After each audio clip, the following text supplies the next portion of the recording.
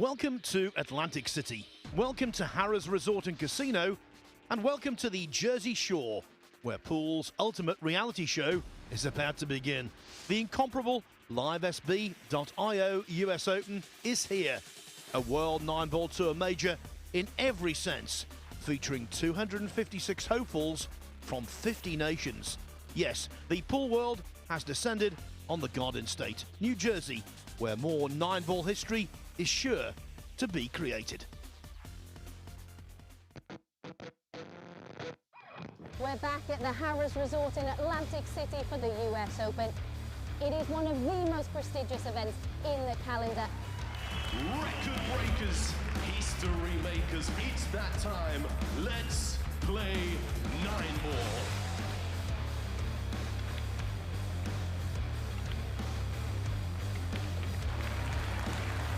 Nine-ball pools on the growth.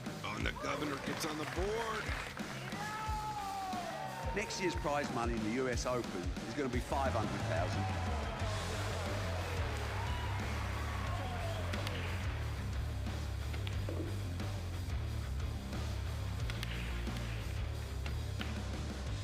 The man they call the Ghost has left everyone for dead. We will take this sport to places it's never been, and that's a bloody guarantee. Now, what a way to start a tournament. Talk about a photo opportunity. So many former champions gathered around the table. An array of cross-generational talent assembled to launch the World 9-Ball Tour's most historic major that began in 1976, and this year is being contested for the 48th time. How proud all of them must be, including our own Jeremy Jones there, third from the right, standing next to Corey Jewell, and on the right-hand side, Rodney Morris. We haven't seen him for a while. It really is great to get them all together. And right in the middle is the defending champion, Fedor Gorst, who will get things underway in a few moments. Carlo Biotto there, the reigning World 9-Ball champion, four from the left, standing alongside the UK's great hope for this event, Jason Shaw. Also there, Ralph Suke, Alex Pagulayan, Koping Chung, and the two players who've captured this title on a record-equaling 5 occasions. In the middle, Earl Strickland and Shane Van Boening. Here, it is quality all the way on day one of this simply terrific event. This is what's happening on table one. Second up, it's Aloysius Yap, fresh off his win in the Florida Open. He takes on Joseph Bleiler. Jason Shaw, we've just seen him tableside. He'll be back in the main arena at 1 o'clock against Barry West Jr. And we start our coverage with Fedor Gorst. Quite correctly, he's the title holder. He should get things underway against a gentleman called Reginald Jackson. Baseball fans will know of Reggie Jackson. This isn't number 44. It isn't Mr. October. What he's looking to do, though, not cause a baseball shock, but to cause a seismic pool shock by overcoming the title holder at the US Open. Now, don't forget, tables 1, 2 and 3 will be available on WNT TV, while table 4 can be watched on the Matchroom Pool YouTube channel. And Jeremy Jones has made his way from the table into the commentary box. And right now, Jeremy, you must be feeling quite a warm glow. What a prideful moment that must have been. He's not ignoring me, by the way. He's just putting on his cans. But yeah, what a great photo op. Yeah, absolutely. I mean, you play in these events just to be around those type of players and those incredible names and faces, and come with all that game, and fortunate enough to win this title a long time ago. Don't be modest. Winning it on one occasion, doesn't matter when it was, is a phenomenal achievement. Now, Gorst breaks off. He's trying to become only the 5th player to successfully defend this crown. Nick Varner was the first in 88 and 89. Mika Immonen did it, Darren Appleton, and the most recent Shane Van Boening won an incredible 3 consecutive US Opens, 2012, 2013 and 2014. Well, we know about the 8-9 combo. He's got to get there first. Yeah, he's broke the balls again. What seems like little effort, but gets a ton out of it. Got a little bit of this red 3, but can't really pocket it in the upper left corner. The pink's got him cut off. As Phil said, an 8-9 combination will probably end game 1, whoever gets to that. You know what's really nice, Jeremy, for me? The pink 4 and the purple 5. I'm back to normal at the Battle of the Bull last week. It was rather discombobulating at times, and it wasn't just the case for me. Carl said the same thing, Carl Boys. Yeah, I had to retrain that brain a few years ago, and it's become easy. Okay, somewhat of a jump shot, I guess. Let's see what Reginald has in mind. Didn't he play last year on the TV table, was it? I believe Jackson. If he did, I didn't commentate on him. Okay, maybe it was 2 years ago then or something, because I'm almost 100% you brought up the name about Mr. October or whatnot then. And I just couldn't resist it. yeah, I don't blame you at all, no.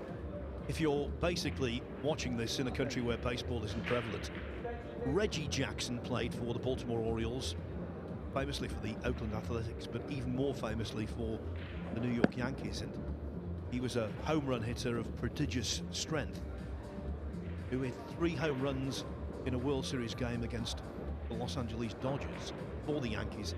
And because he was so great in the playoffs, he was known as Mr. October. Yeah, and I tell you, the guy hits a lot of home runs with that jump cue. Knocked in another. And it's funny though, also this championship for many, many years, and not till just a couple years ago really, was played in October. That was the most dominant, or let's say common year for the event.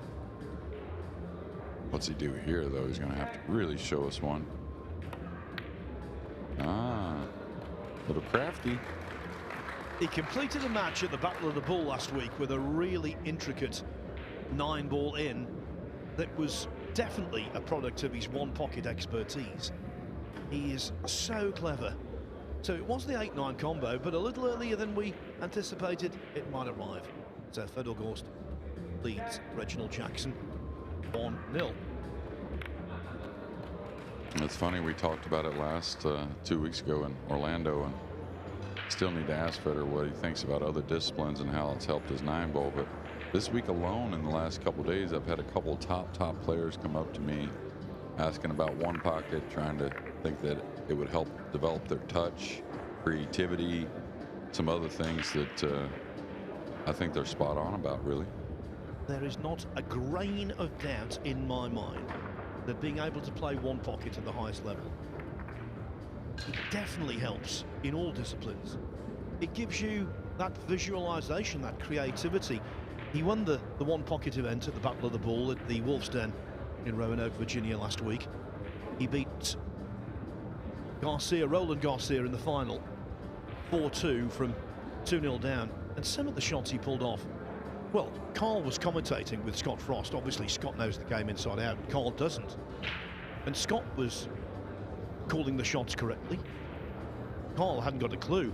And when some of the balls went in, afterwards he realized just how clever the game is. Yeah, said this for many years, that, you know, a lot of Q sports players are at first about one pocket. They're not so sure. It's not for me. Heard that so many times. I think I did say that after losing a lot of money trying to play it, but it doesn't take long before it becomes a true love for every player I've ever seen that's entertained playing the game. I think snooker players would really love it, to be honest with you, with you know, with all the safety battles and tactical play they have. I will say this, and I might gain a few detractors by saying it. I think in terms of a TV entertainment, I think it lasts far too long for that. But in terms of honing your skills for other disciplines, I think it's invaluable. And I must say I was fascinated by it. Oh, that's a great sign there. I know it's just early and he's playing this match as a huge favorite, but be able to float that ball in. 90% of the field would have went 4 rails with some speed. Every table being taken and used in this first round at 10 a.m. Bill, as he always does, will give you some scores. Yeah, it's going to be a big update job because 25 tables are in operation as Gorst liberates the 6 from the 9.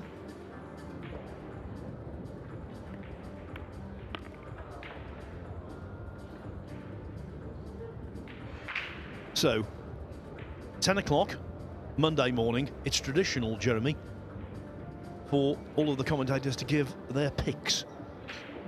So it's one obvious pick and then one dark horse. Off you go. Oh, my. Okay, give me a minute on that one. I do the first 2 matches here this morning, so maybe I get a little leeway. But, yeah, give me a game or 2. Okay, well, I'm going to go into the fray straight away. I'm going to say Joshua Filler for my obvious pick. And he's an established player, but I think he's still regarded as a dark horse. Chang Yulong playing some really good pool. Yeah, and the way he plays, you know, he plays a very aggressive game, kind of plays his style. He's going to go for a shot, and with some great results of late. It's a pretty smart pick, in my opinion. And a really dark horse, if you're allowed that, Luong Doc Tien from Vietnam. He's improving out of all proportion. Yeah, noticed that a couple tournaments ago, and just really a ton of Vietnamese players. I think he's the one that stands out the most on improvement, just because we've seen him and talked about his talent. It was a little raw, but sure has come a long ways in what seems like just a year's time. Now, on, say, Thursday or Friday, that 7-ball might not have fallen in, but first day pockets, it accommodated. I don't think it would have fallen in on the outer tables. Got a lot of practice in yesterday, and they broke in quickly. This table has not had that practice, and will play a hair softer through the first few days.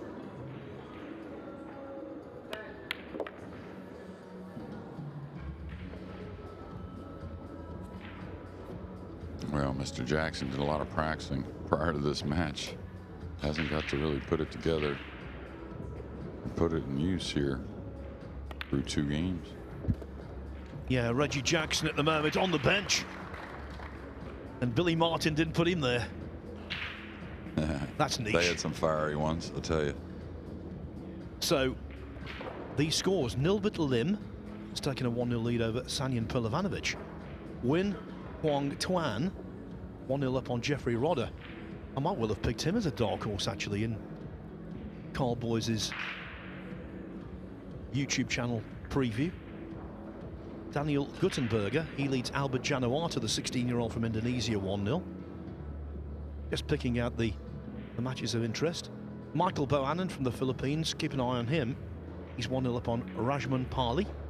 Max Lechner, who's gone deep in this event before, he's taken the first rack from Eric Withrow. Jonas Suto, he was out early in the Battle of the Bull, but always one to keep an eye on. He's 1-0 up on Ilya Traszewski. And Bad Al-Awadi from Kuwait, good player.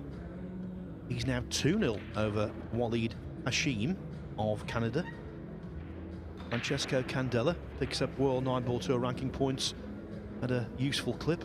2-0 up on James Blackburn. And Dennis Grabber, 3-0 up on Joe McGee. Now, Joe McGee was the man who played Judd Trump in the US Open in the opening round when the snooker star came here to AC. Yeah, I was going to say that what I talked about Federer and his break, a recent, really been able to pick up the speed. The first 2 weren't light by any means, but this one more like what we've seen as far as the velocity of the break shot for Federer Gorst.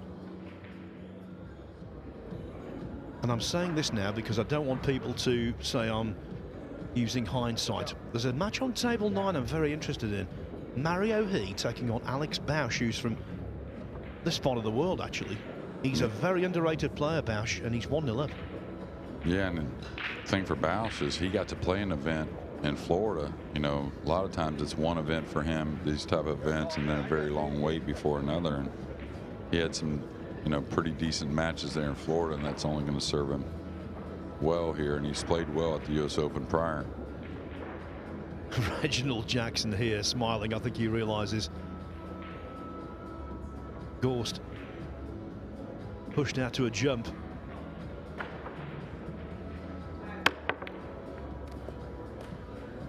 Yeah, 2 for 2 there, and Reginald may start kicking at those if he doesn't feel too good about the jump shot. But if you just watched his backhand there from the overhead view, if you get a chance to look at it again, it's just a little wrist action at impact. Keeps the, you know, the arm motion pretty simple. Carries a lot of great timing, but a lot of good accuracy as well.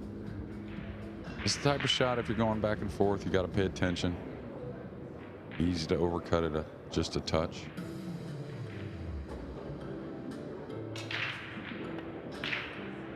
And you saw him hit the right knuckle there on the new felt. It's just the type of shot, until you get really zoned in on the TV table in the tournament atmosphere, easy to get away.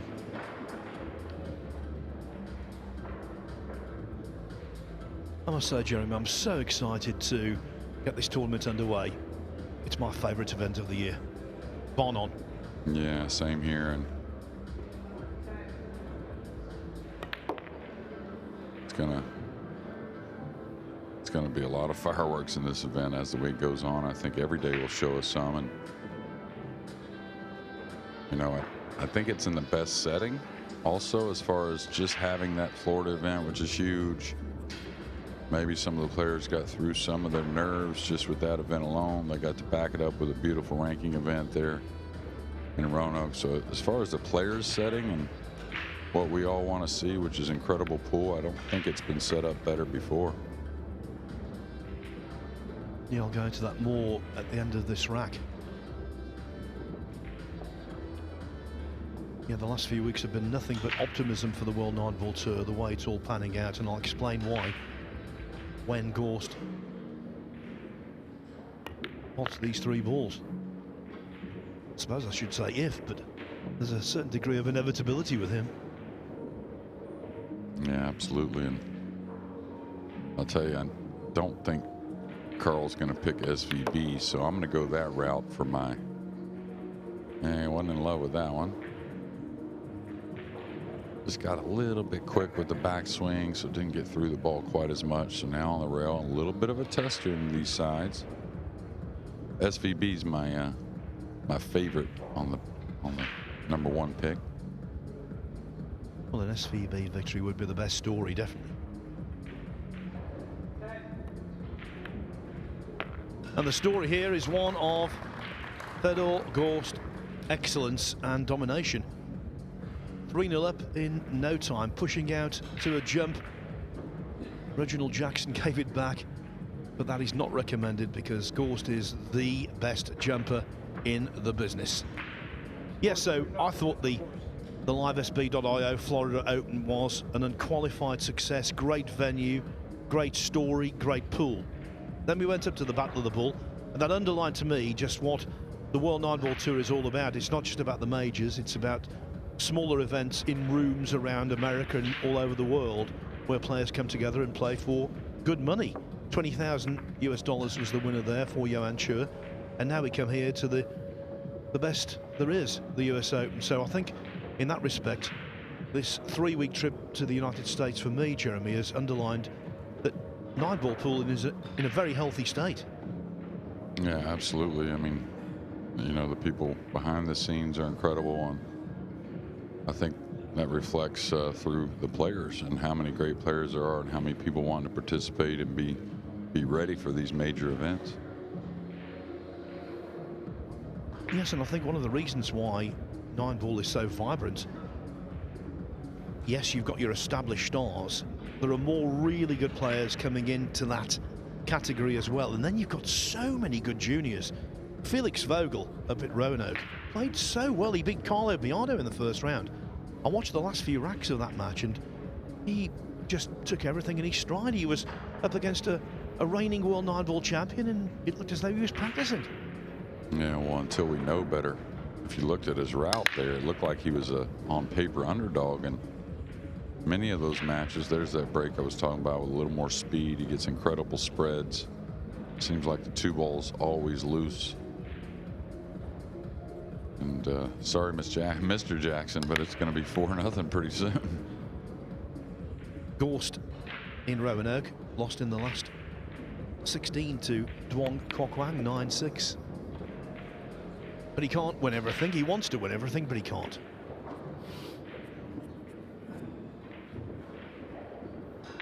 I think like all the greats, you know, the really, really top shelf guys, they want to win all the time, but they also learn how to process the losses, and I think Mr. Gorst does that as well as anyone, maybe better, really.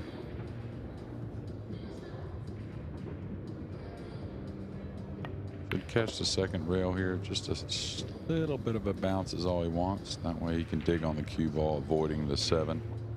He draws back for the same corner.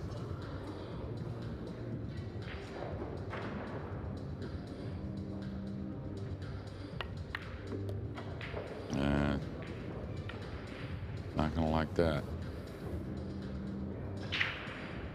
The first real snag of the match.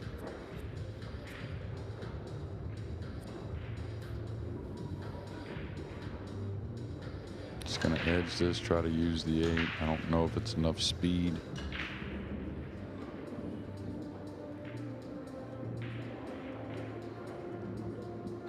Well, if the 7 goes past the 9, Jeremy, he might have left a straight in pot here. I think it's on. I think he narrowly gets by the 8 to get to the 7. I think the 7 narrowly goes by the 9. Hitting a high ball, though, and so unless he's dead rolling it.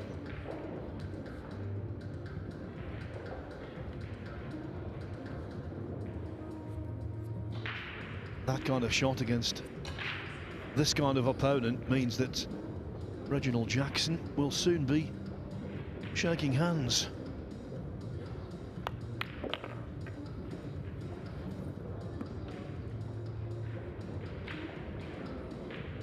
Just beginning to wonder, you know, whether Joe McGee's here, because Dennis Grabber's now 5-0 up, the Estonian.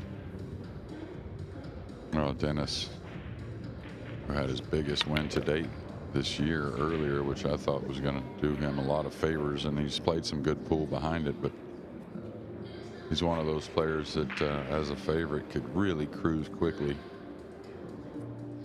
Another error from Gorst.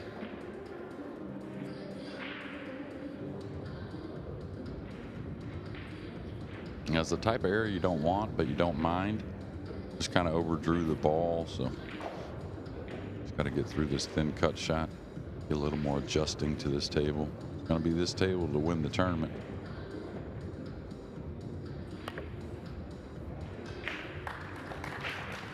Well, okay, the shape onto the 9 wasn't the best, but at least it gave us the opportunity to see a great shot to win the rack. All Gorst, 4-0.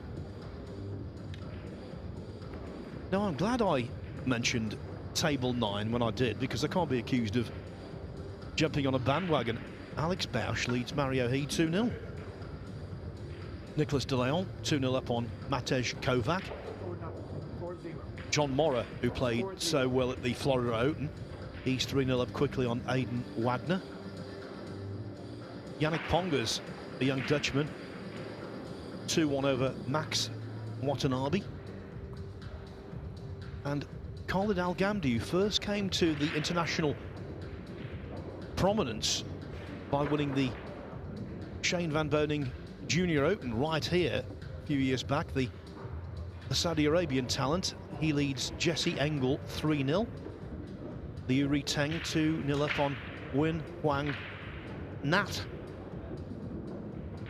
And a former World Masters champion, Alexander Kazakis. You could not wish to meet a nicer guy than him. He leads Brian Wench 3-0. 3-0 also for Max Lettner over Eric Withrow. Dimitris Lakatos 2-1 up on his fellow Greek Mixelis. Spiropoulos. Proud of myself on that one. I think that's the first time I've ever seen his name. Mixilis Spiropoulos. I've got Kostas Koukiadakis down now. That one just comes naturally. Daniel Guttenberger from Austria. He's 2-0 up on Albert Januata, the left-handed 16-year-old from Indonesia who won the junior event in Saudi Arabia a few weeks back. And one surprising scoreline, Nilbert Lim 2-0 up on Sanyan Pelovanovic. There's a scratch on the break, little action on the 9 off that kiss. Sometimes you get that scratch in the side or the corner. And talked to Sanjan yesterday a little bit, and he said he was having some neck issues. Some of these guys, of course, like yourself, you did a lot of driving here in America, but they're not used to some of those longer road trips, and even the younger guys felt like it was a little taxing.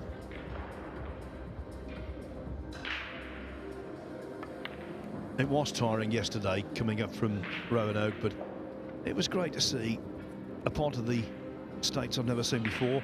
When we went through Baltimore, we saw the Ravens Stadium. That was great. And, yeah, seeing all the different locations around Washington, D.C. Just the road signs for certain places.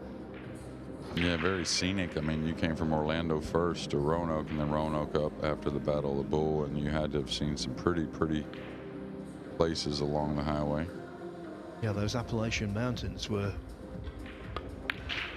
something else. That shot wasn't. The more I see of this, the more I think it's going to be 9-0, 9-1. He may have corner hooked him here on the pink 4, and maybe be tough to get at, but did you go down the Blue Ridge Parkway at all? I think he maybe did, right? We didn't get the chance to. Okay. Tell you what I did do yesterday. We stopped for coffee in Harrisonburg, Virginia, which is where James Madison University is. And where we stopped for the coffee, it was right across from their football field. Now, James Madison University is not a big force. Are they maroon and yellow? Is that their colors, I think? It seemed purplish, the stadium. Purplish, okay. They're not a great force in college football, are they, James Madison University? And the stadium was so impressive. Your stadium's over here. Absolutely amazing. Yeah, in Texas, we have some high school stadiums that would blow your mind. He's going 2 cushions here, I think. Yeah, Reginald may have a 4-9 or maybe 5 or what would it be? 6 balls to clean up. Well, the 4-9 is definitely a viable option.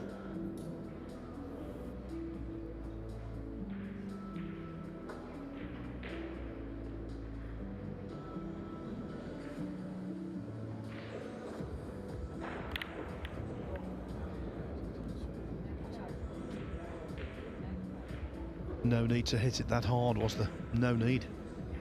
No, I think Jackson would tell you it kind of went off in his hand a little bit.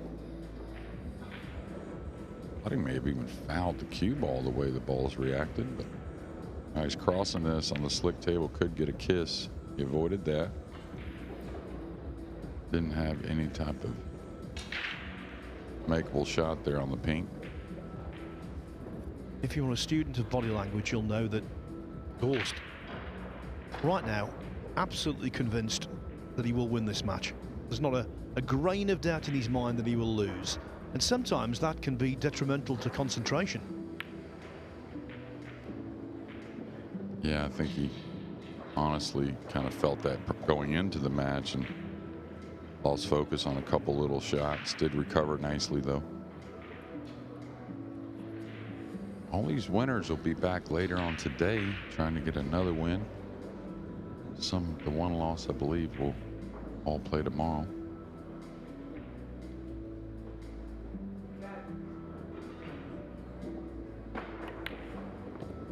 Yeah, the winner of this match will be up against Chang Tzu Chien or Nick Toraka. Chang leading 3-0 in that contest. Gorst comes pretty close to the 6th ball, but he's okay.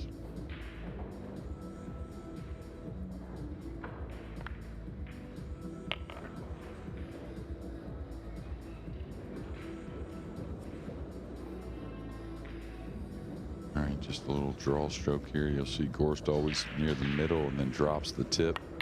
Last stroke. Little old school in that regard.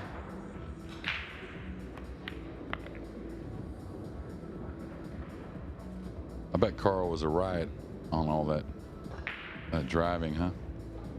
Well, of course, as Gorst goes 5-0 up, of course he forgot his driver's license, so we were supposed to share the driving. I ended up doing all of it. So he started calling me the bus driver now. But of course, bus drivers get fares. I haven't received anything from him yet. I got paid my 20 last night from Carl. He wanted to go to the camera again with Jake, but finally settled. Only 2 tournaments later, but that's all right. Dennis Grabber 6-0 over Joe McGee already. Bharat Alawadi 4-0 over Walid Hashim. Max Lechner 4-0 over Eric Withrow. What you're going to see in the early portion of the week is a lot of big names winning by big scores. That's the way it is. But of course, as the week progresses, then matches tend to become a lot more competitive. Yeah, I think as early as round 2, really, Phil. So on table 2, that's the row of tables you can see. On table 2, Win Huang Tuan is taking on Jeffrey Rodder. 3-2 to Rodder. 3-1 for Khalid Al-Ghamdi over Jesse Engel on table 3. And both of those 2 matches are available on the excellent WNT.TV service. And then table 4, where Daniel Guttenberger is 2-1 up on Albert Janawata. You can see that on the Matchroom Pool YouTube channel.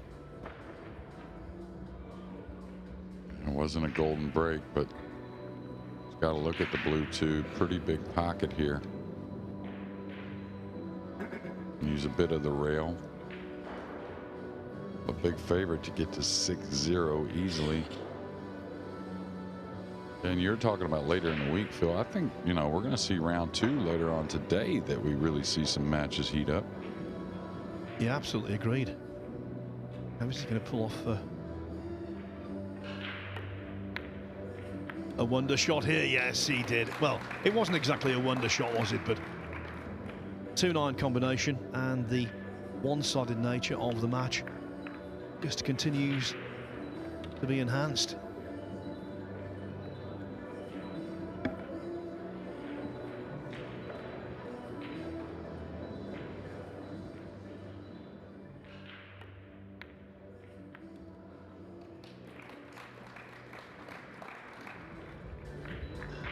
One of the great aspects of the Florida Open, the crowds we had there, right from day one, and it looks as though it's going to be the case here as well. We're well attended, and that's always good.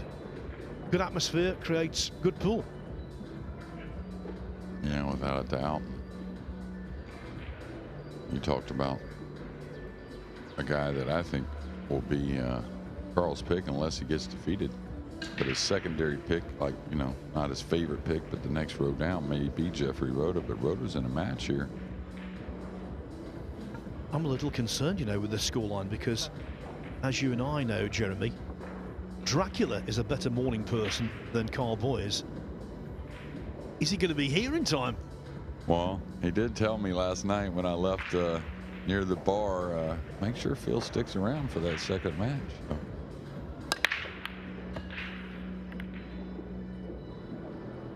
I'm his whipping boy, either behind the microphone or behind the wheel.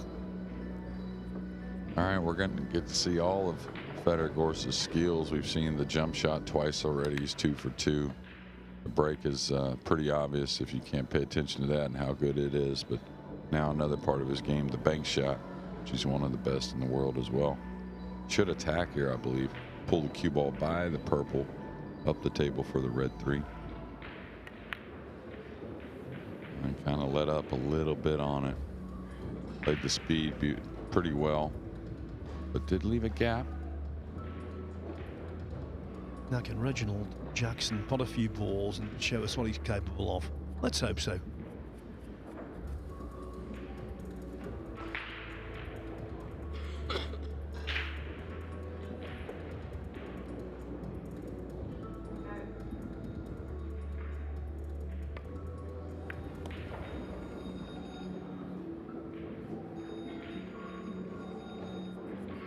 nice opener there. Kind of straight to the corner on the red 3.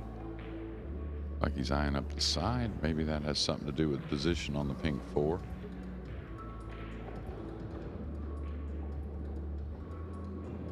Thought he may just take the 3 in the corner and stop there, but looks like he's trying to get closer.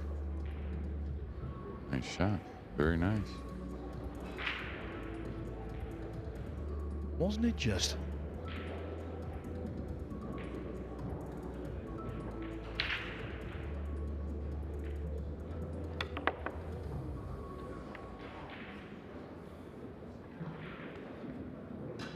Well, the cue ball jumped over the pink 4.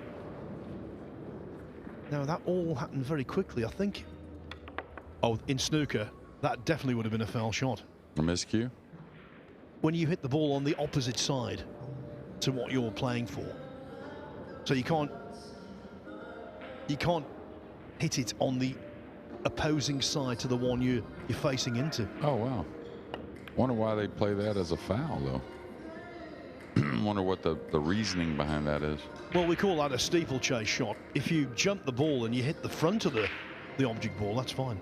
Yeah, but what's the difference is why I'm asking. Don't know. Yeah. Like, what's the means behind the rule, you know? But yeah, probably a little squeezy with the hand with the nerves going for Reginald.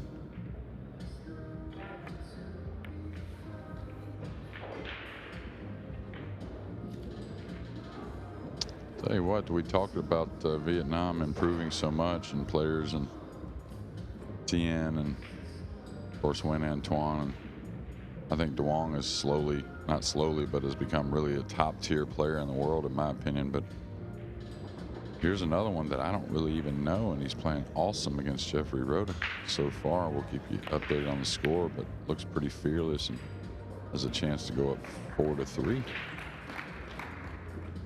Yeah, Nguyen Huong Tuan.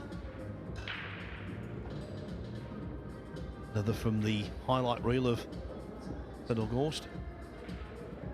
Well, I spoke too soon. He just missed the 9, and we'll see and keep you up to date there.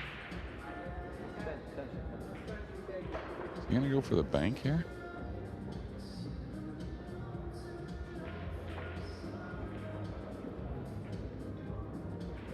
Surprising. Thought he'd cut that down the rail. Looks like he's gonna put some speed on it cross side.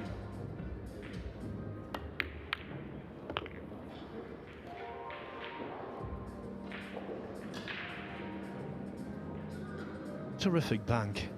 That cue ball is still spinning like a spinning top. Just stop, bro.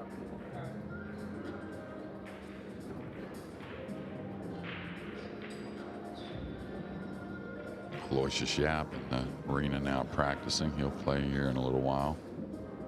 Went off that huge win at the inaugural Florida Open. Loves this East Coast.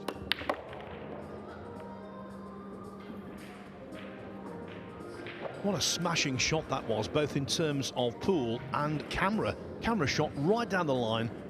Gave us a good indication of the arrow straight cueing of Fedor Gorst. We talk about his knowledge and his temperament, but also to compete at the level he does, you've got to have a very good technique.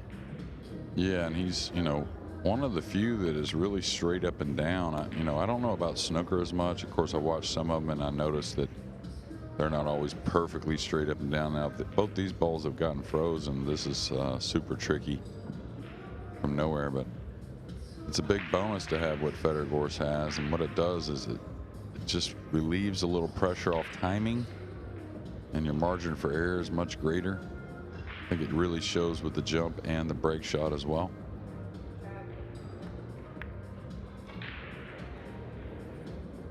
Was he worried there about hitting the point? Well, I think he had to swerve it away from the point a little bit and then dive it back in with a little left spin. I think this match is about to die as well. 7-0 already. 2 more needed for Gorst to make an immaculate start to his title defense.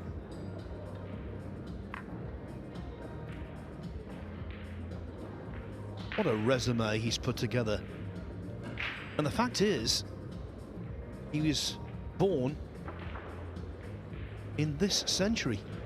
He's only 25 years of age. Wins so much. And what he did last year almost defied belief. He won the World Masters, the US Open and the World 9-Ball Championship in the same calendar year. That marks him out as a great. I think in 15 years' time, hopefully I'm around to see it, he's guaranteed already with what he's done to be elected into the BCA Hall of Fame. Guaranteed. And what's he going to achieve in those 15 years? Yeah, and the guy who snagged that World Championship title away from Fedor Gorst here this year in an incredible final, an incredible tournament, Carlo Beato.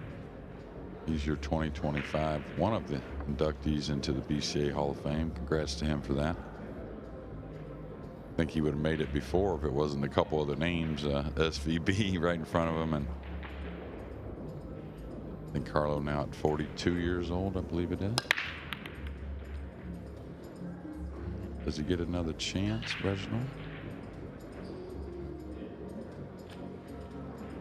I can tell you, Imran Majid, a really experienced and top player from the UK, was a no-show, so Joseph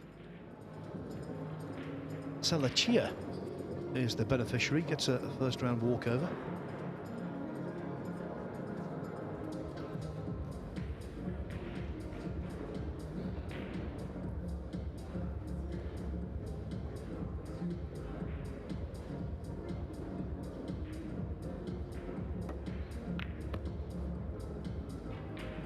David Al-Qaedi over on table 28. 8-0 up on the hill against Michael Tolnick.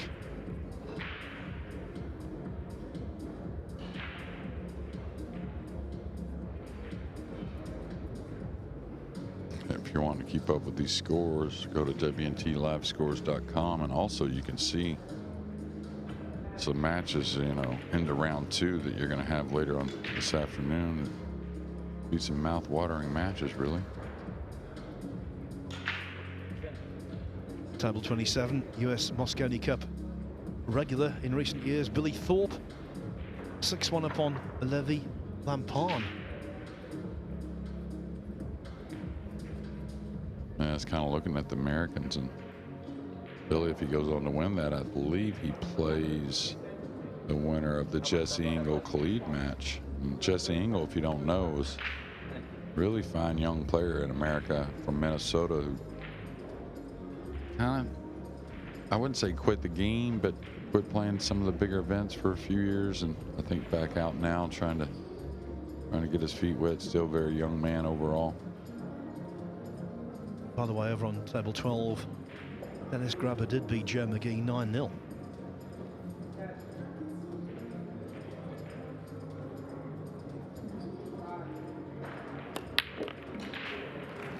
Now that was not a set combo that had to be made, and it was thumped in with the most convincing shot you could possibly imagine.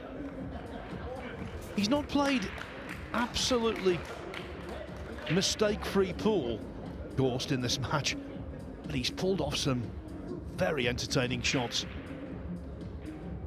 Yeah, what the casual fan doesn't realize is, you know, when you're a huge favorite and you know you're a huge favorite, sometimes harder to play that quality match than it is when you know you got to play right from Jump Street for your tournament life against another, you know, champion or another great player that can beat you. So good stuff from Fedor Gorst, really setting up for round 2. Another player through to winners round 2 is Ramazan Akdag of Turkey, who overcame the no-show Robert Hart. Shame about that. Robert Hart, based in Philadelphia, the brother of Kevin Hart, the famous comedian and film star. Yeah, I talked to Rob last night, actually, and he was on the West Coast and was stuck with weather. He's been delayed for 2 days on flight, so feels like he's going to make his second round if he didn't make the first.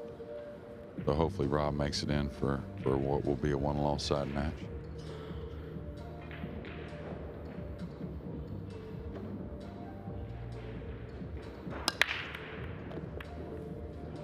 So is it going to be a clean kill from the defending champion?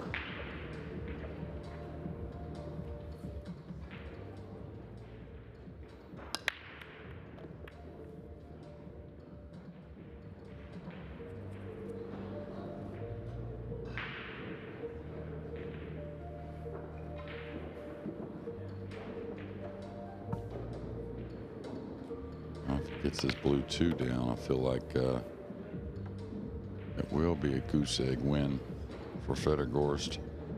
Let's have some work here. 6, 7, 8, 9, a little group funny, but very playable.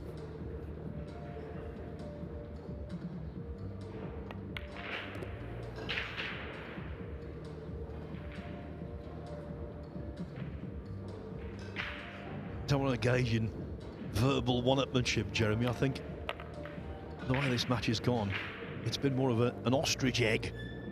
It's been ridiculously one-sided. Yeah, I think Jackson's only pocketed 3 balls in the match. Of course, a couple times you couldn't blame him.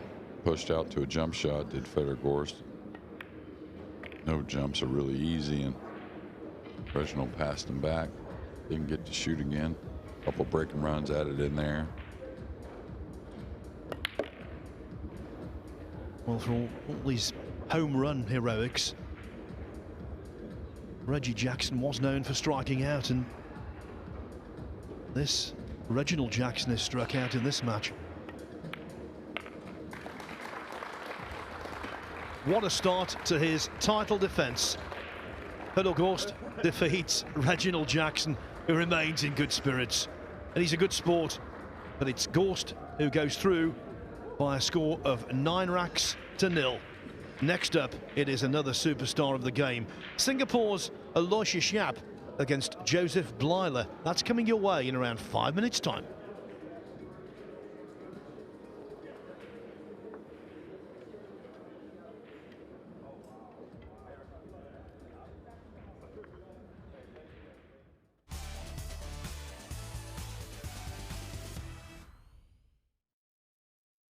New era begins. Game on with LiveSB.io. Big moments meet bold partners. That's why Matchroom welcomes LiveSB.io, our official new sponsor for the World 9-Ball Tour. LiveSB.io brings cutting-edge sports entertainment to fans all around the world. Fast, smart, global.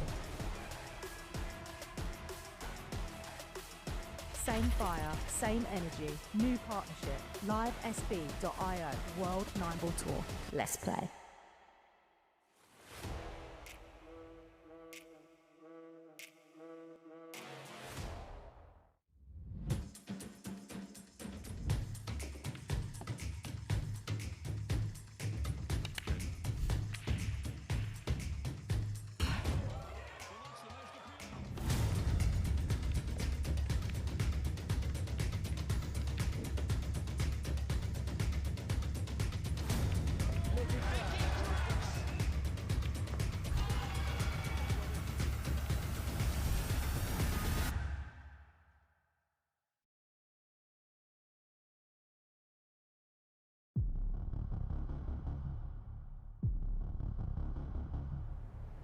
This is what being a pool player is all about. This will just add to the tension. Realm of last chances at this stage. The moments you work for, the moments you wish for, the biggest moment of all feels so imminent now. All over the years, we've seen some extraordinary fight backs. Keep it up, boys. Keep it up. This is what we like to see. For the first time, Asia's major has gone to one of Asia's finest.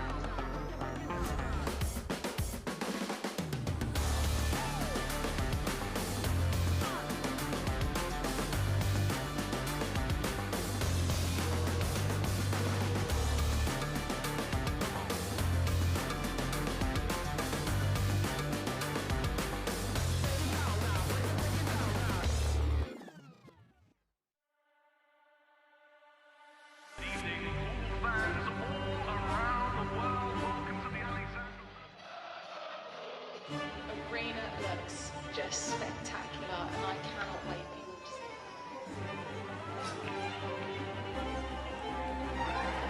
Julius, don't worry. Yeah, there's plenty of guys that need to be ready. We're the champions. You need to come take it from me. You want to follow me in there next? Yeah, I know you're ready. All we've been doing is Can you speak English better, please speak? Because I ain't sure what you said.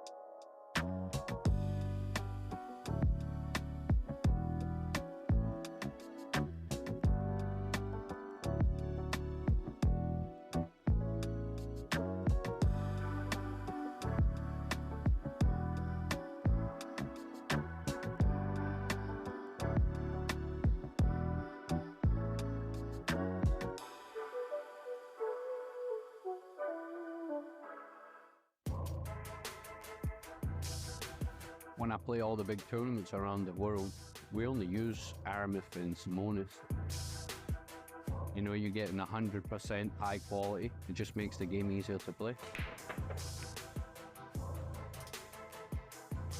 Simonis and Aramith definitely have the best cloth and balls, hands down, in the game.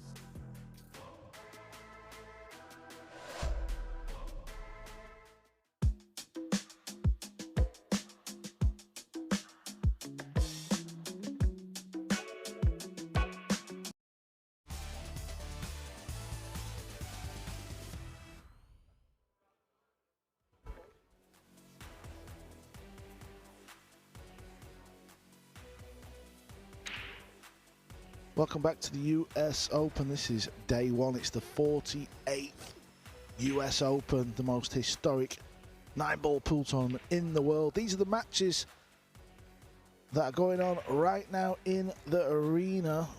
Plenty of action. Just look at table number 9. That's an interesting match between Mario He and Alex Boyce. Alex Boyce had a real good Florida Open. He's a name from the States we need to keep an eye on. Talking of good tournaments in Florida, John Morrow off to a flyer, 5-0 up on table 13. Head over to WNTLivescores.com. You can check out all the live scores, the draw as it unfolds, as the week goes on.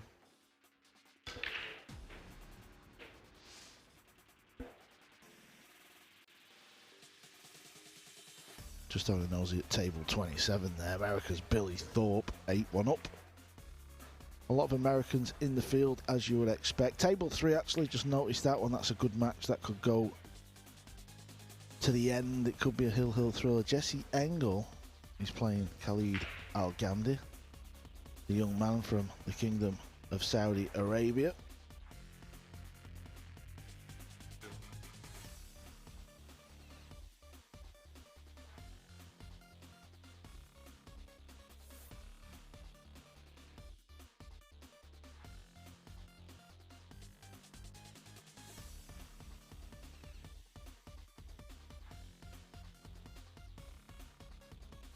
Let's have a nosy over on table number 2. We've got 4 stream tables. That's all available to watch on WNT.tv, but we'll keep you involved in these tables. As always, we'll flick across. This is the Filipino Jeffrey Roeder, one of the most consistent Filipino pool players on the circuit. He's been going deep in a lot of the events, and I know Jeremy Jones alongside me, we're big fans of this man. Yeah, absolutely, and I think a guy we, of course, Phil already put his picks out there. But Filler, and I can't remember who his secondary pick was. Mine was SVB. I haven't given my second one yet, but Rhoda actually was in a match here. It was 3-3, and Wynn was breaking, running out, missed a pretty easy 9-ball, and really hasn't got back to the table since. And that was to take a 4-3 lead in this match. Yeah, this is not the feature table that we will be paying our attention to. I believe it's going to be Yap. Is that right, Jeremy? That's right. Yap, along with the guy that opened our tournament, Federer Gorse, two of the guys to look out for, two of the real, top 5 favorites in this tournament, I would say. I must say the table looks beautiful. I know we've seen these diamonds before and the grey cloth and everything, but it just looks very inviting. Yeah, I told the table fitters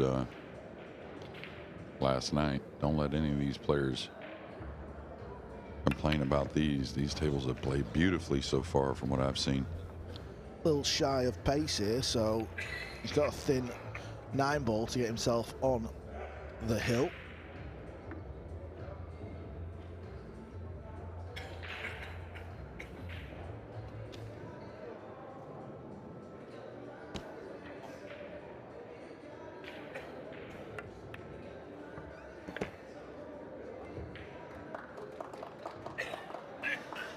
Aloysius Yap will be playing America's Joseph Blyer.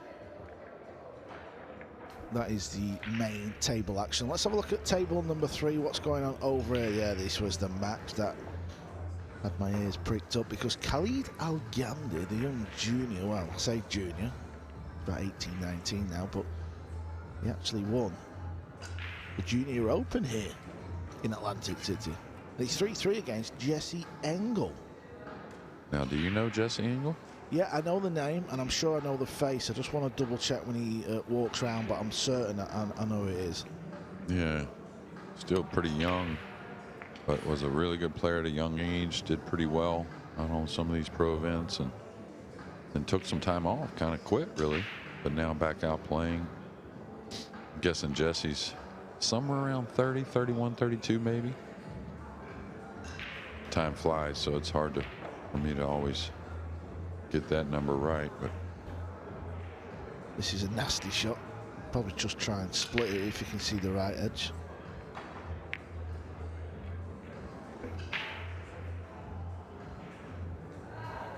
Winner of this match goes on to play Billy Thorpe, so that could be an interesting second round match. Yeah, I can see Jesse in the distance. Yeah, that's who I thought it was, the name. Yeah, a good player, Jesse, so not really heard of him for a little while. So it's good to see him back playing.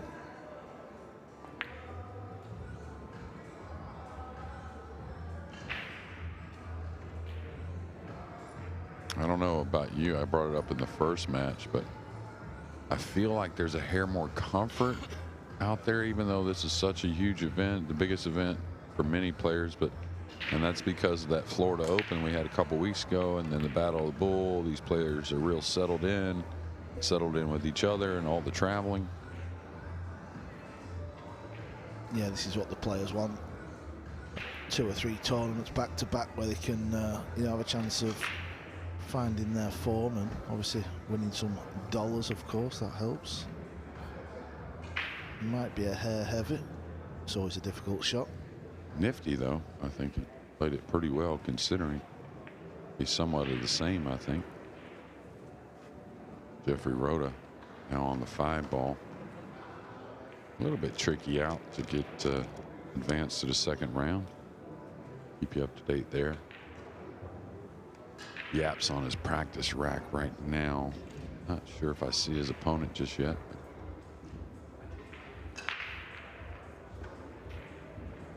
What a time Aloysius Yap is having here in America. Not just, this last couple of weeks. Every time he comes to the East Coast, he seems to do well.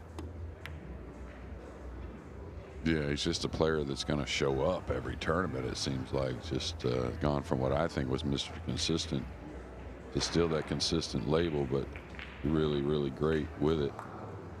This is what's good about the 4-inch pocket on these diamond tables. You're getting a few more safety shots. It's not all crash, bang, wallop, fire a banking on a 5-inch bag. Even this shot, on a 5-inch pocket, Jeremy, that's not great, is it? But here, you just never know. Yeah, I mean, you're making them earn it, at least, and, that's half the battle whenever you know you're not the one going to be shooting offensively, but Yeah, and, you know, that's why we get different types of matches with these rules and the tighter pockets. Sometimes you do get some of those break and run displays, but a lot of times it's a battle for that first shot. Double J, you're playing in the event. You play this afternoon. Have you been up early on the practice table, or has it been all business in the booth? It's been all in the booth. This morning, I figured to get a little practice time later. Got some decent practice yesterday for, you know, someone that hasn't had time to hit a lot of balls, but I feel pretty decent. Should be a fun match with Shane Wolford later on. Yeah, an interesting battle that you've got coming up. Last year, last 32, wasn't it? You had a real good run and some good wins out there. Yeah. I started off rough the first match, but played a really good second half of the first match, which I think really helped me moving forward against Tyler, and I think it was Thorsten and BJ Ussery. Life in the old dog, yeah. Yes.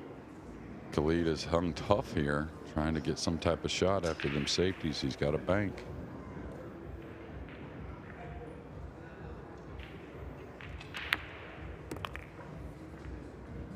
That was the cue ball. Yeah, that's pretty good for the upper left corner pocket. That's the pocket he will shoot this ball in. We got 3 tables over there, actually. Khalid's actually playing in the middle of the 3. And there's a little bit of tiered seating all around. So that's a real good kind of place to watch 3 matches all at once. And Al Ghamdi takes a 4-3 lead. Aloysius Yap has been in the main arena hitting balls. He's used to the main arena. This is where he owns his skills. His opponent, Joseph Blyer. Do you know much about him, Jeremy? American? I don't.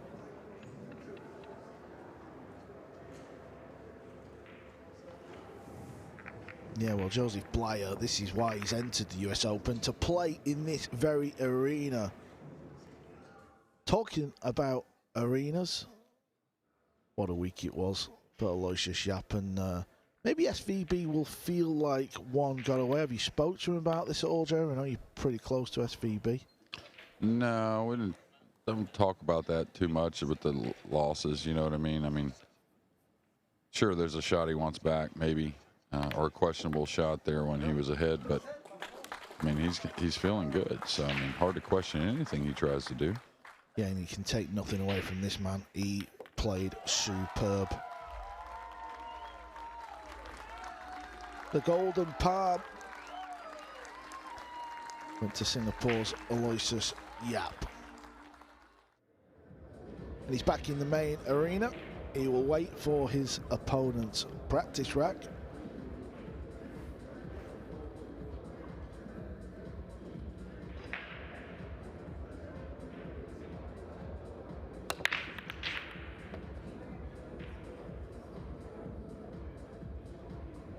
Yeah, let's just have a quick hop over to table 4 because there's a bit of a story brewing over there. The young man from Indonesia, Albert Janawata, in a spot of bother. You know, he's playing another youngster. Kind of has been quiet here in the last year or so, but a kid that I thought had a lot of talent, Daniel Gutenberger. He's going to just try and draw off the face of the brown 7 here. Probably leave himself a longish shot, I believe. I say a kid, but to me, everyone's a kid. Did he lose the cue ball here? Yeah, he showed a bit of naivety there. He should have played it softer and took his medicine on the 3. I think he just tried to get closer. Just look at where the cue ball's finished. That is deep.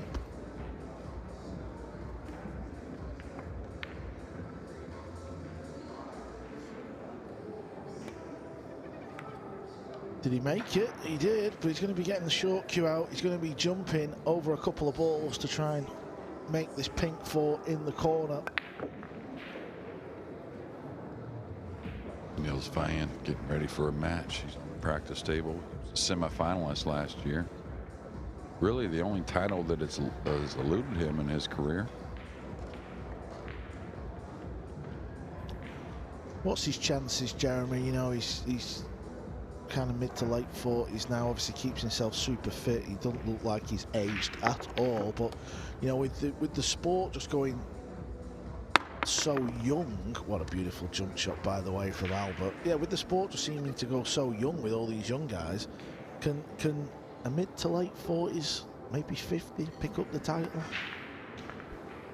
Well, I think it's a short list that can, and Niels is definitely one of them. I mean, we're only a year removed from that semifinal he made, and you know, hasn't made a ton of noise this year, but he's played solid. One that he'd really like to have back from this year is his World Championships was quite a bit shorter than we all expected, and he certainly expected. But yeah, I think he's the type that can do it. Didn't play Florida Open. It's a little bit surprising. I know, listen, he's a family man.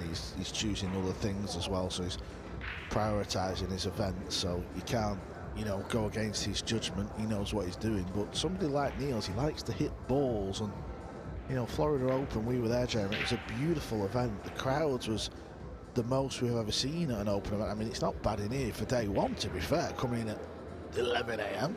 I was a little bit shocked. There's quite a few people buzzing around. Yeah, and what you'll see is players, of course, preparing for when they play, what their schedule looks like. A lot of people that are their fans that are here for particular players, they're out with them at a little lunch or doing things until that match comes along. So the first couple of days you'll see them filter in and out, but I believe it's going to be a great crowd here come about Thursday probably. Yeah, and you just know as we go a little deeper, them three tables, not just this main table here that you can see, of course people want to watch that table, but from a fan's perspective, just under the scoreboard, just below the American flag that you can see two table lights. Well, there's a third to the left, and I can assure you there'll be a good old crowd around them three tables, and I'm sure Double J would like to be involved in one of them matches. Let's hope he does. This is the lag, and I think, yep, he's going to be breaking first. Beautiful setting. Main table arena is right in the middle of the room. I'm actually not certain how many tables we've got, Jeremy. Do you know the answer? 24 playing tables, 6 practice tables. There we go. 30 in total. Yeah, and we're just kind of in the middle of all the practice tables, so we're getting a good feel of it, and we're far away from the playing tables, which is good. This table looks beautiful, just look at it.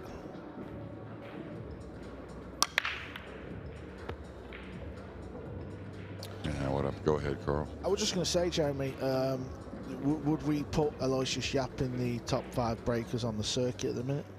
Yeah, I mean, I don't know if I'd put him like, it seems like that should be there, but he's definitely top 5 out of the guys we think can win the tournament. I think that's a better way to put it, because there's a lot of great breakers out there. They just don't play as good after the break as Aloysius Yap. Yeah, I think when I think of, like, I mean, you know, breakers that are just unbelievably consistent in no particular order, what springs to my mind is Shane, Fedor, Ruiz. I feel like Chua's in that mix now. I think Shaw's got better at the breakers in consistency wise. Yeah, absolutely. To be fair, Jeremy, you were slamming the break last night when we was having a little go on the practice table. Maybe we'll have to put you in 6th or 7th. Yeah, well, I'll take that. Okay, it's 5-2. Guttenberger at the table to go 4 in front. He is causing some problems for Jano Arta.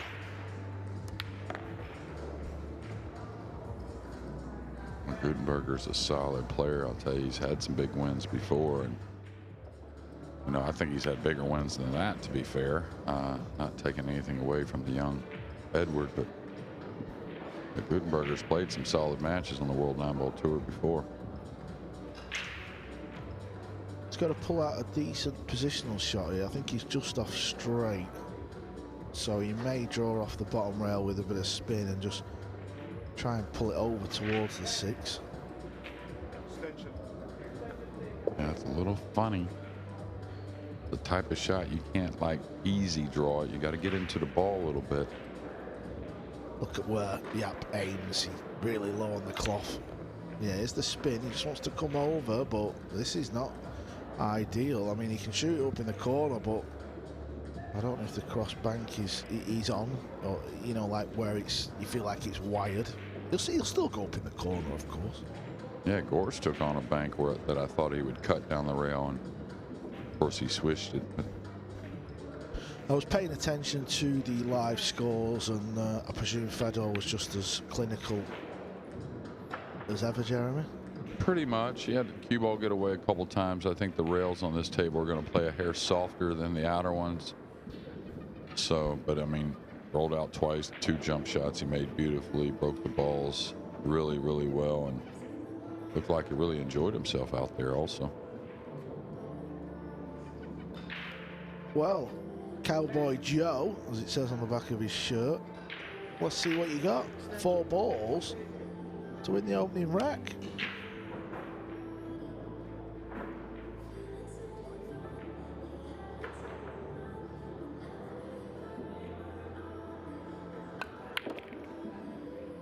That'll work. Yeah, pretty nice move at the ball there. It's Cowboy Joe. Can't text him, can he? Do you know, he does look familiar. Probably just seen him around the venue over the years, but I'm sure this is the first time he's played in this type of setting, this arena. Wants this to hold up a little bit, otherwise he might be forced and tune it into the side. You know what it's like, Jeremy, someone like Cowboy Joey wants to be dead straight on this 9. Don't want to be leaving a little tester. And he wants to be off the rail as well. So I may draw this back, actually, and play for the lower left. That way the cue ball escapes. That was the danger. Can he knock it in? Give himself work to do. This is for the opener.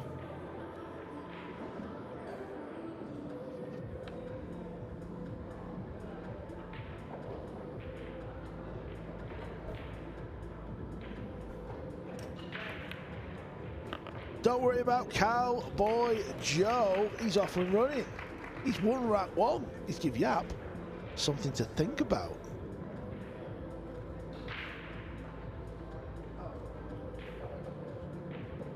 Yeah, you don't need to worry about getting the balls out, Joe, but thanks very much. That will make him feel 10 feet tall. I'll tell you. It's a match on table 16, Yannick Pongers and Max Watanabe. Max from the Jersey area, and guy I actually worked with before, and got good talent, good stroke. He's at 6'6" in that map. All the rest that I can see for the most part are cruising as favorites, but Alex Bosch up 5'4", Mayor O'Hee. Now Bosch plays super solid, kid from Connecticut. Yeah, when I seen the draw, I did nosy at that first round match, and I remember Phil Yates was talking about Alex in Florida. He was impressed with the young man, so Mario O'Hee in a real grueling match there. Yeah, Bosch is just super solid, really. He's just almost kind of fools you the way he plays. Doesn't do anything extraordinary, just gets out. A decent break off here. Caught the one a little thick, but hit him well, I would say.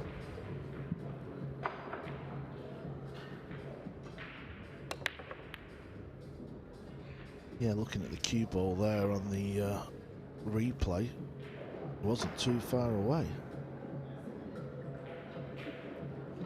Yeah, now does Yap try to go behind the 6? One maybe not that great. I'd probably bring it back down the table, maybe go behind the 7. Gonna go off the left. I was a little worried about that 7 ball with the path of the 1. Cowboy Joe back at it.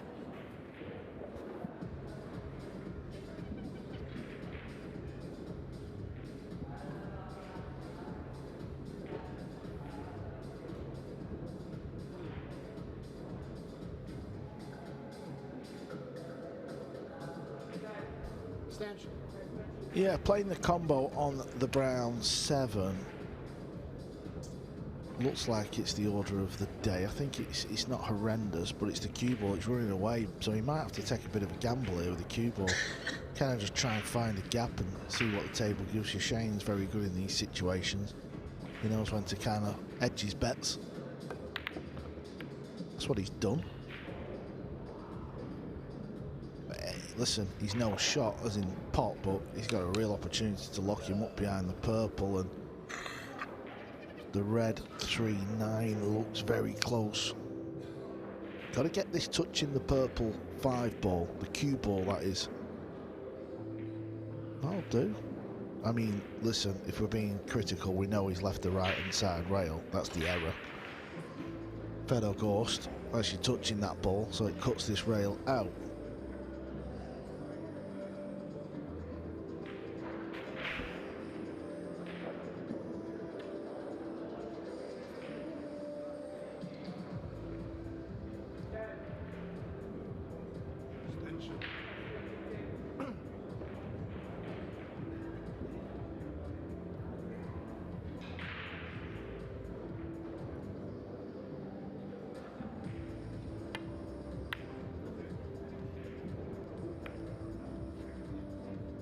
That's why it was important for Cowboy Joe to try and take away that right-hand side rail. And I'm not saying it's easy, because it's a very touchy sort of game. It was a shot that I was always pretty bad at. I was very good at leaving that rail. Yeah, it seems pretty comfortable, even though you know the heart's going a bit.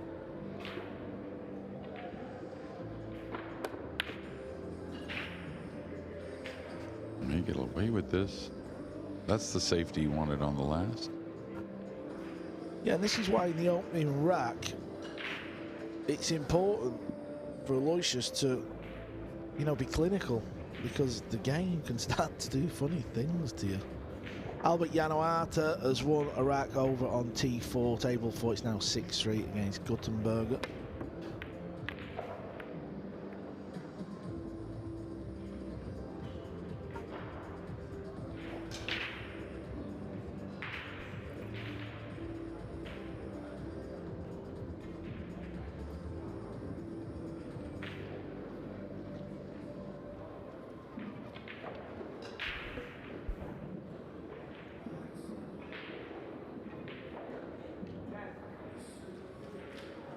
Swerving this, trying to hit it on the way through.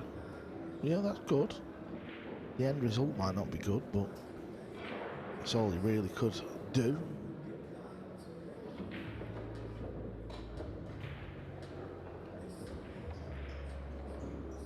Yeah, can he get by the 2 here? Does he have to go into the 2 ball? I want to catch a little piece of it with speed.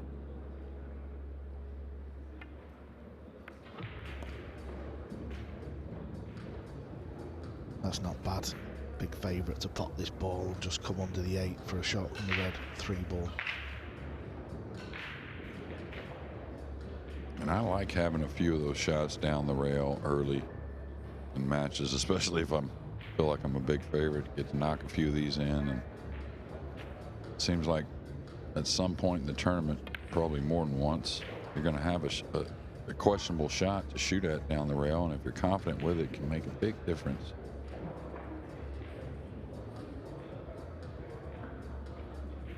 All right, I think the pink passes the purple 5 to the lower right. Can he kill the ball at the left rail a little bit? Maybe plays for the side. Okay, it was thin enough, thick enough to hold for the side.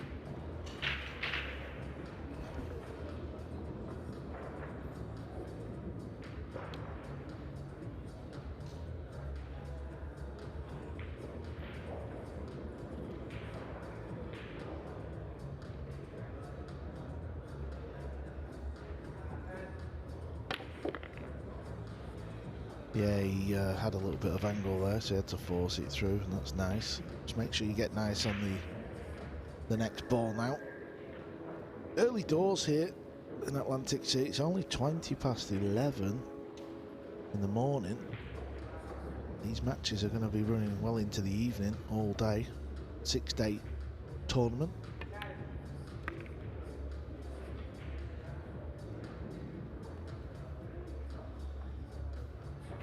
8 ball goes into both corner pockets.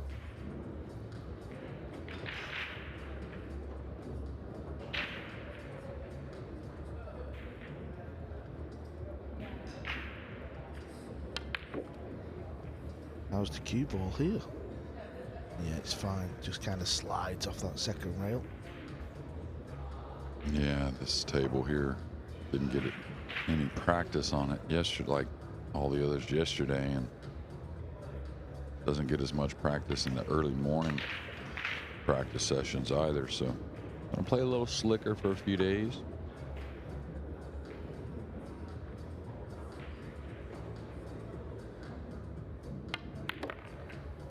And the Florida Open champion, who's been beaten in a US Open final, takes his first rack of the 48th US Open Pool Championship.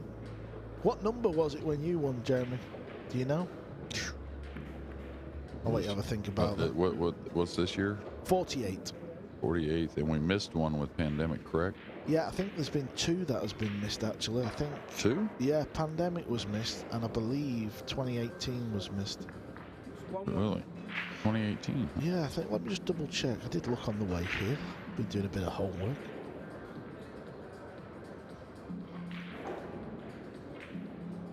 Let's just have a nosy on table 2.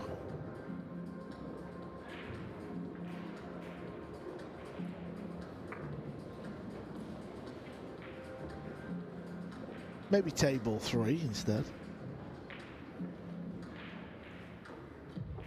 Here we go. Yeah, this is the match. I will show you a little earlier. Oh, Khalid, that was not a good sign. Jesse Engel won't care. He's back to the table unexpectedly. Yeah, Khalid very solid when it comes to pocketing those balls. Didn't expect that mess.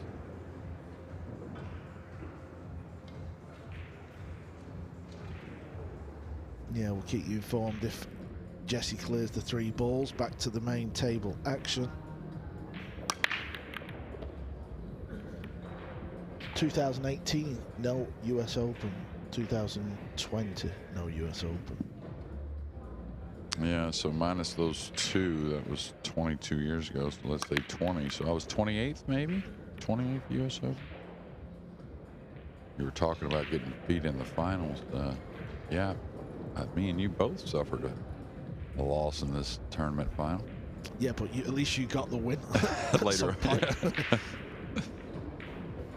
Yeah, but it's hard, you know what I mean? You get that loss, you never know what's going to happen in the future. It does sting a bit. I mean, all tournaments do, but any of these types still stings a little, to be honest. Yeah, still have sleepless nights. That was a nice pot. Angle will come in handy because he can float back over. It's just got to watch that purple ball. Could cause a few problems. Yeah, he may go into the purple, but that may be how it lays. Nice to have that photo earlier. I wish there were more of the past champions here, of course. Those types of photo ops are pretty hard to come by. But I think it was something like 14 of them up there, maybe. Past champion. Oh, you've had a photo this morning. Yeah, they did a photo at the table sweet, of all the past champions that were here. Oh, that's good. I like that. Yeah, it was good to see, of course, Rodney and Mika and many others, but we are missing a few that could have been in it. Was Earl the Pearl here? Yeah, front and center. Right, because I seen Earl last night and he was struggling to check into the hotel, so I think it's the only time he's ever come up to me to ask me a question. He was like, "Hey man, can you help me?" And I think, hey, pretty good impression. Is that pretty good? Yeah, that wasn't bad, yeah. He said, I said, well, I think everyone's in bed, pal. There's not much I can do. So I don't know what happened in the end. I was going to offer him my bed, spare room, but the old spare bed, but I thought that might not end well. That's funny. Have some nice conversation. No, he's all right, Earl. You know, one-to-one, you've known him a long time. Oh, yeah, man. I hung out with him a lot one-to-one, and I like it when he kind of gets going a little bit. Explains how he feels pool should be and whatnot, because he's got some valid points, and he's got some incredible ideas. Yeah, and he still plays incredible. Let's not forget his age. He's well into his 60s, and If you can just control the mouth at times, you just never know. I'd love to have a game of tennis with her, because I know he's a decent tennis player. Yeah. I never got to play with him, to be honest. But yeah, him played a lot of tennis. He played a lot of tennis at one point, but we wondered. You played a lot of tennis, right? Yeah, that's right. Yeah, I played high school tennis and played a lot. Played a couple times on the road for money, believe it or not. How much are we talking? Decent amount? 3,000 was the biggest I ever played for in tennis. Yeah. Best of 5, best of 3 sets? What did you 2 do? out of 3 sets, yeah. Wow. Yeah. You'll gamble at anything. It was the funniest thing. It was like 65 degrees and it was in the winter in South Carolina. And by the time we got out to the court, a winter storm came in. It was like 22 degrees with the wind blowing about 20 miles an hour. And the only reason they were out there is because they thought they were picking up money on the street, like they were stealing, you know, so. Hard court, was it? Yeah, it was a hard court. But getting back to Earl, you know, if he figures out the break, watch out. I mean, you never know what he may do in this tournament. Yeah, I know what you mean. And we've seen that in the Florida Open as Yap wins another rack. He kind of was a little bit stubborn and wanted to break head on Earl, but as the days unfolded, he did start to try and do the cut break. Okay, 2-1. Well, don't you feel like, though, he felt like he was playing well enough to win matches? That's why he tried to, you know, implement something that's going to work on the breaking in? Yeah, possibly. This is Guttenberger, Daniel Guttenberger. Very kind of steady player from Europe. He can cause a few problems for players. He's not set the world alight, the pool world that is, but he has beat some decent players in certain events over the years. This would be a good win as well. Well, that will do. Caught a bit of the rail, but it went in with ease. The pace was nice. Yeah, and of course, looking at the monitor, it's hard to tell, but it looked like he was overcutting that ball a hair. That's the coach in you, Jeremy. You never stop looking, do you? Yeah, well, missed the 8 in the last game to go up 7-2, and now up 7-3. Okay, let's have a look at the break. Let's have a look at the cue ball, see if Yap can make the one in the side.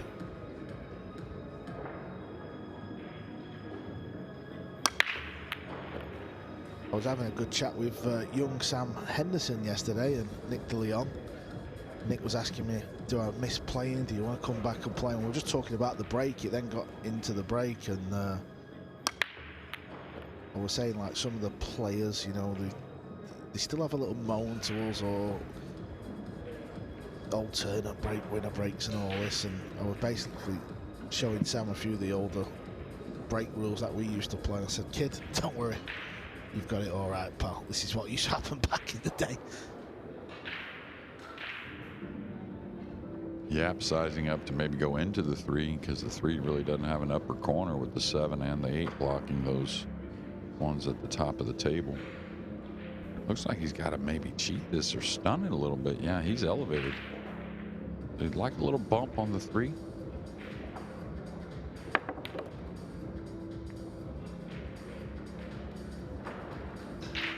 That is spot on.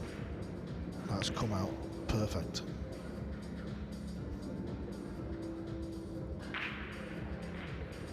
Yeah, Guttenberger 7-3 over Janawata now. Algamdi is tied at 5 apiece with Engel. Yeah, you were talking about Earl having trouble checking in. The Januartas were in the same boat last night. They were at the counter for some time trying to get that straightened away. That was late, too. Of course, all those players are in the country, right? So it's not like they're coming from abroad and really having to worry about the jet lag and what that's going to do to them sleeping-wise, strength-wise. So no excuses here at the U.S. Open. Yeah, that's a fair point.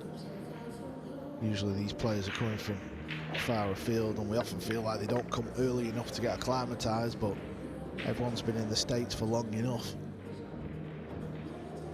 Yeah, it's funny. Just talked to Corey Dole. He came from China in the World Games, and He's an American that said he's going to try and figure out a way to get his sleep schedule right. Yeah, I've not seen Corey probably since last year's US Open. I don't believe I have. He's a character. Yeah, he may be playing already. He was on the practice table over here earlier. I think he's just been at the top table speaking to Jake and the crew, so I don't actually know. But don't worry, Corey Jewell can cause a few upsets. Can he go on and win the event? You would maybe say, you know, he's not one of the favourites, but he can certainly ruffle a few feathers out there. I have a feeling he did last year, actually. I'm sure he beat somebody really good in round one. He may have in round one. Was it Oy? No. Maybe he had a close one with Oy in the second round. Yeah, he definitely, something happened with him. Just sprung to mind. Speaking about Neil's fine, he was practicing away just in front of us. He's walked out into the arena. He's about to get his match underway.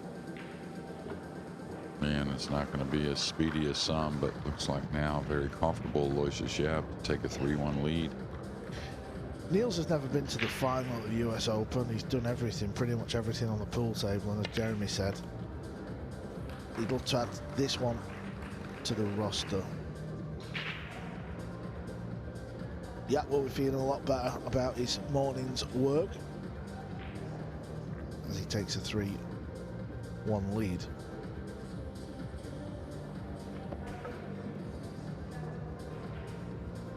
As I said, there's a lot of matches on out in the arena.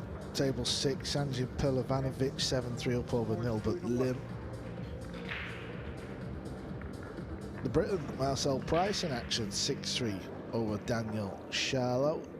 Nicolas de Leon, I was just talking about him, he's out there, he's 7-4 up over Kovac.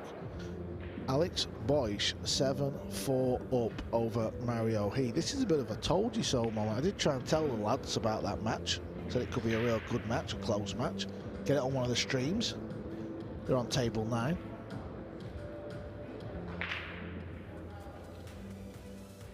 Table 17, BJ Usserit. My colleague Jeremy Jones beat BJ Usserit last year. He's about to start his match on table 17. Who else? We've got Tommy Tokoff. He's playing fellow American Justin Palech, 7-4. Levan Corteza, 2-0 down against Christian Dimitrov. Yeah, Johan Chua just took down the Battle of the Bull. He's about to get his match started.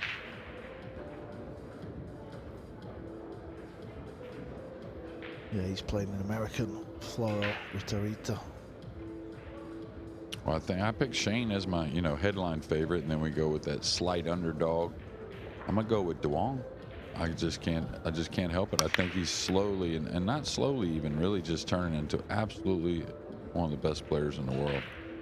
Smart pick that. I watched a couple of his matches on the outside tables at the Battle of the Bull. He played beautiful, honestly. And he's got the most unique cue, the butt end of the cue I've ever seen. I've not managed to go close up and have a look at it, but it looks wild. Looks like $100,000 cue or something. There's all sorts going on it. Yeah, I haven't seen it, but now we haven't seen Cowboy back in a while, but he's at the table here in rack 5 after a dry break from Yap.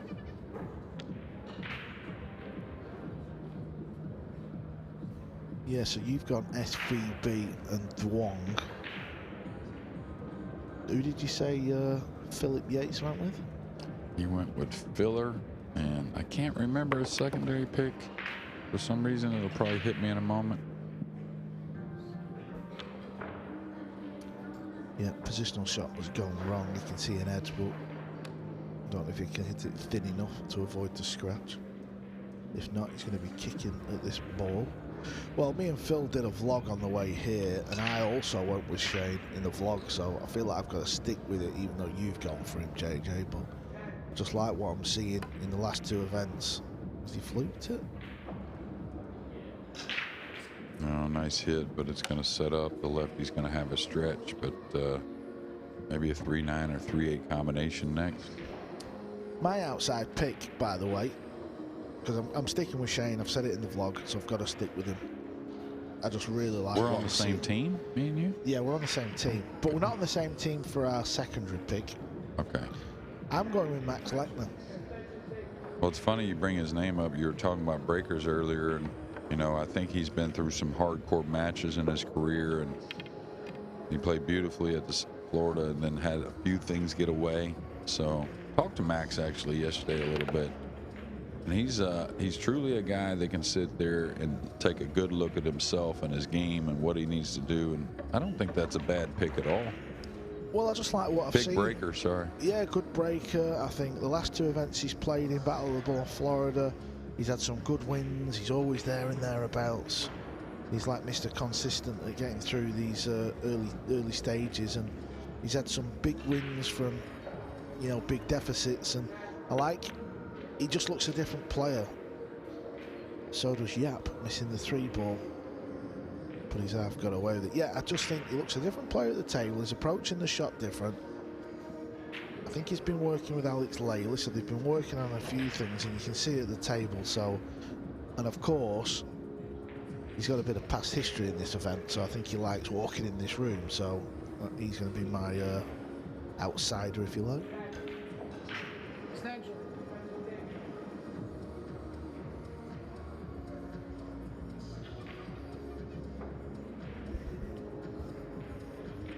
Boy, would he love to be able to see an edge of this, but he can't.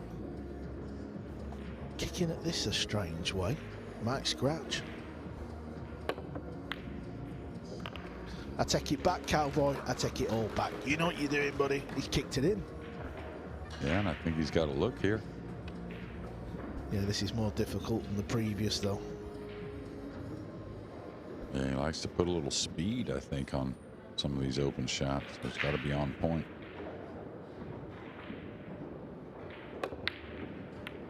Yeah, it doesn't kind of smooth them in, you know.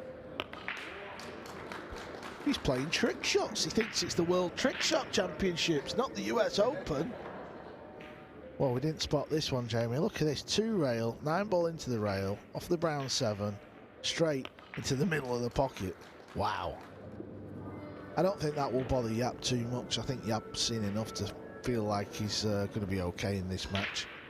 When your opponent misses it by a foot, you kind of feel like you're going to be okay.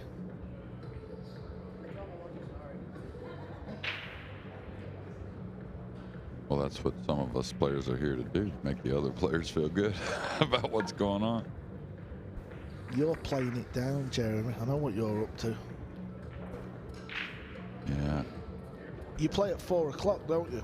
Yes, sir. Yeah, and you know you're on the main table, don't you, as Jake told you? Centre court? No, I'm not. No chance. I'm only joking. Yeah. You had a little bit of a scare there, didn't you?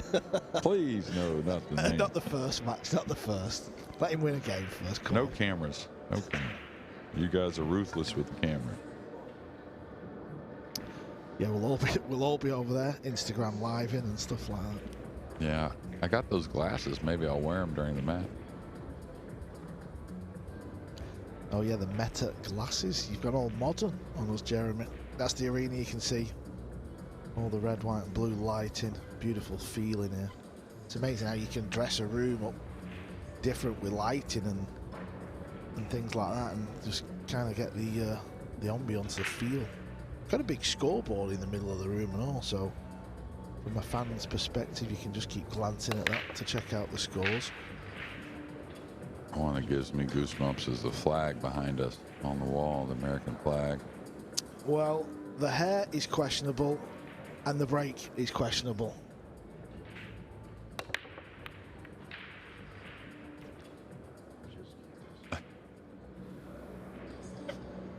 Yeah, that's why Carl's on lead. Better watch out with them Cowboys. You better not mess with them Cowboys too much, Carl. Nah, he's got a good sense of humor, I can tell. We'll have a laugh. All right, he's got a little peek here.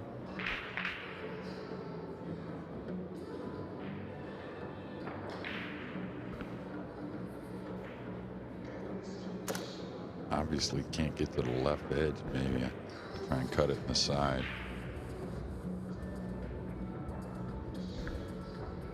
Do you have the old cowboy boots and cowboy hat, Jeremy? Don't currently have a hat, but I have owned them before, yeah, and I do own some boots, yeah. Corey Wolfwood was sporting the cowboy hat over at the Battle of the Bullies, the owner of Wolf's Den. He said he was going to give me one, actually. I fancy wearing one of them. Yeah, probably suits you. I quite like wearing caps and hats and things like that, so I think I do want one. Well, just to let you know, you wear the straw hat in the summer and the velvet in the winter. Oh, that's what they do. Straw in the summer, velvet in the winter. Oh, okay. Yeah, at least Texas that way. And any colour, or is there a particular preference? Yeah, it doesn't matter. Okay. I mean, I think there are some particulars on things, but I'm not that much of a cowboy.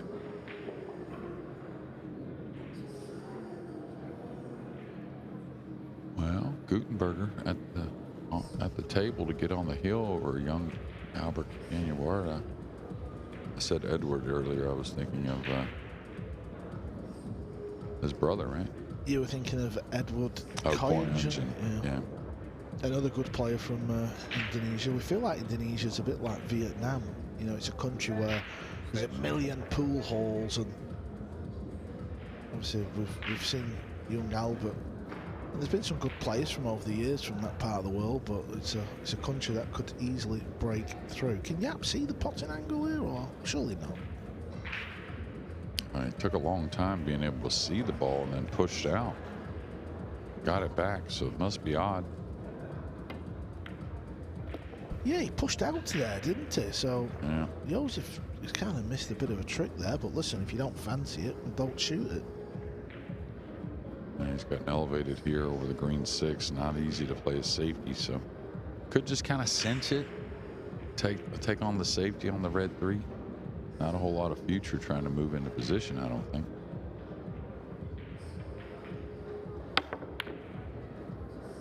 Yeah, jacked up. It's a horrifying shot when you're faced with it, and it's a shot that the pros can struggle with. This will cut, but it's very thin. So again, it's going to be down to the cue ball. I don't know if he can cut it in and just miss the purple, leave a longish 3.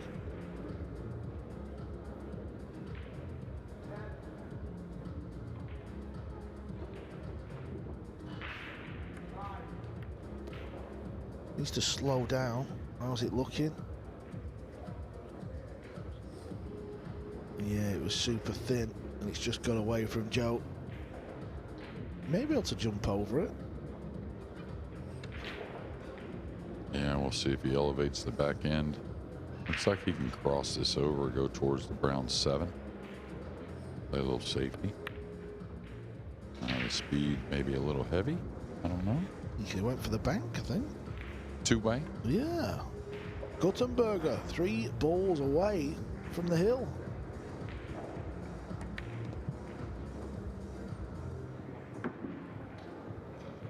That's not bad. A couple of balls now for Daniel Guttenberger, and he will just need 1 rack, and one of the young guns on the circuit. He's going to need the remaining 5, otherwise he goes over to the 1 loss side. Yap misses the kick, so Cowboy will get ball in hand, 1 shot. My mind's gone blank, Jeremy. If Albert loses, how many matches does he have to win in the 1 loss side? Can you remember? I think it's all 3. Still 3, right? Is it still 3? Could be 4. Let me yeah. think. I can tell you pretty quickly. Well, we know it's 3 in the winners side. If players win 3 matches undefeated, they qualify for the final 64.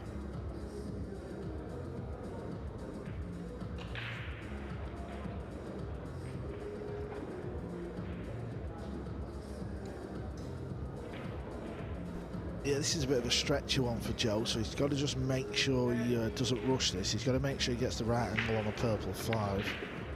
Just needs to keep going. It's a bit thinner than ideal.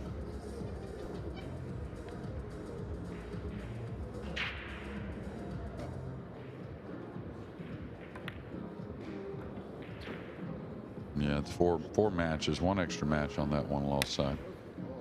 Yeah, so it is a lot of pool to be played if you go over early doors, but it's still achievable. You can sometimes, you know, many a player have won a big major with a one loss next to their name.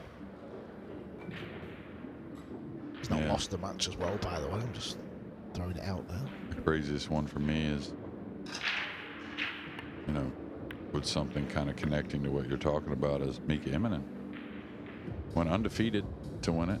Then the next year lost his first match. I was right there to Chris Bartram, another great player from Ohio area. Lost Hill, and then went on to win 14 matches in a row, I believe it was, to take down the title. Tommy Tokov over on table 22. He's on the 9 ball. He'll play this into the side pocket.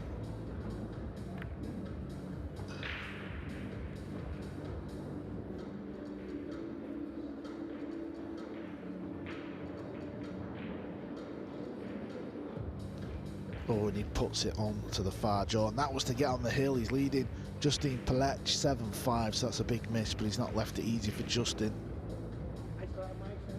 Talking about not easy, Cowboy is in jail. He's got the short stick. Levan Corteza wins a rack over on table 9. That's now 2-1, trailing 2-1.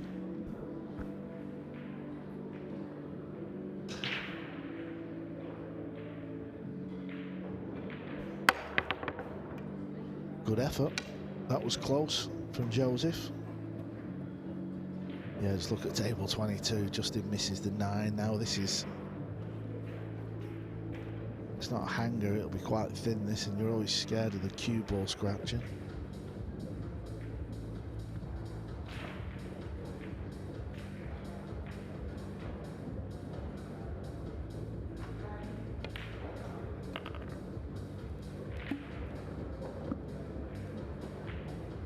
They're having a nightmare on the golden bumblebee. And it's funny when you've missed a few how it just always seems to land that bit awkward. This will be quite thin for Justin now. He's trailing 7-5 as well, so it's a big rack for him. Did he scratch?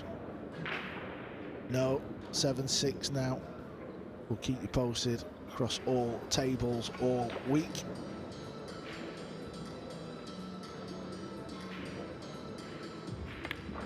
Yeah, not really hasn't gotten to that feeling he wants yet in this match. Been a little bit of a tussle with himself and his opponent. 4-2, Aloysius Yap, a player who has lost in a final here. Somebody who's won it is Fedor Gorst. We caught with him a little earlier. Back here at the US Open, obviously great to start with a win. How was that out there? It was good. I think I played good. You know, the table is obviously very slick. It's day one. Nobody even touched the balls yet on that table, and it was kind of tough to get used to it at first, but I think I managed it pretty well. You know, I made a few good jump shots. I was breaking really well. I scratched off the 9 once, but overall played really good, I think, and I'm happy with with the way I played and going with that game to round 2. How are you feeling coming back to Atlantic City? Obviously, great memories from last year. You got to the final the year before that as well, so this place really suits you. Yeah, I really like it. I really like this room. I don't know. I like the atmosphere here, and I like the audience as well. I think everybody's very well knowledgeable about the game. You know, everybody's clapping when they have to, when they should. I shouldn't say that, but but yeah. I mean, I like this room a lot. I'm happy to be back. Hopefully, I keep playing the way I'm playing, and hopefully go for the three-peat in the final. Well, 4 men before you have won back-to-back US Opens. Obviously, if you are to become the 5th, what would that mean to you this week? Well, it would mean a lot because it's one of my favorite tournaments on tour. Actually, one of the best tournaments we have. Increased prize money this year, so would mean a lot. Win a lot of money, and obviously winning back-to-back would be huge for me as well. Oh, best of luck this week. Well done, Fedor. Thank you.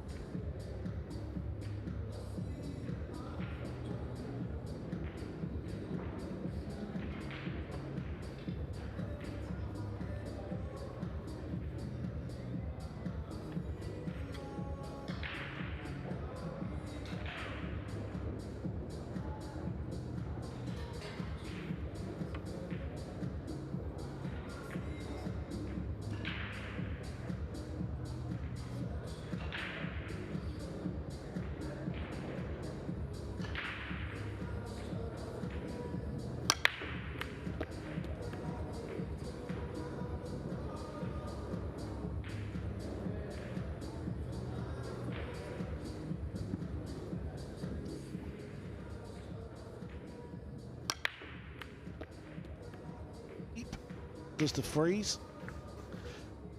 Not just back-to-back US Open finals for Fedor. I mean, he's gone back-to-back World Finals. He really is the best pool player on the planet right now. Holds the World Pool Masters title as well. I mean, he is a young man on a mission.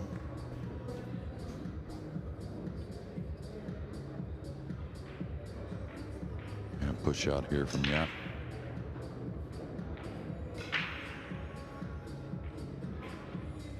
May threaten that pocket. He has got trust in the table fitters. And rightly so, they do a fine job. Yeah, they do a great job, but I mean, you also got to consider, you know, if he scratches right there or whatever, I mean, you're playing, you're not playing Federkorst, so I mean, you don't need everything out of every shot. Just got to be careful. A few little situations.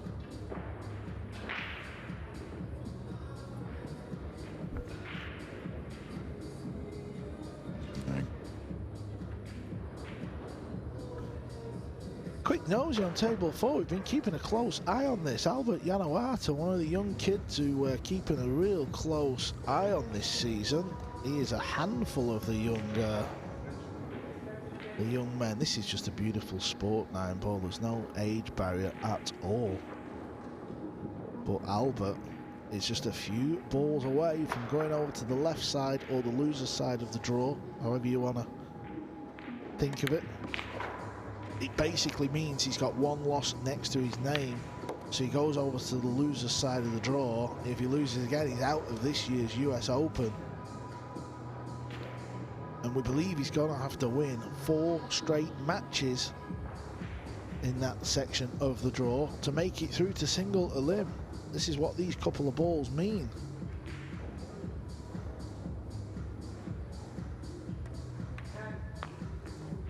Daniel Guttenberger is going to get the job done. This is the biggest story of this year's Open so far. Still early on here on day 1. But it's Guttenberger who goes through to winners round 2 and knocks Albert Yanoata into the left side of the draw. What do you see here, Jeremy? Is the 9-ball begging to be hooked? Yeah, I think so. You got to kind of ease it, though, I think, where you control the pink. Pretty close, but I think he left a little bit of a shot. Johan Chua just cruising up 5-0, and for now, excuse me, 4-2. Thought he won that game. So 2 in a row for his opponent. Yeah, me, you, and Phil have not picked Chua. I know, it's kind of crazy. There's not a pick. Maybe Scott gets him. Scott's going for Gorst. I don't know. Yeah, probably was. He fluked it. Oh, wow. He fluked 2 balls. What a trick shot from Yap. Oh, my. Yeah, if you said to Aloysius, jump over the ball, 2 rails, cut the 8 in this corner, and pop the pink in the other corner, you'd let him stay here till next year's US Open, and he wouldn't do it. That's how crazy that shot was.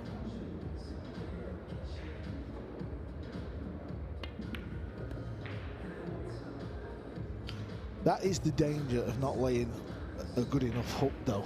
You are susceptible for anything to happen. A little bit straight on the green 6.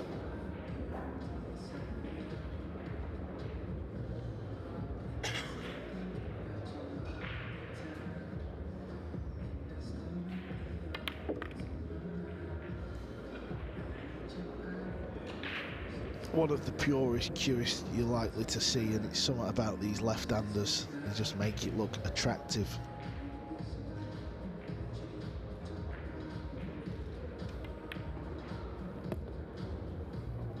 Yeah, this match is all going the way of Yap now, and just over halfway with this 9-ball. There it is, it's 5-2 to our Florida Open champion and our UK Open champion. He holds 2 Open events this season. He's the player of the year so far, along with Gorst. Johan Chua, 4-2 up.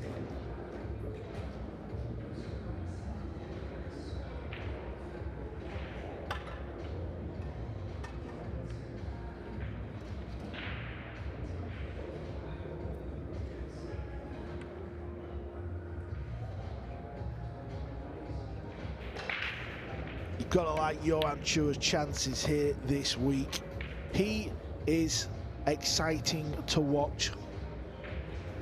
He's got the movie star looks. He's got it all going on, Jeremy. He's got the fancy watches. He's got the game, and he likes to impress on the table. Yeah, he backs it up. And that's the thing. I mean, it's one thing to have that kind of walk and everything that goes along with it, but he wins titles, and he'd love his first U.S. Open. Yeah, winner of the Battle of the Bull, beating SVB in the final. Both players looked tired at the start. It was Chua who got off to the better start and then closed the match out nicely after a bit of a spirited fight back from Shane. 13-8, that final finished.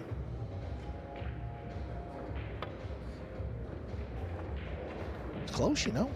Oh, what a beautiful strike from Floro. It never rains, but it pours. What have you got to do? Right, we'll head over back to the main table because Aloysius Yap is 5-2 up and he's got the break. Yeah, don't you feel like Yap, even though he knows he's a big favorite here, you know, a little bit of contest at 4-2 now, 5-2. But don't you feel like he's the type that doesn't mind that extra time at the table, even though he doesn't want to miss a lot of balls, he doesn't want anything glaring, you know, to be something conscious over, but I don't think he minds spending that little extra time and grinding a little more than the others. Yeah, I know what you mean. A bit more table time.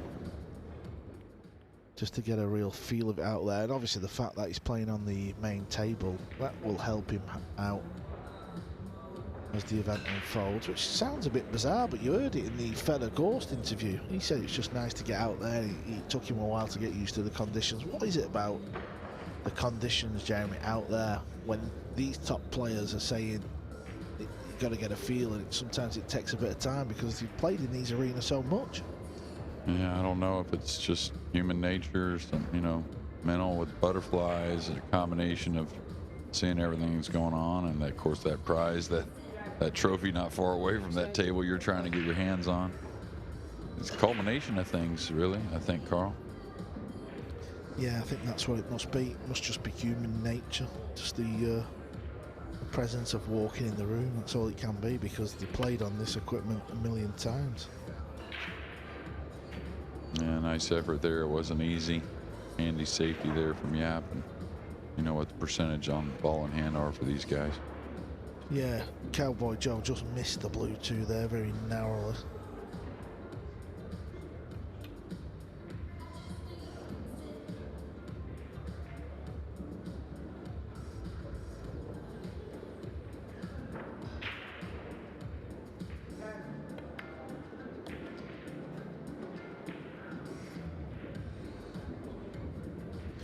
Actually a real funny guy, Yap, as well.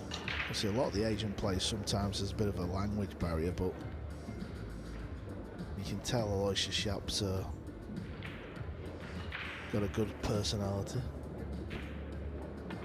Yeah, you almost got to hang around with him really for a bit to get his wit. You know, it's not off by any means, but it's like it's easy to overlook it, I think, is a simple way to put it. He and I have a mutual friend, a Singaporean, good friend of mine back home, and I've known Yap now. He's been coming to Dallas, I think, for maybe 9 years, 10 years, something like that. It's been a while. Shed a few pounds of late. Yeah, he has, and I think that's really helped him in his game. Yeah, one place we'd like to go when he's in Dallas is either Fogo de Chao or Texas de Brazil, and you know, when they bring that meat around, you just turn your little thing over to, and he keeps it on the go usually. Fair play to the lad, can't fault him. No, we kind of mess with him about it. It's funny.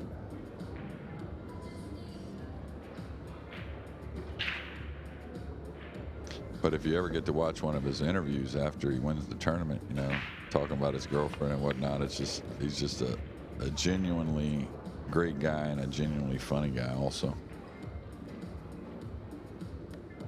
Yeah, not too best pleased with that, just because a big angle anywhere there would have been the kind of play. So he's just a little off straight. He's having to come round and have a look if the 8-ball passes the 9 in the bottom left. Now he needs the extension. Table 3, we've been keeping a close eye on that one. Al Ghamdi against Jesse Engel. Jesse Engel's back playing the game. The young American, early 30s, always a dangerous opponent back in the day. I say back in the day, it's not that long ago. And it's a close match. He is trailing in that match, but only by 1. It's 7-6 to Khalid Al Ghamdi. Yeah, it's been like a 1-game separation the entire match, it seems, for those two. And one doubt it gets hill here in a few.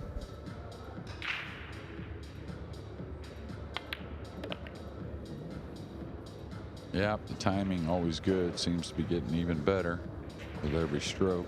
Now for a 6-2 lead.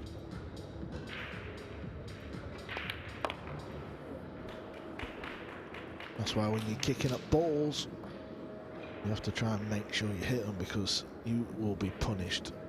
That's what Yap's done. Right, let's have a little update on some scores. WNT livescores.com. Sign up, it's totally free.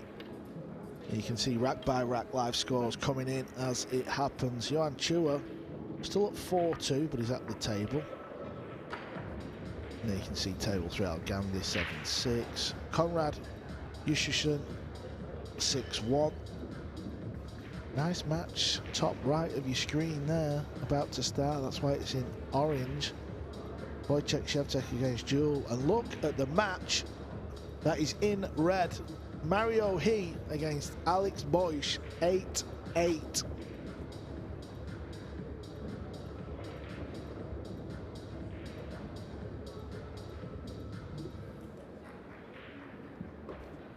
Yeah, table 9, Mario He against Boyce, the American against the Austrian.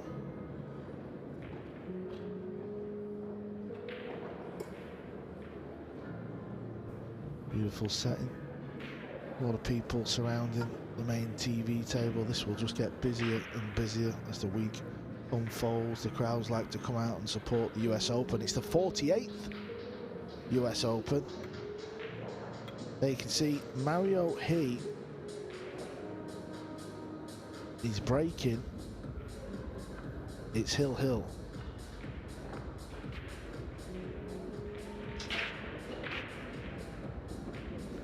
Yeah, so Mario has broke off. Back to the action here on table 1. Cue ball may get lost. It's close.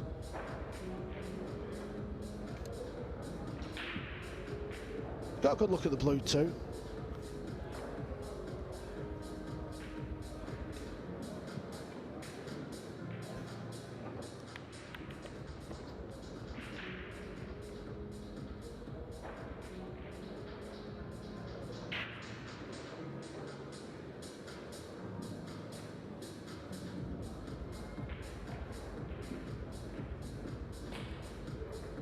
He's got a bit of an angle here.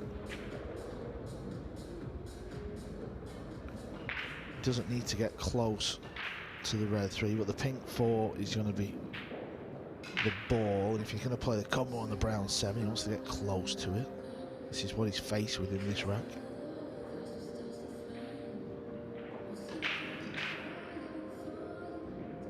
I think he's letting this go, trying to come all the way down below the 9. This gives him an angle to come off the 3 and maybe produce something on the pink. Could go 3 rails and maybe bump it. I don't know if he'll just size up for the combination here.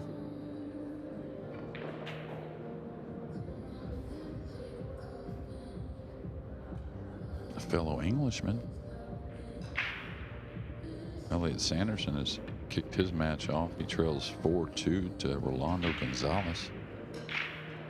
Been impressed with Elliot too. What he's done with his game the last couple of years really has improved, and improved mentally as well.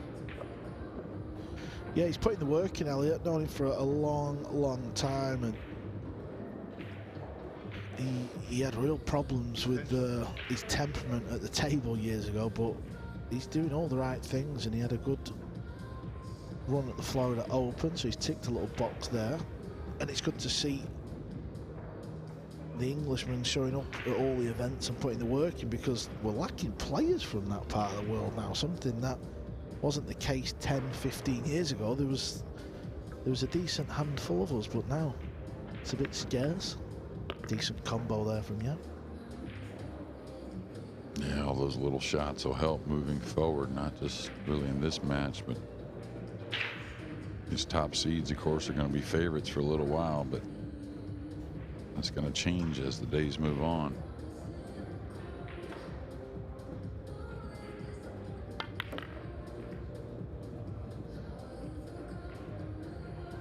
Okay, wants to carry a little bit of an angle on the green 6. That way you can get out for the black 8.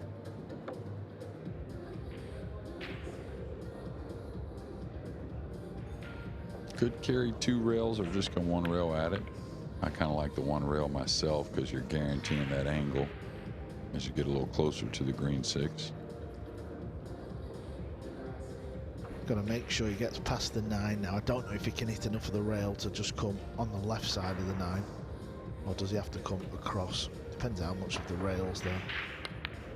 Oh yeah, he did it at ease. Hit the 9 ball full, that didn't go wrong.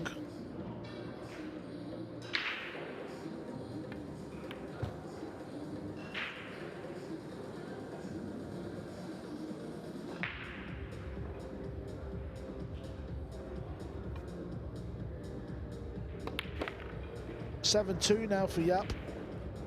2001 US Open champion Corey Jewell, unfortunately, has just scratched.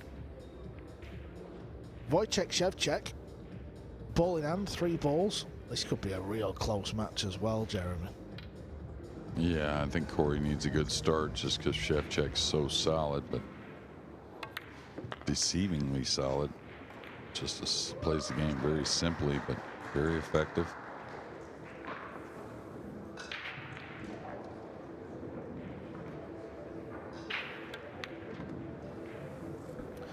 Yeah, so Wojciech is going to take the opener over on table 4. 2001 champion Corey Jewell. Wow, such a long time ago. He beat Mika Immonen in the final.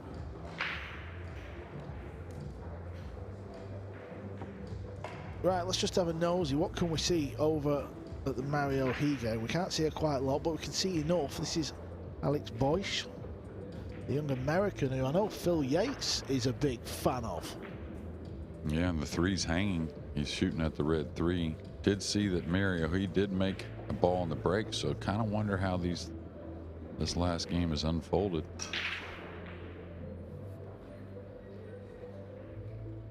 Just give me 5 minutes, Jeremy. I'll go and move them people out of the way.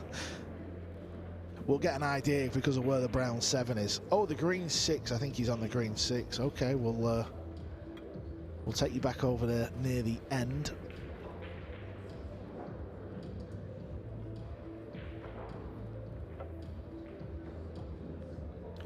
Watch the cue ball trying to come off the side rail, arc it under the 9 ball, pot the 1 in the side.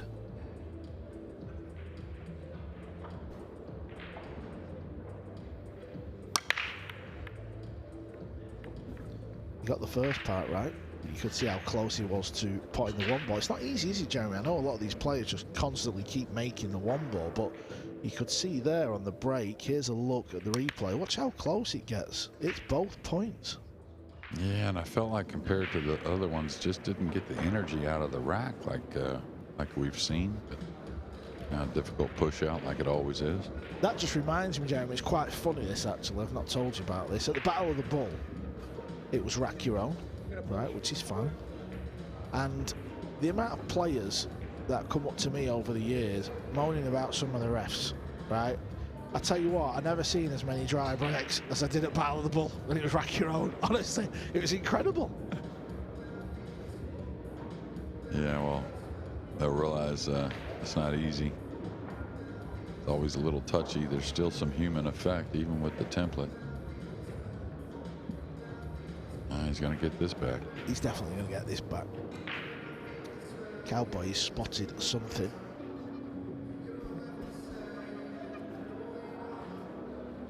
I guess you're trying to get a look at the Mario He mat.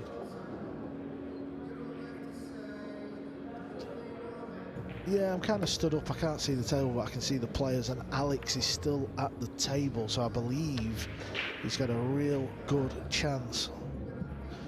And this is what is left. Well, I say a good chance. Obviously, it is difficult from here, but I believe if it doesn't cut in the side, which looks tricky from this angle, it's going to have to be a bank, Jeremy. 100% it's a bank. We kind of remember where the 7 was before we panned away, right?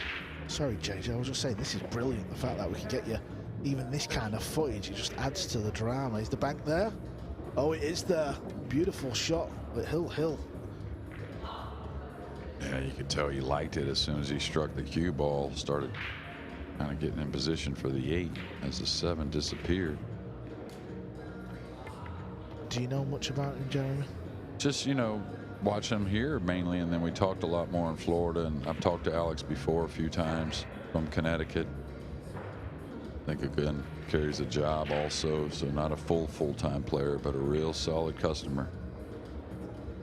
And he's a lefty, and we know what the lefties are like.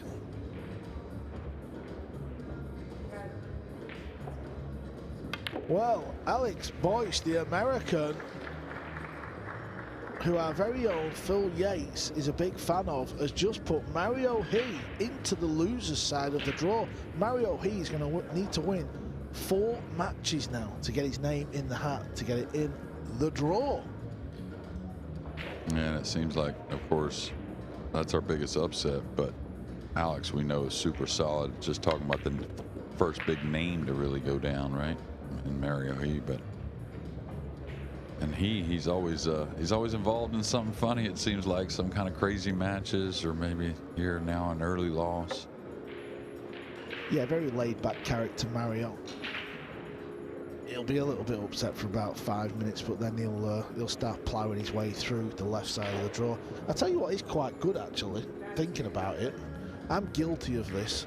You know what I'm like, Jeremy? I kind of just be a bit selfish and just wait for the single elim, don't I? I'm a bit like that. But now we can pay attention to Mario's little run through the loser's side. Yeah, and it's going to be a difficult one. I mean, the next match, you figure him to be a pretty decent favorite, definitely more of a favorite than he was in this match against Alex Bosch. But then after that, you never know how it's going to unfold, and we've seen some tricky ones on the one-loss side trying to qualify. Yeah, definitely getting into that form he wants here, the second half of this match.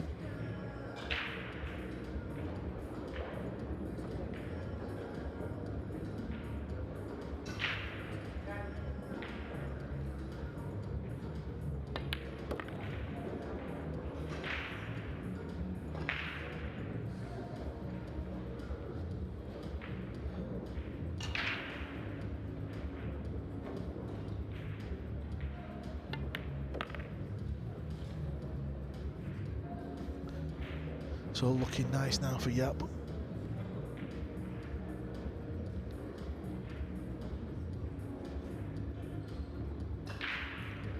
Wojciech Szewczak is at the table again. He's on a 9-ball. That's to win the opening 2 racks against the former champ, Corey Jewell. The Prince of Pool is his nickname.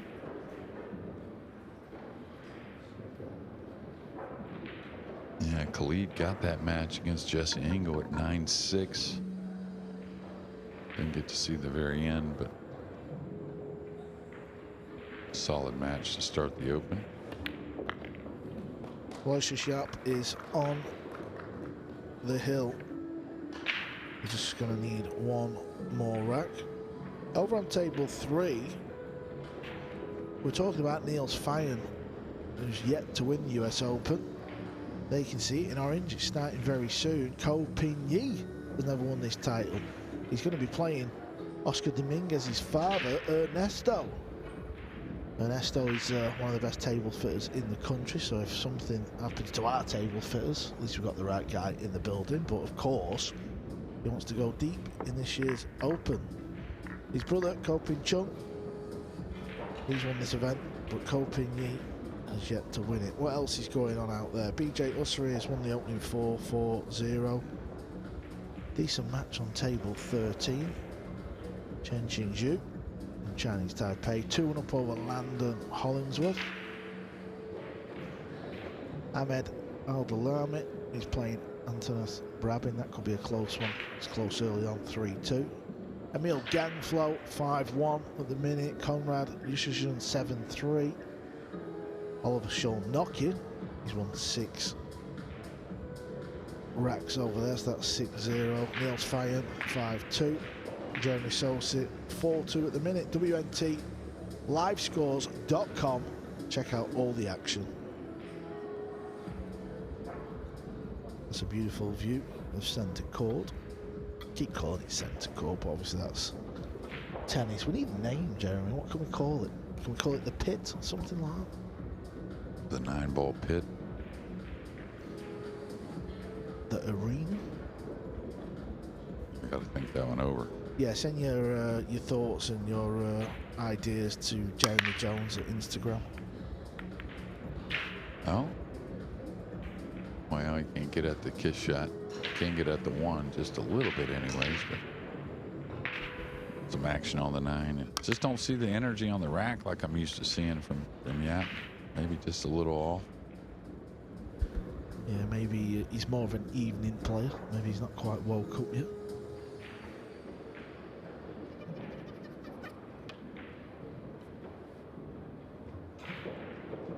Cowboy Joe likes the look of something.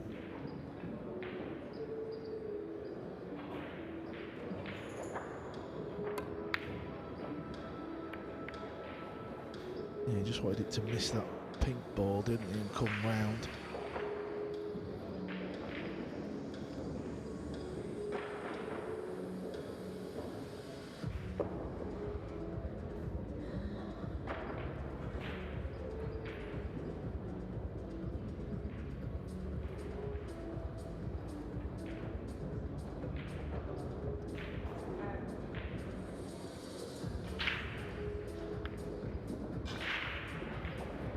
Yeah, that's the difference. Look at where Yap has got the cue ball. It's touching the 9, so that cuts off so many ways at getting to this one ball. This looks really difficult to hit, in fact. That red 3 ball looks like it's kind of blocking this type of route, but it feels like he can get a little bit of this ball. Yeah, no pocket for the 1. Even with ball in hand now, the 3 may even cover that up. Go for the bank here, maybe the triple combination, I don't know. 1 off the 9, is that playable?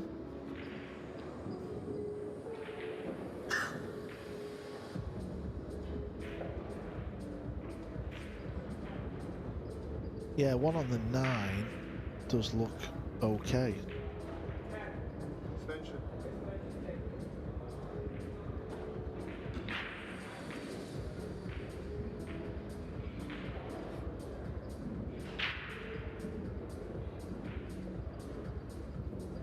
Don't know if the 9 might fly in the corner pocket here. Depends where he has to hit it. Yeah, it looks like it'll go to the short rail, but never know though.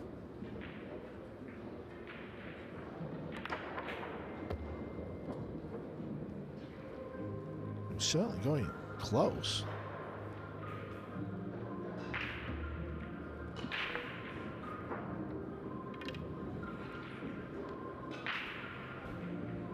This is why he played it, because he's on a combo. Using the bridge. He's got to control the blue 2 after, and the cue ball, of course, for a shot. Probably just chip off this and just miss the 8 ball, float over to the left side of the rail. Yeah, no worries from here. You Brits say happy days. Aloysius Schaff. It's really one little hurdle to get on the pink. Purple's down below, 6 is over the corner.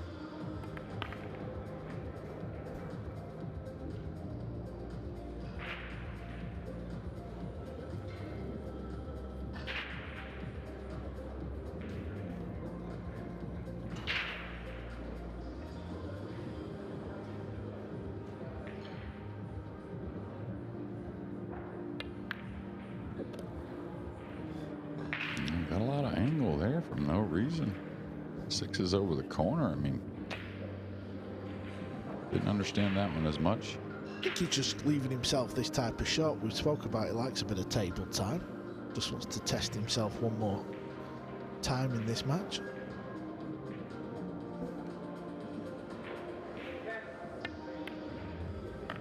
Yeah, nice shot there. And I tell you, Chua, who's up 4-0, now 6-4 with Flora Ritterita.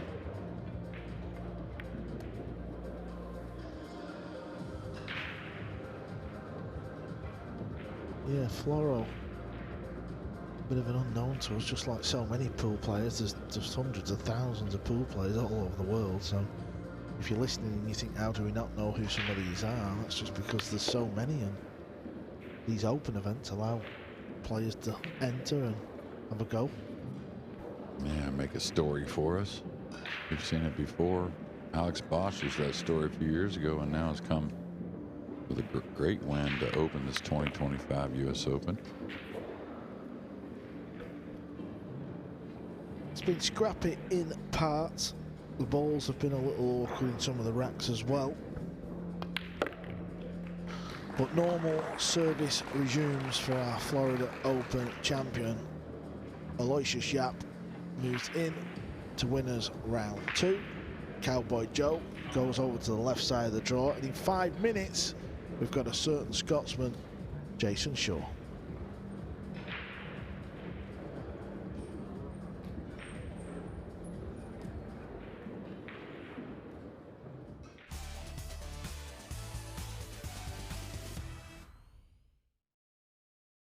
New era begins. Game on with livesb.io. Big moments meet old partners. That's why Matchroom welcomes livesb.io, our official new sponsor for the World 9-Ball Tour. Livesb.io brings cutting-edge sports entertainment to fans all around the world. Fast, smart, global. Same fire, same energy, new partnership. Livesb.io, World 9-Ball Tour. Let's play.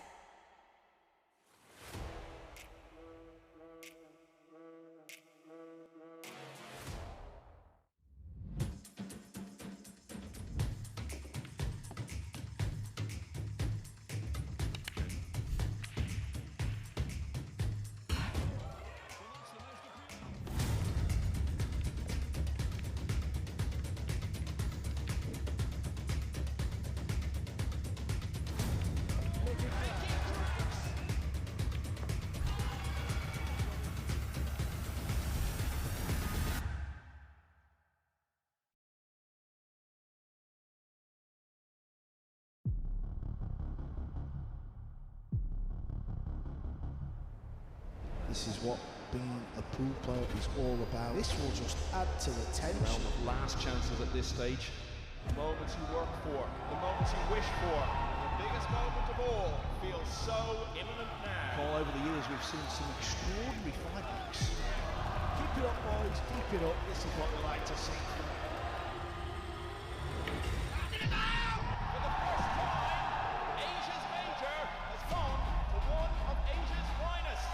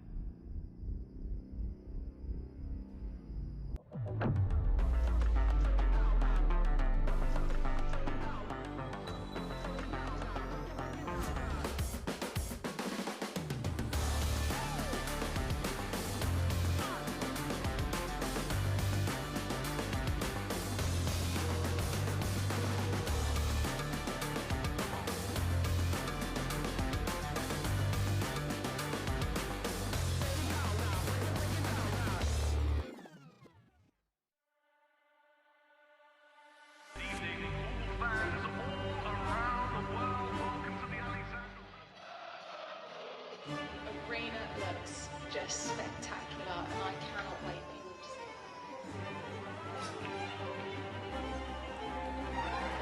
You lose, don't worry.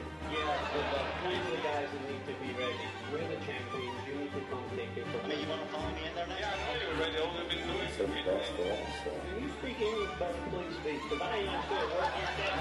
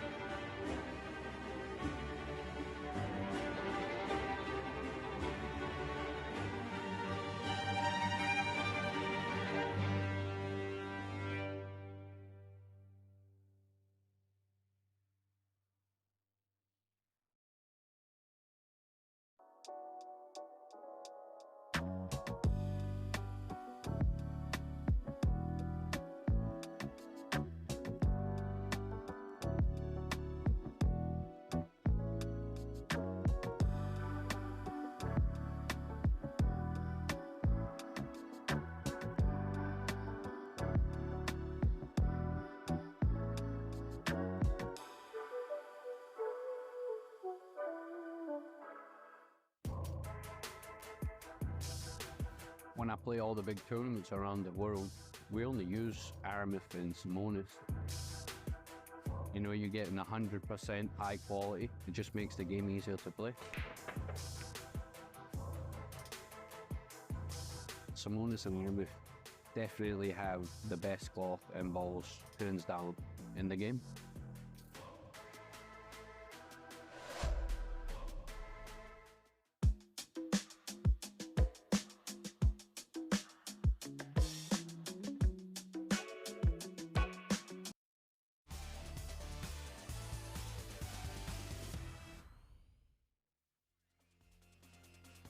This is the scene on day one of the 2025 Live SB.io US Open. The venue is the Harrah's Resort and Casino in Atlantic City, New Jersey, of course, the USA. We've already had two matches on the main table. Both have been convincing victories for two of the game's superstars. Feather Ghost started out with a 9-0 win over Reginald Jackson. And we've just seen Aloysius Shap come through, not quite as convincingly, but convincing enough. Next up, talking about entertainers, we've got one of the very best. Scotland's Jason Shaw taking on Barry West. Now, if you're a snooker fan of a certain age, it's not the Barry West who used to play on the professional tour. Sadly, Barry passed away a few years ago. This is an American opponent for Jason Shaw. One that Eagle Eye is confidently expected to dispatch. But I think it's fair to say, Scott Frost, that Shaw needs a big performance. He's not been really firing on all cylinders lately. Yeah, thanks, Phil. I think, you know, he's got a lot going on off the table. Some stuff going on at home. They had a big storm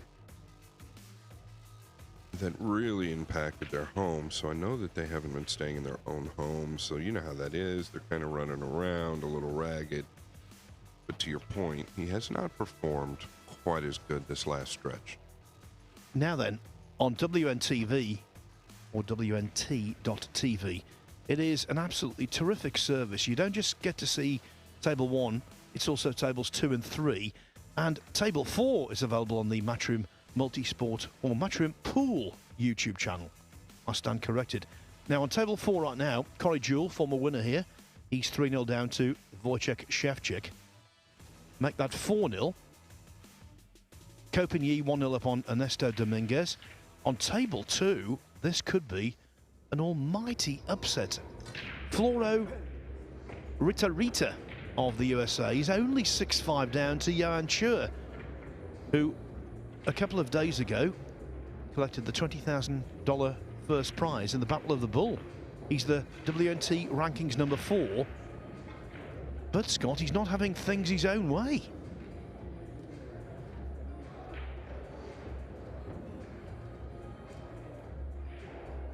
Five games to 6, you just don't know what's going to happen in a race to 9 at this level oftentimes.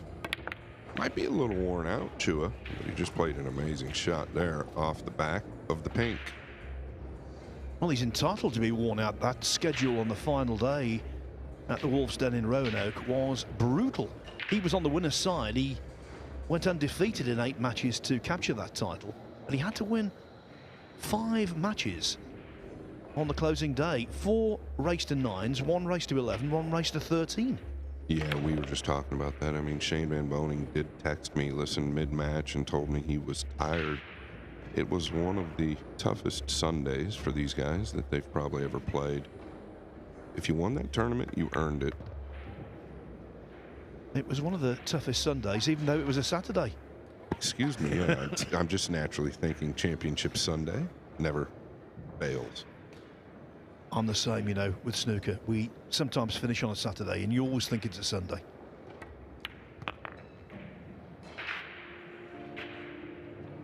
Well, Phil, I don't even know what day it is today unless I look at my phone.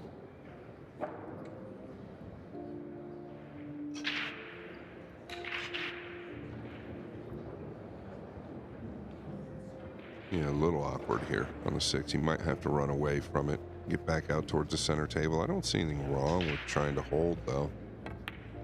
Oh, yeah, he's okay here. He's just worried about the left side.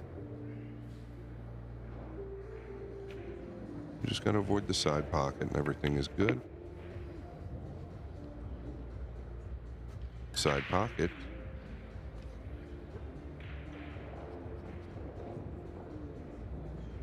Yeah, he must have thought that was going to open up a bit more on the fresh cloth.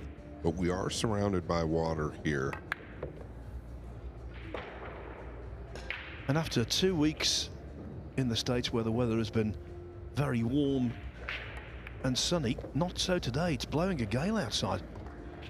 Well, we went over to Chur just as he pulled off one of these typically inspirational shots, and that's given him a 2-rack lead. It's a 4-rack lead for Wojciech Szewczyk over the Prince of Poole, Corey Jewell, the winner of this event a little over 2 decades ago. Yeah, and I believe in the finals, I think it was a race to 11 back then. I believe he won 11 games to 0. Corey Jewell, the one that really innovated the soft break, and you can't knock him for it. One of the smartest or best IQs in pool history. Yeah, multiple US Mosconi Cup player who gets his first rack on the board. Now, as for table 3, again, you can see that on the WNT.TV platform. Well, it's a really interesting contest between Ko Pin Yi, who's won so much around the world, up against Ernesto Dominguez. Now, Ernesto is the father of the former US Mosconi Cup player, Oscar Dominguez.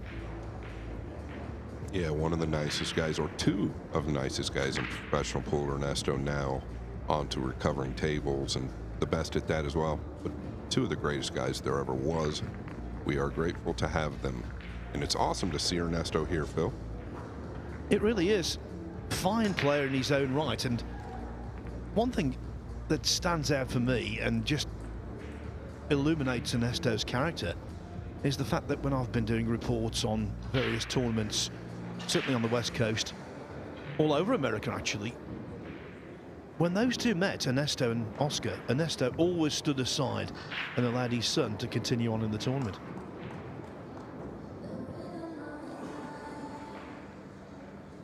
Not standing aside here, but it's a very tough task to overcome Ko Pin Yi.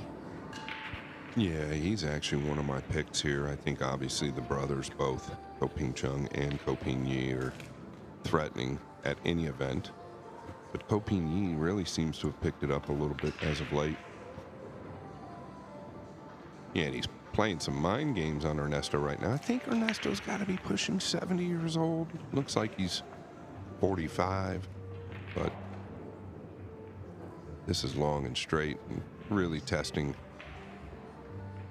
his nerve power. Might not even take this. There's nothing wrong with cutting the 2 to the top rail here.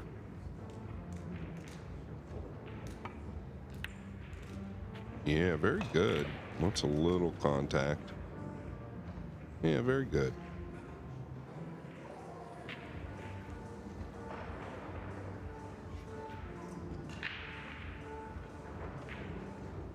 Yeah, things still a bit of a mess here. The purple 5 is with the 9. You're spot on, Scotty. 70, a septuagenarian. Yeah, I know what I'm talking about here, Phil. This is why they pay me the big bucks. You sound like Carl Boys. It's infectious. Oh, look at this. He's going to open the 5 up. Quit it. So we were just in Roanoke, Virginia, where the purple 4 is the purple 4. Here, the purple 5 is the purple 5, and the pink is the 4. It required from both Carl and I a lot of mental dexterity, let me tell you. I'm glad to what we're normally used to. Yeah, day number 1, I think I messed that up about 8 times. I like these better. Well, I made a couple of mental mistakes, but I didn't actually articulate them. So I just about got away with it. And of course, everyone remembers when Joey Tate was taking on Shane Van Boening, and he Shane messed up on the table. Yeah, Shane didn't say anything. I'll never forget that, Phil.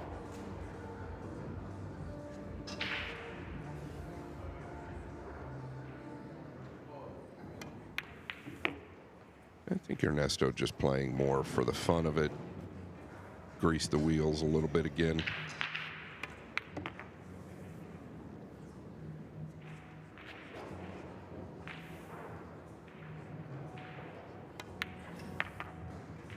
Not a lot of fun playing Ko Pin-Yi when Ko is at his best. 4-0. Now we saw Yuan Chua take a 7-5 lead. But maybe Floro Aritarita might be pulling one back. Yeah, I almost thought that was Chua for a minute. I was going to say Chua just looked really tired, but that's not the case. This is Floro, and that's not going to get there. And if it does, the jump cue will come out pretty easily. Couple of big name players on the hill. Levan Corteza leads Christian Dimitrov 8-4. Emil Gangflo of Norway 8-1 up on Glenn Farkun of the Philippines.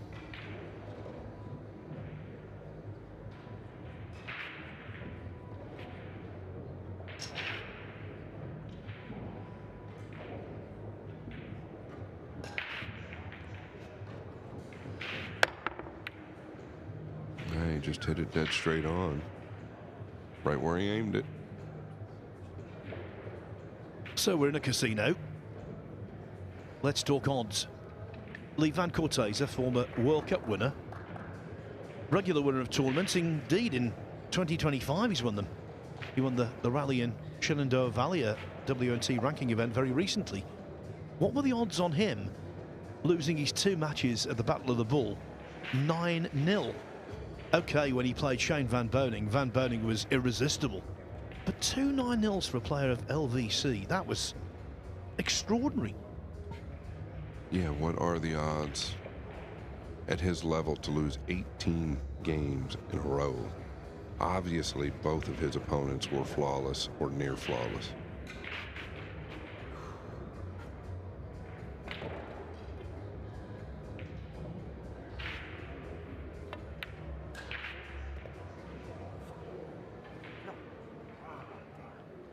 He deadened the cue ball there to avoid going in behind the 6.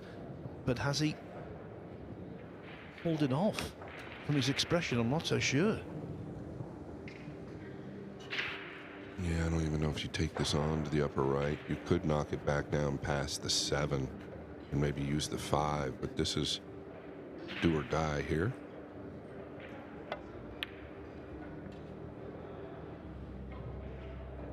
And it's probably going to be the latter. By the way, as we were talking about Levan Corteza, he put the finishing touches to victory.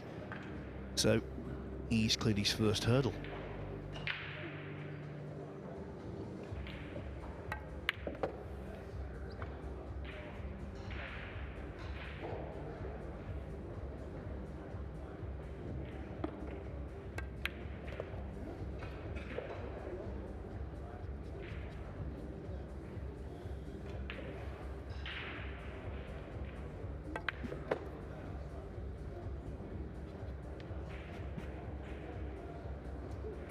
Something that kind of stands out to me was that final versus SVB this last weekend on Saturday. Chua seemed to play much quicker than his normal pace, even quicker than now. Obviously, so many matches. I think 5 matches he played in the final day. Probably just got him so loose. Yes, you don't need much practice when you're winning rack after rack after rack. Now, our main match, the players are out there. It is Jason Shaw, Eagle Eye, against Barry West. You're right, Scott. Shaw's had an awful lot going on here with his wife and children this week. I saw them in the gift shop last night, actually. It was a horrible storm that came through that effectively destroyed his house, certainly his roof. And I think he's going to be away from his home for quite some time. He's now got another distraction, having to deal with Carl Boys. What a nightmare. Carl Boys trying to distract him, but yeah, so there was a big storm come through Jason's property. They thought they'd escaped the worst of it. They went to bed that night, woke up the next morning, and the house was full of water. A tree had fallen on the house in the middle of the night in the attic, so they couldn't hear it. Put a big hole in the roof, and of course it continued to rain, and it really did a lot of damage, to the point where they had to get an adjuster, they had to get out of the house. Now they're going to get a new home out of it practically, but in the meantime, just kind of scattered all over the place, and that can't be fun. Yeah, and it's not exactly Tornado Alley, is it, Connecticut? You don't expect that kind of thing there. On table 11, Quinton Pongas, 6-1 up on Tran Trung An of Vietnam. Chien Ching Ju doubling up on Landon Hollingsworth, a good player from the USA, at 6-3. Masato Yoshioka, who's a Japanese World Cup player, he's 7-4 up on Kuo Bushan Wei. Brandon Schuff. Now, he was suffering from a shoulder injury in Florida and indeed at the Battle of the Bull, but I spoke to him this morning and he's feeling an awful lot better, so perhaps no surprise he's 4-2 up on Joseph Landy. By the way, considering he was suffering from this shoulder injury, he gave Aloysius Yap a really good test at the Florida Open in winners qualification. Brandon led 7-5 before Yap came through 9-7, and of course he went on to win the title. Wojciech Szewczyk over on table 4, that's available on the Matchroom Pool YouTube channel. Well, Szewczyk is 5-1 up on Corey Jewell. Tough first round draw for both of these two on table 5. Ahmed Abdulami, 5-4 up on Antonis Brabin of Cyprus. And look at this for a scoreline on table 10. Sergio Rivas, 5-1 up on Piers Labutis, the Lithuanian. Yeah, Sergio, a bit of a sleeper, I guess you could say. Here in the States, we know how good he can play and how good he plays. You got to play good to beat Sergio. I am not shocked by that scoreline. Labutis went into the Florida Open as the WNT number 13 on the rankings, and he was the highest ranked player who didn't make it to single elimination. He would hate a similar fate here. Sam Henderson, the youngster from Iowa, teenager from Iowa. He's just about starting out on table 20 against Lin Wei Shang. Jeremy Sosi from the USA. He's 6-3 up on Eric Hjorlifson of Canada. He's been around a while, Eric. Danny Hewitt from Canada, 7-5 up on Fitim Haradinaj of Kosovo. Fitim is a really good player, so that would be quite a scalp for Hewitt. Anyway, we'll keep you right up to date with all of the scores. Now, though, let's concentrate on Shaw against West.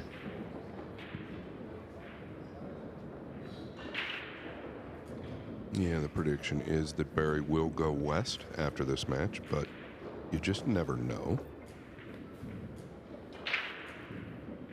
Scott, I like it. I'm envious I didn't think of it.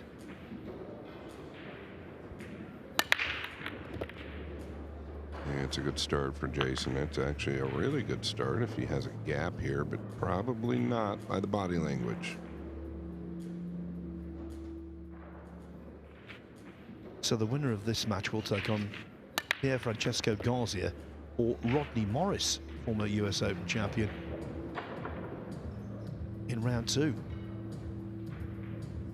Yeah, I got to talk to Rodney a little bit. He's actually real excited to be here. Don't think that that guy can't play. One of the better players back in the 90s, early 2000s that you could find.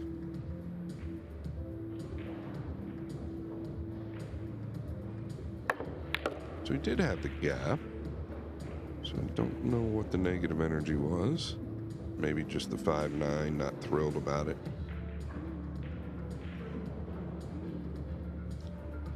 You gotta believe the 9's close to on here in the lower left. 5 is not frozen, which gives you a little bit more room to work the cue ball, but it's close, so you could catch the double kiss. You don't get it thin enough. Well, that was short and sweet for sure. Short and sour for West. 1-0 to the favourite. Now then, talking about favourites, is Chua going to come through against Floro Rita?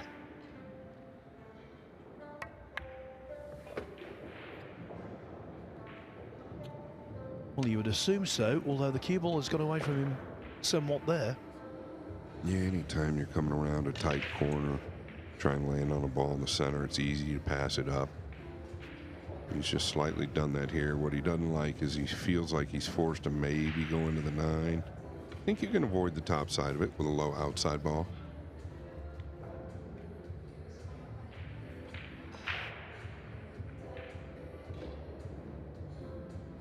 He might even be going with a low inside. Oftentimes he likes to just zip this out. Yeah, low inside it is. Watch out. You're gonna get close. This will work. Good call, Scott. Good shot. Chua.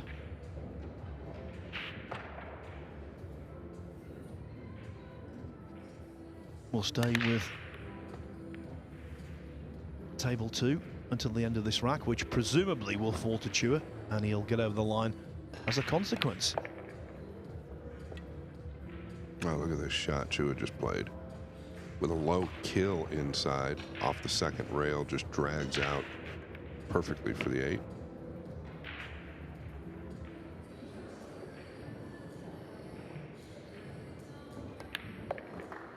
At 6-5, it was a scare. At 9-5, it's progress. Look at the cueing here under the body to get to the 3. It's not going to finish where he wanted it. Wasn't happy about the 5 again.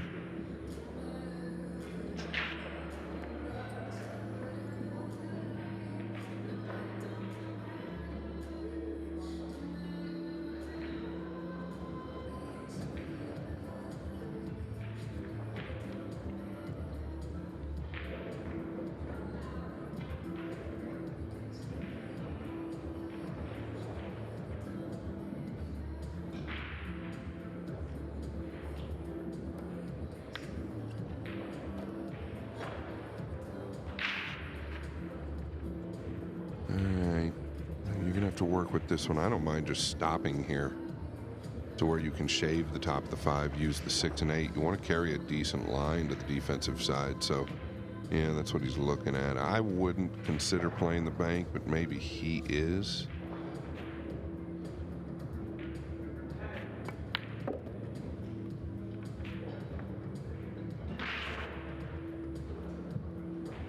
Well, small sample size admittedly, but workable cue action.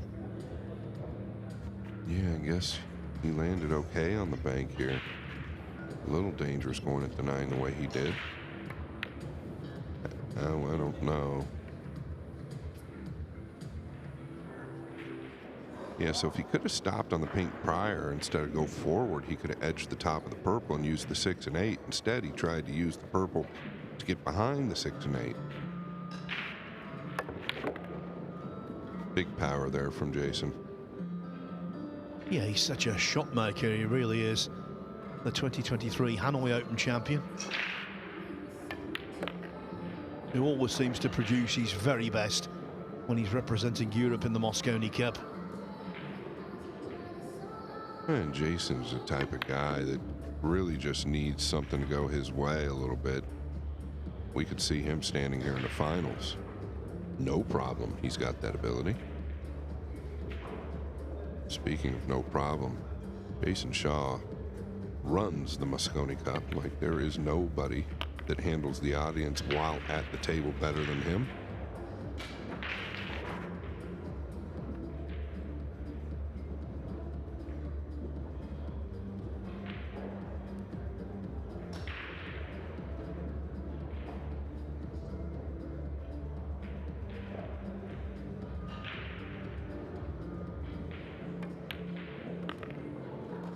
(2-0).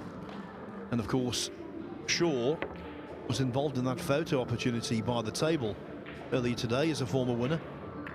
He captured this title in 2017, beating Eklund Kachi 13-4 in the final down in Norfolk, Virginia. Mind you, things have changed since then.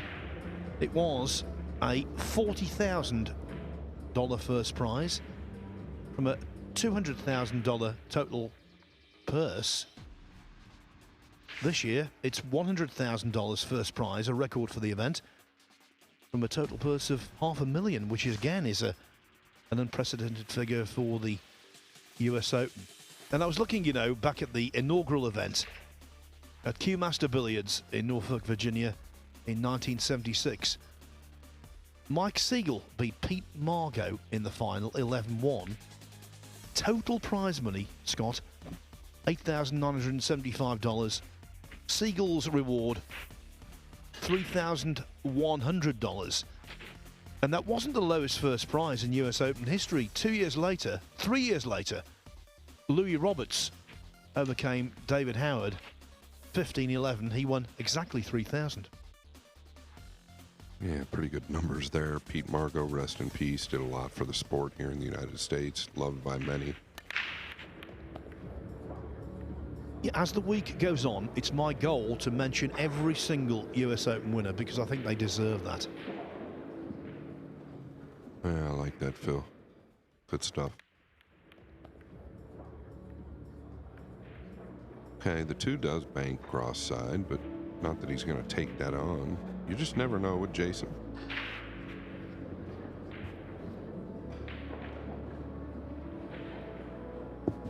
Might cut.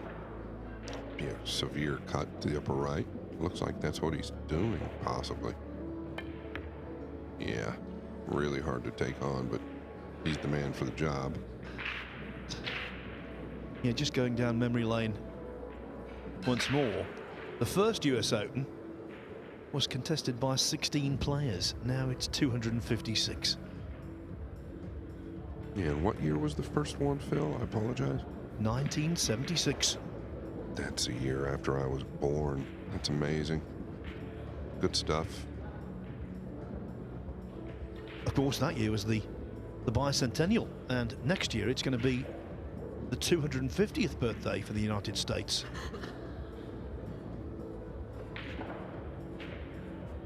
Yeah, nice play by Barry there. Got a good little flick off the pink 4. Oh, what a great shot by Jason Shaw. What a great shot that was.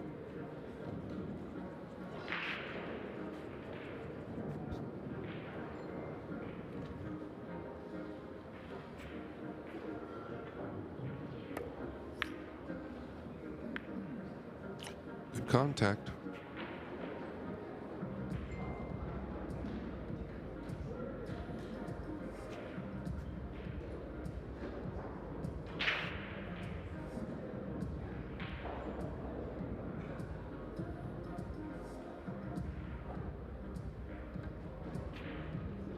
Trying to come, yeah, he was trying to beat the pink and try and get behind it. Now he's left it on.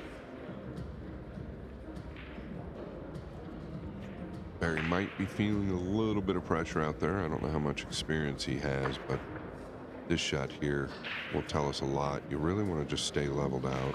If you can bury the two, yeah, it tells us a little bit. Back arm maybe going out from underneath him a little.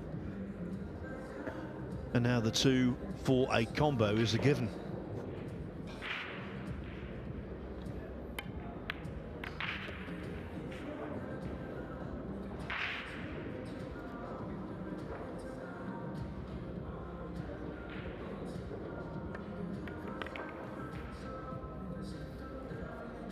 Well, distance left to the 3, but he's well capable of managing this.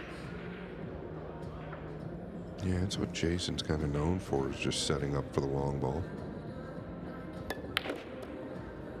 And that's why, but it's going to get away from him a little.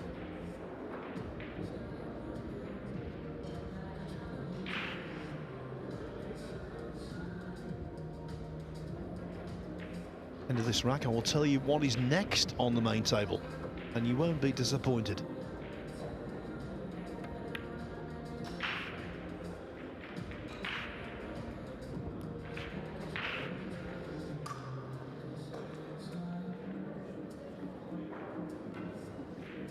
BJ Ussery from the Carolinas. He's beaten his fellow American Lance Coleman 9-2.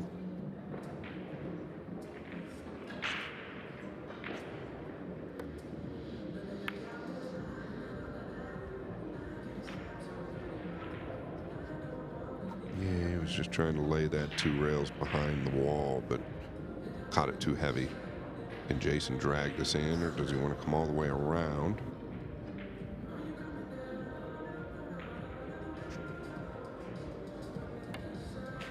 Going to drag. I think it's going to finish okay. It's close.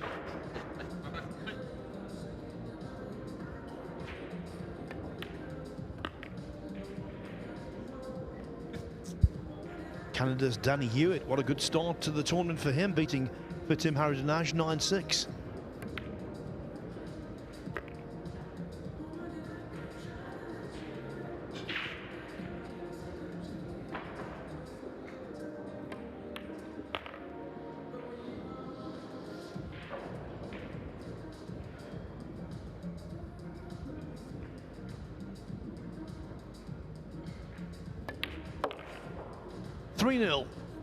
Jason Shaw, plain sailing thus far.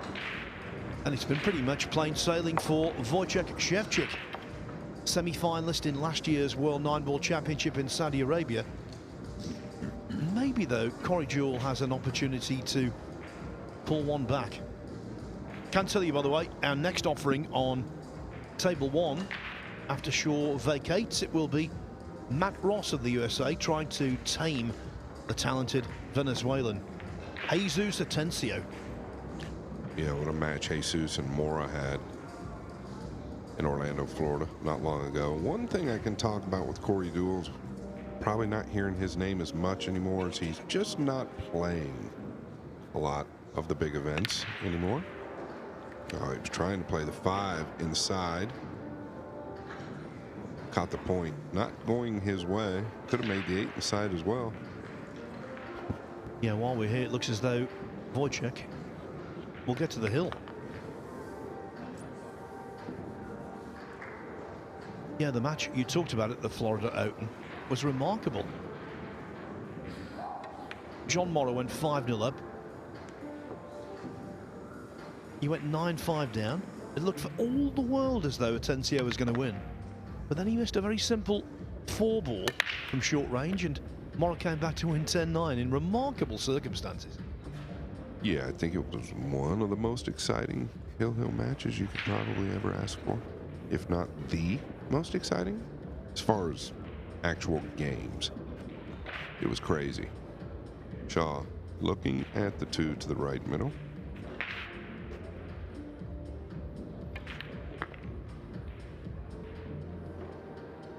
Seems to be breaking very well. But then again, I think his break a little bit underrated. Probably one of the best on tour.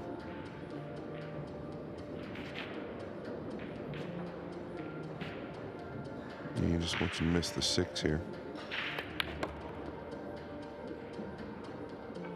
He's one of those players who likes to bully a match. When he thinks as though he's got no chance of losing, he brings out all of the shots and looks $1 million. He looks $1 million sometimes when he's up against a fellow world-class player. But in a match like this against someone who isn't well known, he's entirely at home and capable of knocking in pretty much anything.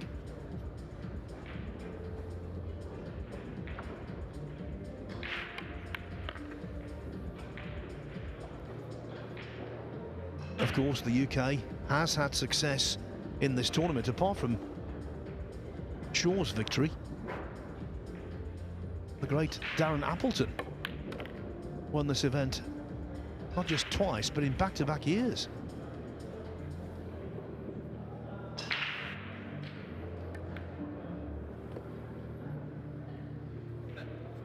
And Appleton and Shaw, not just US Open champions, but also Mosconi Cup heroes. Mosconi Cup giants, actually. Shaw 4-0 ahead. So let me give you some of the other scores. Brandon Schuff being given a tough early test by Joseph Landy. Schuff leading 5-4. Edward Koyonji, the young Indonesian. He's taken a 2-0 lead over David Callahan. Dean Shields and Yas Ajmera of India are just beginning. Neil Svayan, what a career he's had. He's on the hill against Yasid Garibello, leading 8-4. Masato Yoshioka and Kuo Ushanwei locked together at 7-7. Shea Chia Chen 6-4 up on Michael Yednak. P.S. Labutis has just pulled a rack back against Sergio Rivas. It's 5-2 to Rivas there. Cristian Sadea, the tallest player on the circuit. He's from Romania. He's taking on a fellow countryman and a really good friend, Flavian Glont. Well, it's 8-4 to Sadea.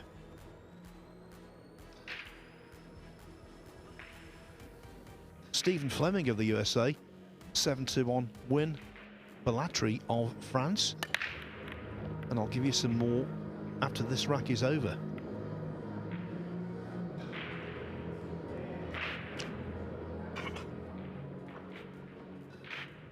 Here's another look, the one in. You would love to have these results going forward. I can promise you that. It's getting looked after the break, which is what you want. It's getting the one down, which is obviously goal number 1. And this is possibly going to be an early rack here. Doesn't have to play the pink into the 9 or the carom. I think it goes.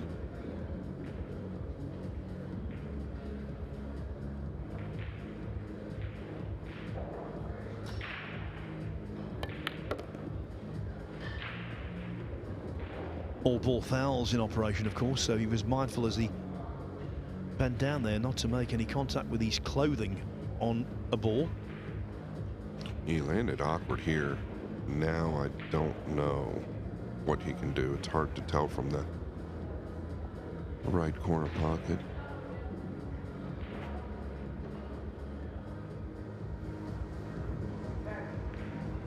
The end is in sight for Corey Jewell. Not the end of his tournament, it's double elimination, but he's lost his opening match heavily, 9-1 to Wojciech Szewczyk. That's on table 4.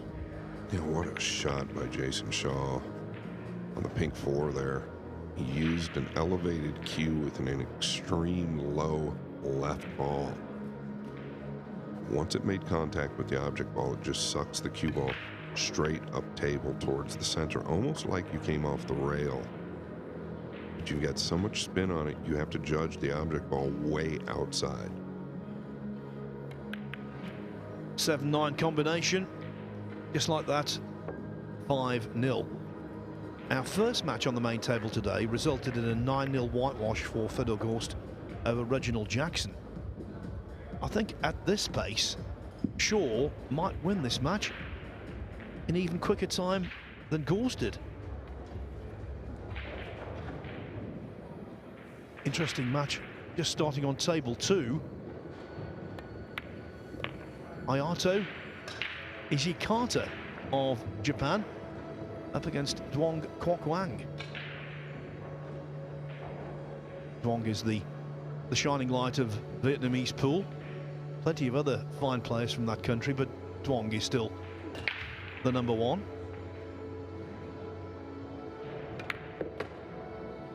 Semi-finalist at the Battle of the Bull, beaten only by the eventual champion Yuan Chua. Yeah, Duong was on a run there, played some of his better pool, and he seems to continuously just get a little bit better every time he plays these big events.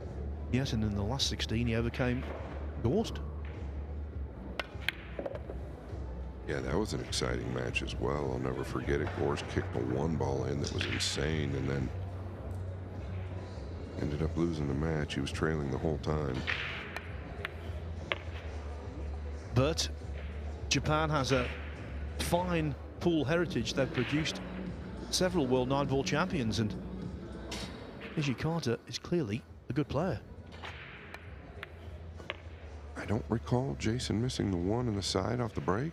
I think he's 100%.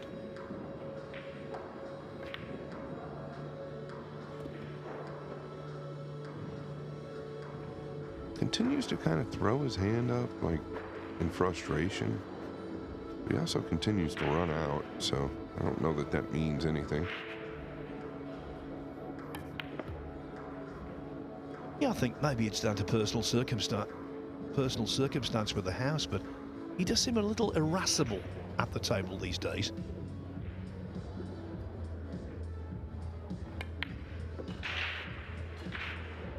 But what a talent, what an abundant talent he is. Yeah, for me, I'm a huge fan of Jason Shaw for me, and we're also very good friends, but take away all of that, in my opinion, probably the top 2 most naturally talented players I've ever seen. And I'd give that number 1 spot to Joshua Filler, but he's taken his natural talent, turned it into something that's very, very consistent.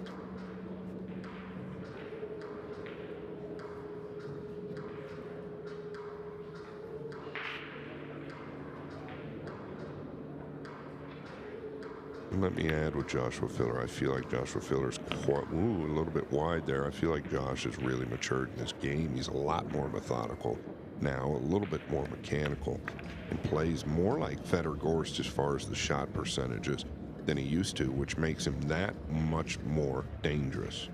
My tip for the title, Filler. Oh, I was about to say here, though, Shaw going 6-0 up, and he dogs the 9. I think that's the easiest 9-ball I've ever seen him miss. Yeah, I don't know that he dogged that, Phil. I think he literally just took his eye off of it. Literally maybe just took his eye off the ball, because he's never going to miss that 9 in any scenario. Now, this isn't any easier. This is something Shaw can bury. Well, it's worth a replay. That is like Scotty Scheffler missing a putt from a foot, maybe even 6 inches. Yeah, I was looking at the eyes there. It really didn't look like he took his eye off of it, but hard to tell from where we're at. Maybe a spot on his cue that caught his eye. But he's more than likely here to just float this far more difficult 9-ball straight in.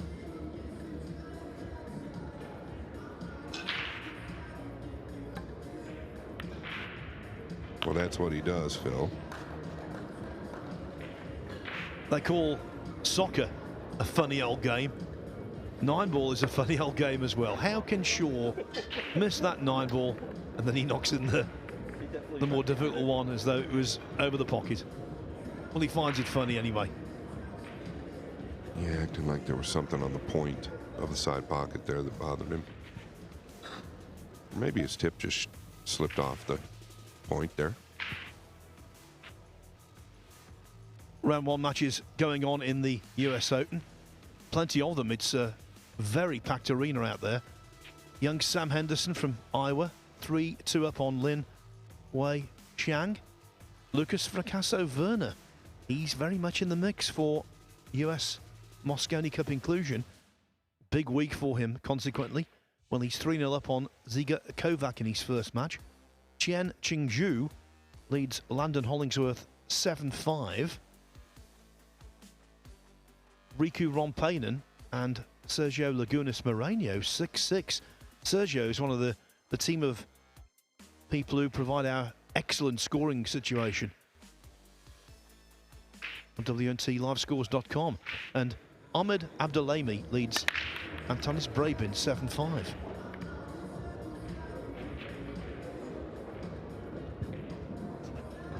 Still 100% with the one.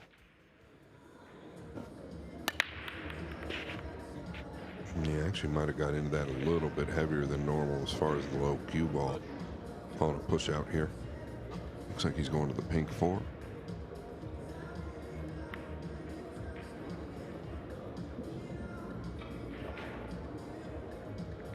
He's one of those folks, Jason Shaw, he's always a man in a hurry, whatever he's doing.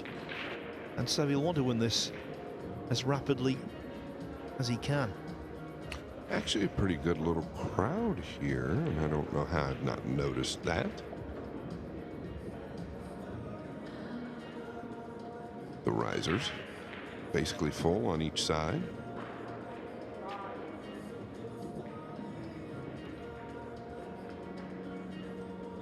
And that was one of the great appealing features, one of many appealing features of the recent Florida Open. The crowds there were a revelation, weren't they, Scott?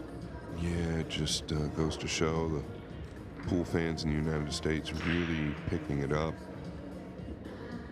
The pool fan Fargo for the United States has got to be in the 800s.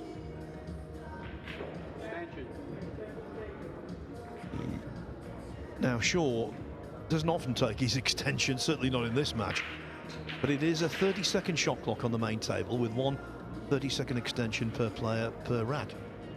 He's looking to play the 2 off the 7 here, off the back of it, banking the 2 into the 7.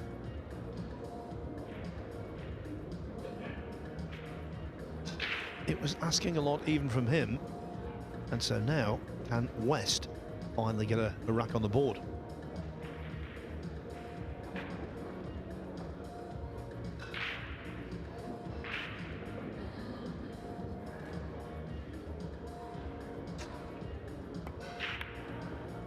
Just not comfortable. You can see it. I understand. Barry, I've been there.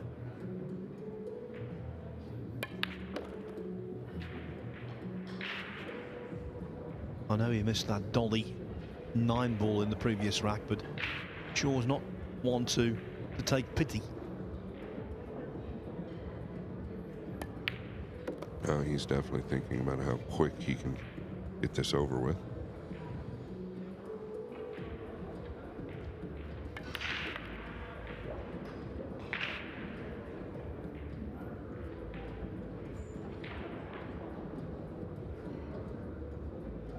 One thing Jason's never shied away from, that's the camera. Anytime he's playing on the pool table, he's up for it. Excuse me, the TV table, he's going to be up for it.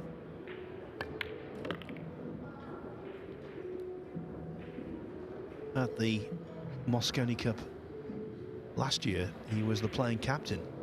Lots of responsibility. Some suggested it might affect his performance. Well, it did in a positive way. Yeah. He played so well, he was the MVP.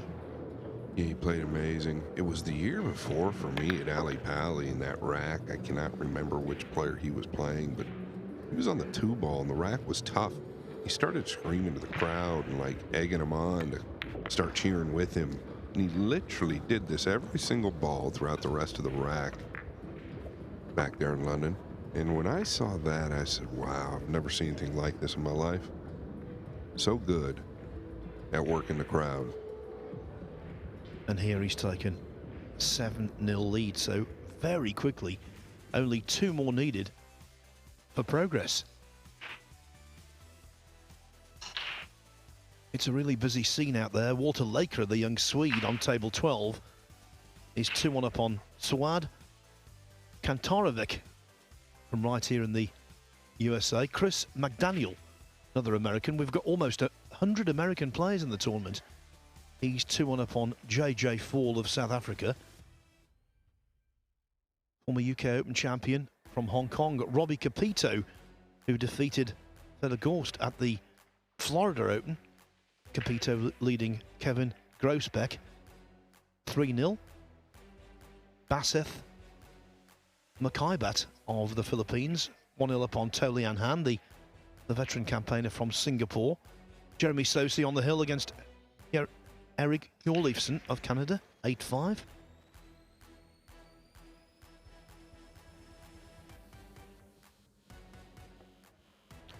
And so that's pretty much all of the matches updated for you. Just a repeat of what I was saying earlier. Our next match is Matt Ross against Jesus Atencio.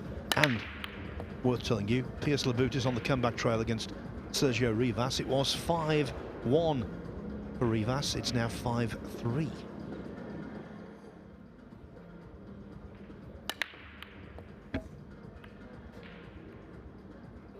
Boy, I don't know if I feel like Jason played the one on the opposite side this time. So maybe switching break sides just to experiment here on the TV table. I know what, he's been 100% still.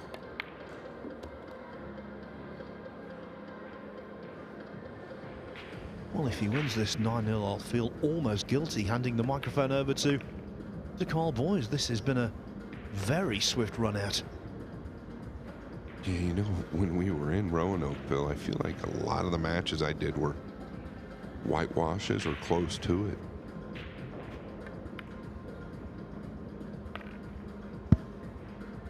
Again, instance where you get the feel it's a day one pocket that. Fedor Gorst had one in the opening rack where it was never in a month of Sundays, normally.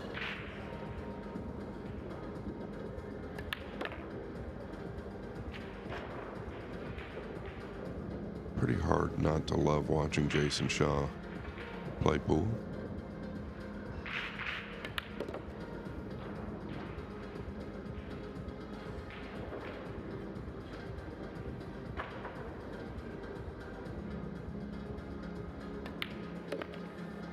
Yes, he's a special talent who right now is having no resistance, and when that's the case, racks are going to fly by in the blink of an eye. He has won a big tournament here, actually, in Atlantic City in the past. In 2016, he won the International Challenge of Champions, overcoming no less than Shane Van Boening in the final. And we talked about his MVP at the Mosconi Cup last year. Well, he also won that in 2020 and 2021.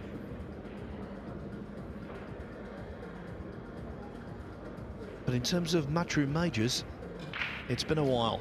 You have to go back to the inaugural Hanoi Open Championship in Vietnam towards the tail end of 2023, when in a pulsating final in front of almost 3,000 fans, he beat Albin Auschen Hill 13-12.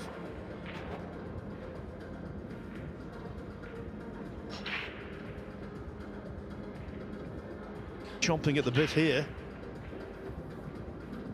Just wants to get the balls racked and get this one.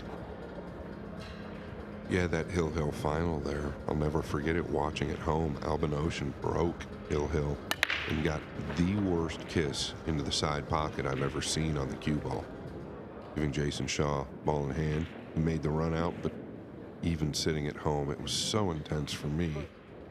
The Hanoi Open Championship going to be fun to visit this year. Well, the crowds were off the charts in 2023, and then last year they were even bigger. Yeah, I'll be excited to finally make that event.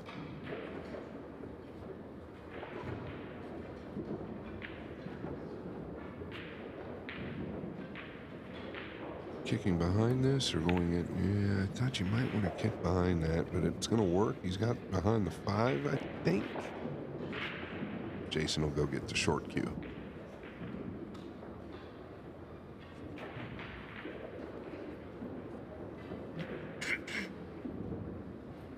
It's not the short cue. I think it's just his break cue. Yeah, just jumping a slight edge of it. How clean?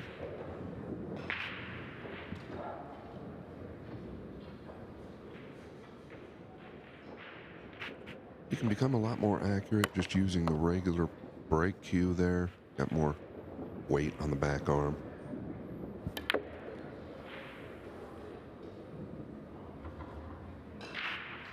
Well, 9-0 looming very large.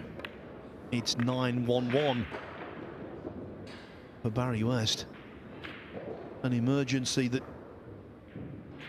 no outside person can prevent.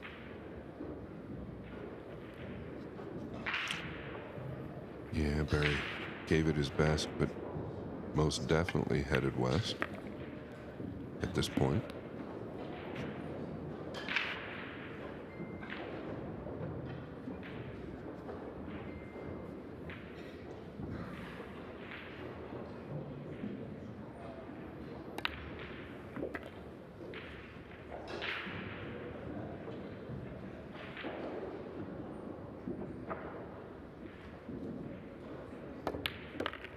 There it is. The loser was West. Shaw was best by some distance. The match over almost before it began. A 9-0 scoreline. He now plays Pierre Francesco Garcia or Rodney Morris next. As for our following contest in 5 minutes' time, it's Matt Ross against one of the rising stars of world pool, Jesus Atencio of Venezuela. Coming your way, as I say, in around 5 minutes' time.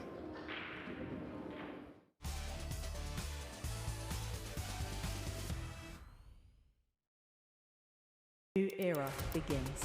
Game on with livesb.io. Big moments meet bold partners. That's why Matchroom welcomes livesb.io, our official new sponsor for the World 9-Ball Tour. LiveSB.io brings cutting-edge sports entertainment to fans all around the world. Fast, smart, global. Same fire, same energy, new partnership. LiveSB.io, World 9-Ball Tour. Let's play.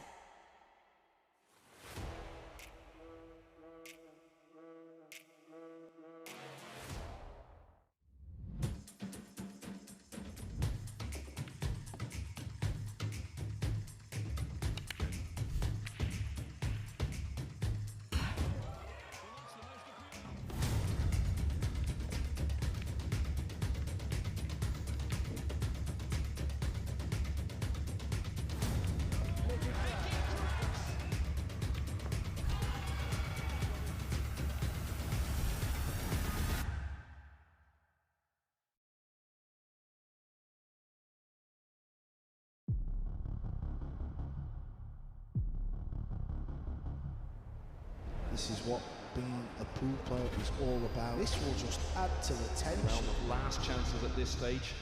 The moments you work for, the moments you wish for, the biggest moment of all feels so imminent now. All over the years, we've seen some extraordinary fight backs. Keep it up, boys. Keep it up. This is what we like to see.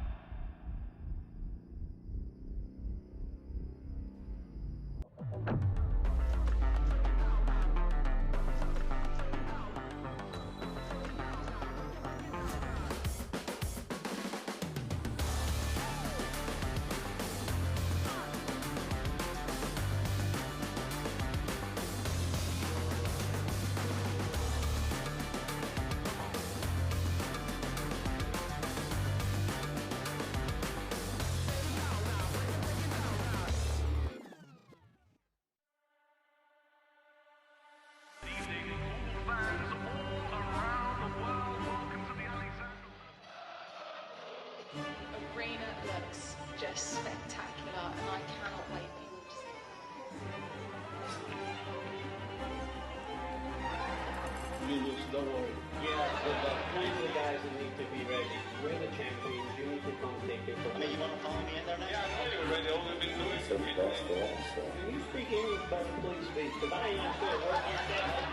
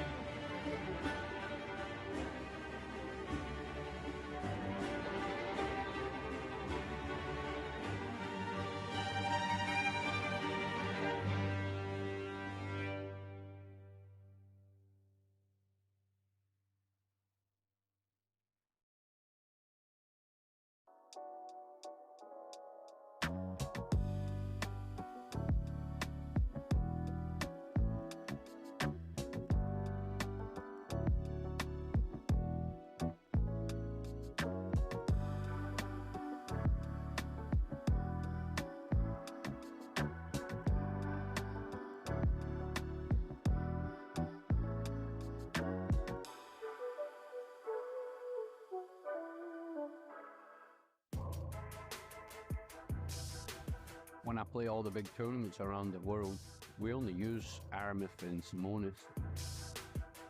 You know, you're getting 100% high quality. It just makes the game easier to play. Simonis and Aramith definitely have the best cloth and balls, hands down, in the game.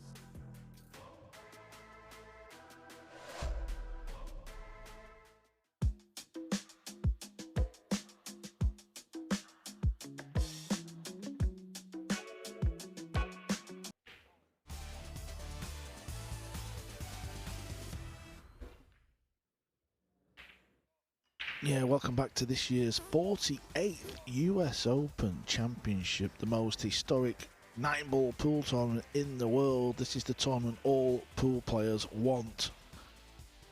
They want to win the green jacket, the trophy, and of course, the dollars.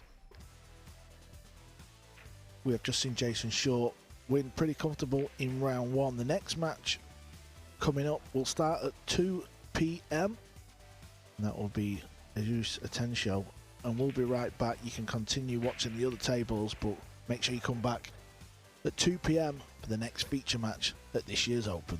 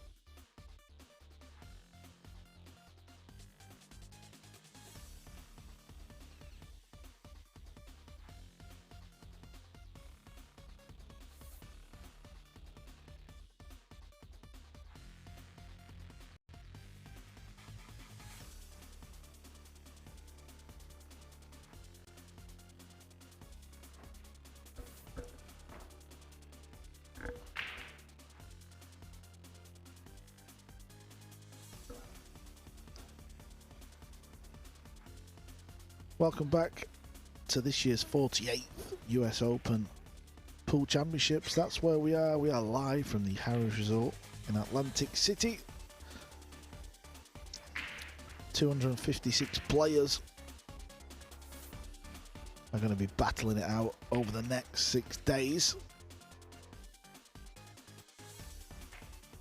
And on Saturday evening, we will crown our champion.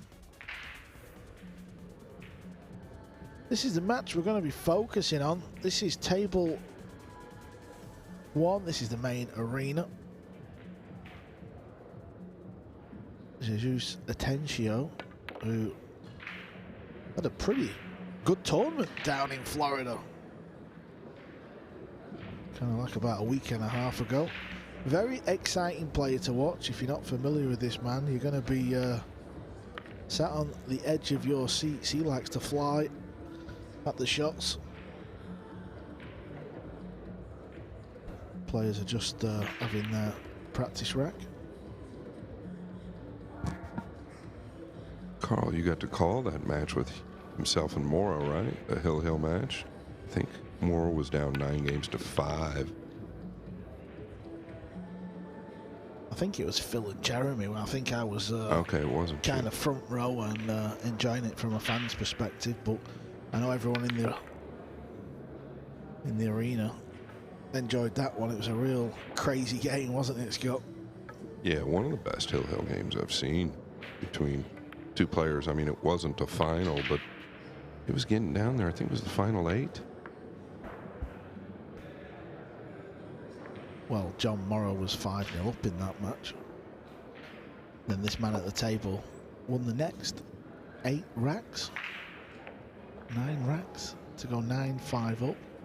Yeah, it was a race to 10, thanks, Scott. And then John Morrow won the remaining 5 racks. It was crazy, and even the last rack at 9-9 had a bit of drama in it. Definitely one of the matches of the tournament. This is what 256 players in this room are hoping to hold on Saturday evening. It's the Barry Berman Trophy, the founder of the US Open all them years ago, 48 to be exact. He was a character, Barry Berman. US Open used to be in Chesapeake, Virginia. I'm sure Scott, like myself, has got plenty of stories from back in the day.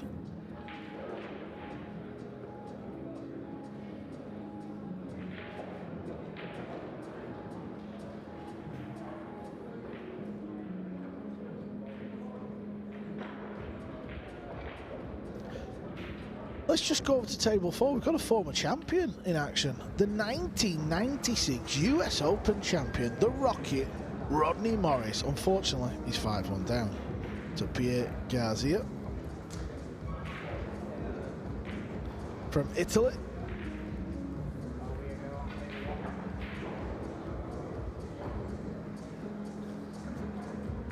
Looks like Garzia will be kicking at this 1 ball. We'll keep you posted, as always, through as many tables as possible. We'll try and get you to the end of the matches where it's enthralling viewing.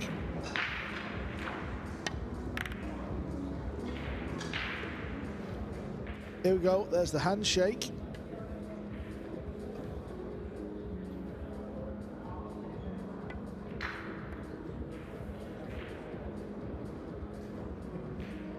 Looks like Jesus will be breaking first in this match. Doesn't have to break first, but players don't usually give it away.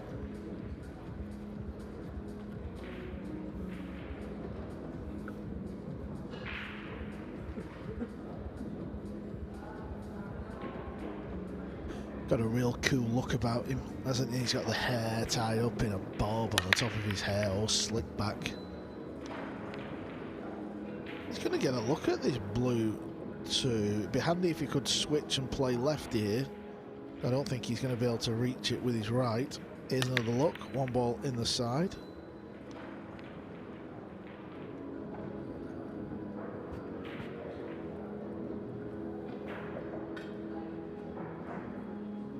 Referee is just removing the template. Doesn't take him long. Yeah, Jason Shaw just played on this table. He was 100% making the one in the side. Looked like it was a very fast match. I presume the Scot played very well. Granted, probably not tested too difficult from his opponent.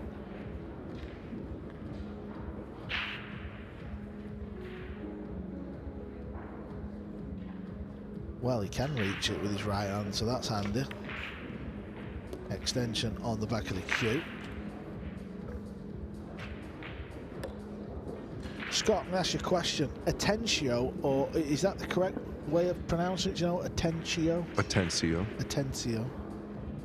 I've spoken to him quite a lot. I've just been a bit silly not asking him the correct pronunciation. Obviously, we have so many countries and so many names that we have to try and get right. We can, especially me and you, we could be guilty of not saying it right. I'm sure Phil does his own work.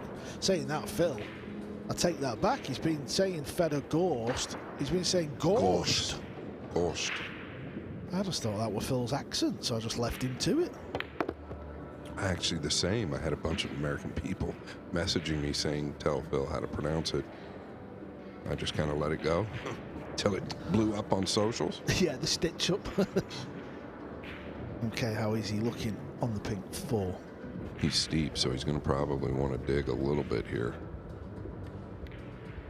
Can he miss the 6? Yeah, that's what I was worried about there. I thought he might dig and come around.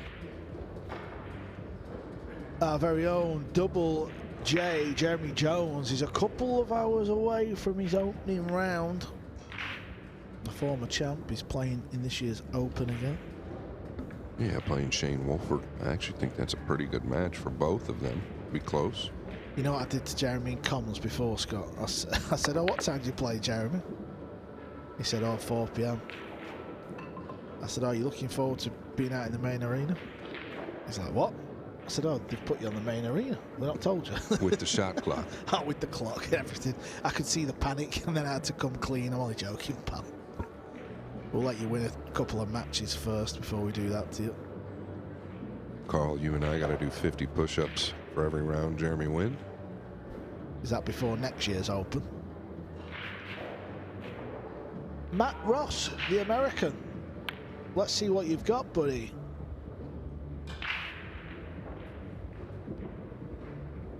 The safety has gone wrong. Yeah, I don't know why he didn't just bank it down between the 6 and 7. I felt like he had a lot bigger gap there to hit and much better coverage on the cue ball.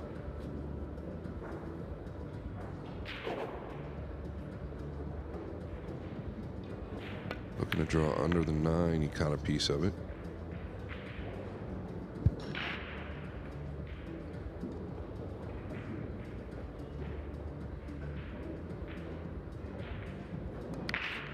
He's a low outside player. A lot of these guys obviously love the running English, but some of them use a high ball a little bit better than others, or use a high ball a little bit more than others.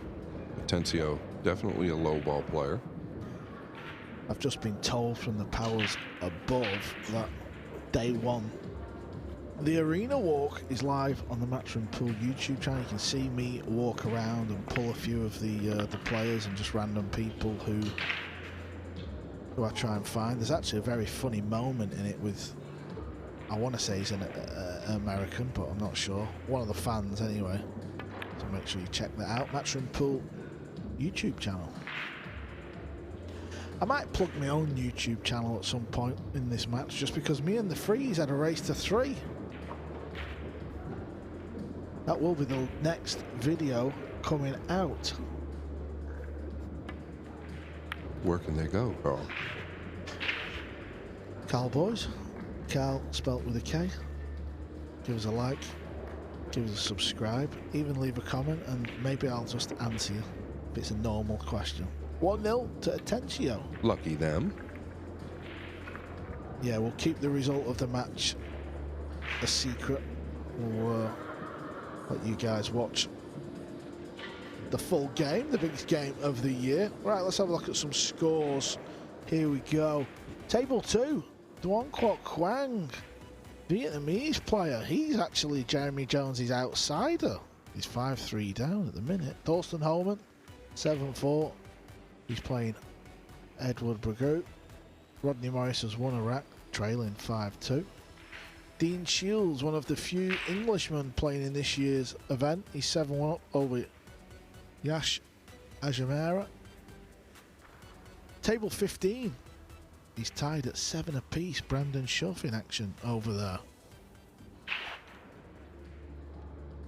Rack number 2, Atencio to break.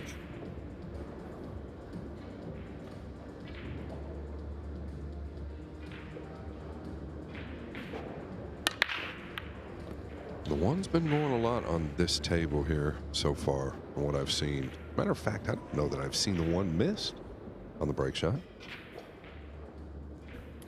Yeah, watch the cue ball at the very end off this last rail now. Watch it just move a little bit. Happens very rare. Well, I promise you it did move.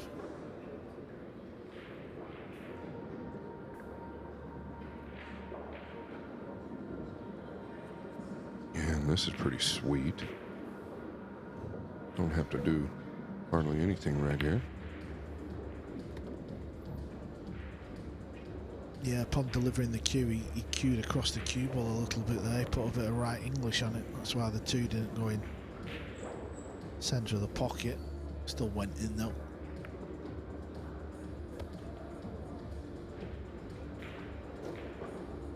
Yeah, I was just touching on that. Atencio really a big fan of the low outside side of the cue ball. It seems to go to that English more than anything else. Obviously, a lot of the players do, but Atencio really goes out of his way to use a low outside ball.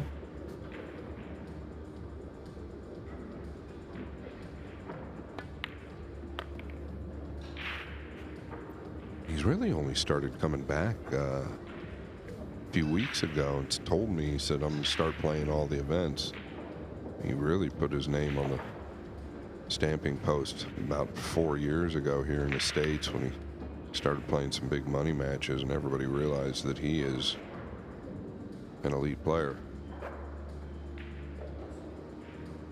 Table 10, interesting scoreline. Pierce Labutus is playing Sergio Rivas. Sergio is 8-6 up over Labutus. He was up 5-1, Carl, at one point. Now, nobody's really surprised in the States with Sergio Rivas. He's definitely capable.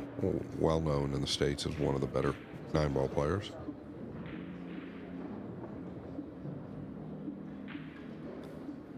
Yeah, also on table 18, a match that I thought may have been a little bit closer, but it's not. It's Nyukio against Jovan Bustamante. He's leading 8-1. Just needs one more rack. I was talking about the low outside ball that Jesus always likes to go to, and that's what's got him in trouble here. Really didn't need to do what he did. Now forced to jump the 9.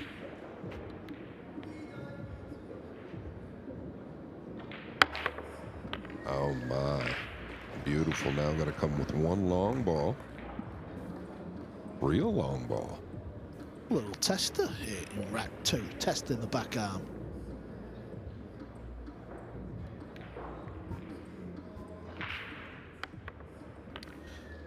Another look at the jump shot. Beautiful execution. And that is what's given a look at this ball. Can he knock it in?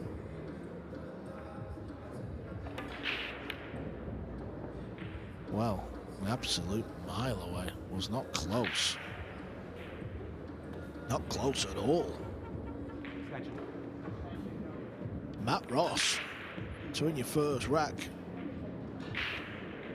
at the 2025 US Open. Can he knock it in? If you knock it in, you'll go back to your chair and feel good. If you miss it, well, everything could start to go wrong. Yeah, he looks like a calm customer, but you know the heart rate's way up here. He slots it in. Well done. One apiece.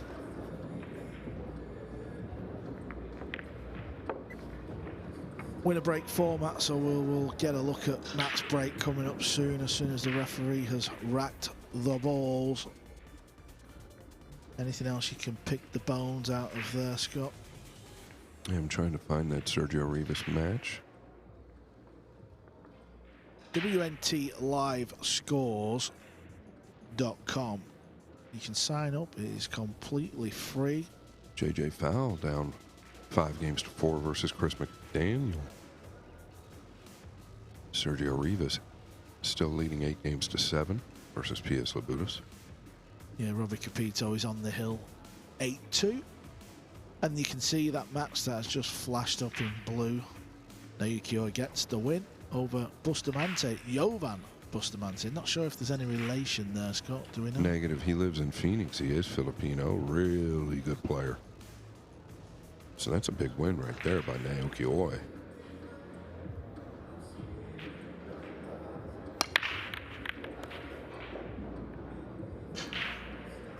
Well, here we go.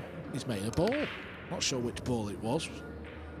Yeah, the blue too, but we just talked about the one going in 100% of the time, and it never fails.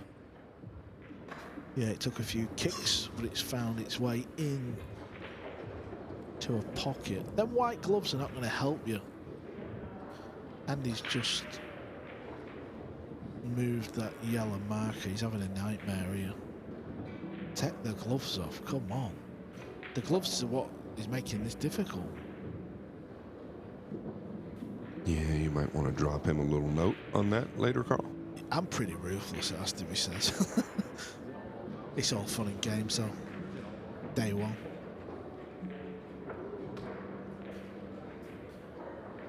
Well, the plastic rack has gone. If you're wondering what that is, it's what we call a magic rack. It just means all the balls are touching. It just gives every player a pretty fair and consistent rack, unlike the olden days where we were messing around with triangles, and obviously we've used plastic ones, wooden ones, metal ones. We've had them all. And just like that, there you get a look at it. Very thin plastic material. Quite a clever gadget, to be fair. Don't know who come up with the idea of it. Probably somebody sat on a yacht somewhere in the world.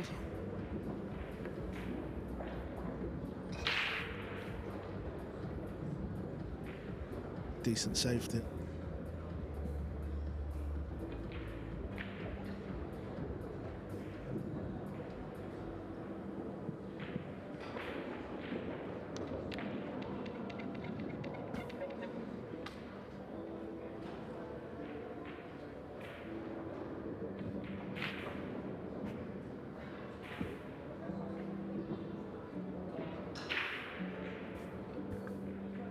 Matt Ross is going airball.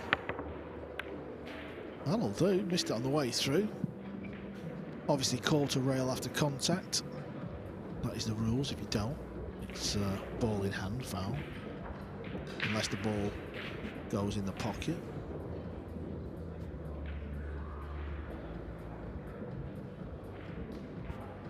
He's leveled out, so that's good news. Using the 6, now he's got it heavy. A little scrappy right now.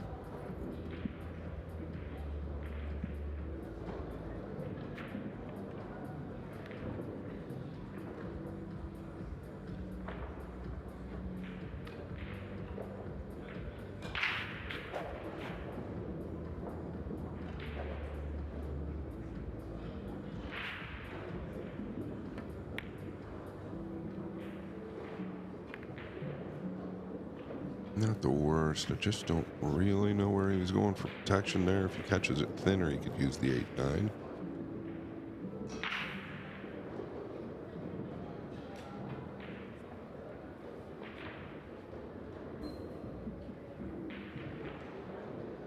You're going to try and get behind the 6-3 here again, I believe. Point got him. Yeah, looking for Matt to play a bit more of a telling safety here. That's what he's going to need to do if he's going to have a genuine chance of winning this match. You're not going to get away with playing loose safeties. Not at this level. Elevated here. Thought he would chip and go behind the 6 and 3. Took a swung at it, didn't he? Had a little go. Yeah, he took a swing at it. Swung in England? Is it really? No, I'm just joking. I didn't swing, swung, swang, anything. You know what I mean. Is he going to try and get the cue ball in behind the brown 7? Can he find that gap? He's probably going for some sort of bank on the 9, this man. All right, what did he go for there, Scott? He had half the field moving.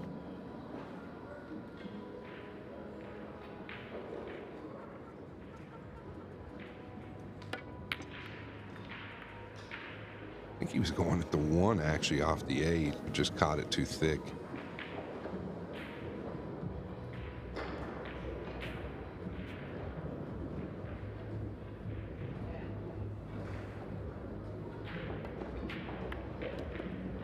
Very good. Watch out, 8 ball.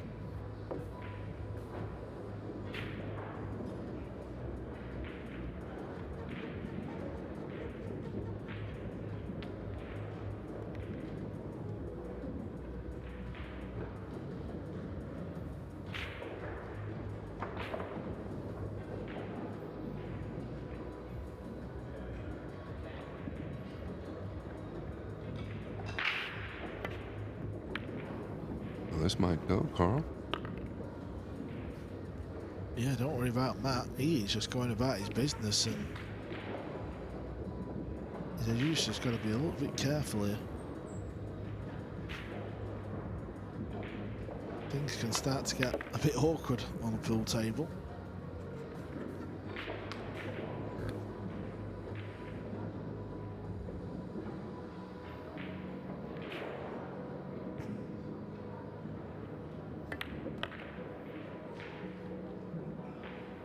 Yeah, I don't know that he wanted to land dead flat like this. I think he can punch forward, maybe come back in between the gap a little bit.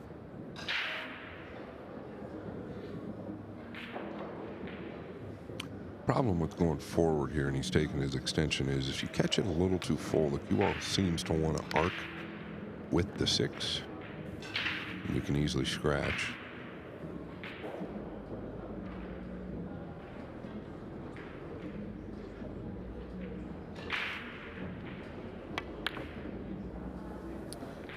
Ooh, how many times have we seen it on the main table over the years?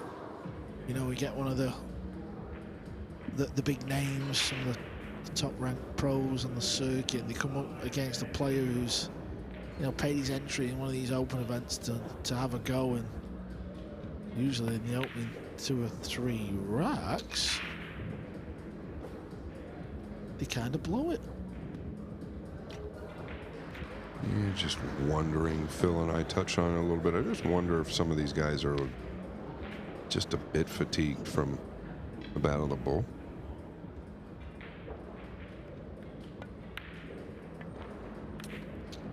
Real surprising, mister.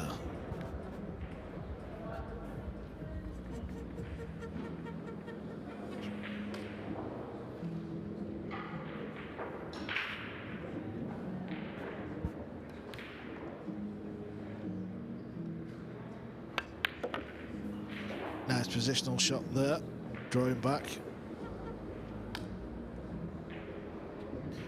Just gets him a little bit closer to his work.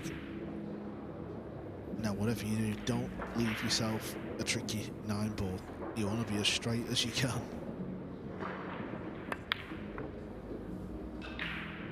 Yeah, I was going to say the 8 might be the first challenge.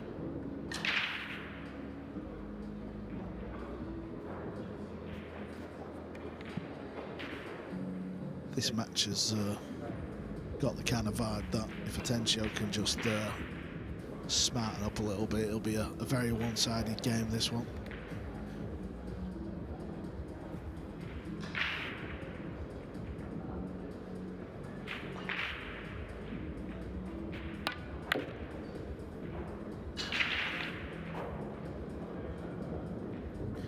Looks easy on the screen,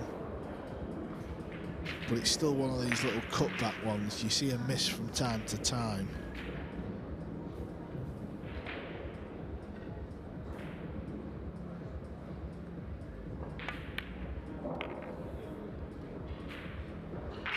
Yeah, straight down the middle.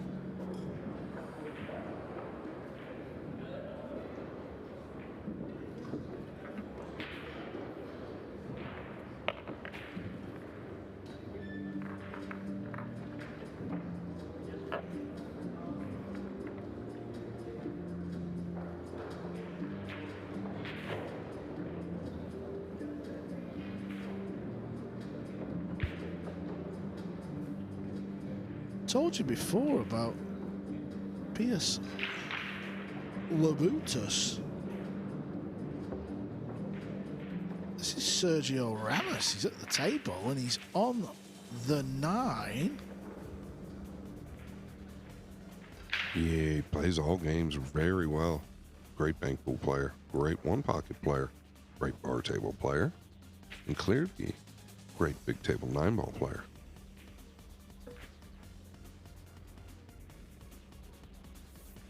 I'm not really surprised. He can play with these guys. Whereabouts does he live in the States again, Scott? I think he's in Louisiana right now. Well, Sergio Ramos with a big win there, putting Pierce Lobutus into the left side of the draw.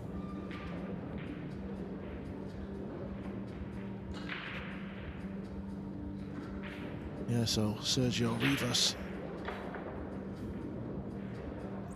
into winners round 2. Lobutus is going to have to win 4 matches over on the left side of the draw to advance through to the final 64 rather. I'm doing well here on day 1. I think it's the 2 large Starbucks coffees I've had, Scott. You're on your 3rd or 4th caramel macchiato. Take it easy now. Take it easy. I'm on number 2 though.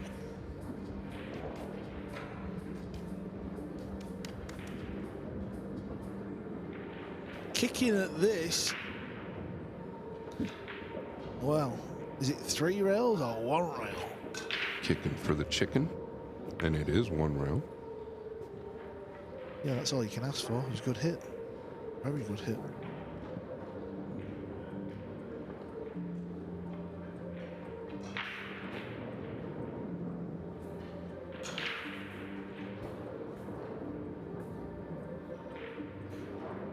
Yeah, a few decent kind of opening day stories breaking out here. Stories where they don't really usually happen. Lobutus loses his opening match. Mario He lost his opening match. Fedor Gorst, Jason Shaw, Aloysius Yap just sailing through their first round matches.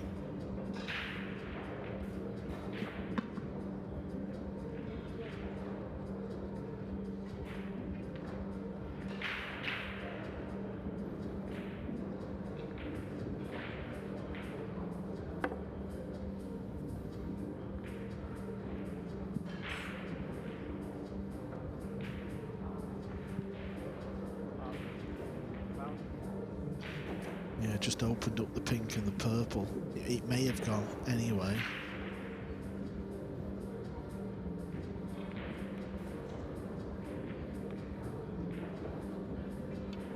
But if it didn't, it certainly does now.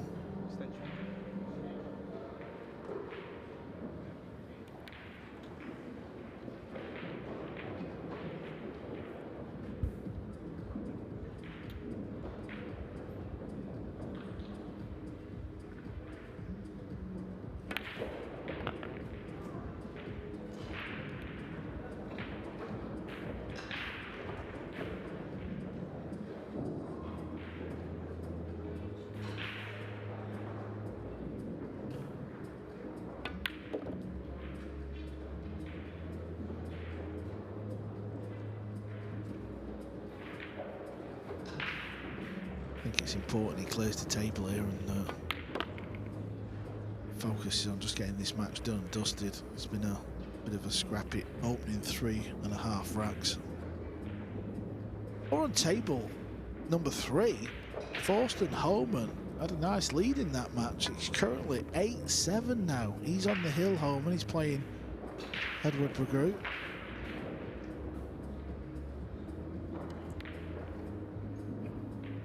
Duan Kwok Kwang still trails in his match. He's playing Yato Jakarta, 6-3 to Hayato.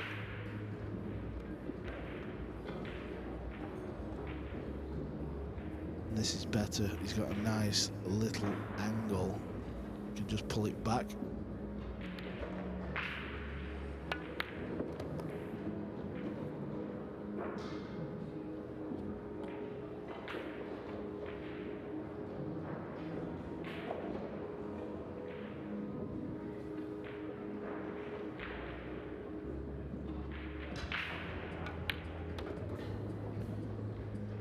It is.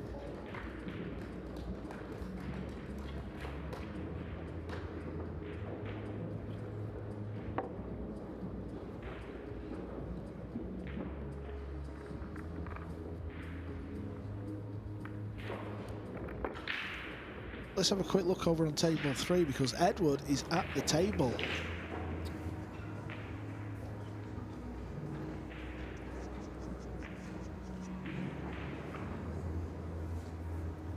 I believe he was 7-2 down in this game. Make sure you hit this hard enough. He's going to have a bit of distance here. Yeah, he's not happy about how that finished. His opponent really showed out at the Florida Open, Dorson Homan. Definitely found something in his game that he likes. He's playing much better than he has been the last couple of years. Gonna come with one here. Wow. Really did come with one there. Just to get a look at the 8 down here to the lower right is very positive.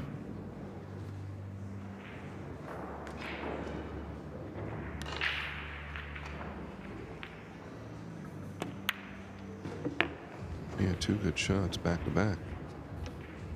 This one to make it a 1-rack shootout. Okay, table 3 has gone the distance.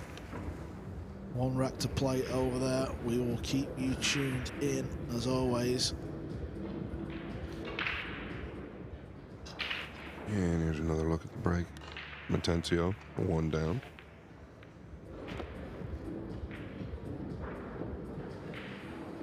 Three to the 5. Could be a little work. Most likely going to use the side rail to draw back unless he thinks he can just draw clean.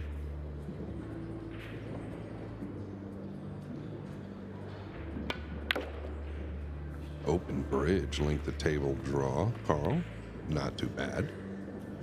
Yeah, 10 out of 10 there. He's landed perfect as well on the purple 5. You know, we teach a closed bridge for the length of the table draw just so the cue doesn't come out of the hand. But the more we watch these great players, the more they use the open bridge.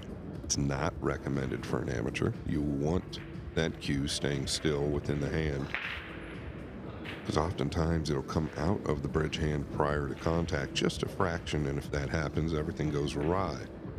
These guys play enough pool to where the bridge hand, well, they just do what feels comfortable.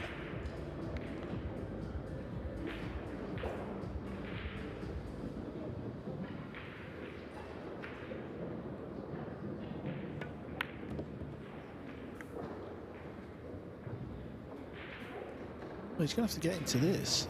So he's going to miss this side pocket.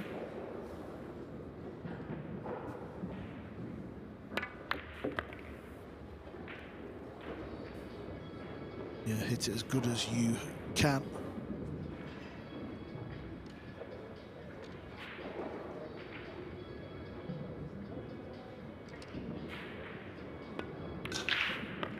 It's a break and run for Atencio, who now leads 4 racks to 1. Let's get back over to table 3.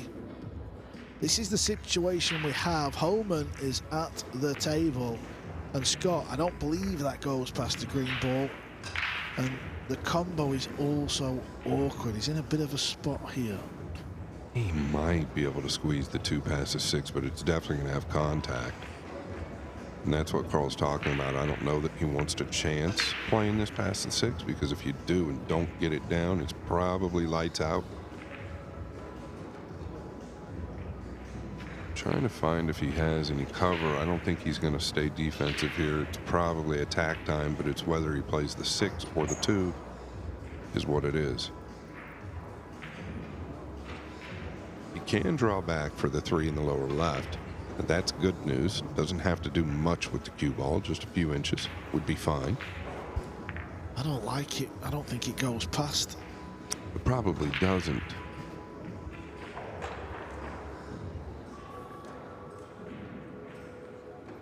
Just feel like if you caught the rail just before the 6, it might go in, but if you hit it with any speed, it definitely will not. Hard to tell for us. He's using a high ball, so he's not playing it that way. Most likely the combination. Butchered is what we call that in the trade.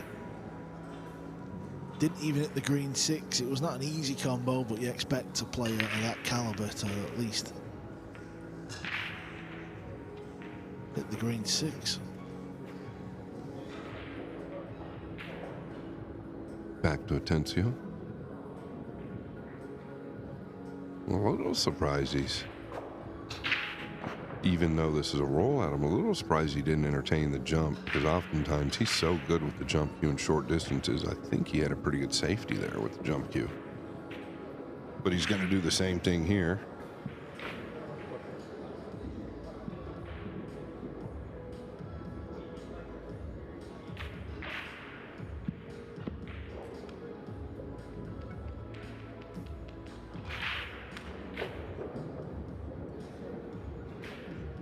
Well, there we go.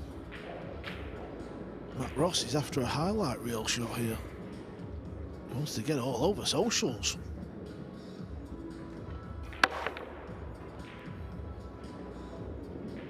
Maybe next time.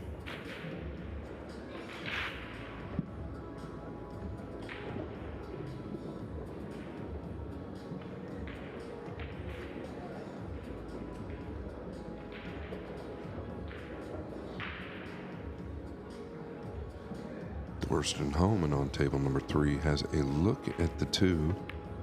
Once again, that match is 8 games apiece.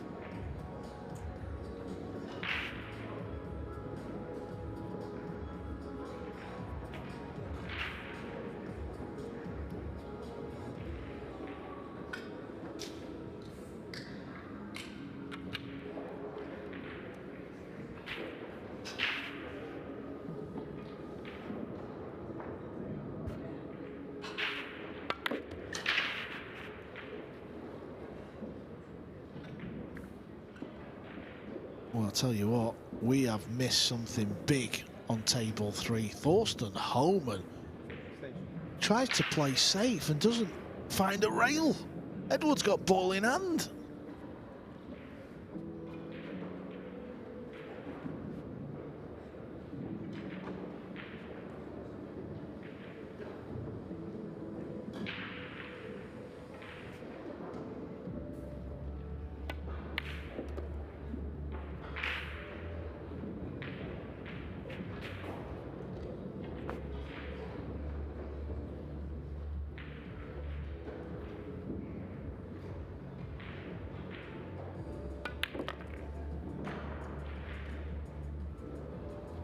Left himself a bit of distance here. Didn't quite find the right angle to come a bit lower down the table.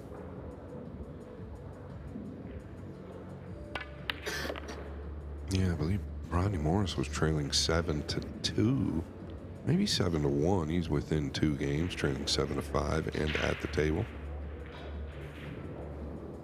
Yeah, the Rocket, nearly 30 years on from when he won the title in 1996.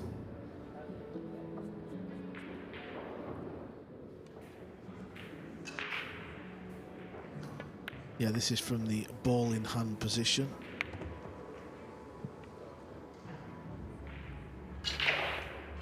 Edward McGrew was playing in the Battle of the Bull. He had a couple of instances where he was in a bit of an argument. There were a couple of things going on, so clearly a bit of a character. Yeah, so this would be a big win for him. Thurston Homan, they still have his flag from his home country. He is now a United States citizen. Could play for Team USA, potentially. Yeah, about 2 or 3 weeks ago, that all happened for Homan. He's been here a long time, hasn't he? Living in America. Yeah, he's been here a long time. I don't know here. Still got 3 balls to bury, Edward. That's not bad, is it? He just pinched a bit of the hole. This is not bad. You make the 8 ball and you've won.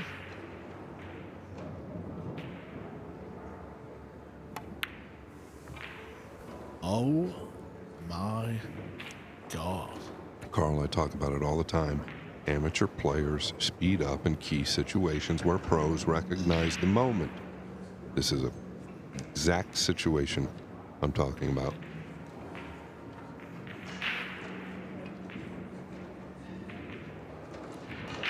It's all due to the heart rate. You got to be able to control it. 2-time former world pool champion has dodged something big here as he steals the rack at the very end because of a missed 8 ball from his opponent. 9-8 to the hitman. He goes through.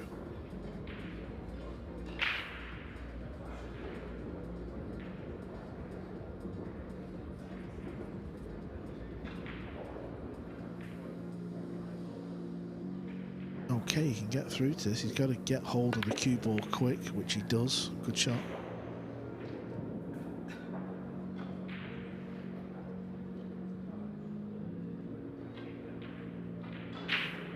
If he doesn't have a massive angle, he can play pink 4-ball down the long rail.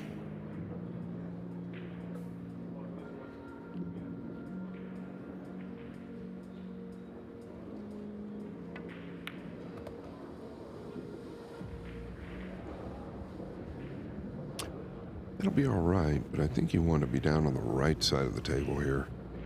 So he doesn't have to deal with the 8 and 9, so now he has to get all the way down, meaning he wants an angle to come upwards for the green 6 on the 5. At least get kind of full on the 5. That'll work.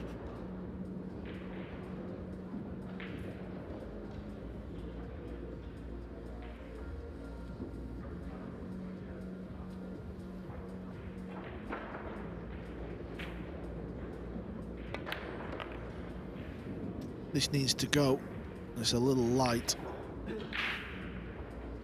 Yeah, a lot light.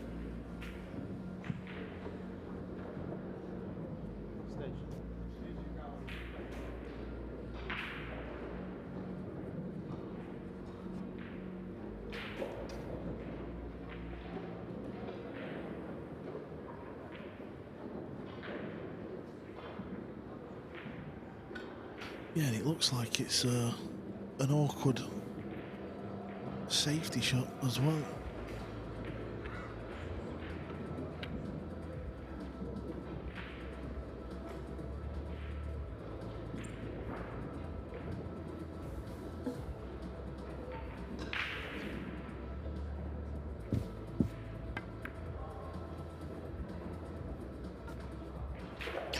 Yeah, he tried to cut it rail first, I believe, and typically what they think is that that 6 will get back more towards the center. If they don't make it, it caught the point there. That's why the 6 is held up close to the upper left.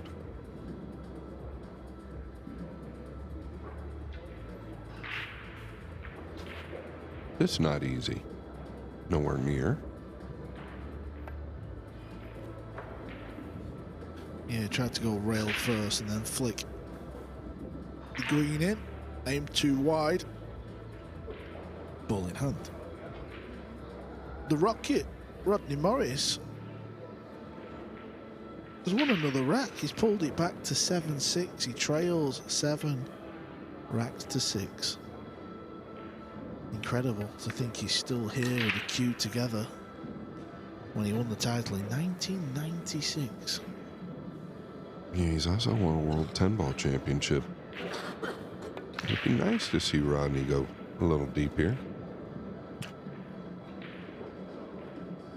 Yeah, actually, maybe it was the U.S. Open 10-ball championship. Yeah, it was probably the U.S. Open. Neither here nor there. He won a major 10-ball tournament. Great rotation player. Also a Hall of Famer. He had the ring on. I went over and had a chat with him on the arena walk, and he was proudly wearing the Hall of Fame ring. Yeah, and something Rodney Morris talked to me about was, we just touched base just a minute ago. We've been friends a long time. He said, we already know the first thing you got to do when you're playing in this format is make the one. How about this?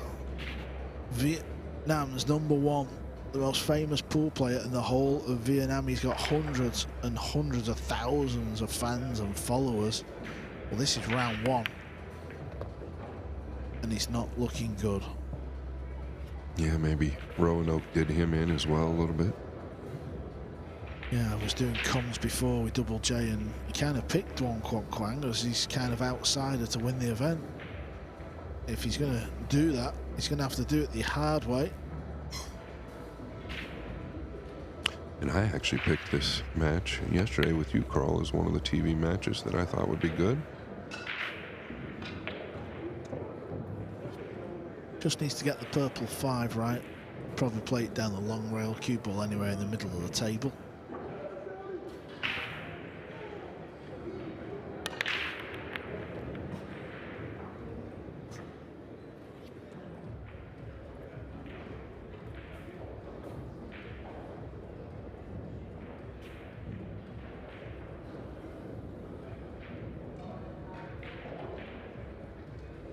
Can't blame Jakarta for taking his time on this one. He'll feel like it's the match ball if he gets this one right.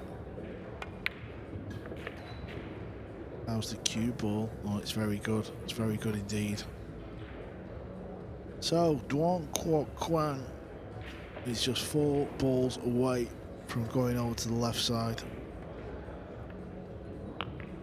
Yeah, he's putting his cue tip out towards the center, means he's got a slight angle here on the green 6, but just going forward softly, and I don't think he can go wrong. Now looking to maybe come behind these balls. Maybe a little steeper angle than it looks, but I feel like floating forward is fine. You're never going to miss the 6 that way.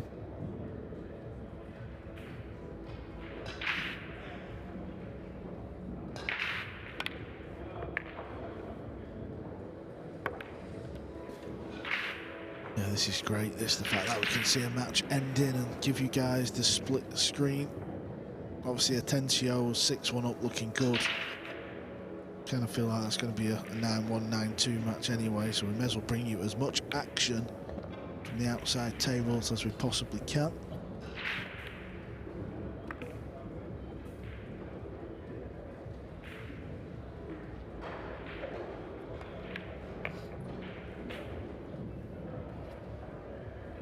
He's perfect on the 9. The man who's come all the way from Japan sends Duong Quoc Quang to the left. He moves forward on the right. He's into winners round 2. Duong, he's going to need to win 4 on the spin to get his name in the hat.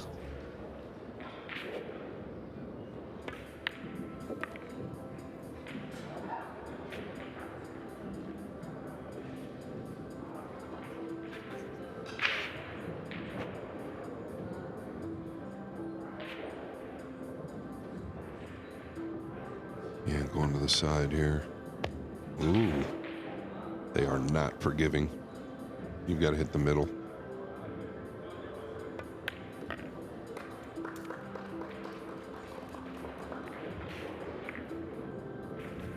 (7-1). Just a couple more wrecks away.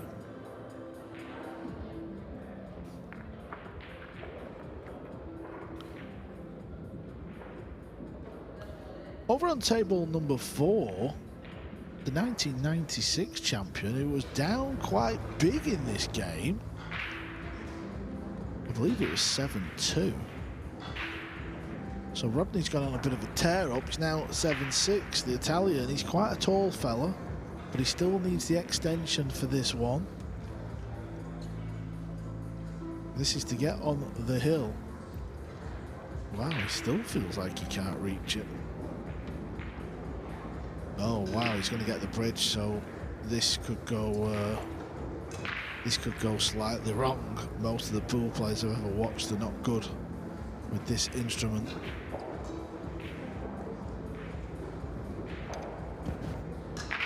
Here in the States, we use the word instrument as something related to musical.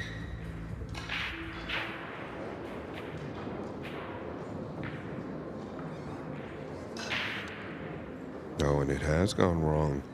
It has gone wrong.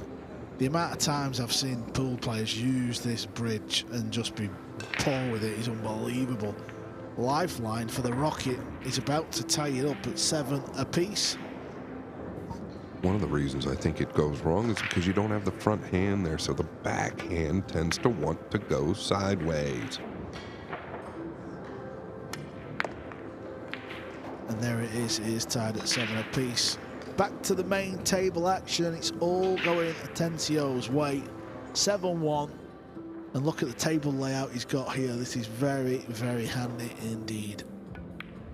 He just kills the cue ball nicely. And he has a bit of an angle.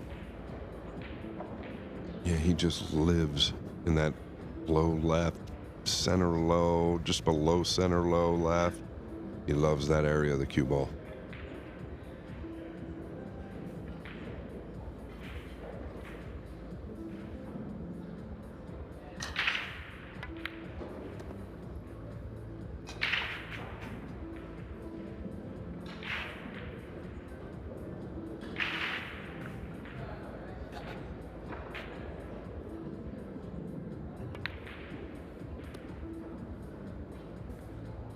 It's okay. Could have got a little closer, but he's just fine with this line. He's able to come 2 rails out just to get past the 8. Don't feel like there's anything wrong with just killing this with an inside, going 1 rail up either. And this will be good.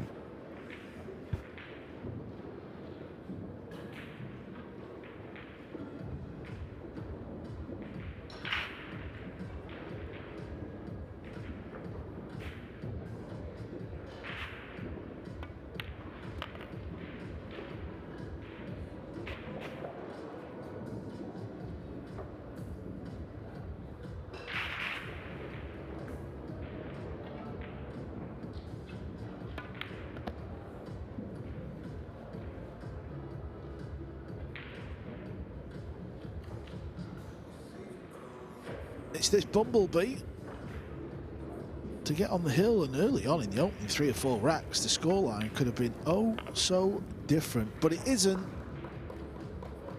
It's now 8-1, and every match really has been a bit of a runaway for the big names on tour, and a player earlier on who had an easy win was Aloysius Yap.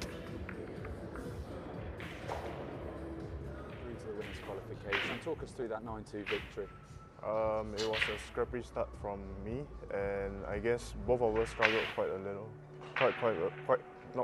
quite a bit at the start. So, but I'm lucky enough to be able to pull through, and yeah, I started playing better mid-match. So yeah, hope to continue. You've obviously been on a tear up this year, UK Open champion, doing first ever Florida Open champion, but you've been close to winning the US Open. What's your mindset like this week? I know I just got off the victory from Florida, but I'm not thinking too much. Yeah, it's a new tournament anyway, so anything can happen. So I just have to focus on doing my best and hope luck is with me again. Well, best of luck this week, Yap, and we'll see you soon. Thank you. Thank you. Always good to hear from Aloysius. He's happy to be in round 2.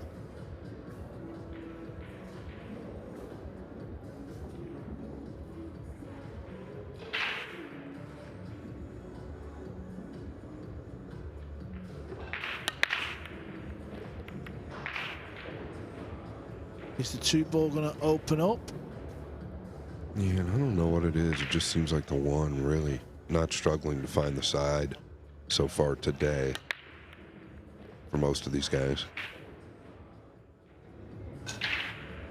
He did not hit those real hard, I will say that. Nothing reaching the top end of the table. That's often a tell. Just coming out above the pink 4 here. I don't know if you can get below it. Maybe you can. It might be thin enough to dig below.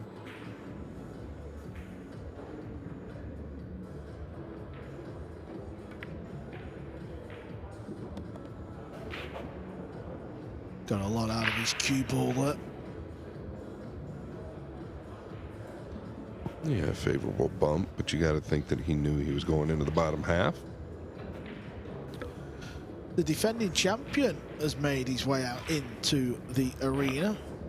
He's on table 3. Fedor Ghost, he's playing Chang Zhu Tian. Could be a tricky match for Ghost. It's the opening rack, it's just started.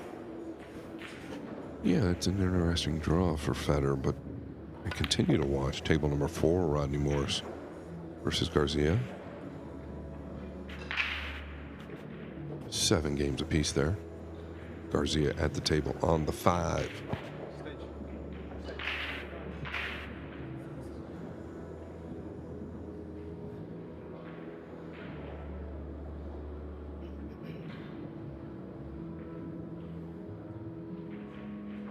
It was last game, Carl, that Garcia missed the 9 to give Rodney Morris the go. 7 apiece. That's the second time in this match he's missed a similar shot to that, where he's playing it with running side. He's just misjudging the cue ball. He really does look a little tired. It's been a long 3 weeks or so. Typically, these guys need a little rest at the start of the event. Last year, we know Federer, Gorst, Shane Van Boening played a long match, but they got some rest early. Both of them made it to the finals.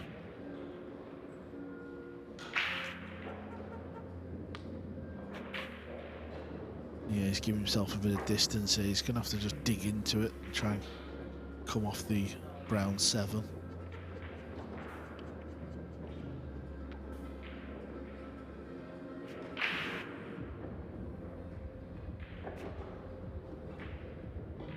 And that could make the pot missable.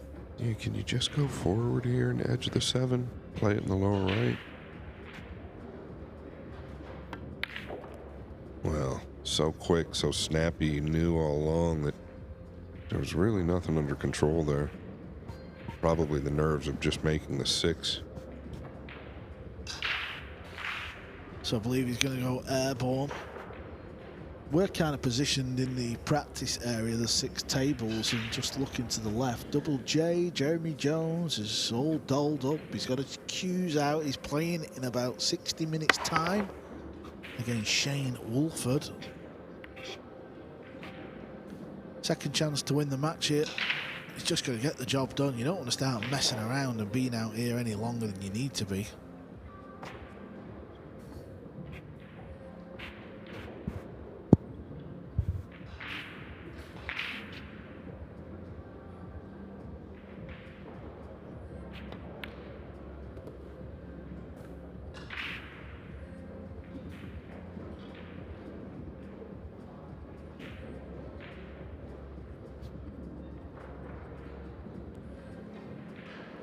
Over on table 4, Rodney Morris fought hard for the last 30 minutes, got it back to 7 apiece, then he went 8-7 down.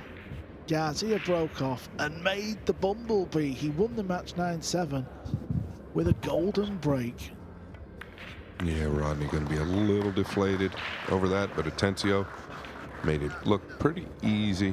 It's going to move on. Atencio with a win. Seemed quite easy on paper. It was a little different out there early on. Right, we're going to take a short break. Up next, it's the world champ.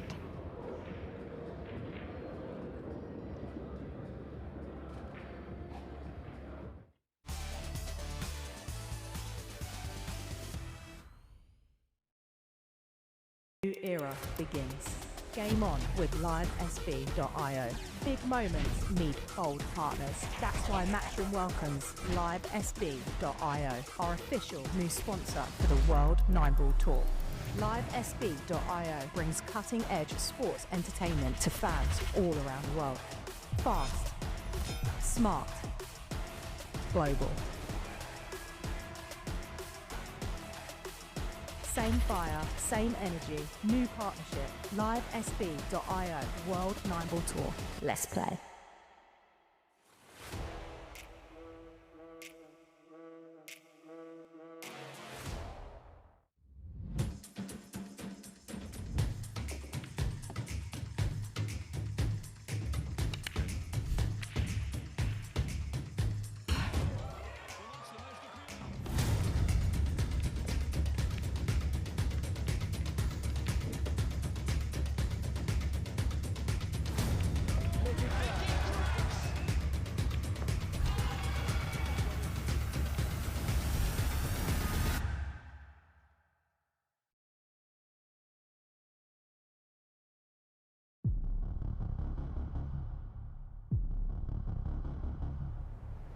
This is what being a pool player is all about. This will just add to the tension. Realm of last chances at this stage.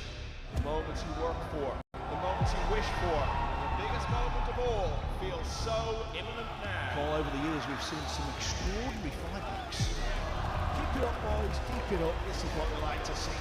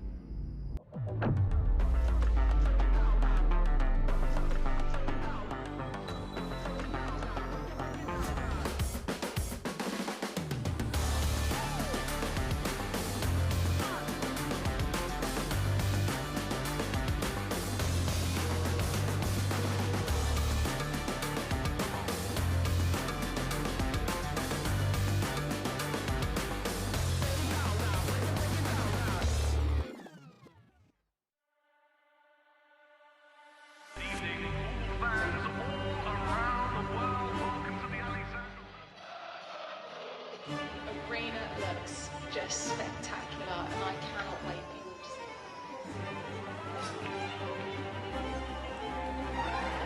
Lulus, don't worry. Yeah, but plenty of the guys that need to be ready. We're the champions. You need to come take your foot. I mean, you want to follow me in there now? Yeah, I know you're ready. All we've been doing is Can you speak English better, please speak? Because I ain't sure what you said.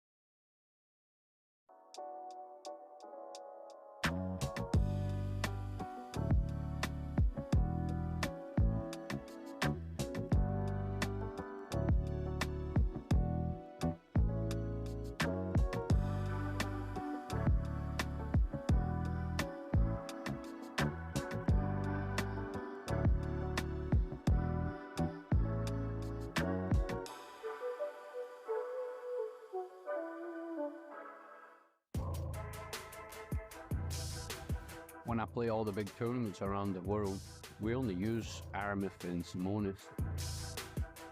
You know, you're getting 100% high quality. It just makes the game easier to play. Simonis and Aramith definitely have the best cloth and balls, hands down, in the game.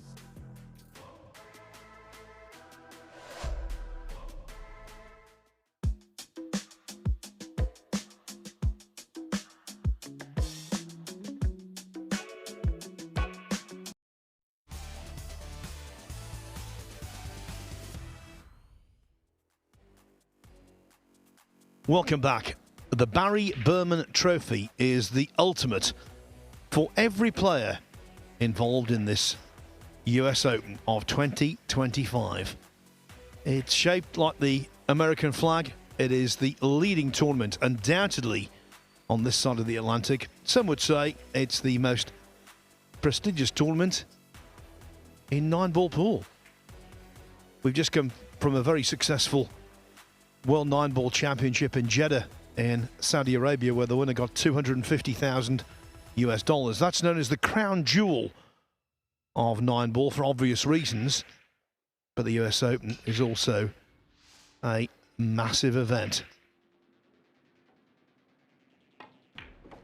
Now, talking of that World 9-Ball Championship, the winner was Carlo Biardo. 250,000 reasons for him to smile when this 9-ball went in.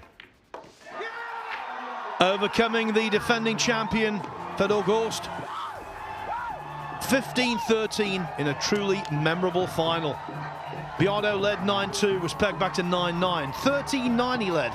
It was 13-13. But in the end, the former golf caddy from the Philippines, he bagged the biggest prize in the game's history. And now we get to see Carlo Biardo again. He's on table 1 next against Jason Monroe from Canada. First out, let's go to a second round match. The runner-up in the World 9-Ball Championship, Fedor Gorst, against Chang Tzu Chen. And it looks as though Gorst is going to take a 2-0 lead.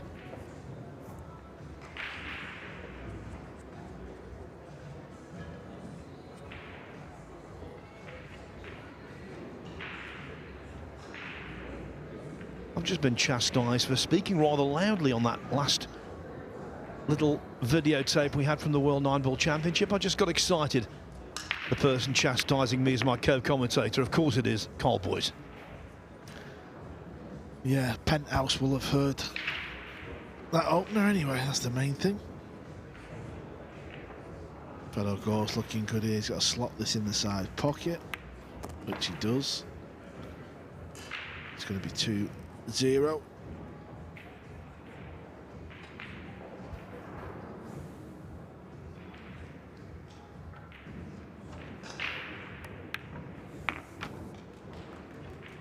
It's unbelievable, Phil, what Fedor Gorst has done, not just winning tournaments at the age he's done this, but, you know, if we look at the World Championships and the US Open as the big two, the two tournaments every pool player wants to win, he's been in the last 4 finals. Yeah, it is truly remarkable. And look at today. Okay, this is a very modest thing, but he's played 11 racks and he's won all of them.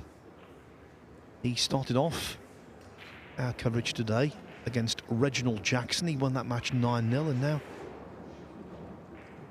he's 2-0 up on Chang Tzu Chen. By the way, the reason I raised my voice there, we're miles away from the tables here. There's no way I could possibly have taken any players off. The closest tables to us are practice tables, so that doesn't really matter. I just got excited thinking about that epic final in Jeddah. Yeah, it was a brilliant final, wasn't it? It was back and forth stuff. We've been blessed with some brilliant finals on the WNT. Yeah, we had a couple of runaways, didn't we, at the start of the year in Matchroom Majors at the European Open and the UK Open, but they're very much the exception to the rule. In terms of who rules 9-ball, certainly who rules the World 9-Ball Tour rankings, it's the man who's just broken off.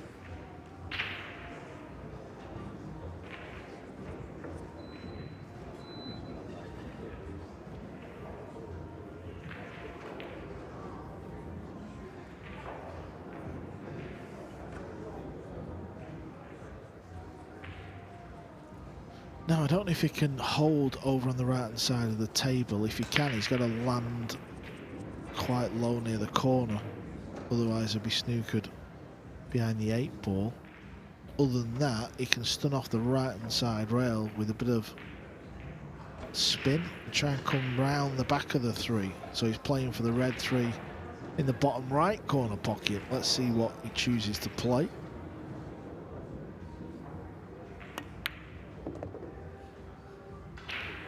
It is the spin one. He tried to miss the red 3. He's bumped it. He can still cut this ball in. A decent match just starting out on table 4, actually. Billy Thorpe, the American, is playing the young Khalid Al-Ghamdi. Yes, and a couple of years ago, Khalid Al-Ghamdi in a tournament overcame Thorpe's big pal, Skylar Woodward.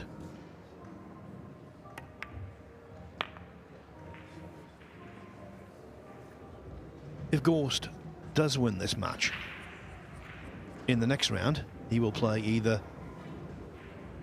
Francesco Candela or Michael Bohannon. 2-1 Candela at the moment.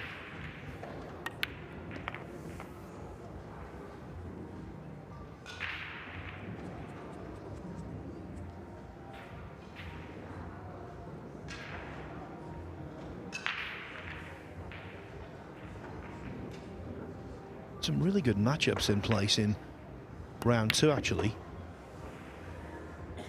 We've just seen Jesus Atencio. He goes through to play Petri Mäkinen. Mickey Kraus takes on the New Zealander Matt Edwards. Mieszko Fortunski meets Edward Koyonjian. Koping Chung will face Kasper Matikainen.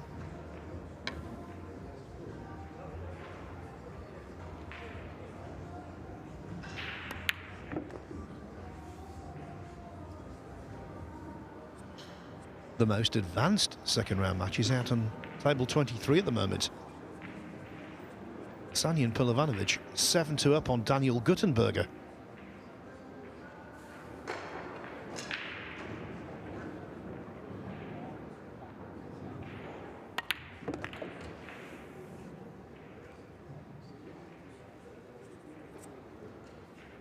He looks utterly relaxed, totally confident.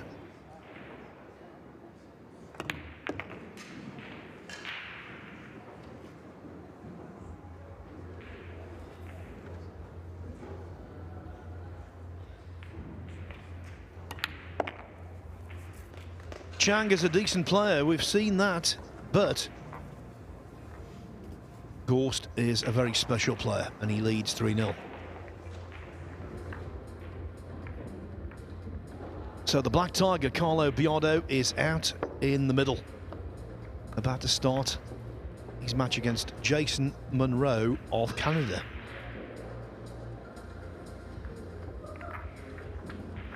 Not only has he just become the World 9-Ball Champion, Carl, he's also been elected to the BCA Hall of Fame recently.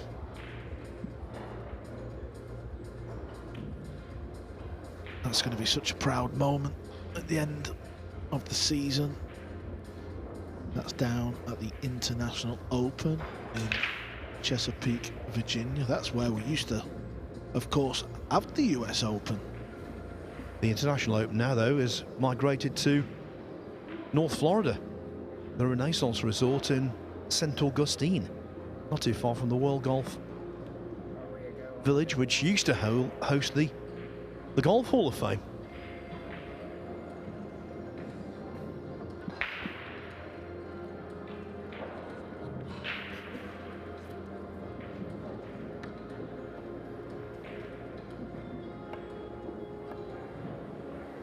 When I was commentating earlier with Scott, Carl, I said that it's my wish, as we see a terrific lag, my wish this week and my aim this week to mention every single US Open champion at some point or other.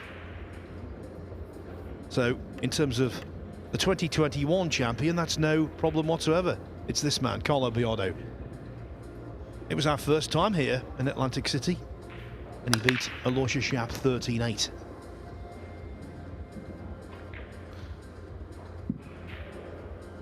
It's going to start with a dry break, though, so we're going to get a look at his opponent from Canada, Jason Monroe. Phil, we're just having a look at the tables beyond the main arena. You know, the 3 tables we have? Every seat is taken. That's because they can see 3 tables all from that little section. It's a great little spot to have a look at some pool matches. Yeah, crowds here on day 1. Very encouraging indeed. They were more than encouraging in Florida. They were amazing.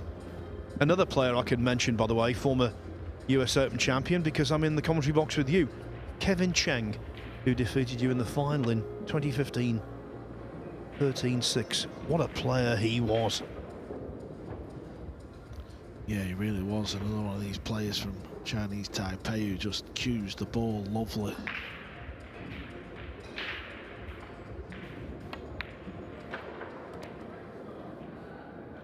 So the people watching the main arena are obviously watching the current world champion, former US Open champion. Beautiful shot maker is Biardo.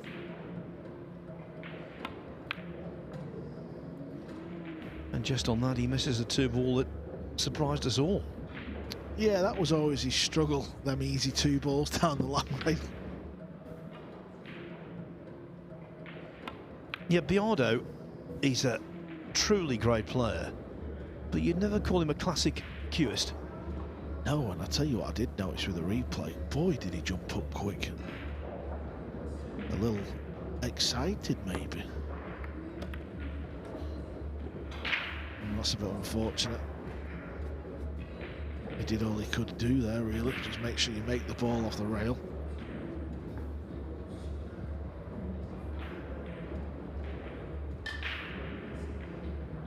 When these enthusiastic amateurs come into this tournament, it's an ordeal in itself. If you're playing on table 28, if you're playing the reigning world champion on table 1, well, it can be very, very intimidating. But what a good jump shot from Jason Monroe. He looks the part, I know that. I think he's wearing event merch, which you can buy from Onboard Sportswear.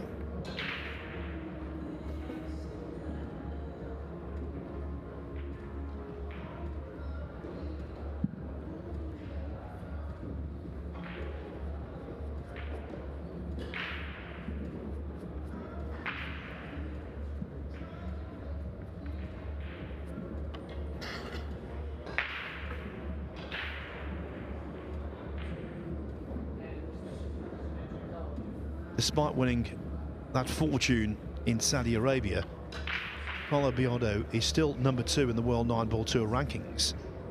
And so he's the number 2 seed here, right at the bottom of the draw.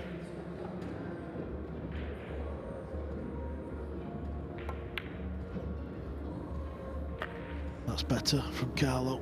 Tough pot, wet and clean as well. So that just means he hit it pure.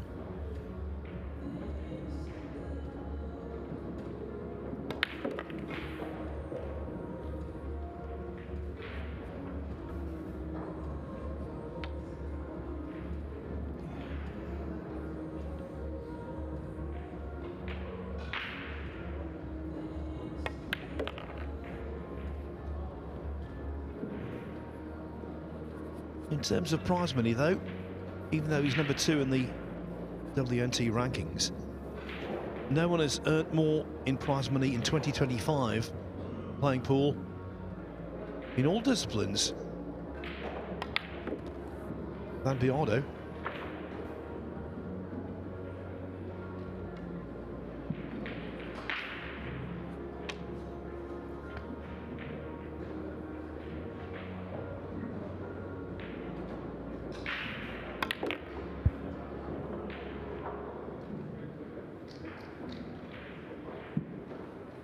He was having a little nosy at the cue ball.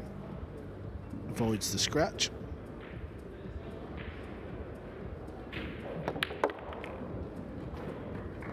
The Filipino firing it in. 1-0 to the world champ. If he comes through, he will take on next the winner of Boris Ivanovsky or Nick Carson. So let me give you some updated round 1 scores. Alexa Pachalch 3-2 up on Chui Jui An, former World Junior Championship finalist. Nicholas Tan leads Rick Miller 5-0. Wu Kun Lin, who's gone deep in this tournament before, he's 5-3 up on Jason Monroe's fellow Canadian Vincent Beaurivage. Ralph Souquet, such a hard-nosed competitor, now leads Ahmed Ali Al-Sayed 7-5. Ko Ping Han, the youngest of the 3 co-brothers, 5-4 up on Devin Potit, and Jose Alberto Delgado 4-1 over Tama Bajnuk.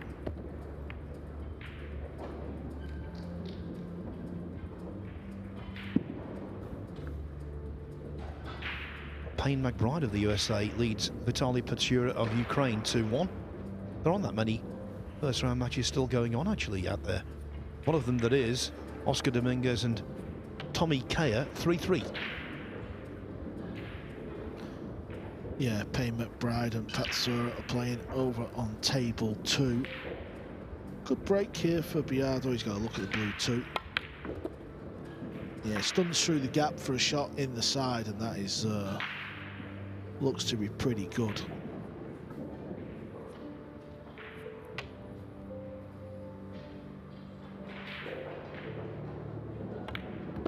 Winning the World Championship and US Open, completing the double in the same year. Well, it has been done. Of course, it was done last year by Gorst. But it's a rare achievement.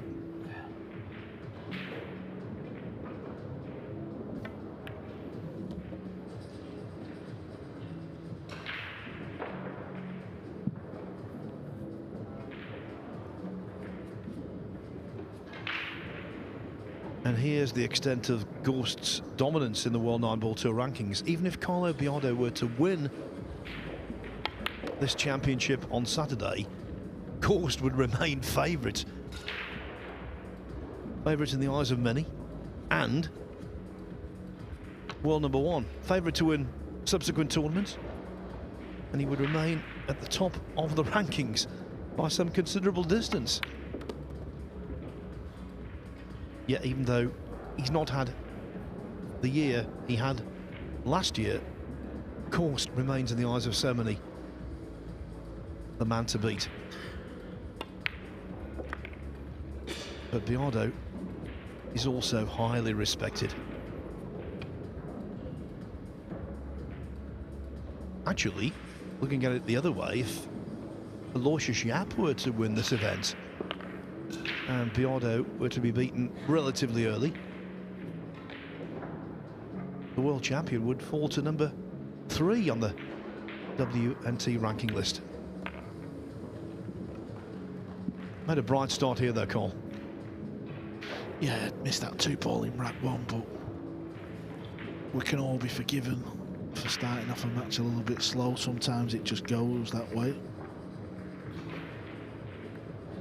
The main thing is he's 2-0 up.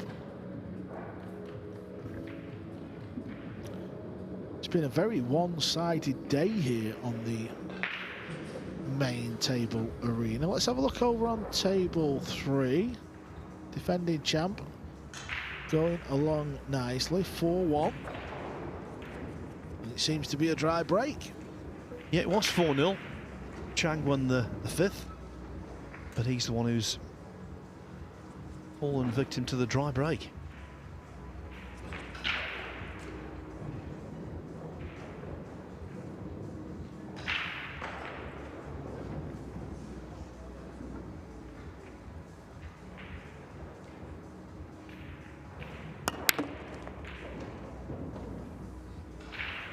Well, he widened the cue ball too much. It didn't seem possible, that actually.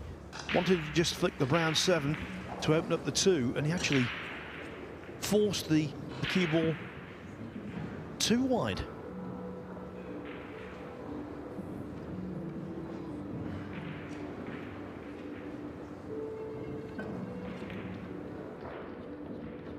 Of course, we'll keep you right up to date with what's occurring with Gorst and Chang. Same thing with table 2, Payne McBride and Vitaly Patsura. And indeed, the match that's over on table 4 right now that's available on the Matchroom Pool YouTube channel. Billy Thorpe 1-0 up on Khalid Al-Ghamdi. But it's only right and proper we concentrate our main attention on the world champion.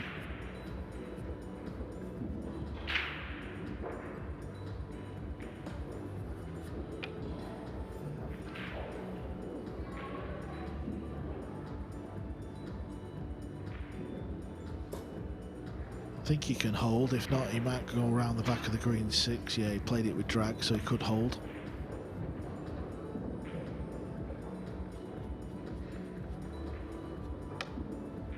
These are just all there for the taking now.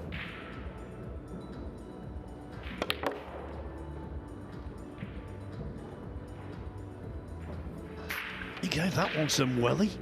Yeah, it must have been straighter than we thought. We're just looking at the clock, Phil. We're about 30 minutes until Double J, Jeremy Jones, gets his campaign underway. Wonder what table we're going to be sticking him on, by the way. Can we get him on table 1? Well, we think he's on one of the stream tables, table number 4. Let's hope that comes off. He's playing Shane Wolford. Shane Wolford is just down here, Phil, near us to our right, practicing away on the table. Yeah, Wolford, a recent US Mosconi Cup player, but he's coming off a very surprising disappointment. He was 0-2 in the Battle of the Bull, which was played at his home club. A pool room owned by his parents, and yet he didn't win a match. Looks like Biardo's going to win this one, though. 3-0.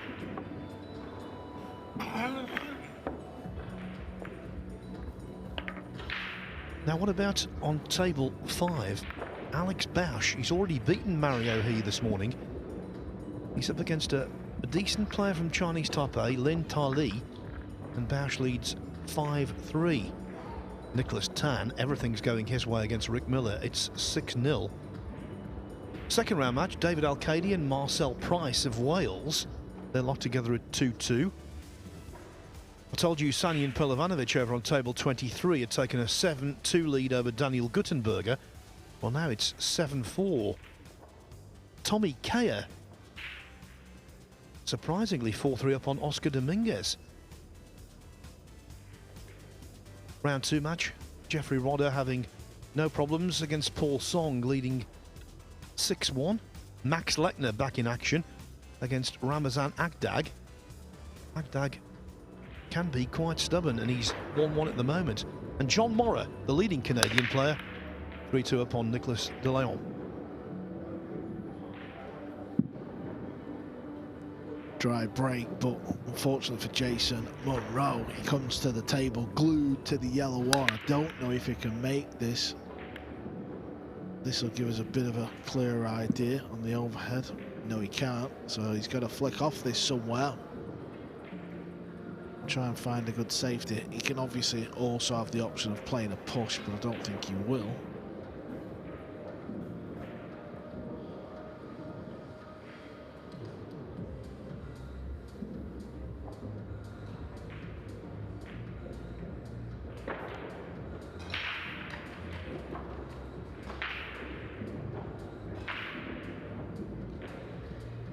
Yeah, so just rolls up towards the top.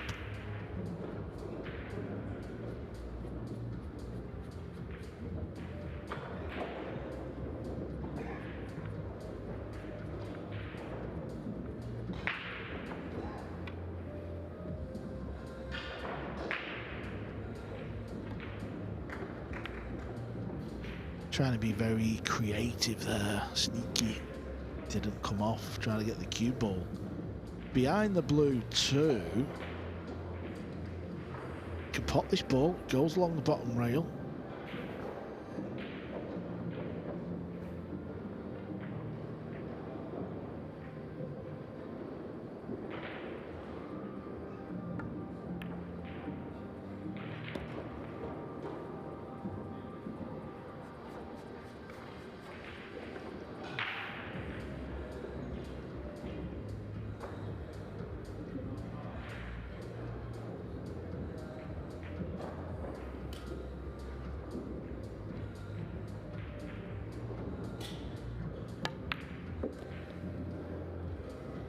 Cole was mentioning the fact we've seen an awful lot of one-sided matches today, and that's one of the reasons why we're absolutely racing through. Just like to see Jason Monroe offer some resistance. He looks a reasonable curist.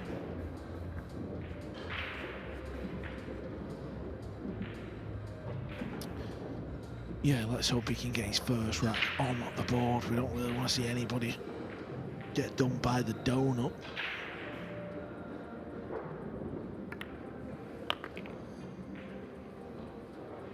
Well short of where he wanted to be on that one. Jeremy Jones described it earlier as the goose egg. Yeah, he's got many different names from around the world, and he's left himself a bit thin here. And he's overdone it. That's all because he overrun his position on the previous.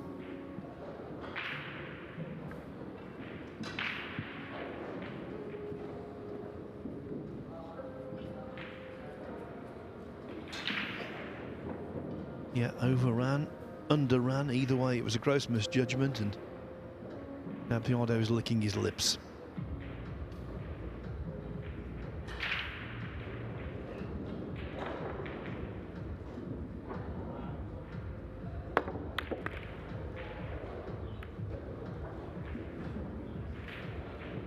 He will surely thank this.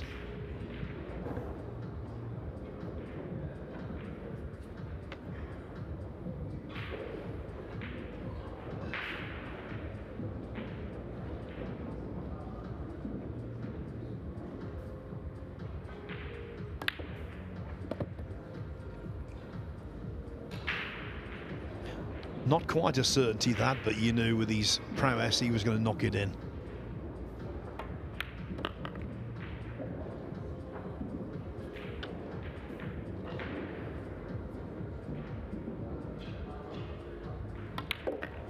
Yeah, and I'm afraid if Mr. Munro is not taking them chances, the remainder of this match does not bode well. 4-0 to the world champion. Jeffrey Rodder from the Philippines. I think he must be regarded as a dark horse. 7-1 up on Paul Song. John Morra 4-2 over Nicholas De Leon. Koping Han 7-4 on Devin Potet. Lots of matches on the outside tables are quite tight. Alexa Pachelch and Ashu Jui An being one of those.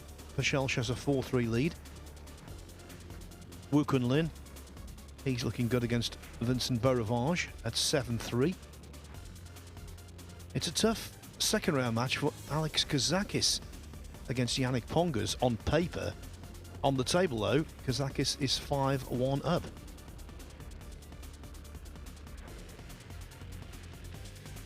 Guttenberger, he was the man guilty of sending the young Indonesian Janawata to the left side of the draw.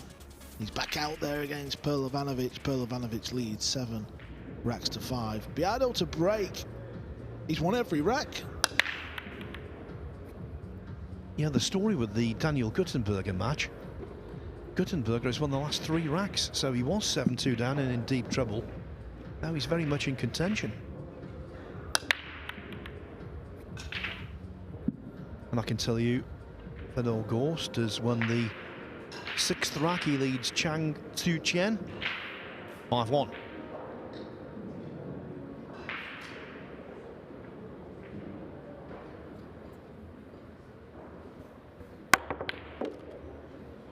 Well, how about that for a shot?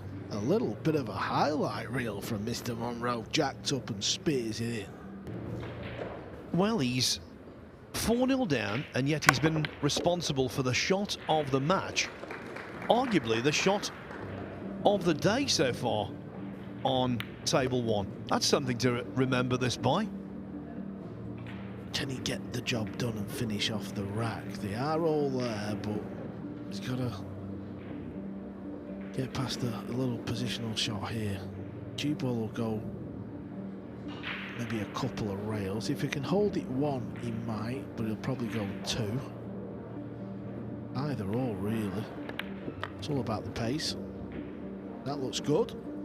So now this rack is all going to come down to the round 7. Can he land right on that ball and then get back for the 8?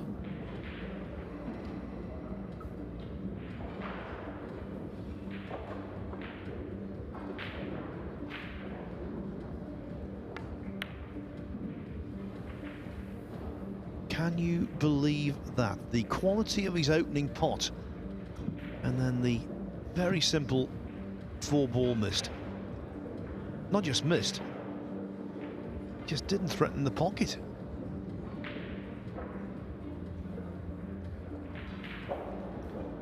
It's incredible. He's done all the hard work in the rack. That was the easiest shot of them all. Are we going to see a bit of class kicking from Carlo? Yes, we are. He needs to hold up though, otherwise he's going to leave a thin snip.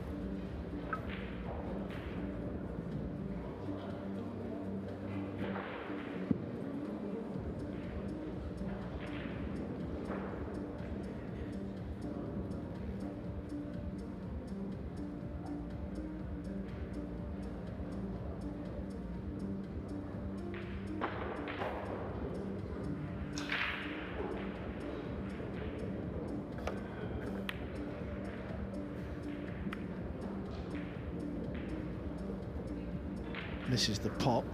You never know what you're quite going to leave. He's not left a great deal.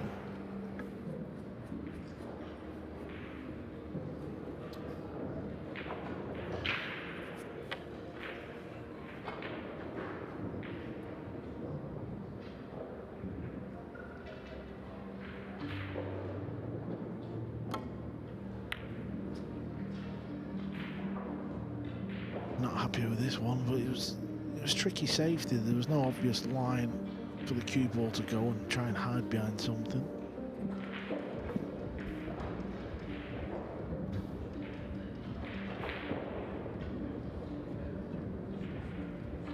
Could try and get the hook behind the brown, but probably wants to attack the table here.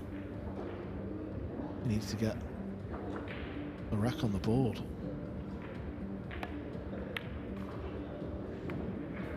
And again, it's all gone wrong.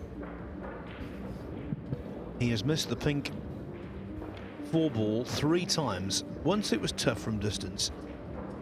That one which was middle range in terms of difficulty. And then the very simple 4-ball he missed to initiate his problems, because this now definitely is a problem.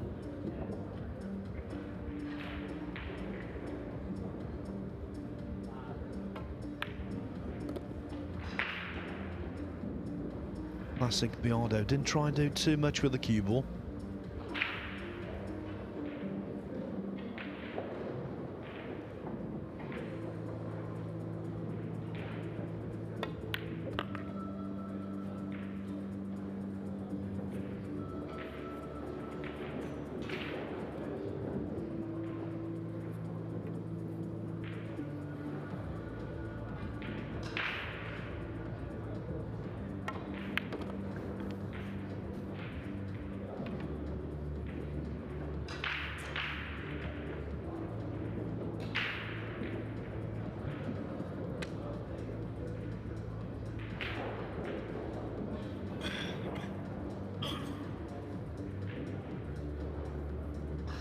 Little close to his work. You got to make sure you get the cue out of the way. It's a daunting shot when both balls are together like this.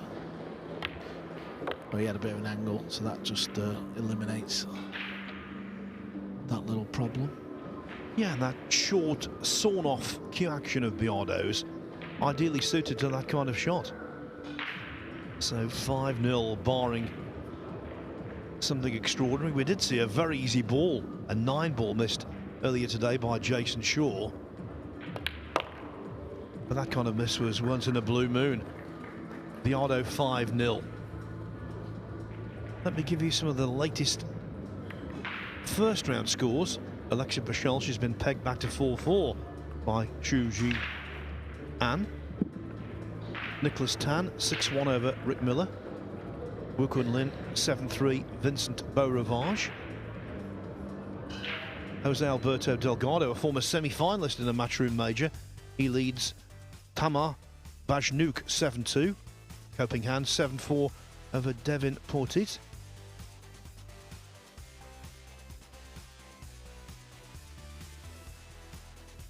Vitaly Pachura now 3-2 down to Payne McBride.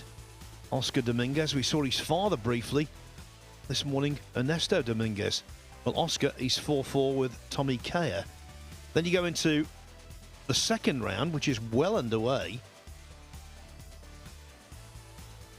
Michael Voanen now in front against Francesco Candela at 4-3. Vettel Gorst well in front against Chang Tzu Chen. It's 6-1. It's quite funny, isn't it, Phil? You know, when we look at the live scores around the room, there's quite a lot of tight matches, but you know, we always try and show the fans you know, the defending champion or the world champion, and you know, the top 16 players in the world, if you like. But often in the early rounds, it means they're going to whitewash or 9-1, 9-2 a lot of players. But when you look around the room, the next bracket of player down, if you like, from around, let's just say 20 to 64, they're obviously going to have closer battles, and that's what is happening out there. Yeah, absolutely right. But it's these elite players who move the needle when it comes to fan interest. So got to put the Biardos and the Gorsts on the table. The Shaws.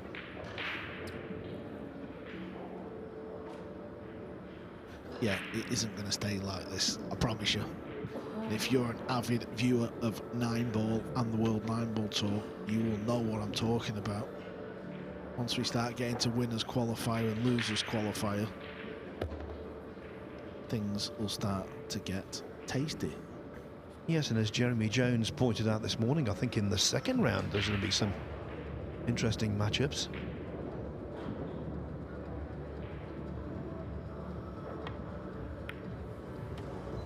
This is the defending champion. He's looking at a combo to go 7-1 up. The green 6 onto the 9. That counts as an early win. As long as you're at the lowest ball first, if another ball goes in, you stay shooting at the table. If you make the 9, you win the rack. I'll tell you what, Jeremy Jones and I did his first match, Gorst, and he wasn't without mistakes, but when he came to the big shots, the combos, the kiss shots, the clever shots to win, boy did he pull some off. I tell you what, Phil, this is panning out lovely today. The timing couldn't be better. Biardo's going to win.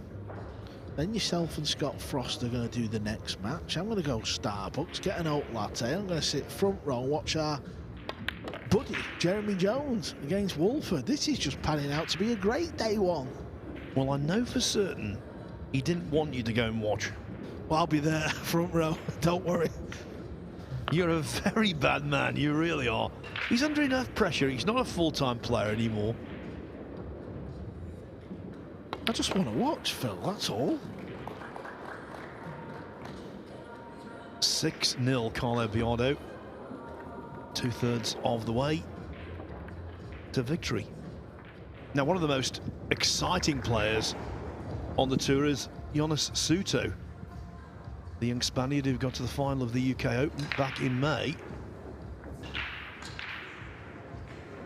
This is the match he's involved in, but he's not at the table right now.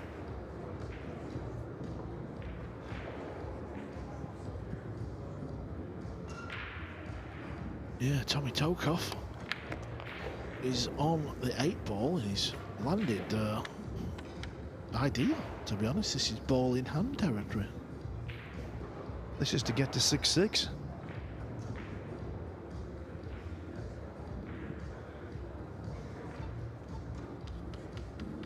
Good lad is Tommy. Got a lot of time for him, always have a chat at the events.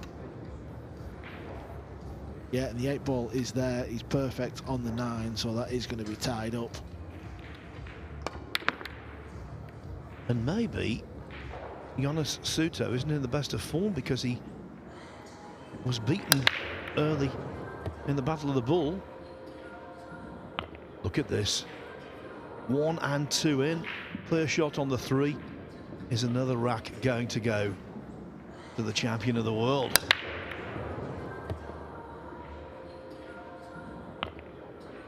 Yeah, he's got a shot at the red 3. It's Carlo. Billy Thorpe over on table 4. He had the lead early on. He's now losing 3-2 to Al Gamdi.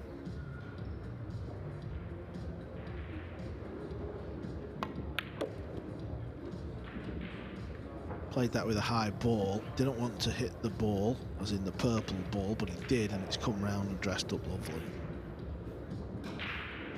Yeah, Biardo did well to avoid the 8 as well. He's playing, Carl, it seems, without a care in the world.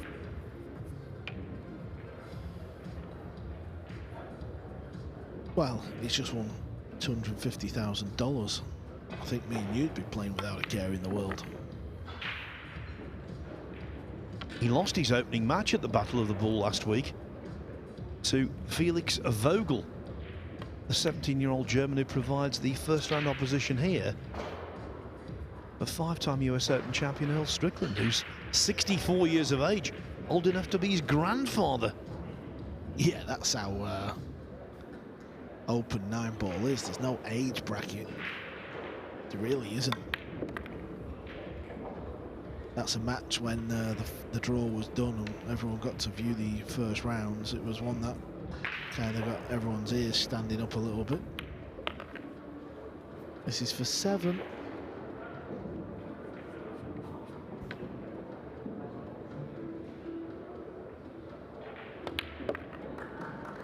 $7-0 it is. Well, I think this could possibly be a first for me. If Biardo wins the next couple of racks, it means I've commentated today on 3 consecutive whitewashes. Yeah, easy day for you, Phil, as always. No, because I'm taking one for the team. Because Jeremy's out of the equation, I'm going to stay in the commentary box for the next match with Scott Frost. Now look at this. Gorst, as we suspected, is 7-1 up. And what's more, Chang is in all kinds of trouble.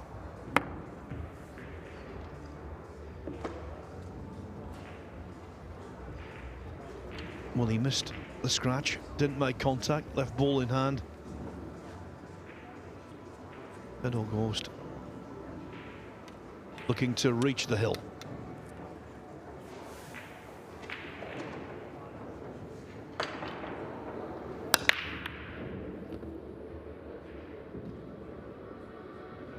Two ball needs to hold up. Yeah, that just gives him a little look at this. Purple 5 and the pink 4 has come together. I don't know what that leaves. If it's any kind of combo. No. Maybe a carom. Carom is where you hit a ball first and then the cue ball knocks another ball in.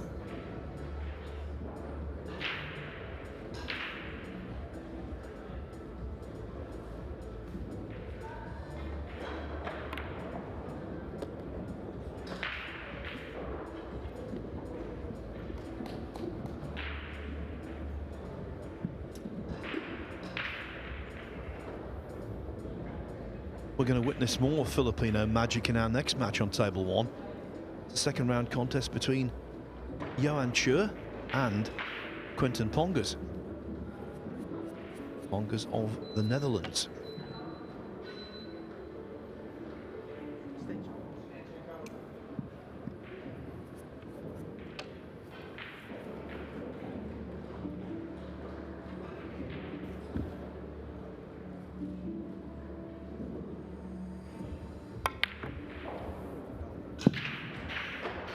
Yeah, trying to make something happen. Second best prize.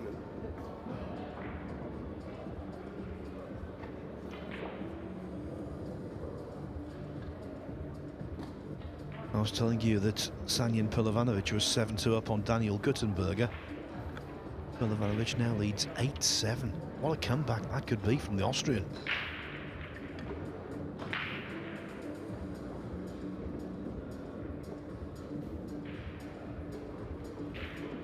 Payne McBride is at the table on table 2. 4-2 up over Butshora. This is close.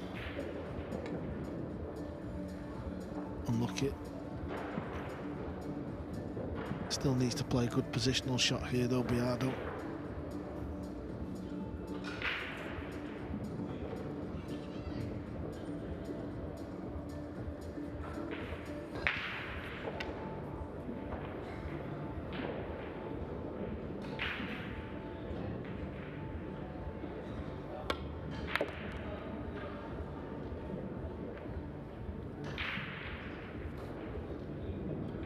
Well, it was a valiant attempt to split up 4 and 5. Has he made the situation worse or easier?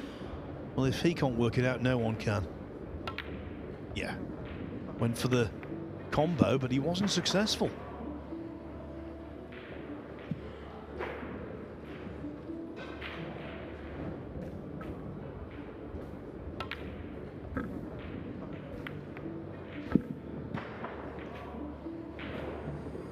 Phil Yates is stealing my microphone here. I do apologise, I vanished for a moment. Yeah, I think I got my foot on the lead. Sorry, Cole. Anything to stop me talking, Phil?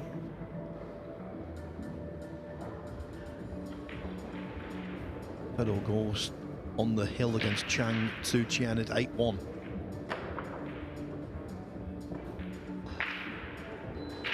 Needs to get the cue ball moving here.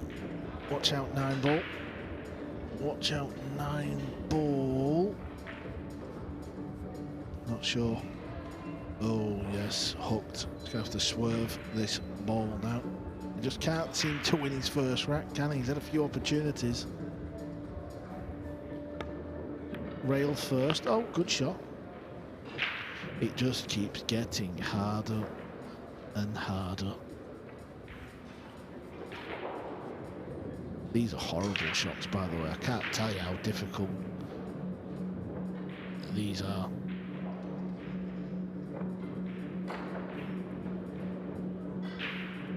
Very thin. Usually some thick. Oh, another good shot, but he's just keep putting himself in jail.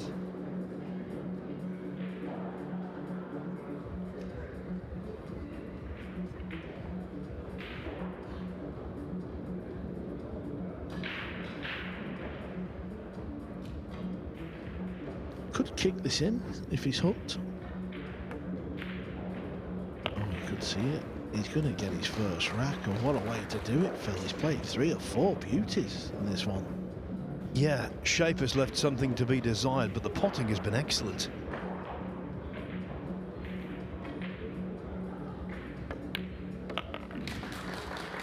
Well done to Jason Monroe. A rack on the board. Carlo Biado's lead reduced to 7-1. Khalid Al-Ghamdi of Saudi Arabia, 4-2 up on Billy Thorpe. This is such a big tournament. All the players hoping for Mosconi Cup qualification. You don't have to rely on a wild card. Get in automatically and no one can deny you a place. I think it's fair to say Fedor Gorst is going to be in the American team at the Mosconi Cup. And I think it's fair to say Carly's going to win this match 9-1. Yeah, something where I'm not saying we thought it was going to be tied and close all the way through, but Chang's a steady player. So this has been a complete dominating performance.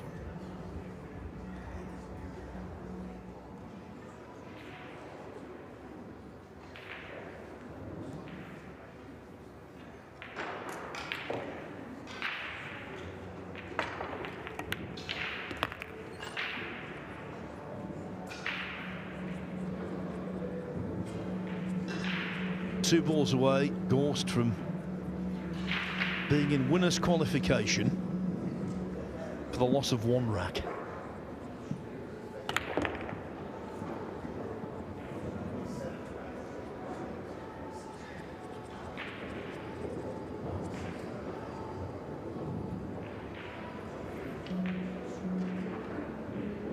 He beat Reginald Jackson 9-0 to get this tournament underway, centre stage today in the main arena.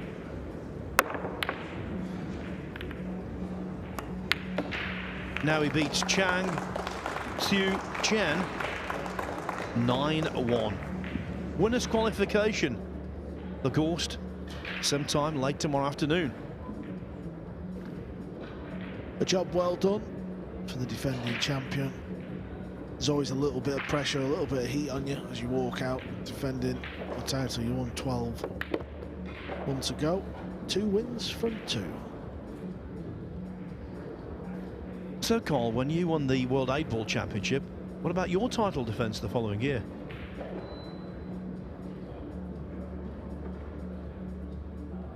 That's a good question, Phil. I don't know if it happened the year after. I'd have to get on Wikipedia. That's how good my memory is.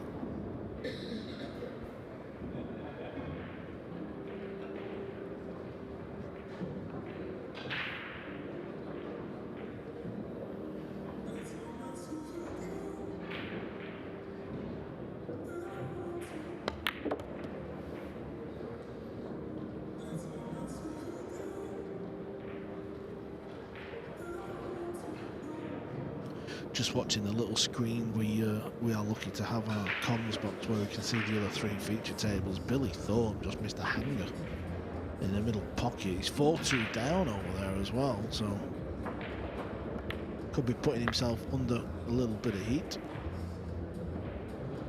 Don't know whether you've mentioned this before, Carl. If you have, I apologise. Edouard Bregu against Torsten Homan. Bregu missed a sitter, didn't he, in the deciding rack? Yeah, he did all the work. He was 7-2 down in the match as well, Phil. Then all of a sudden, it's 8 apiece. Torsten Homan tried to play safe on a red 3 and didn't hit a cushion. So Edward had ball in hand and did all the hard work. Got the 8-ball perfect. Completely twitched, sent it into the rail. And that was it. 9-8 win for Torsten. Dodged a bullet in round 1. Monroe there discovering the difficulty of these side pockets.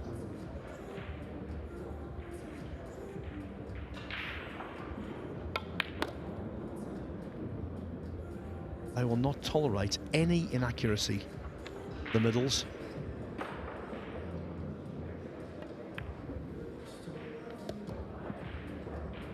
It's all about angles. Just floats down for the 8. Doesn't want to leave it straight. Doesn't want the steep angle.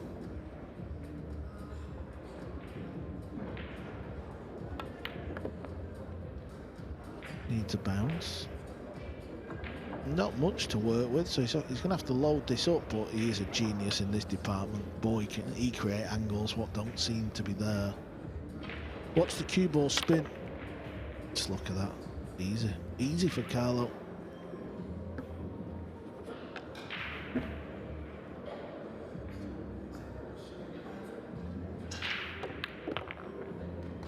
Easy indeed. Biardo leads by 8 racks to 1. The world champion is on the hill. Now we saw Gorst come through against Chang, 9-1. Looks like, this isn't in the books by the way, but it looks like his opponent in winners qualification might well be Michael Bohannon of the Philippines, who leads Francesco Candela 6-3. Other round 2 matches going on. Max Lechner 3-2 up on Ramazan Akdag. Oliver Sholnocki of Hungary 2-0 over Danny Hewitt. 1-0 for Kuo Oshan Wei against Niels Fyan. The Yuri Teng 5-4 over Bala Alawadi. Tommy Tokov and Jonas Suto. We saw them at 6-6, well it's now 7-7. Alex Kazakis 7-3 over Yannick Pongas. Tough draw for both of those so early on, and Jeffrey Rodder is into winners qualification, having beaten Paul Song 9-1. And one other score to give you because of its surprising nature. David Al-Qaidi on table 25, 4-2 down to the Welshman Marcel Price.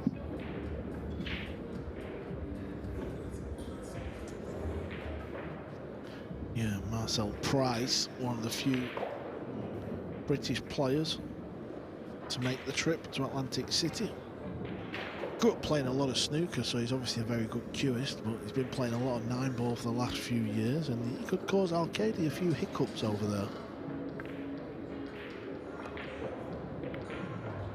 Trying to get him behind the purple 5, he hasn't, and he's left a pot. Chance for Biardo, tricky chance at that. Before he starts on his run to the winning line. Earlier today when Jeremy Jones and I were discussing our picks and our dark horses, I mentioned Luong Dok Tien He's 8-0 up on Dennis Grabber. 8-0.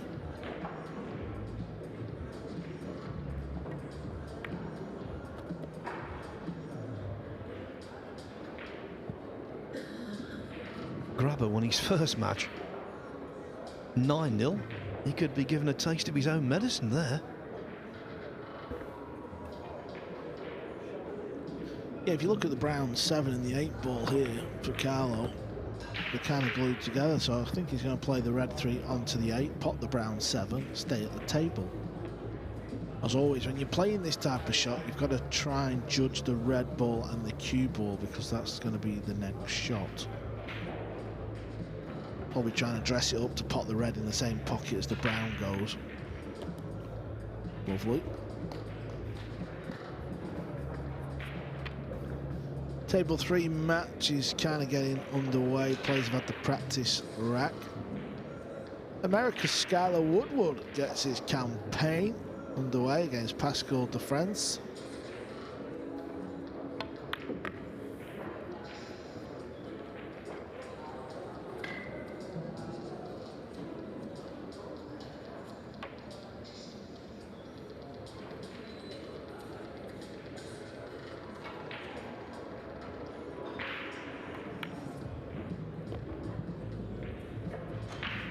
He's under no pressure. Can't see him messing up from here. And the theme of runaway victories on the main table looks set to continue.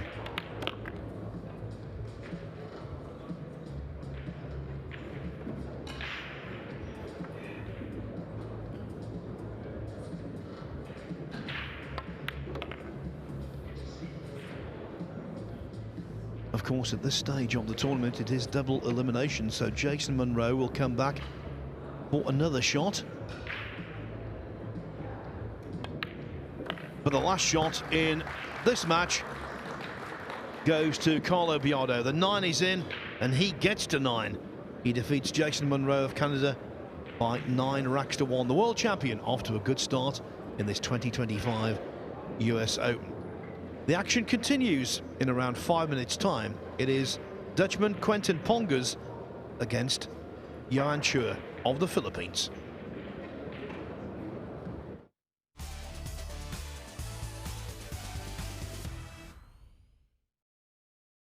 New era begins. Game on with livesb.io. Big moments meet old partners. That's why Matchroom welcomes livesb.io, our official new sponsor for the World 9-Ball Tour. Livesb.io brings cutting-edge sports entertainment to fans all around the world. Fast, smart, global.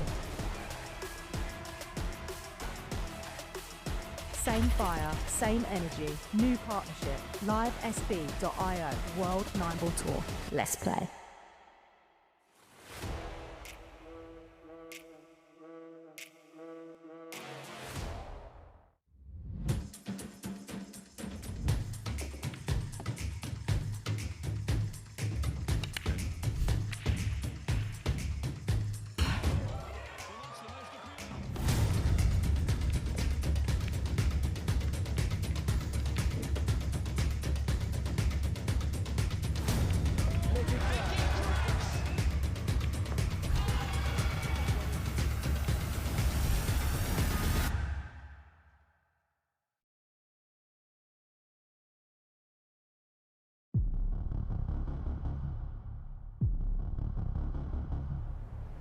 This is what being a pool player is all about. This will just add to the tension. Realm of last chances at this stage.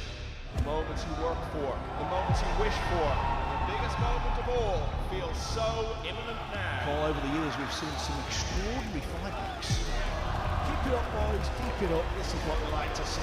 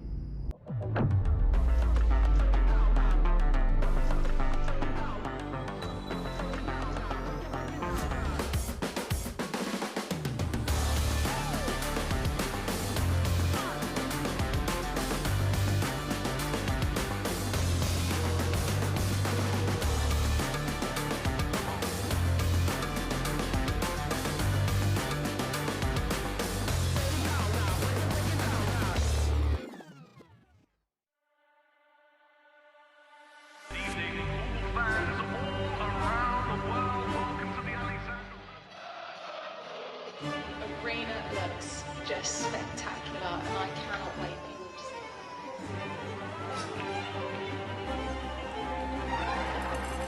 Don't worry. Yeah, but plenty of guys that need to be ready. We're the champions. You need to come take your football. You want to follow me in there now? Yeah, I know you're ready. All we've been doing is Can you speak English better, please speak? Because I ain't sure what you said.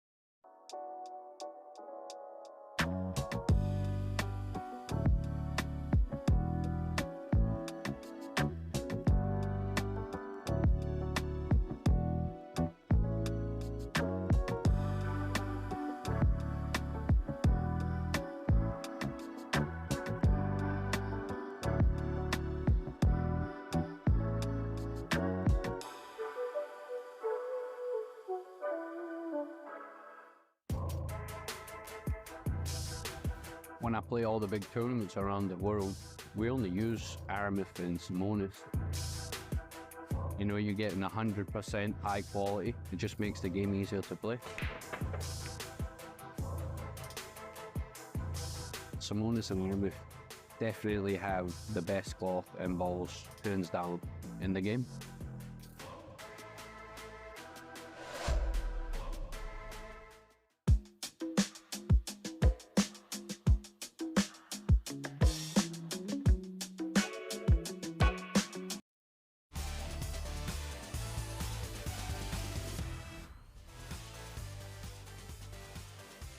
A warm welcome back to the Jersey Shore.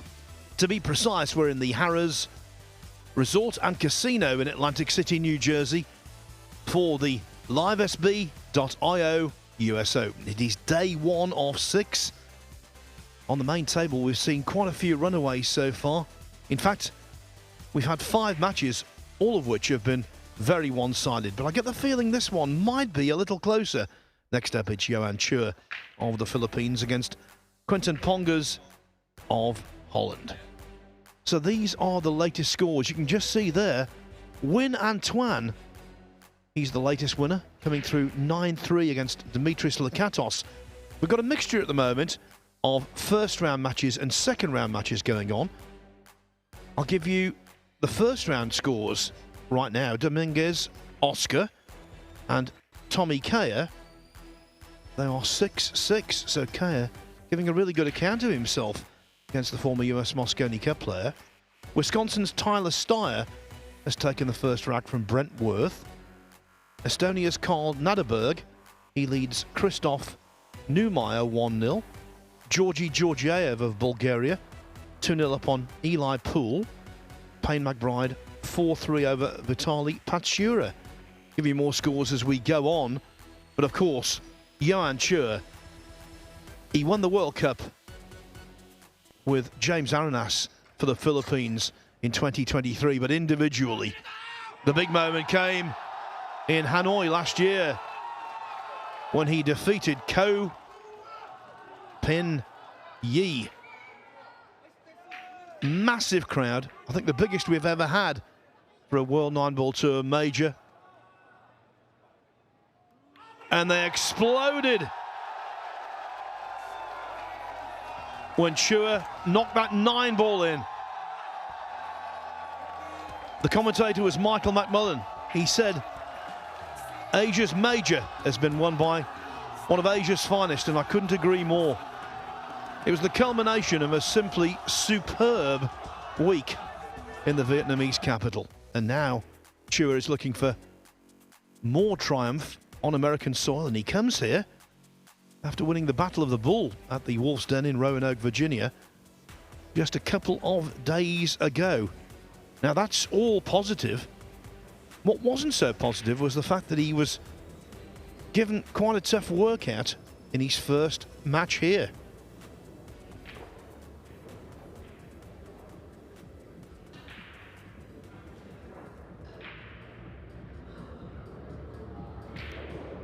Quinton Pongers. He came through 9-2 against Tran Trung An of Vietnam this morning. But of course, Scott Frost overcoming Johan Chur. That's an entirely different proposition. Yeah, Chua probably on the best run of his career right now, but I think we all feel like his career is really just getting started. Obviously, the Hanoi Open catapulted him.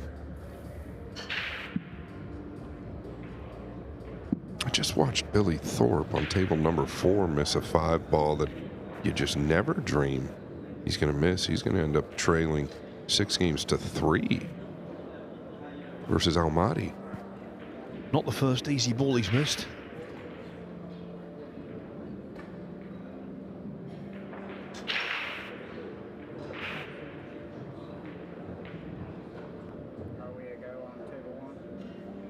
Yeah, so Johan Chur, in his first match,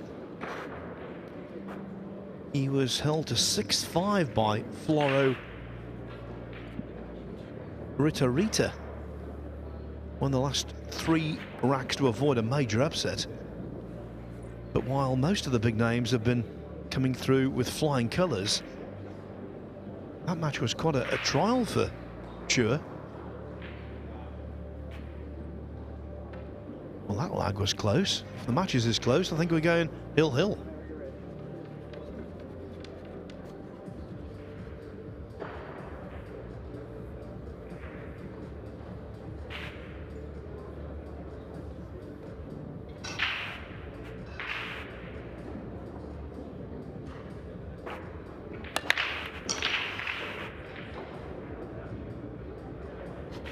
I actually really like the way he hit those balls. He hit them with a lot of power, and I think he intentionally meant to get the cue ball up past the side. The one just comes short, so he was drawing the cue ball intentionally there, most likely, because you see where the blue 2 is. And that's what a lot of these guys are talking about starting to do instead of track 2 rails or 1 rail into the 9. Try and get it up more out towards the center, because if you get the 1 down, oftentimes the 2 finishes high.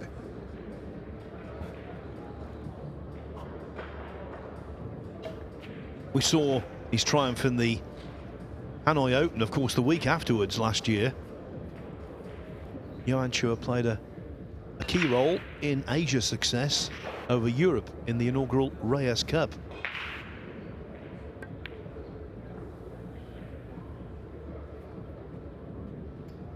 And with the money he earned in Virginia at the weekend, he's very nicely ensconced in 3rd place on the Asian qualifying table for the Reyes Cup this year, behind only Aloysius Schaap and Carlo Biardo. Different tournament this time, though, in the Philippines in October. It's Asia against the rest of the world. Yeah, and the rest of the world going to need every bit that they can handle.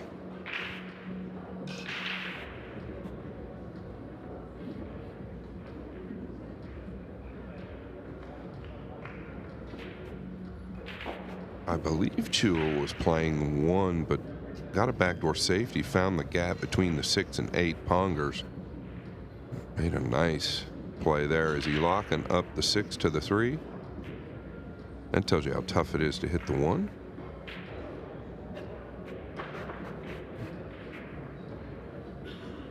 Not quite sure that'll get it done. Ball in hand for Pongers. But there is a gap, I believe, between the 6 and 3.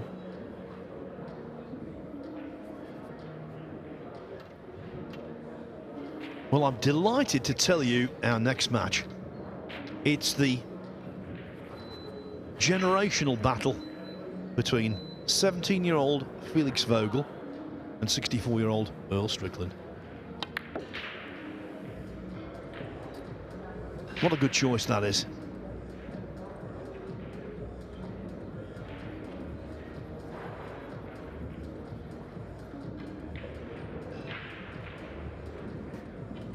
Yeah, I don't know if I'm doing that match with you or Carl or what, but I'm going to be sitting there. If not, I will be ringside. That's as good as it gets, Phil. You will be with Carl. Yeah, that'll be a fun one to do. And I cannot agree more with you on the choice. Could see a little fireworks from one side of that match. Ponger's most likely taking the 3 on to the right side here. I feel like it's got plenty of room.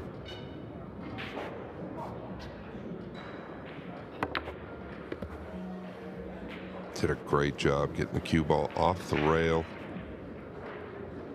What type of angle does he have here? He's got big problems if he's got to come back towards the 6.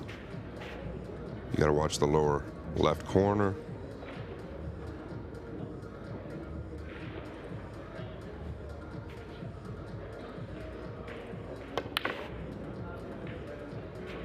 Caught it way too fat, Phil, and that's probably why the cue ball didn't get there. Table 17, Tommy Tokov and Jonas Suto, hill. Yeah, Tommy Tokov from New Mexico. Albuquerque initially. And talking of which, here is that deciding rack, which is well developed, almost over in fact. And it's Tommy who's down on the 8 ball.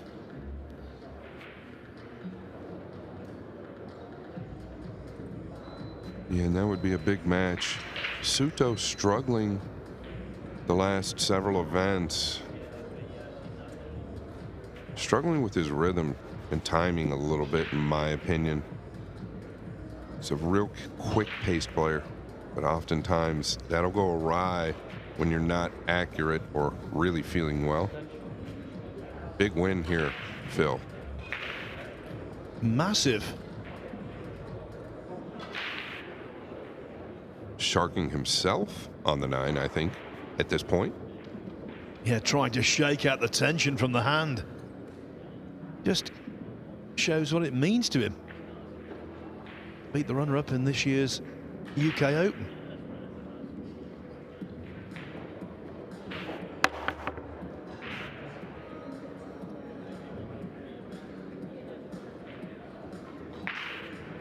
And so, the man from New Mexico, they call it the Land of Enchantment.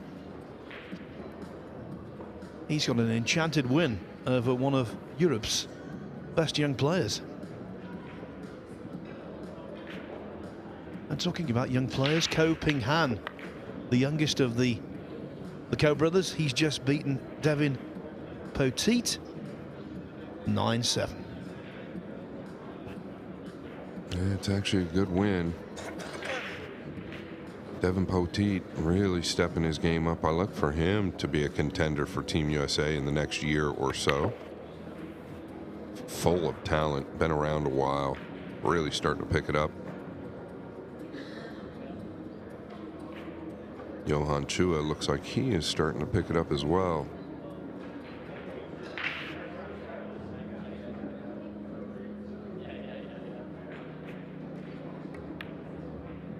That's the side pockets Phil and I constantly discuss. If you catch any of the knuckle, wide or short, it's not going.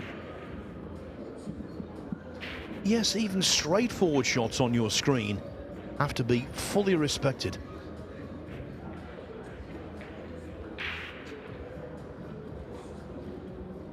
Yeah, does he have to bank this long?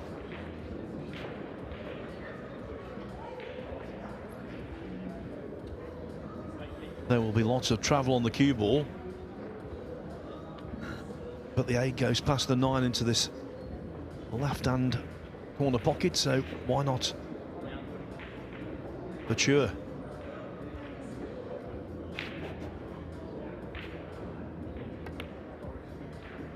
He is just off. I've noticed this in the last couple of matches.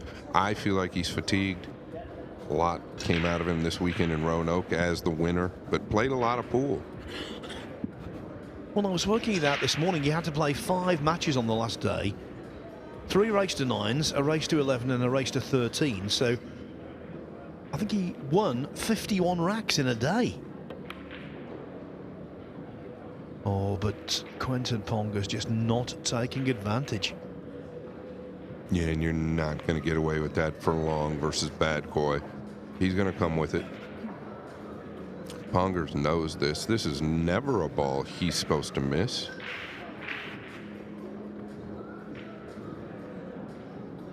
It all depends on how he wants to play this. He could rip it 2 rails. I think it's easier to make the ball if you just rip this with a low ball back and forth. Yeah, how did he do? That's as good as you can get from there.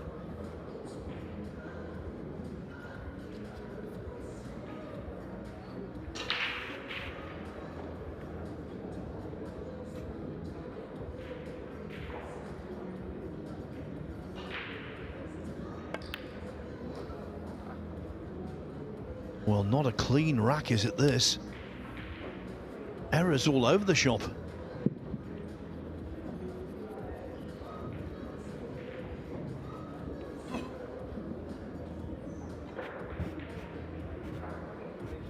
Always difficult to get behind a naked ball like the 9's, just kind of out there. I get that it's close, but he knows it's going to leave an easy kick. So I can't fault him for taking the bank on. He's made his share of mistakes in this rack as Quentin Pongers. But those mistakes have not prevented him from winning it. Johan Chua 1-0 down. Now, Scott, I'm going to put you on the spot here. We were talking about the Reyes Cup during that rack. This time it is Asia against the rest of the world. Both power pack teams. Who do you fancy to win? Man, it's tough, Asia, what they did last year. And Carl Boys was obviously the captain for Team Europe and constantly gives himself a hard time, said he wasn't the best leader. I was on the sidelines. I was there. I mean, listen, what can you do to a certain point? I thought he did a great job. My point to that is how good Asia really is and how good they will be going forward. As we know, they're only getting better. I don't know. I mean, it all depends on the team that's displayed for the rest of the world. And I feel like you've got to put Gorston SVB at the top of that list. But it's the rest of the world, so who knows? Well, let's put it this way. If Asia do win, what an achievement that would be. Yeah, no doubt. It's an awesome environment out there. I think one of the smartest events ever put together. The Reyes Cup, what a great name. I think it'll be as big as the Moscone Cup one day. Maybe bigger. Well, the reward for Pongers is immediate. In goes the 1, free shot on the 2. And pretty natural position off the 2 for the 3.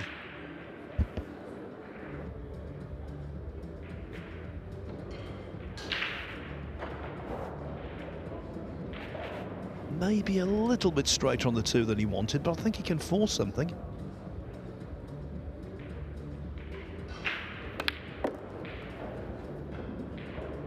Force he did.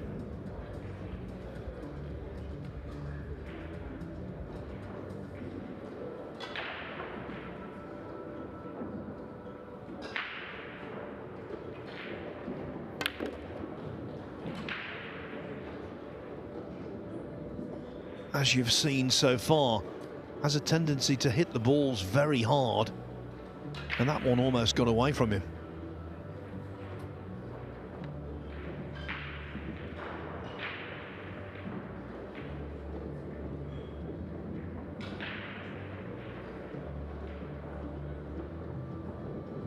Yeah, still thin, right? This is one that can get away from you. Do not want to connect with the brown 7 down low if you decide to wrap around.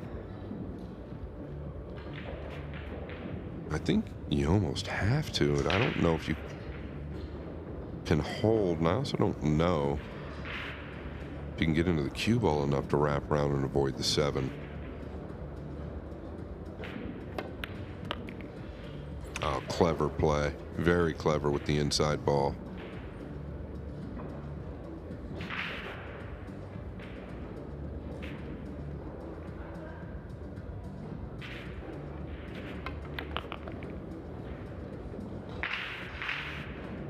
We're going to see how far this little run or streak goes for Pongers, but for me, it's the 7 ball missed in the side, game number 1, that really started things off. I understand they both missed it back a time or two, but tells Pongers a lot about what he can do in this match and how Chua's feeling.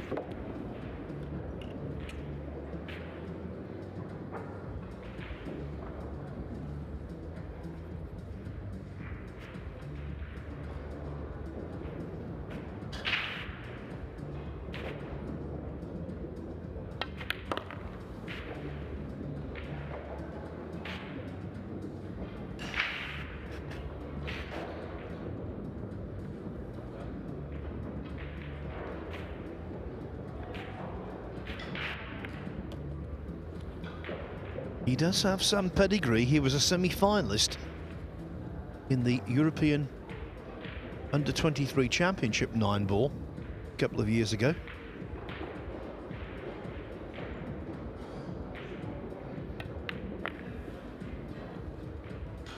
Hails from Veldhoven in Holland, and Quentin Pongers leads 2-0.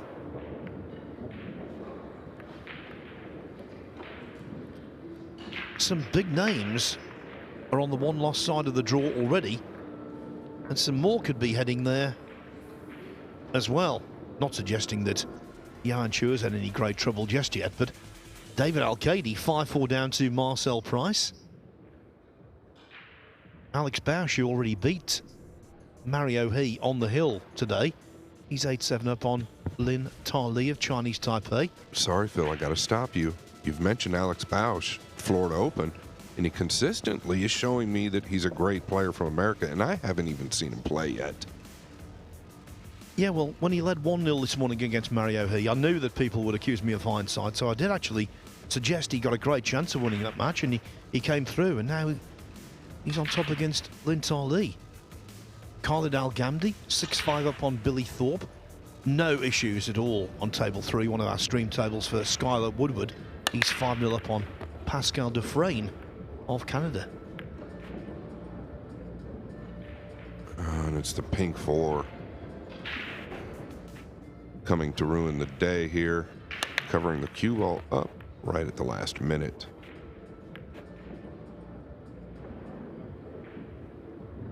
And the push out very difficult because of where the 7 is. You almost consider pushing out to a jump carom.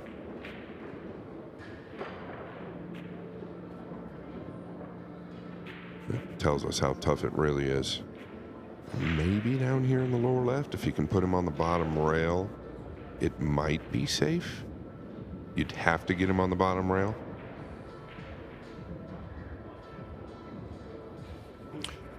Calling a push.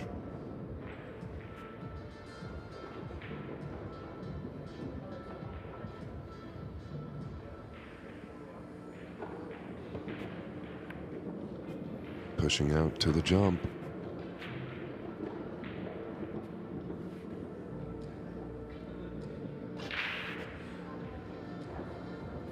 The other issue with this is, so he'll probably give it back. I'd be surprised if he takes it. The other issue is where the 2's going to go. So if you do play the 7, you happen to make it, the 2's going to come down towards the pink, the 6, the 9, the 8. No guarantee with a look.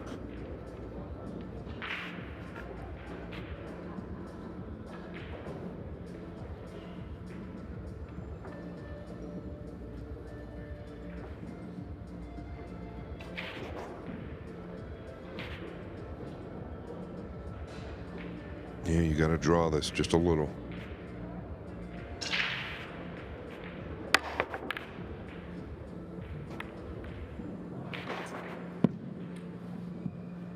Colliding with the 6, then flicking off the 9.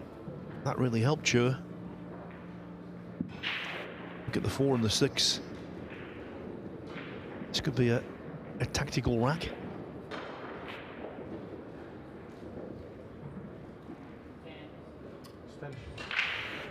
Yeah, do you like, I don't know, can you bank the 2 up towards like the right side, maybe play the 7 here, or do you just play the 2-7 combo? It's all a little bit funny.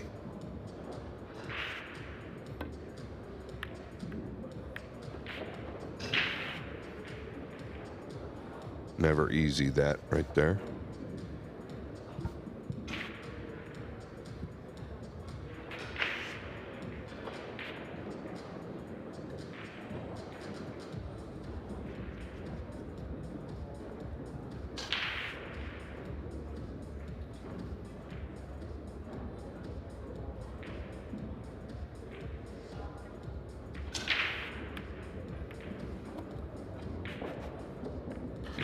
Killing two birds with one stone, getting the 7 down, now opening the 4 up at the same time. Could be home free here.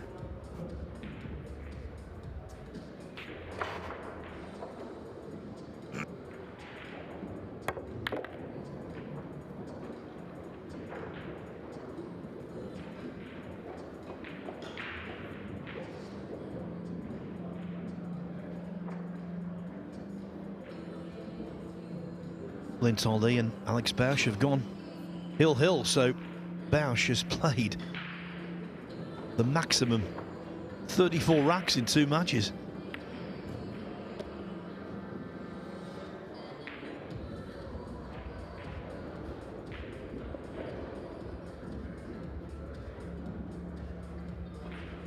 Yeah, he can rip forward here with a high inside ball.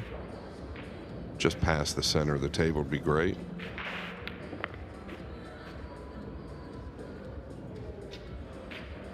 That one to the side more accurate than the 7 ball to the opposite side pocket that caused him to lose the first rack. Indirectly caused him to lose the first rack.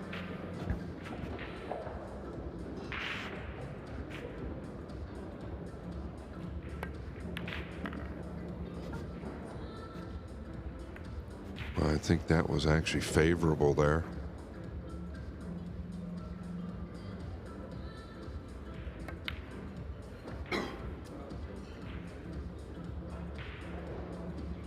We keep saying it because it's worth repeating. These middles have to be very accurate when it comes to knocking them in, and he jumped up on that shot. He didn't fancy it.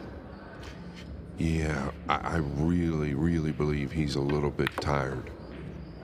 It's okay if he can squeeze through this match. I'm speaking of Chua, obviously. If he can squeeze through this match, get a good night's rest, everything can change, but really not sharp right at the moment.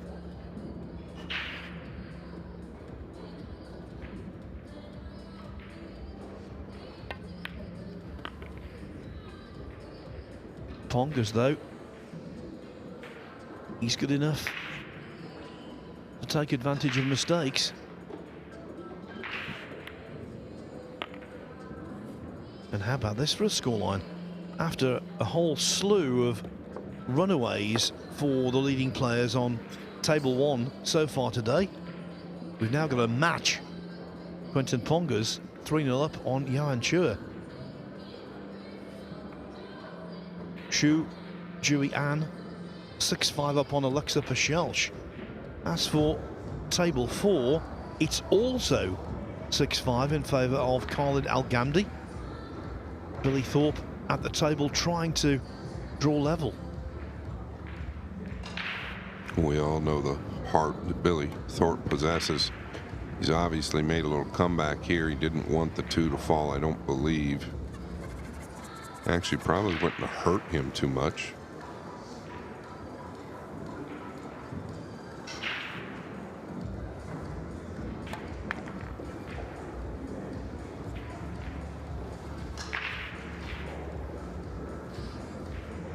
He's found himself in this quite tense and pressurised environment because he has missed a few in this match that he should definitely have potted.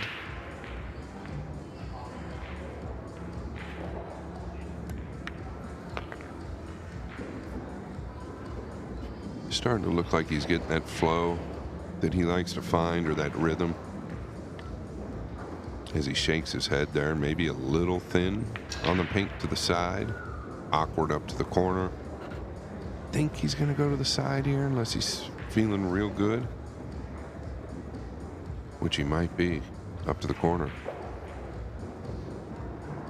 Just don't want to pinch this, and everything should be okay. Don't have to get too quick.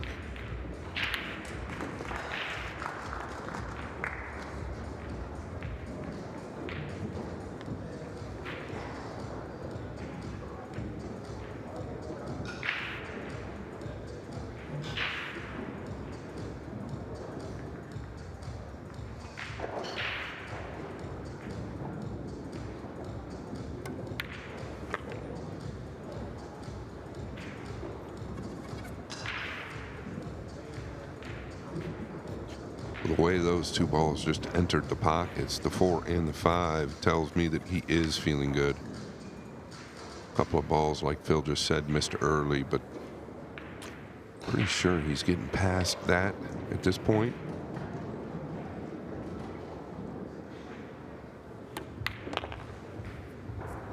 And don't forget, if you want to see the conclusion of this match, it's available on the Matchroom Pool YouTube channel. That's also the case for every match on Table 4 as the week progresses. Billy Thorpe ties it up at 6-6.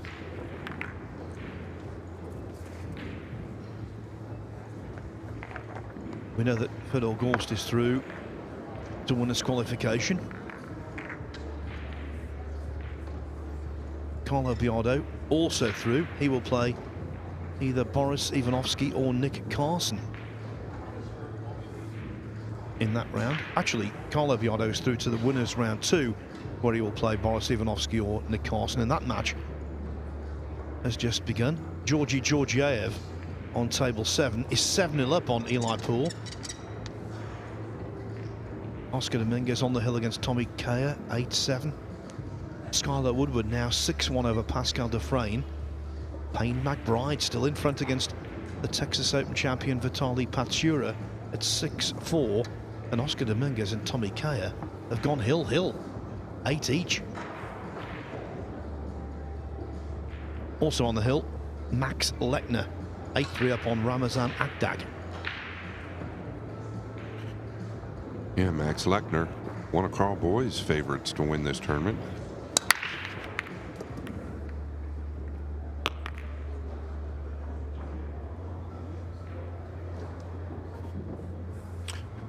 So we'll keep you up to date with all of the happenings on Table 4. Now though, while we've got a pause in the action on Table 1, why don't we remind ourselves of the season so far?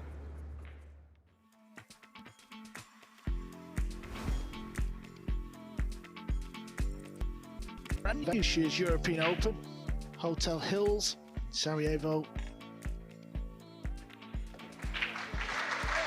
And it's Joshua Filler with an absolute dominating win over New Joy.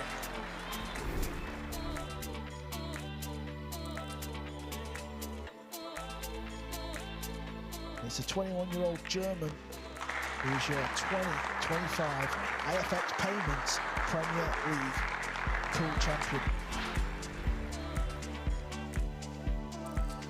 They say that 13 is unlucky. It might be unlucky for the rest of the pool world, because with that, Aloysius Schaap makes the ultimate statement. This is the 2025 World Pool Championship. Just one match remains to decide who will win the biggest prize in the sport. After staving off the World 9-Ball Tour #1, not once but twice, Carlo Biardo deserves every last penny. What a journey he's made to the pinnacle of a sport.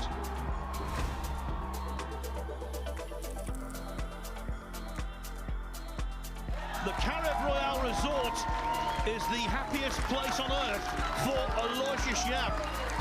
He has completed a terrific transatlantic double.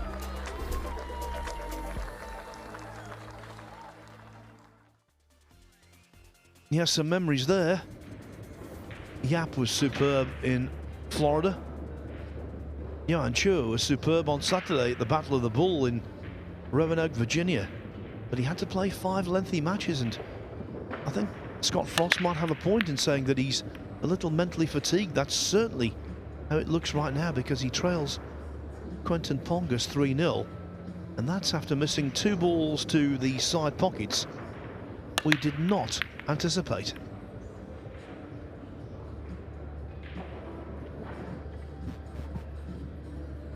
Yeah, and this is where momentum really can start to help you.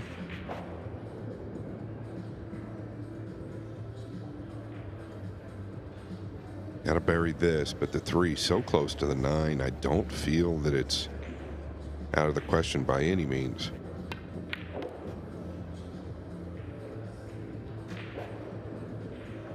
Okay, well, we know it's going to be the 9. He's got to cut the 3 quite a bit. You just don't want to overhit this. The good news is the 3 going to go away. So you know if you happen to miss this, it's probably not going to hang up. I'd put him as a pretty good favorite to make it. Probably 60, 65%, maybe even 70% to make this. Actually, from this angle, 80%.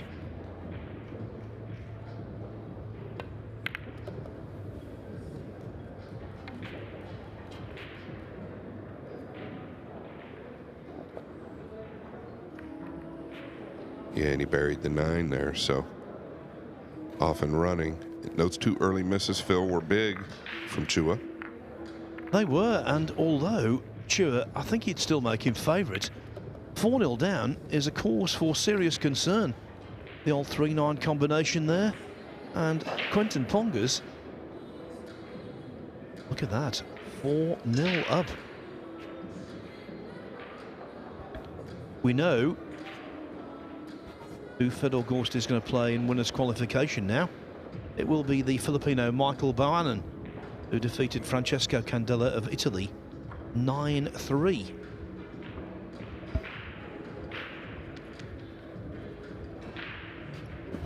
So can Chua get going? If he doesn't soon, he's going to be in a world of hurt. Yeah, I think he's in a world of hurt right now. Just doesn't look good in the eyes. Eyes look tired.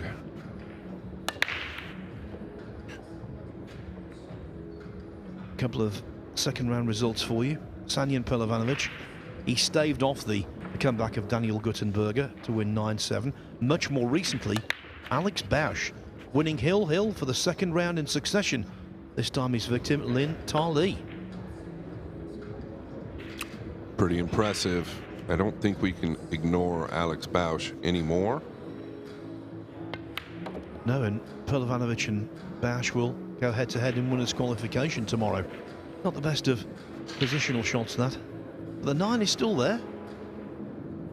Yeah, he didn't want to flick the 6. So now he's got to work the rock. Probably going to lower right.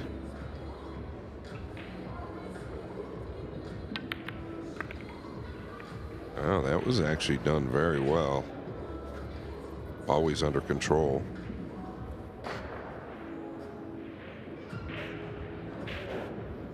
Quite a different style Pongers has, at least in the pre-shot routine.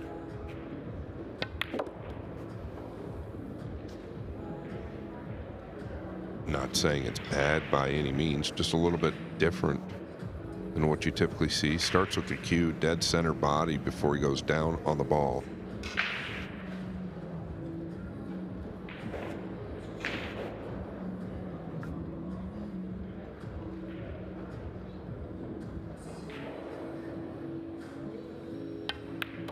Yeah, I mentioned his run to the semi-final of the European Under-23 Championship in 2023.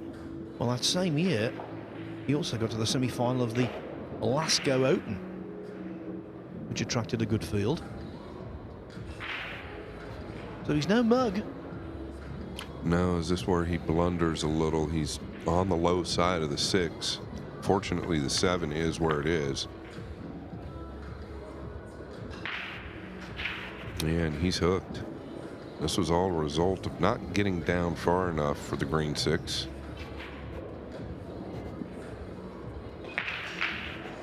It couldn't come at a better time for Chua. Of course, there's a chance of making this as well.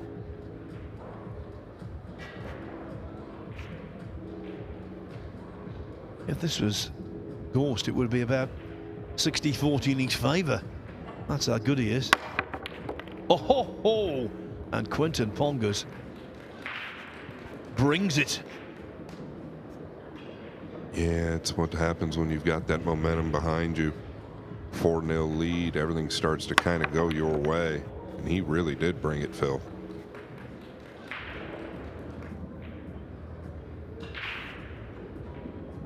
This is the one you've got to make, right? After you come with the tough one. I could tell the way you were talking there, Scott. You Just had a feeling, didn't you? We just see it all the time. They come with this odd, amazing shot, and then they've got something pretty laid up, and they end up butchering it. Well, that's what happened. You can't help but wonder if this is where everything starts to turn.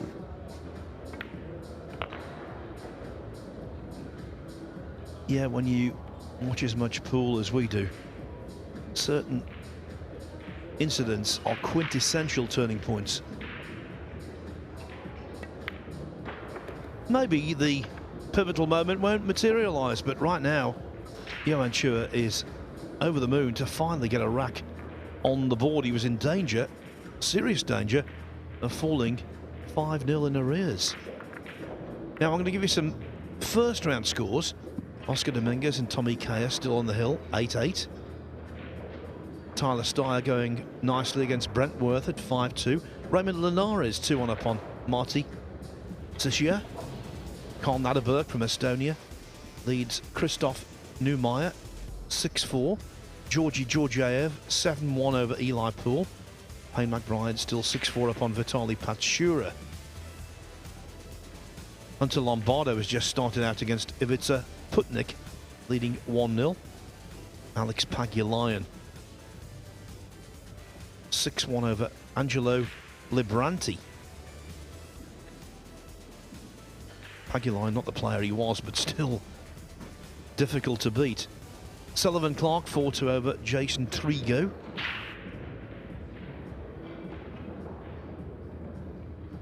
And Kostas Koukiadakis already 6-0 upon Michael Xavier Alonso. Skylar Woodward 7-1 over Pascal Dufresne. Yeah, and Sergio Rivas had just defeated Pius Labutis, and I believe he is down 4-1 now to Cerdea, Christian Cerdea.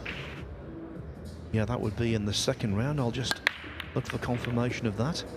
Indeed, that's true. The tall man from Romania, proving a tall order for Rivas.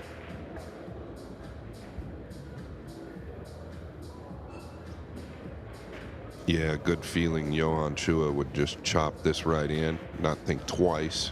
He's getting the extension. Not sure he's going to go at it or not. But definitely not a good feeling Chua right now. There's just no question. At least not yet.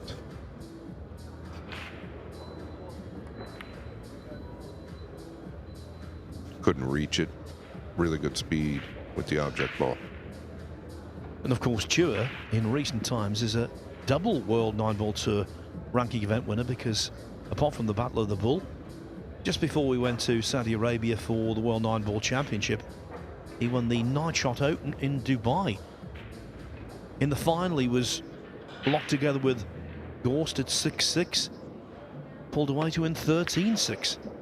Oh, but things are going against Chua. And there's another example. Yeah, really are going against him, Phil.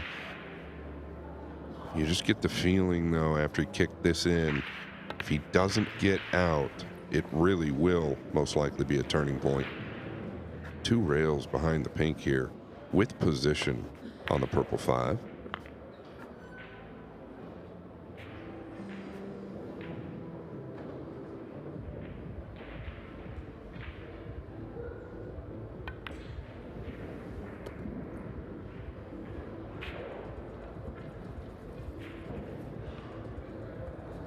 He's not an elite player, Pongers, but he's also not one of those amateurs who enters for the experience. He believes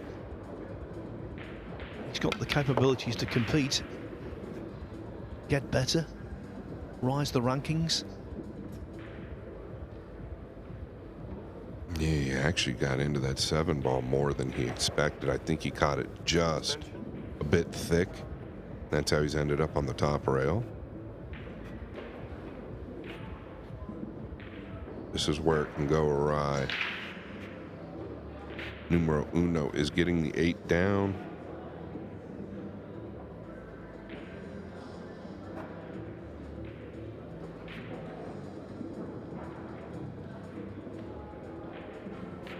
Can he beat the left side pocket? It looks like it's going somewhere near it.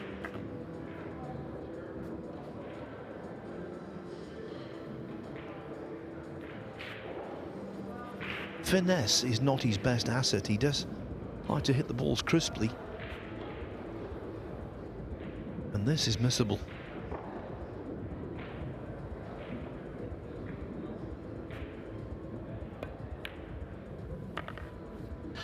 Where's that cue ball going?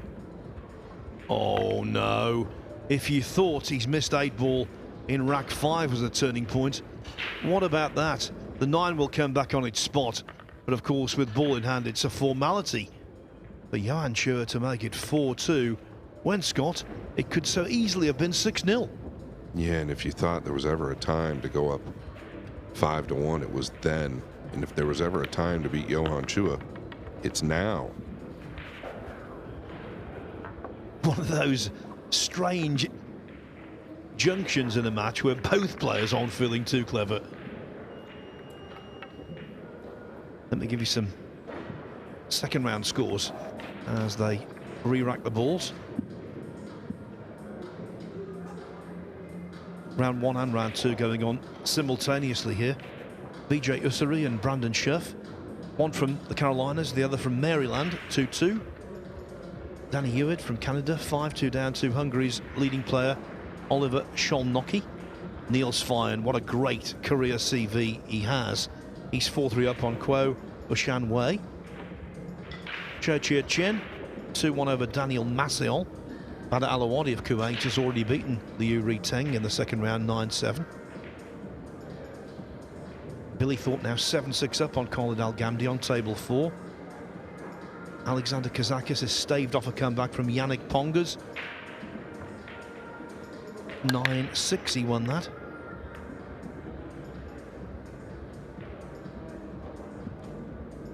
And David Al-Kaidi fighting for his life against Marcel Price. He was behind, now he's 6-5 up. The vastly experienced Spaniard. Yeah, thanks, Phil. Now here it comes. A great look at the 2. Never fails. You let good opportunities slip by you. It just seems to start to switch the other direction.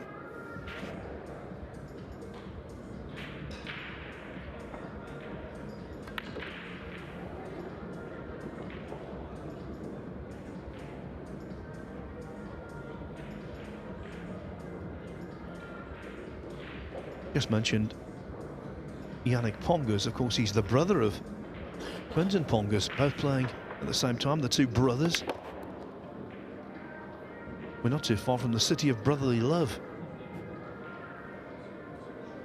But Quentin Pongas receiving no love in the last couple of racks. Almost his own fault.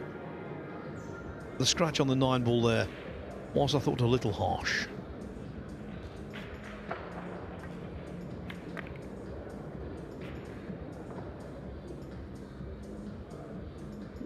Yeah, does the 6 play in the lower left? He's looking now. I think it does. You just don't want to flirt with the 9 here. You got to steer clear of that. He might force forward. Yeah, that's what he's looking at, but not what he's going to do necessarily. Quickly, let me interject and say that Oscar Dominguez has beaten Tommy Kaya 9-8 through to round 2.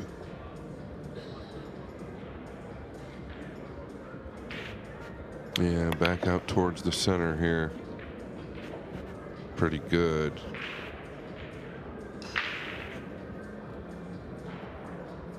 So far, Quentin Pongas has been the paramedic, bringing life back into Chua.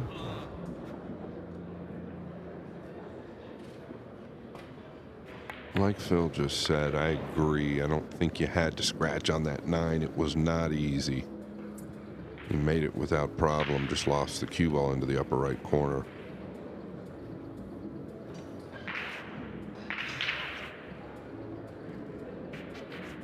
Chua, one of the best in the business with the high cue ball.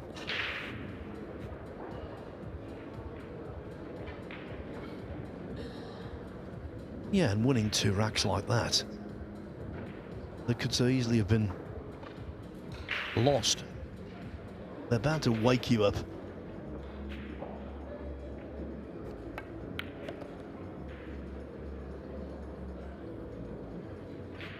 A little weak there. I don't expect a miss to the upper right, but he would like to bend over 2 or 3 more rotations.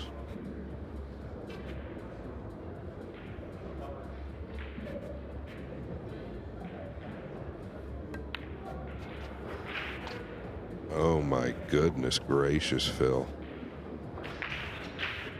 3 consecutive racks where we've seen some really late drama. Who would have thought he would miss that? Quinton Ponga's now feeling a lot better than he did a few moments ago. He's back in front by 3 at 5-2. Yeah, I'm beginning to wonder if it's more than just fatigue for Chua. A couple of people around here starting to get colds. I'm not saying that he's sick, but definitely not normal right now. We cover him so much, it's pretty easy to see something's going on.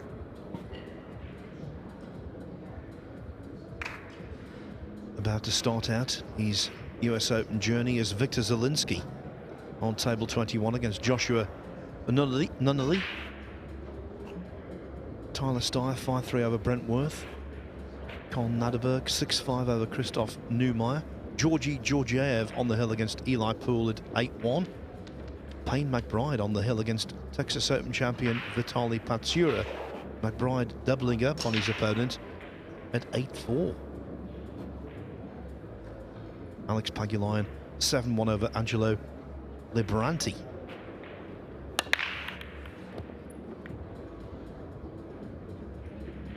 All right, he's got a thin chop to the right side. Excuse me, the right corner, but he can't come up and down.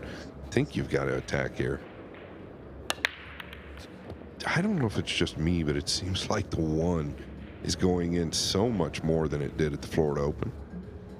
It's not just you. I thought that myself. I think you're okay here. Just make the thin hit.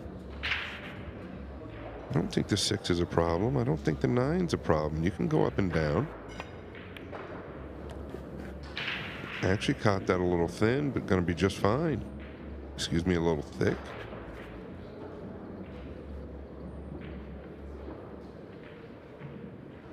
As we've said, quite a few recognisable names sent to the one-loss side of the draw already. But Chua would be by far the biggest name to go there if he were to be beaten. He just tried to turn the 3 out, but got it down.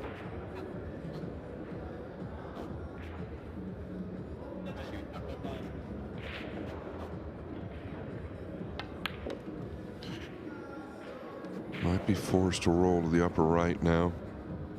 If there's anything I can see, or if anything I could say to Quinton, it would possibly be his time management. I think when he gets a little bit closer after a big shot, he doesn't give himself enough time.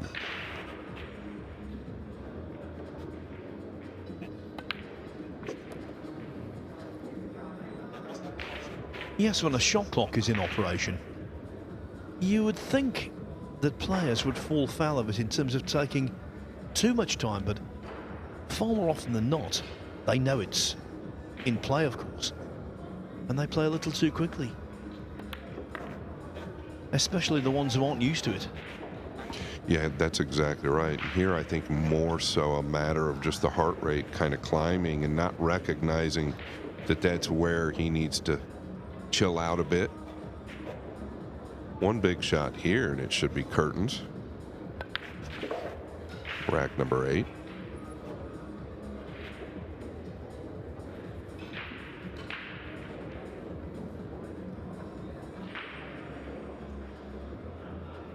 Well, in the last 3 racks, there's been a major twist in the tail late on.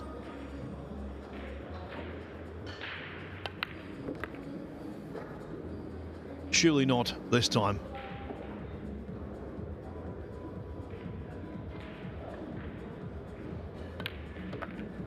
No alarms. But the alarms are going off for Johan Chua because he trails 6-2. I think it's been an intriguing first day. Yes, we've seen a lot of one-way traffic pool on table 1. But this, I think this makes up for all of the stuff we've seen before. The drama is there. Can Chua pull himself out of a deep, deep hole? On table 4, Billy Thorpe, 7-all with Khalid Al Ghamdi. What a battle that is. Ko Pin-Yi has just started out against his fellow countryman Chien Ching-ju. David Al-Kaidi, just the odd rack ahead of Marcel Price at 7-6. Ahmed Al-Dulaimi has just begun against Wojciech Szewczyk. Szewczyk having trounced Corey Jewell, a former champion, earlier. Well, just as you said, Scott, the one was going in with regularity. It stays out. Yeah, it never fails. I said that just a little while ago with Carl Boys, and the next guy up missed the one inside, but it has been going at a rather high percentage.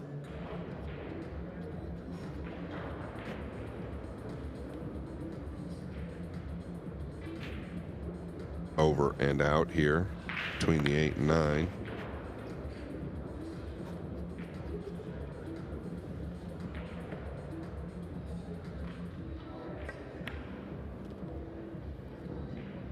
On table 2, Vitaly Patsura keeps the match alive against Payne McBride. He's just knocked in the 9-ball in rack 13 to trail 8-5. Yeah, and then table 4, Billy Thorpe really showing a little bit of heart. Was trailing pretty good in that match. Now leading 8 games to 7. 1 away.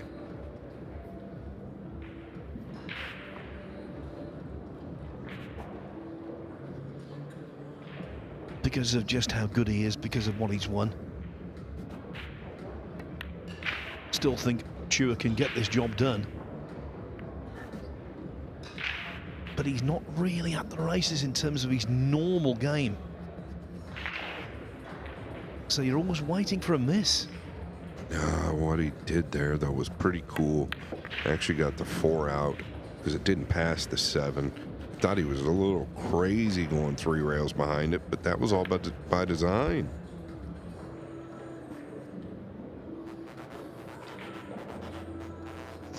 And you made the point earlier, Scott, he's definitely playing very, very quickly. Oh, look at this. Did they both freeze? If they're both frozen, meaning the 8 and the cue ball, now he's got a slow bend with an inside ball around the knuckles. Gorst pulled a shot off like this earlier, brilliantly. They're horrible, aren't they? Horrible shots. Yeah, it takes a lot of, well, I'll say huevos to just shoot that with a roll ball, and that's what he did.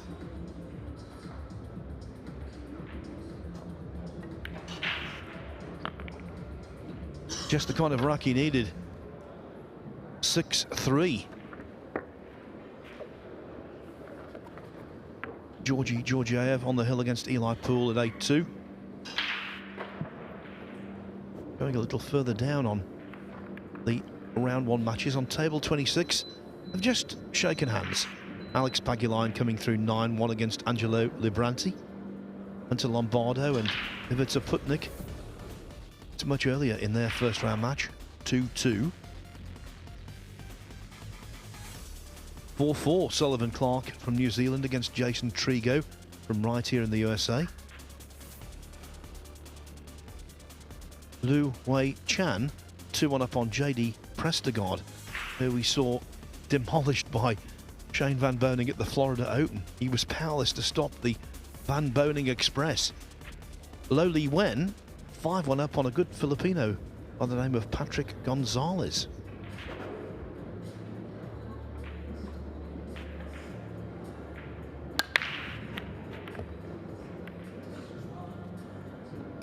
One in the side, 2 dresses up, 3 in the open. Things are looking up for Chua.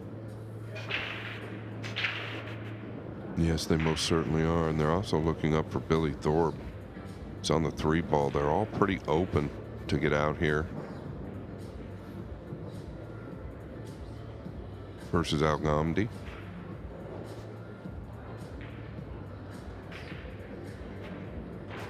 Might come up to the short side. I don't know if he can get into the 2 enough. Chua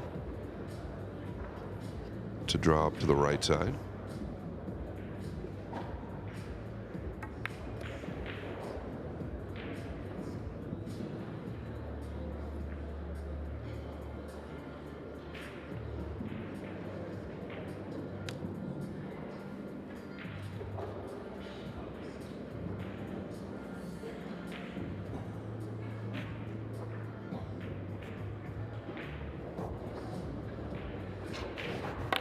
Yeah, he needs to bring the power here.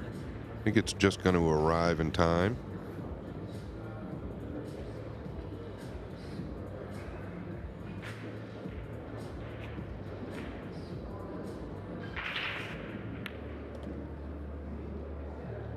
Phil, you get the feeling, I don't know if you feel it like I do, but I just get the feeling that Chua is going to be hard to knock off in this set. I was going to say it before he broke.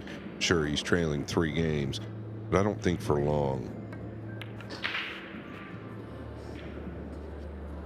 Yeah, I thought when he went 6-2 down, the way he did it.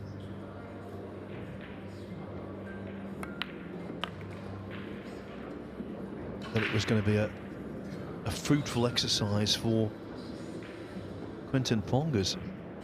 I'm with you now. I think the pendulum has swung.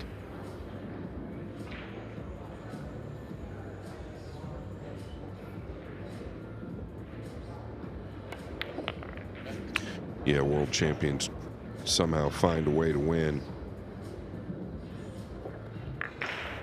Chua, definitely one of those guys.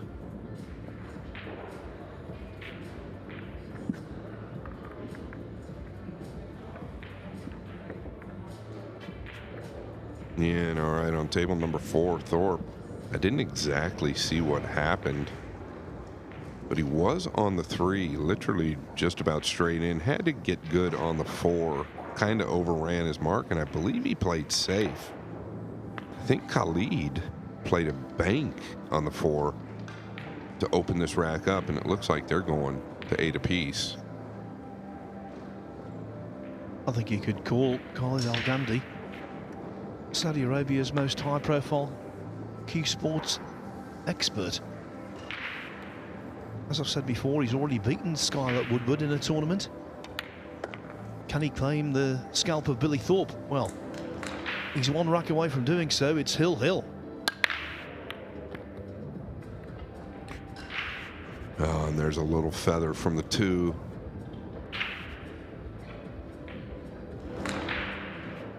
And here's another look. Keep your eye on the 2. Right there. Into perfect position for the 3, and the 4 leads to the 5. Barring any miracle, I think that Chua's going to be 1 away. I think if he wins this match, his next course of action will be hitting the hay.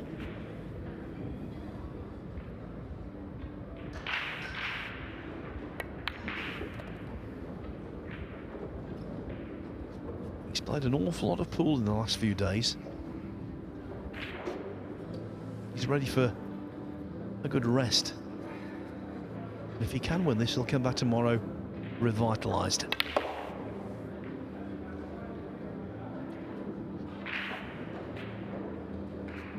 He knew all along that was not scratching.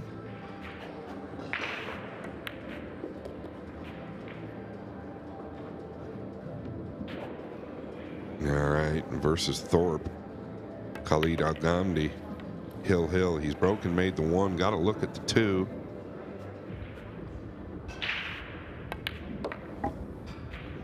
Here, Jan Chua now just 1 behind.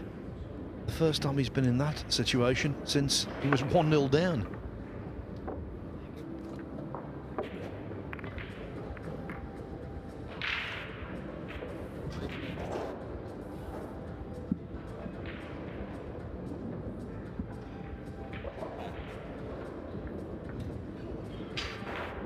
Table 9, it's really close. Alexa Pashelch in danger of losing. 8-7 down to Chewy Ann. You can't get closer than 8-8. That's the situation on Table 4 on the Matchroom Pool YouTube channel.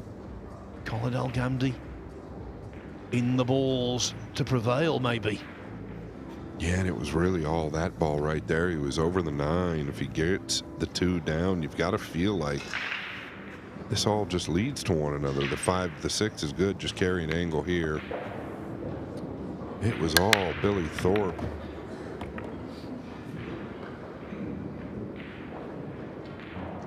Push out. Push. On the main table, Chua calling the push out. Bear in mind, this is a second round match. Al Ghamdi and Thorpe. The winner goes forward to play Alex Kazakis in winners qualification.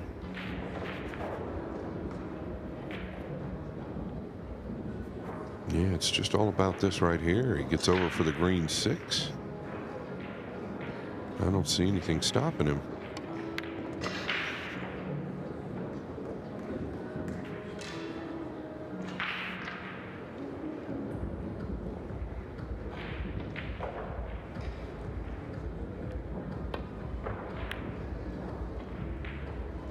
Khalid Al Ghamdi has got great memories of this venue. It was here he won the Shane Van Boening Junior Open. Oh, but he won't have great memories about that 6. What a miss. And how is it going to finish? I am in utter shock that he's missed this 6. Reminiscent of the Carl Boys 8-ball that was, well, gone viral over the last several years.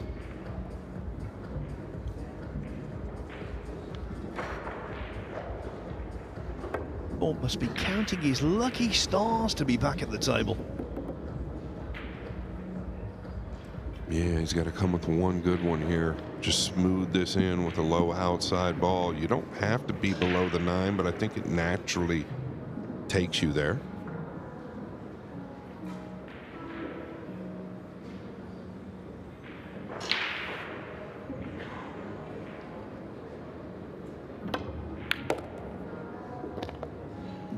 Oh, Ponga's knocking in a really good ball and going in off. As Thorpe jumps up on that 6, doesn't make it. Exasperated, frustrated, and in a moment he could be disappointed. Yeah, you know, how does Al Ghamdi take this, right? He missed an easy 6. It's got to rattle the system just a little bit. Well, you've got another look when you didn't think you would. This is a big shot.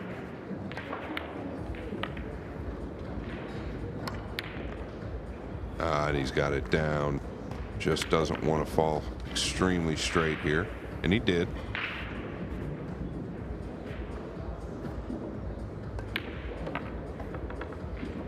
Four racks in succession for Johan Chur. It's all level at 6-6.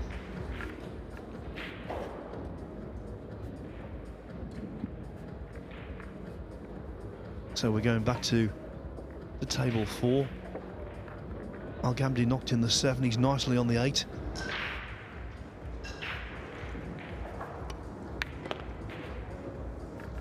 Yeah, and Thorpe just slightly overcut the 6, maybe spun it out of the pocket a little bit.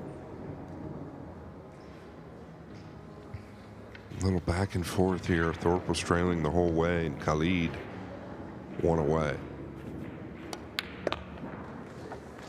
It's joy in Jeddah. It's the desired result in Riyadh.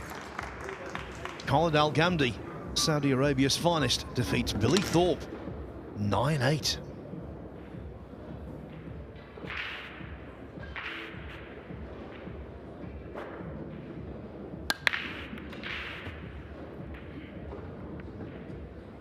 Not the most powerful break, that. Yeah, not even close. Nothing past the head string. I mean, nothing past the head string. Yeah, and you could just hear the hit was kind of like butter.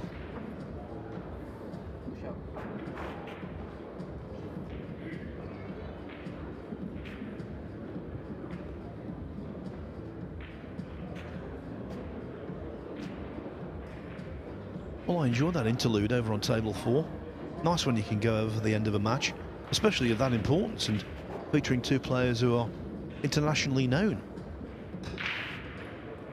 Yeah, Thorpe not too happy. It stings quite a bit when you're trailing big in a match. You come back and you're actually in the lead with everything in your hands, and it just slips away from you.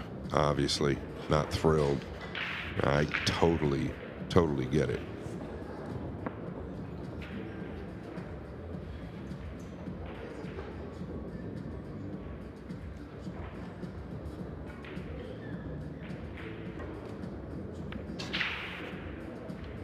Yeah, he was trying to make that in the upper left clearly.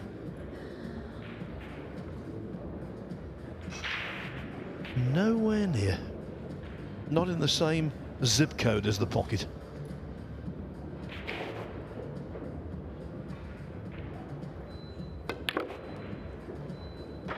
Really no excuses for Pongers. He's been in the driver's seat multiple times. He has to take charge again. I don't know where there's a pocket for the pink fork. Can he go forward here, or does it play in the side? Jeez, he thumped that one. Yeah, he's not front, is he, to give the ball some revs?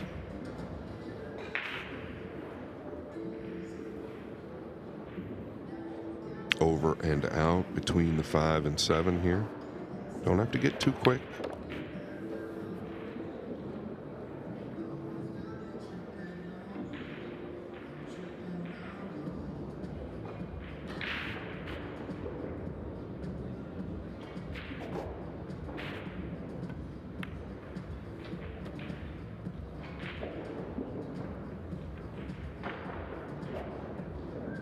Well, the most dramatic incident-packed match we've had today by a distance. One of those matches, Scott, where you're expecting anything at any time.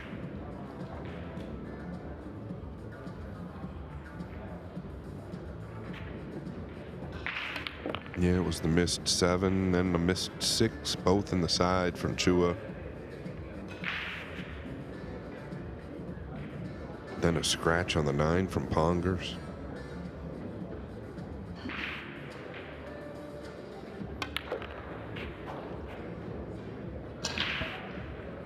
This routine 9 to go back in front.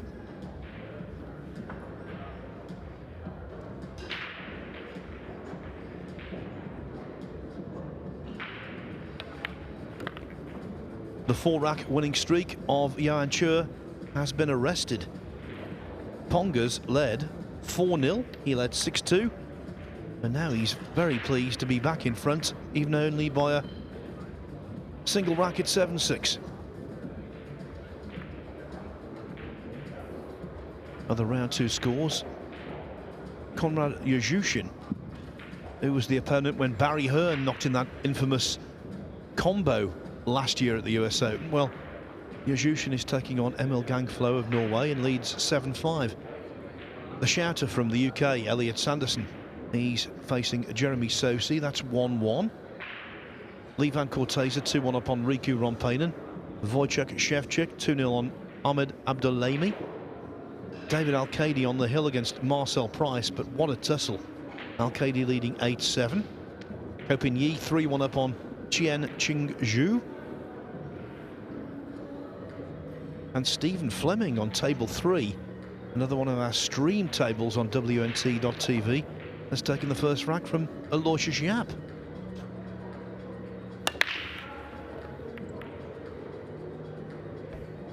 The question here, can Pongers pull away again? The other question, does he have the gap? Can he pot the 2 while squeezing past the 6? Yeah, I think he can see it. I don't know that he can make it. Might have to send it down 2 rails and use the 5 and 6 for protection.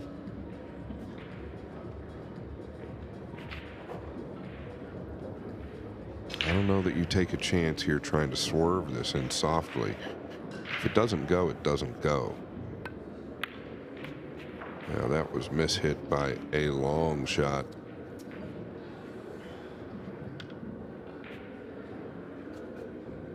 Beating Johan Chur would be one of Quinton Pongas's best wins on the World 9-Ball Tour, if not the best win. Now, when you add in the fact it's in the US Open, and then factor in that it's on the centre table, by far his best win. Yeah, on top of everything Chua's just really done, no question.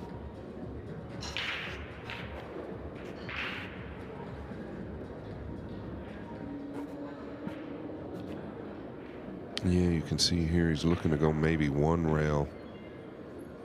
Is the value there? Is two rails possibly good? He likes the one railer.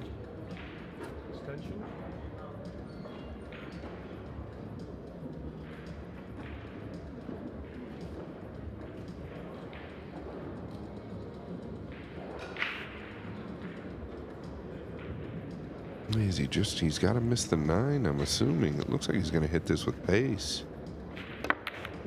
Yeah, he's going to let it go.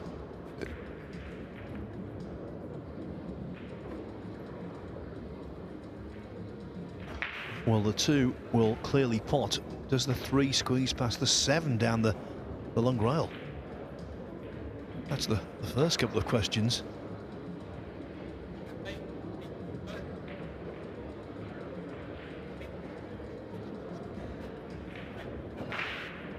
Claudio Cacci and his elder brother Eklund just walked by us. They have a massive entourage with them.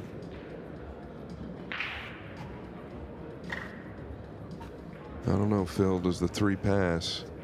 I don't think it passes.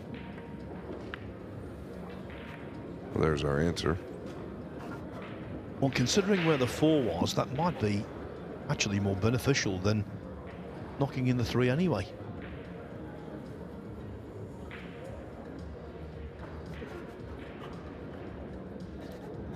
Okay, big payoff here, I think, if you can make a good hit. That 5 is real big. But you don't want to... Okay, he's just into pounding them. That is ball in hand.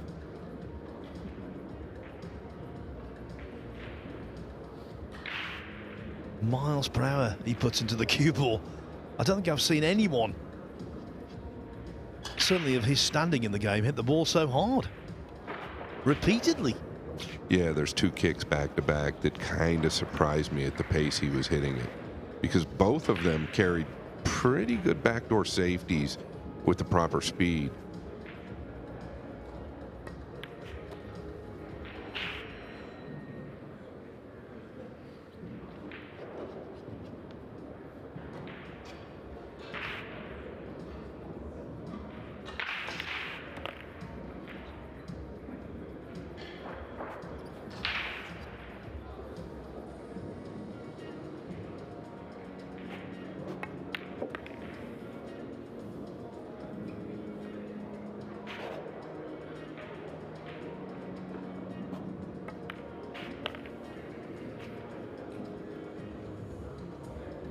The 9 ball along the short rail for parity. In it goes. Chua for the second time draws level. It was 6-6, now it is 7-7. It's really tightened up on table 2. Payne McBride still in front against Vitaly Patsura, but only just. He's on the hill at 8-7. Christoph Neumeyer on the hill against Karl Naderberg. Same score, 8-7. Tyler Steyer. These are all first round matches. 7-3 up on Brentworth. Raymond Linares 6-2 up on Marty Ciccio. Just starting out in the sticks on table 26. Francisco Sanchez Ruiz against David Chiampres.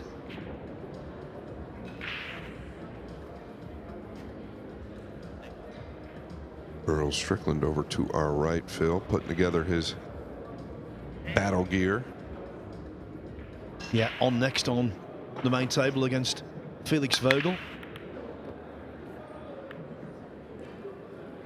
soft again, Phil.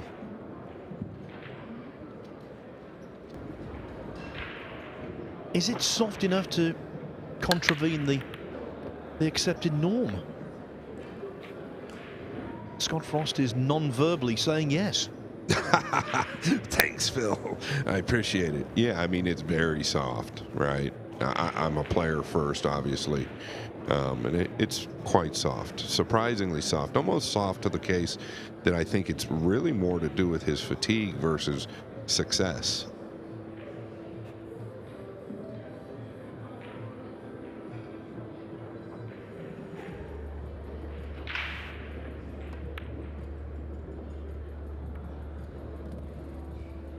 What a peach. What a peach of a shot that was.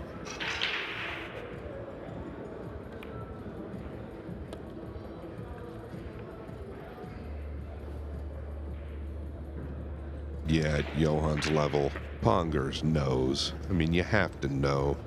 Doesn't matter how he's feeling. If he's in the position of 7 apiece and gets the look, Chua, I'm speaking of, he's going to take advantage.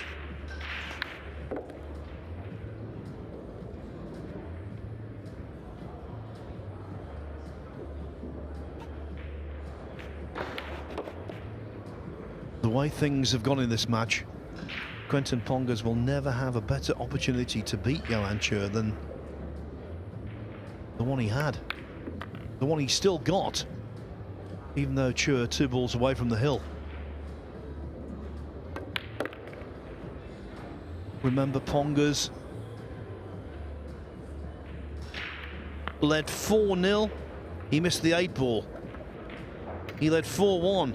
He scratched in potting the 9 in rack 6. And now, for the first time in the match, Pongers trails 8-7. Chua, unbelievably, considering the way the scoring has gone, first to the hill. Yeah, the first time and the most important time, ironically. Ponger's going to take a quick break.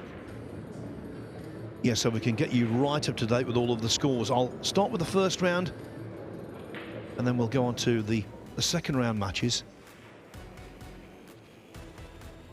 First round, Lu Wei Chan, 4-2 up on JD Prestegard. Patrick Gonzalez fighting back against Lo Li Wen. Lo's lead 5-4 there. Boris Ivanovsky and Nick Carson, they're tied at 4-4. The winner plays Carlo Biardo in round 2. Bernie Regalario has just started out against Brad Guthrie, and the youngster from the Philippines, who's full of promise, leads 1-0. Benji Buckley into the tournament late. I know he was in Orlando yesterday. Well, he's flown up at the last minute, taking his reserve position, and he's up against Donnie Mills. Hunter Lombardo, he's 4-3 up on Ivica Putnik. Again, just to emphasise, first round matches these. Christoph Neumeier on the hill against Karl Naderberg at 8-7. Raymond Linares 6-2 up on Marty Ciccio. Tyler Steyer on the hill against Brentworth at 8-3. And Victor Zielinski and Joshua Nunnally have shared the first 2 racks. So that's you up to date for the first round matches. As for the slew of second round matches going on,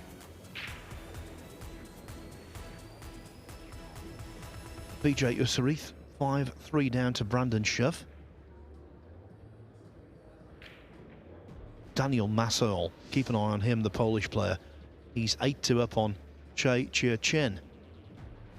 Niels Fine going nicely now against Kuo Bashan Wei at 7-4.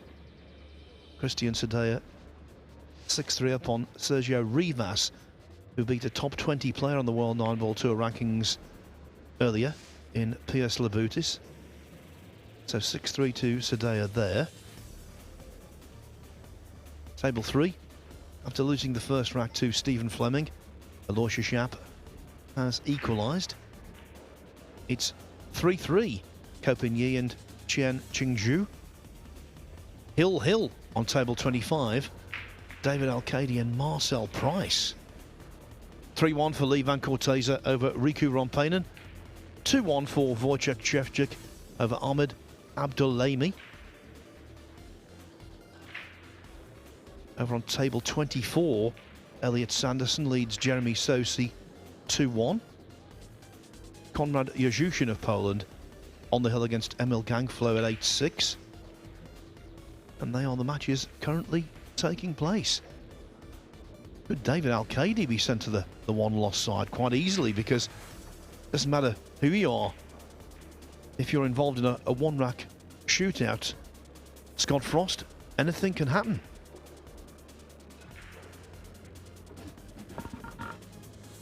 Yeah, trying to figure out if Pongers has left the property. He might feel like doing so. Might want to jump in the Atlantic Ocean the way things have gone. Yeah, touching on that, boy, it's windy out. It's not a day to be on the water outside. The waves are legitimate. Yeah, we were led to believe that Hurricane Erin might cause some strong waves, but I thought that was going to be later in the week. Maybe this is something else. Yeah, I mean, the wind is really trucking along out there.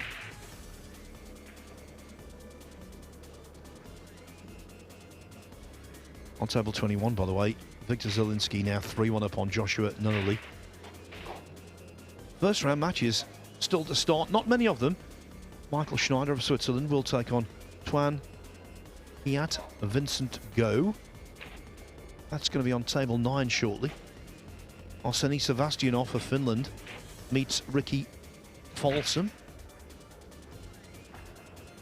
Adam Cisneros has got the task of trying to tame Shane Van Boning. And just to repeat, next up on this table, Earl Strickland against Felix Vogel.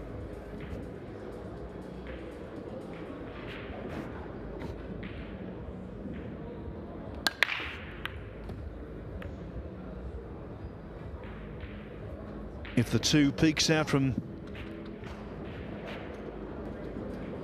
the cue ball behind 7, this might be the end. Yeah, it's close. I don't know that he can get to it. What's this, a baby jump? Yeah, gonna land on the 2. Carries position. Huge favorite here, in my opinion, especially under the circumstances.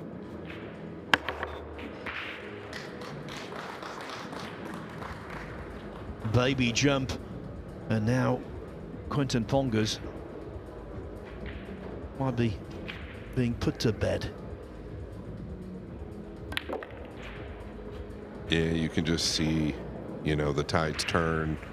You can see the adrenaline going through Chua's veins, right? He just really starts to pick it up. Just wants to get it over with.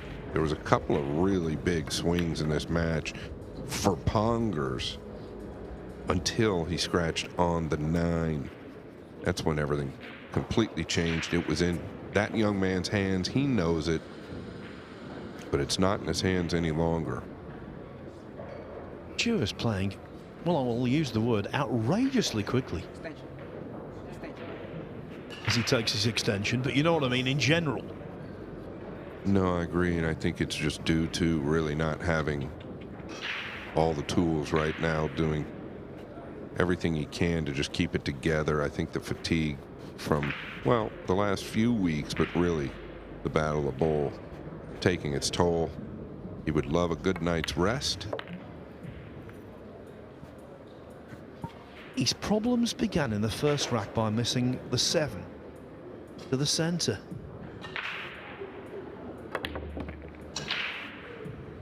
That was terrific in the circumstances.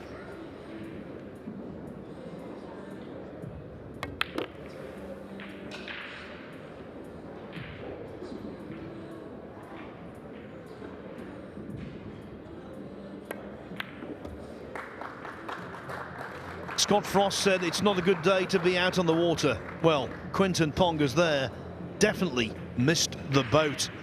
He was 4-0 and 6-2 up, but in the end, Johan Chua very relieved to come through 9-7. He's into winners qualification. We don't know who he'll play yet, but at least he's there. He's had 2 wins out of 2, and that might have been a loss and being sent to the B side of the draw. That's been avoided. He can now get a good night's sleep and come back tomorrow refreshed. Next up, in around 5 minutes' time, it's a match I've been looking forward to since the draw was made. 5-time US Open champion Earl Strickland against a young German, a 17-year-old with the pool world seemingly at his feet, Felix Vogel.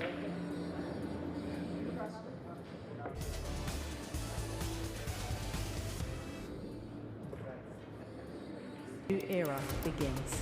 Game on with livesb.io. Big moments meet bold partners. That's why Matchroom welcomes livesb.io, our official new sponsor for the World 9-Ball Tour. Livesb.io brings cutting-edge sports entertainment to fans all around the world. Fast, smart, global. Same fire, same energy, new partnership. Livesb.io, World 9-Ball Tour. Let's play.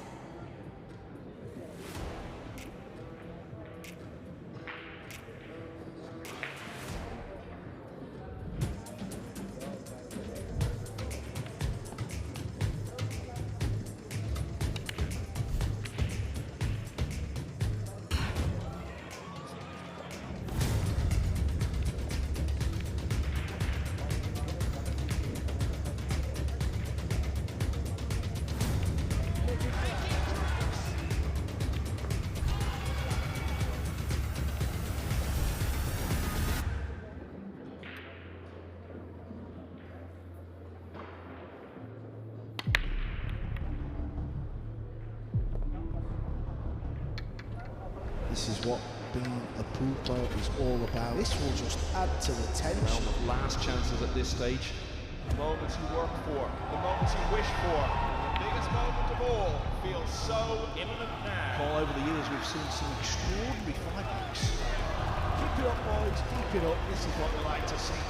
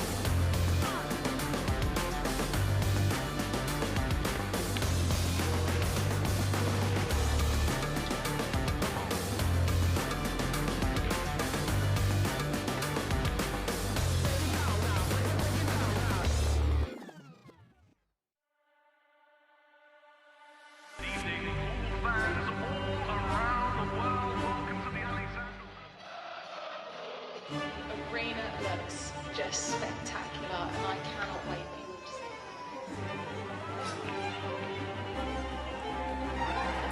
You lose, don't worry. Yeah, but plenty of the guys that need to be ready. We're the champions, you need to come take it from me. You want to follow me in there now? Yeah, I know you're ready, all we've been doing. Can you speak English better, please speak? Because I ain't sure what you said.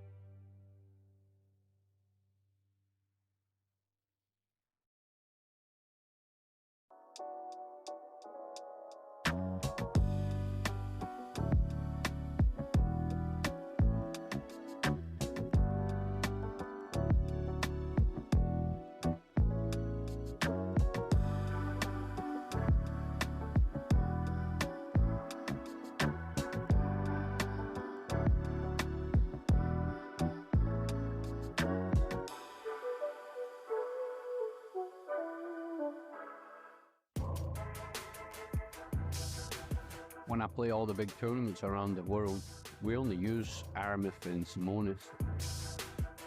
You know, you're getting 100% high quality. It just makes the game easier to play. Simonis and Aramith definitely have the best cloth and balls, hands down, in the game.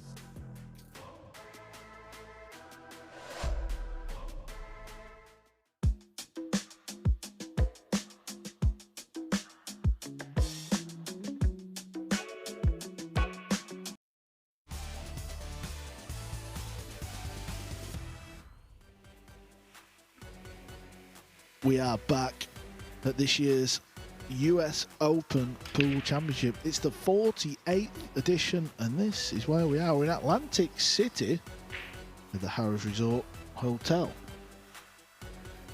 Plenty of matches have been happening from 10 AM this morning.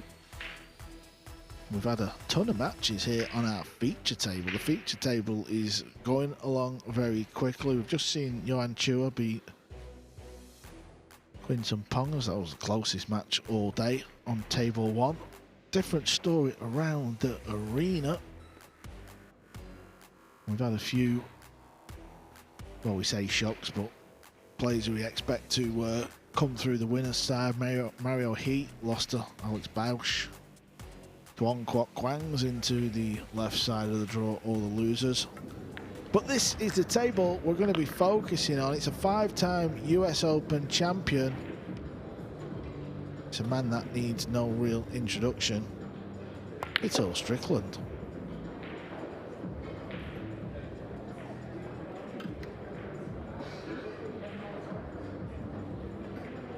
Earlier on we were talking about, you know, different ages that pool players are at in their careers, and it can be very versatile. Well, he's going to be playing a 17-year-old German kid, Felix Vogel. And when the draw was made, this was a match that a lot of people was intrigued by. This is what's going on out in the arena. Cheng Chin Zhu 4 apiece with Ko Pin Yi. Shane Wolford is playing our very own Double J, Jeremy Jones 2-1 at the minute. Hunter Lombardo 4 apiece with Putnick. Sullivan Clark 7-5 over Jason Triago. BJ Usseri has won 3 racks. His opponent Brandon Schuff is on 6. Elliot Sanderson 3-1 up over Jeremy Soisey. Niels Fyan in a close match there on table 22, 7-6. If you want to check out the scores yourself, head over to WNTLivescores.com.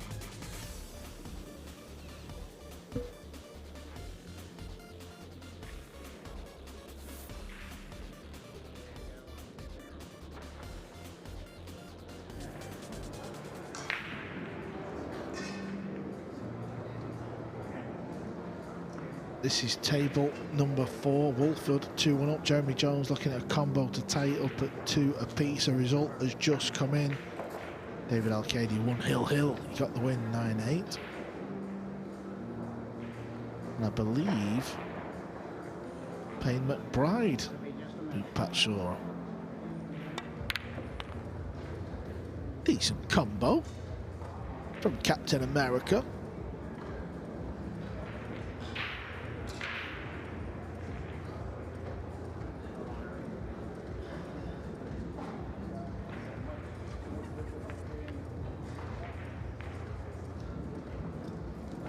Gonna try and float this one in. Gonna have to spin it. He's got to get down for the 4. I wonder if natural angle. Well, I think he's got to spin it, to be honest. Tough shot. Oh, nice. Very nice, JJ. That'll do.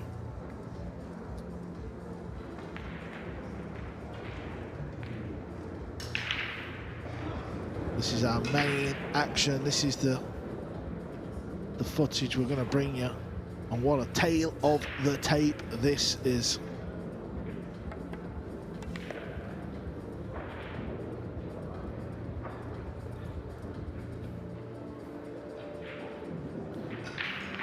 Okay. Earl has won the lag and he's playing with AirPods in.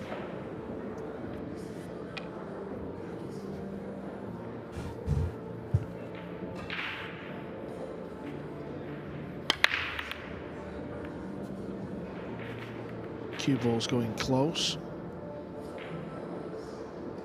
Ball in hand for Felix. Yeah, and this is almost a good sign for Earl. Almost. The one just short of the side. I know in Florida he wasn't really even close to making it in the side. So hopefully he's worked on that. From then to now,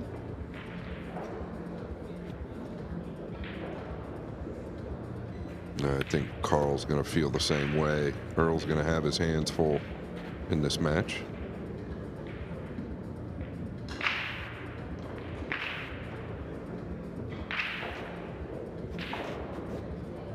Maybe can hold for the side, no problem here.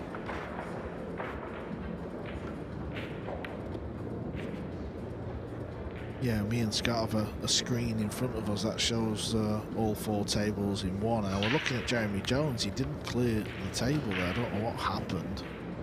Shane Wolf has just shot at a bank but missed it. So Double J is back to the table.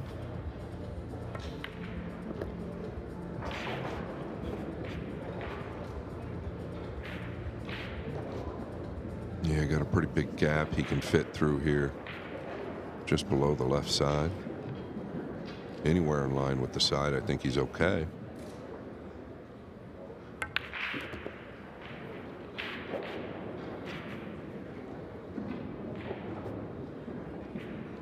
Maybe a bit under hit. Now has to work the cue ball a little bit.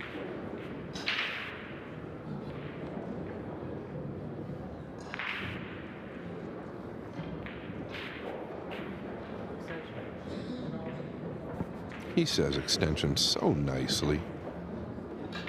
Big smile on his face.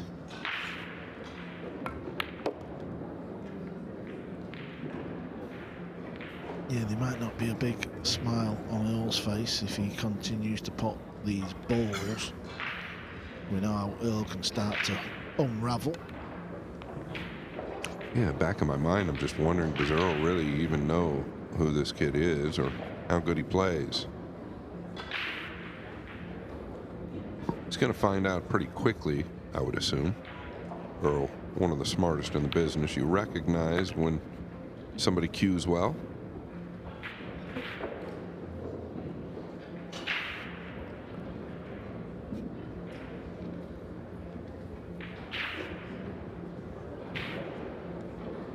Yeah, is he that steep to where he's just got to draw across the face of the 9, or does he have to come down? Yeah, just going to draw, I believe.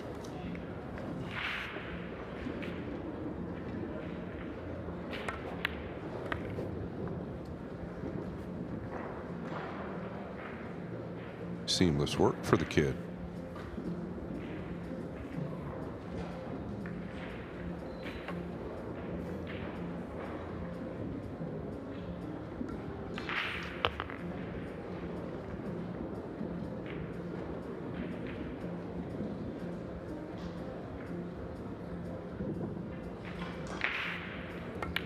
How about that for a picture? 10 US Open titles. Earl sat down, SVB right behind him. Earl draws a crowd wherever he goes. There's no one quite like him. People want to watch him. And listen, it's not just for the antics. It's because he can still play really good. The young German takes the opener here. It's 1-0. Aloysius Yap has played a match on the centre table. He's now in action over on table 3. And he's 4-2 up over America's Stephen Fleming. Yeah, and Wolford leading 3-1 versus Jeremy Jones. Jeremy actually, I thought he was out at one point, then had another look at the 7. I thought he was out there, so he must have missed the 7 or the 9, not sure. Yeah, he missed the 7 at about 2 feet to the left of the pocket. It was not pretty, Scott.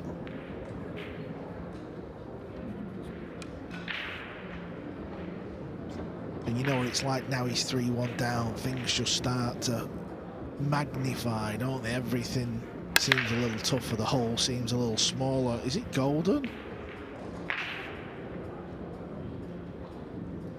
Yeah, it's not golden, but it's pretty good.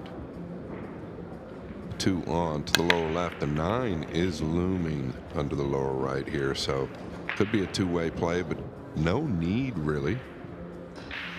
This carries you to the 3.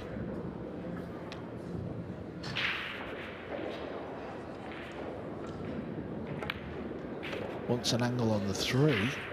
Not played it too clever. He might have a little bit. I mean, he doesn't need to come quite far over, just draw back to centre.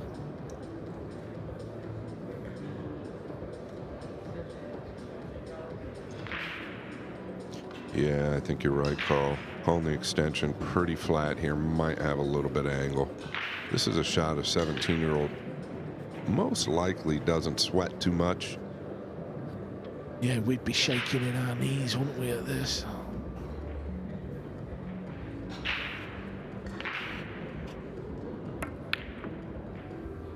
Okay, Earl the Pearl gets a look here. Didn't think he was going to. It's important Earl just gets off to the best possible start. Let's look at everybody stood around watching Earl the Pearl. We've not seen that all day. No, even Billy Thorpe over there next to Shane Van Boening. Billy just lost a heartbreaker.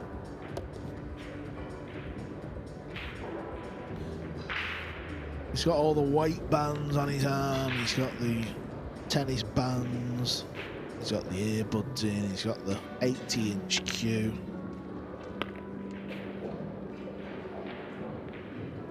And he still knocks him in.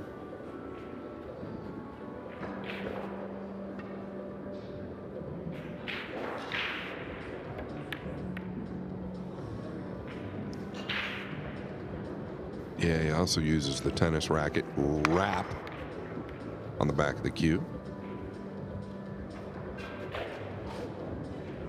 Can you play the 9 here, or is the 8 in the way? I think the 8's in the way. You'd like to be able to just flick it, wouldn't you, Carl?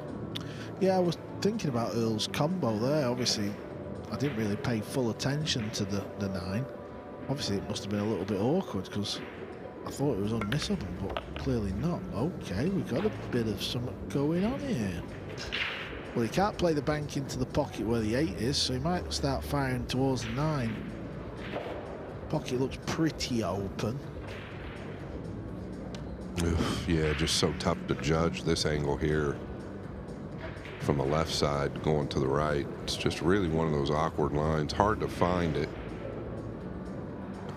Hard to believe he ran into the 8 so much like he did that he didn't know he was going to make contact with it. Not surprising that he missed it by some way, but boy, has he just had a roll. It's amazing when you make a mistake at pool how it can punish you. Earl's clapping in disgust, but he missed his chance. He missed a combo. Yeah, but you shouldn't be clapping for a guy to luck a ball in. The guy doesn't feel good as it is about it.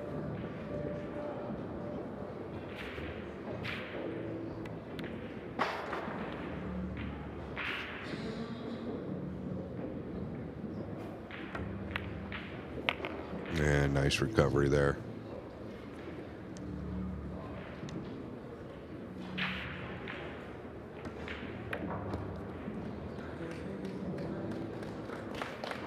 Earl missed the combo. Felix, he got away with a big one there. Fluke the 7. 2-0. Earl's re-strapping the arms. Maybe adding a little bit more weight.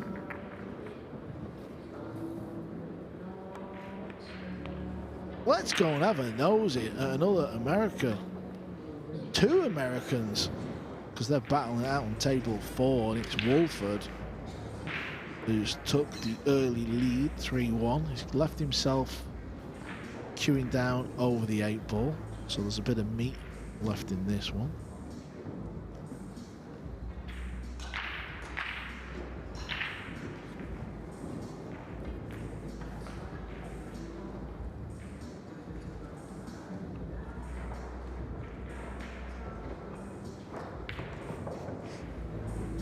think he can even go forward. I think he's just got to dig out here one rail.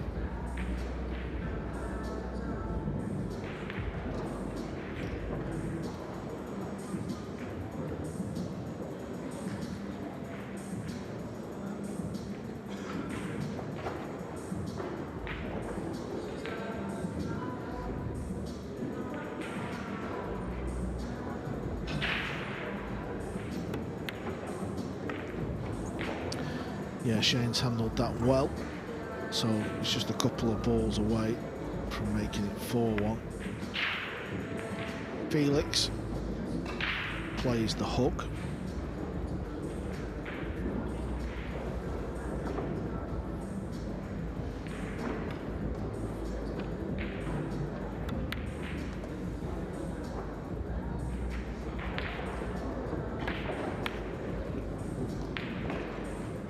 Yeah, great hit by Earl to hold the cue ball like this.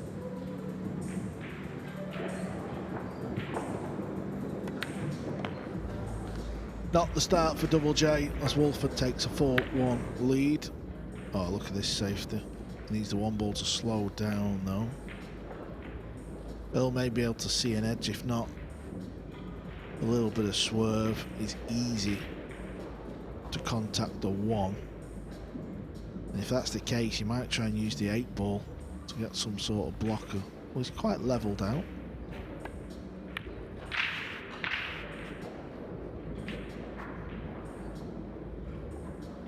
Pretty smart shot. He finds the back rail. That's what we were thinking. It's not easy to get from potting the 1 to the 2 here, running into the 8. He'll have a go at this though.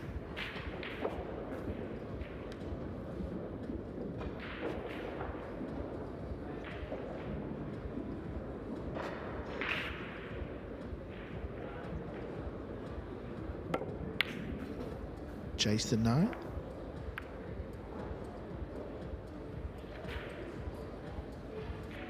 Yeah, I guess all about the cue ball there, right? If he gets lucky on the 9, he gets lucky. This is funny. I don't think the 3 plays unless it's a little bit off the rail.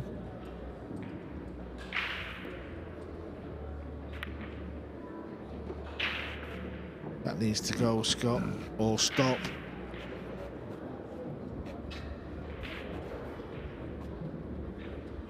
Yeah, table wide open here. One's a little thinner than it looks, I believe, but automatic to the 2. Well, he's overhit this. Yeah, I did not expect cue ball to be anywhere near it is right there.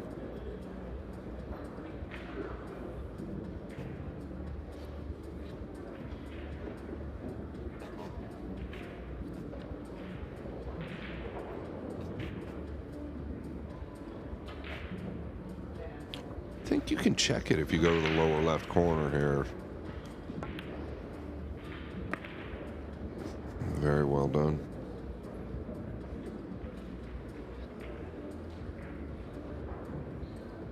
Gonna draw out past the 7.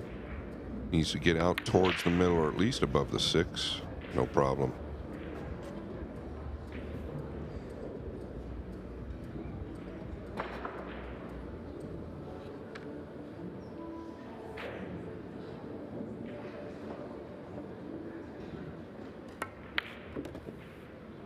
All very close up, isn't it, with his cue action? Complete opposite to his opponent.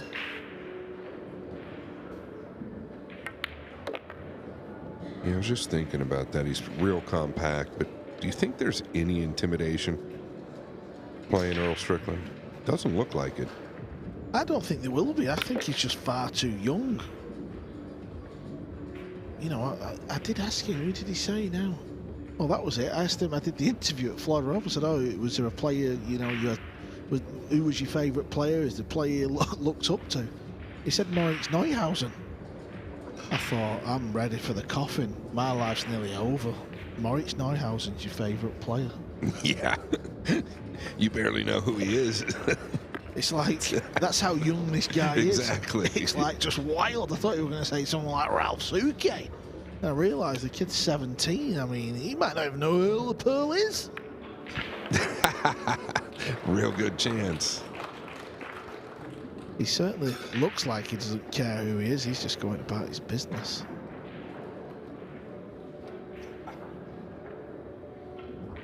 The future's all there for Felix Vogel, though.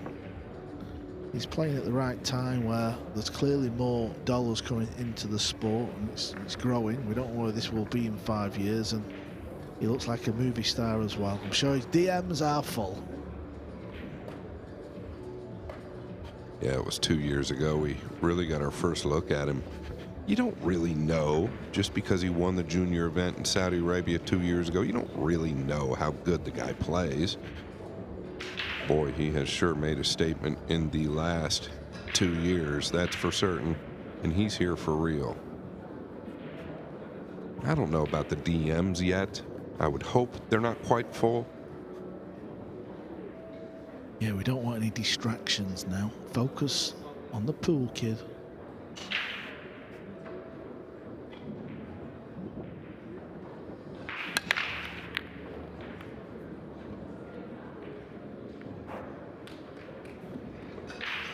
Doesn't have any power in the break, no real power.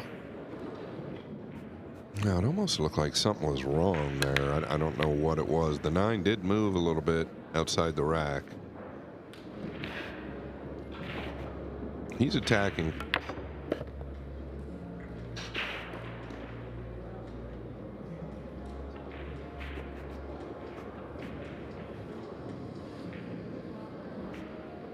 It certainly doesn't look like there is any intimidation.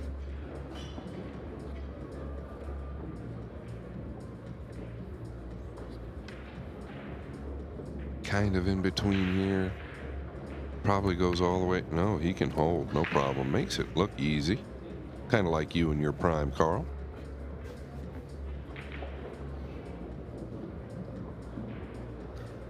Yeah, it never felt easy.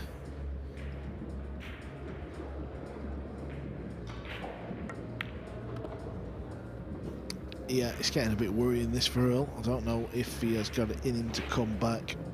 This is where he starts to unravel a little bit. In fairness, we've not seen much of the Pearl. No, it was that combination. Game number 1. Yeah, it's amazing how sometimes the game can punish you for a mistake like that. And then in other games, you don't get punished at all. And that stops in the nick of time. But to your point, Carl, Ponger's last set versus Chua. 2 really easy misses, scratch on the 9.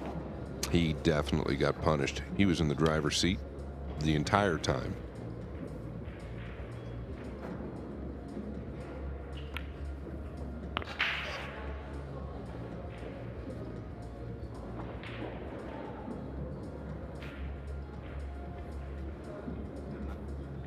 You know, every time we come to the US Open, we always talk about Earl's 5 and Shane's 5, and we've got to be honest, if someone's going to win 6, it's more than likely going to be SVB.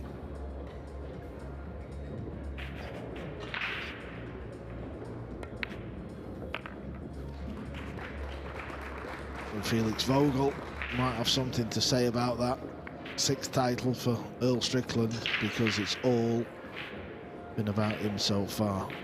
It's 4-0. Yeah, and we just got a late glimpse of Earl clapping for Felix.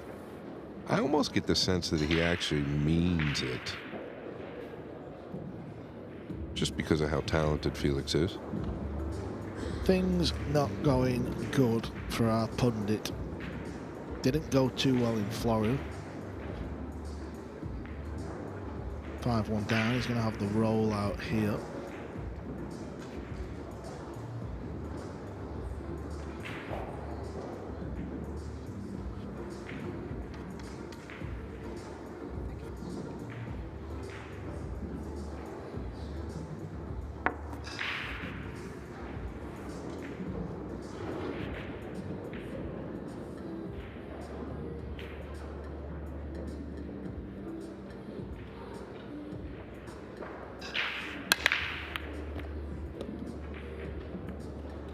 Yeah, there's a much better break with a much better look.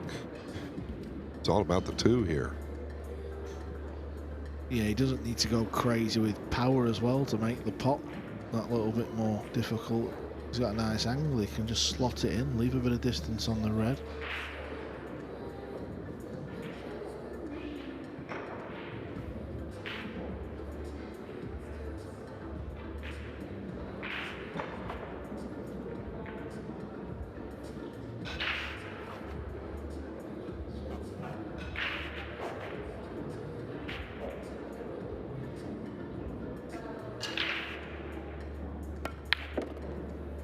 Well, decided to pound it in.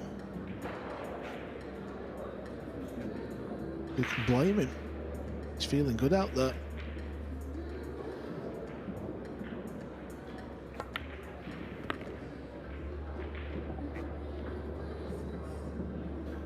Scott, you've been in the chair many times, as in Earl's chair. We all have, every pool player has. It's not a nice place to be when this is happening, is it? No, not a nice place, but I think for Earl even more so, just because of the situation, right? Felix Vogel, 17 years young. But what can you really do? You missed the combination in game number one. It's been all Vogel since. I think you just tip your hat and move on. But not fun for Earl. I would expect another round of applause from him.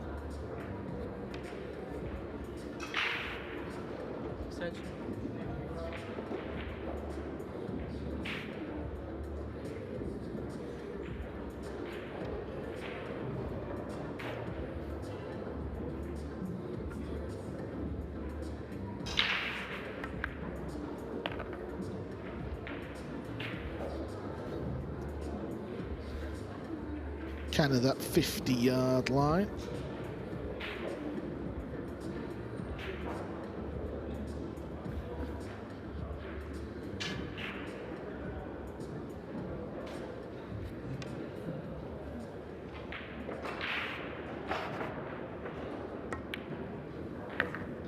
Middle of the pocket.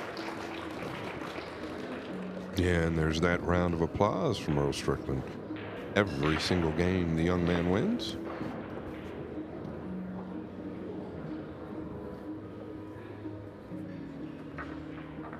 Yeah, I know Earl still kind of beats himself up, and he often talks about the game and the break rule. It should be this and it should be that, but listen, he's done this to opponents for years on end, hasn't he? What's happening to him now? He's done it when he was in his 20s and 30s and 40s. This is just the game. Yeah, I can't imagine it. Is he 64 or 62? But neither here nor there, Carl. I can't imagine even trying to play at that age. I can't make a ball at 50. So it's pretty impressive that he's even out here. To your point earlier, he still can really play.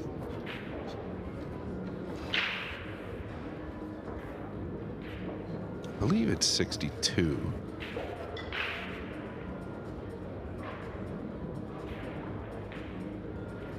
'64 years. Talked myself right out of it. Yeah, he was born in June 1961. And I fully agree to be out there. And listen, he showed some real good positive signs at the Florida Open. This match has just kind of got away from him since missing the combo in rack 2. If he makes the combo, it could be a different game. We know that. This is just the way it's gone, but I wonder what he's listening to. Maybe a bit of Elvis or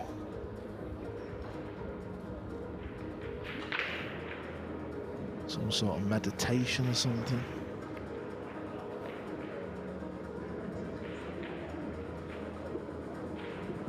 Is there a gap?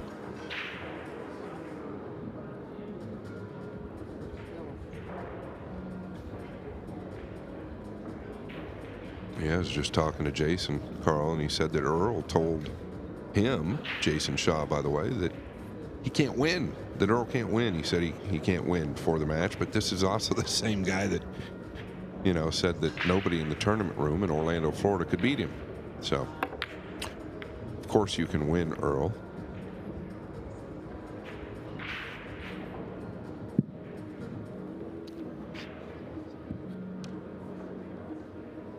of just played a shot though, where he's trying to get rid of the ball, just leave some sort of distance.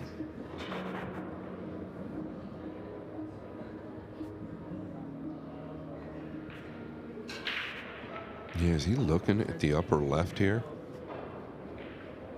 He's eyeing down the upper left like he's just going to chop it in. Good news is he knows he'll just track into the 7 and 8, so really no threat of scratching, but maybe just taking the cue ball through that top left corner. Yeah, that's what he's doing. Speed's a little off.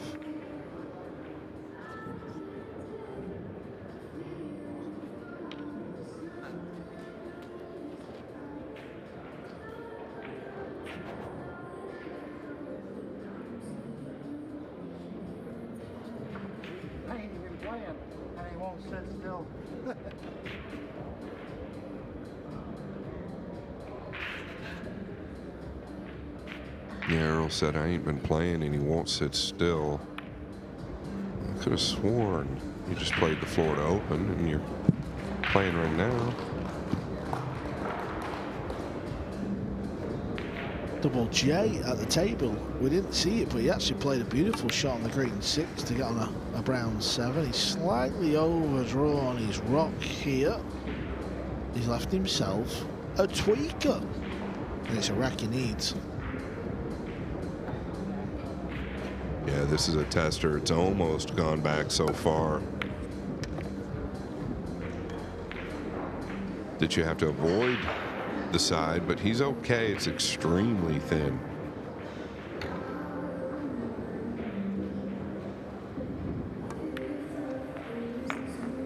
Well done, JJ. Some of the rack on the board. 5-2. Come on, Earl. We want to see some action. I actually think he can get to the 7. Just got to be up top a little bit, kind of like the head string line.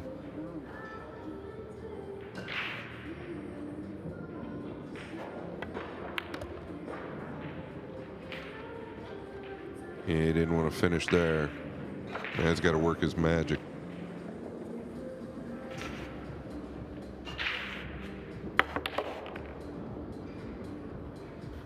That needs to go.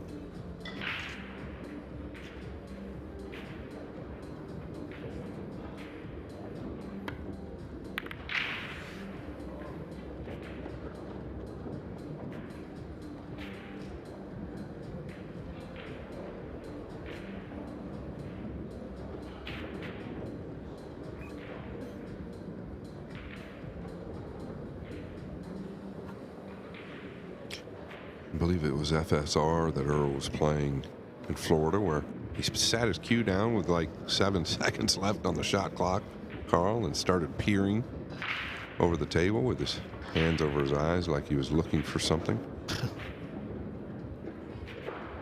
Okay, I think you can snip this ball in. Yeah, he can, right? He's handled it quite well so far. If you can get this down, he can get back in.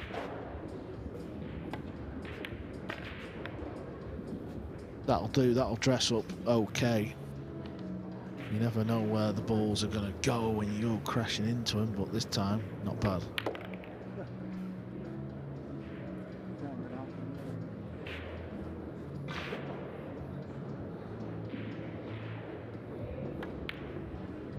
No.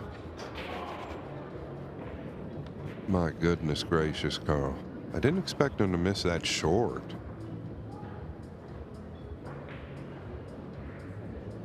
No, we've just touched on the fact that Earl of Pearl is 64 years of age. He's 5-0 down. He's not really had much table time in this match. At what point does it start getting tough, even for a legend like Earl? You know, you played in a tournament this year, Scott. You're 50. You're a lot younger than Earl. You know how it feels. I've played in a few of them within the last couple of years as well, and it doesn't get easier, does it? It gets harder. Table 2.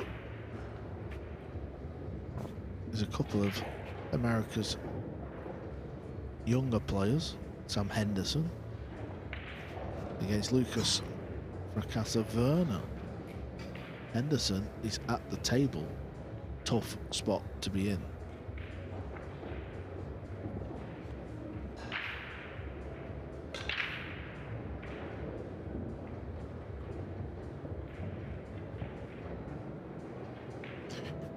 Yeah, oftentimes a player will roll this ball versus try to draw it. It's easier to miss. We'll get back to you on that result.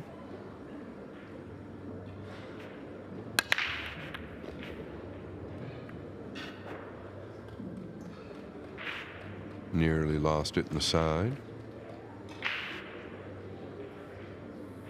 Can you shoot the 2-9, Carl, and just kind of like nip past the 8 and use the 3, 4, and 7? Just take a chance on the 9. Kind of a two-way. Yeah, it's certainly an option. Another option, he could smash it off the red ball, maybe pop the blue too. He's having a look at yours though, he likes it. You just know it carries a good cue ball. I don't think you make any contact with the 8.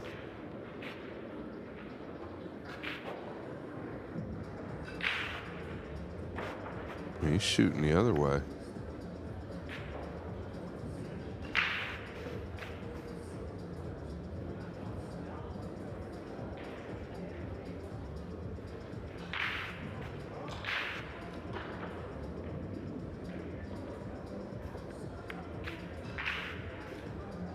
Double J off the break. He's at the table, 2 balls to go. 5-1 down he was, so this is for 5-3, back within 2.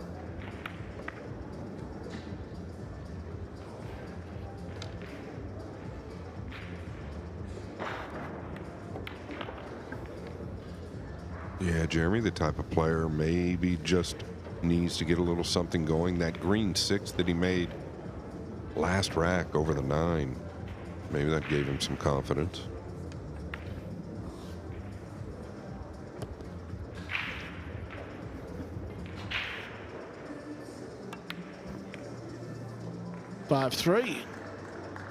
Let me tell you, Scott, JJ breaks the balls good at this break format. He breaks very hard and he makes the 1 ball a high percentage of the time, and you know that's going to give him some sort of control at the table, so he's definitely back in that match over there.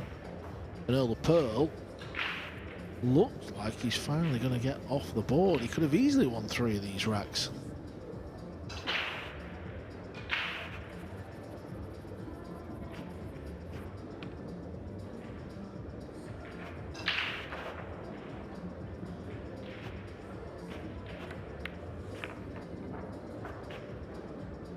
We had the combo that he missed, we had the 9 ball that he missed, and he's won this rack, so he easily could have been 3 racks. That's the difference in the score line.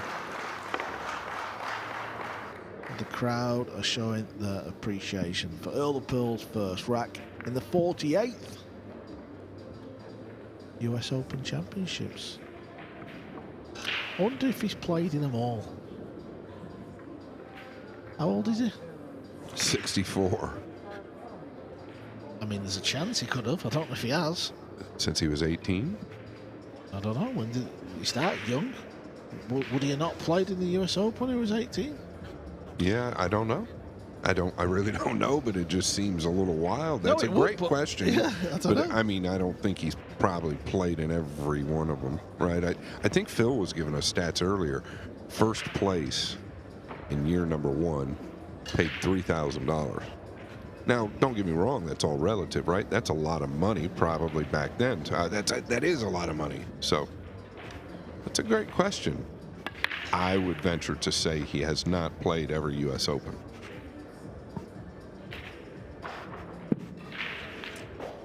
You know, Mike Siegel won the very first one in 1976.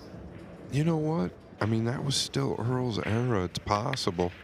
It's possible. I mean, got to figure out how old Siegel was in 76. Strickland was born in 61, so he'd have been 15, right? 14, 15. Yes. But Strickland's 64. Yeah, he was born in... Okay, it was in 76 it started. He was born in 1961, Earl, and the first US Open was 1976. 76, okay. So he was 15, which... I don't think. He probably didn't, but we have had 15-year-olds playing it. It's not, we've had 14-year-olds, you know, so it's not out of the question, but we're going to say he didn't. But we're going to find out. We're going to give Phil Yates a bit of homework tonight when he goes to bed at 6 o'clock. No, it's a fair question, actually. I think that would be really interesting to know. He probably played in most all of them, though. I wonder what year he started. You would have to really bet that he's played in every one since the year he started. And if not, maybe sick or something like that. Yeah, I'd love to find out the exact number. That's the number I'm after. He won his first in 84.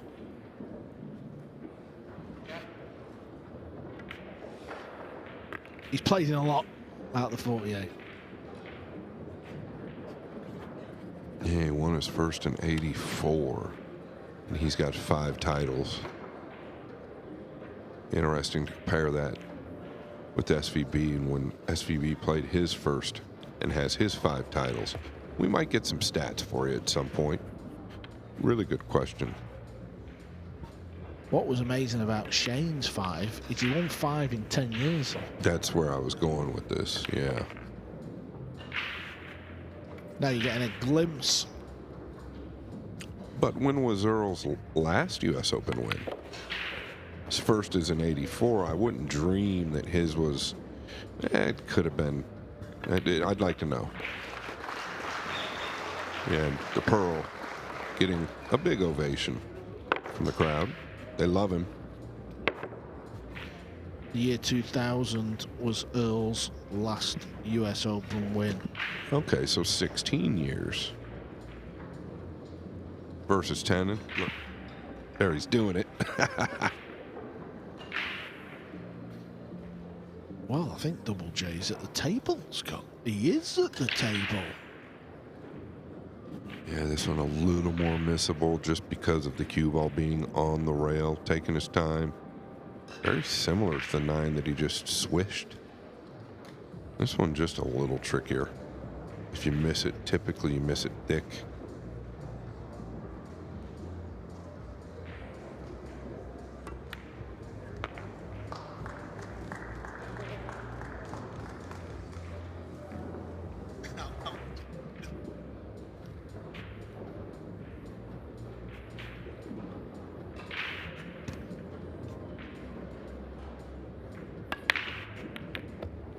Oh, watch out, cue ball, don't you dare.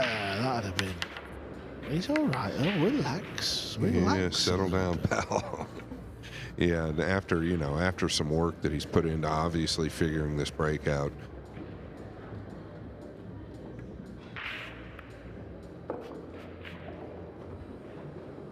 Uh-oh. I don't know if there's a gap between the 8 and 3. But that's another thing at 64, right? When something kind of goes wrong, it's a little harder to handle it. When you're young, it's a lot different story. And he did get the gap, and that's why Earl was frustrated. I've been trying to find the field for the 1976 US Open. That is not an easy task, let me tell you.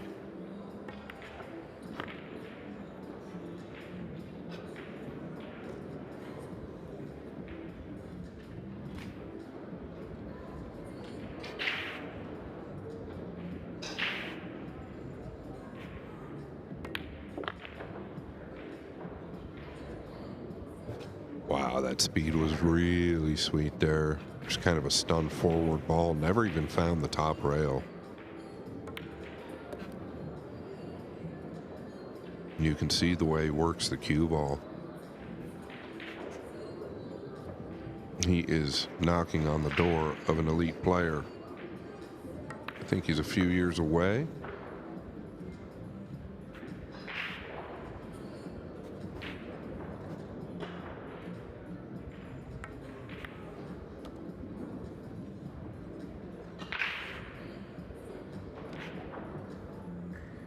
Still qualifies for juniors, chose to play with the big boys, and you can see why. I don't think you can get any better experience than this, but I don't think it's going to be too long through he breaks through. Yeah, well, he had a pretty decent battle of the bull down in Wolf's Den right before this tournament. He actually beat Moritz Neuhausen in that event, and that's the player he looks up to. 7-2, Vogel. Yeah, I believe Moritz is also German. And that's probably why. Werner 3-1 over Henderson. What else have we got going on out there? Table 21, a match to start shortly. Knockabout from the Philippines against Suke. Brandon Schuff has just beat BJ Ussery 9-7. Ivica Putnik back playing the game. The Croatian 7-7 against Lombardo. And Shane Wolford 5, Jeremy Jones 4. JJ's won 3 on the spin.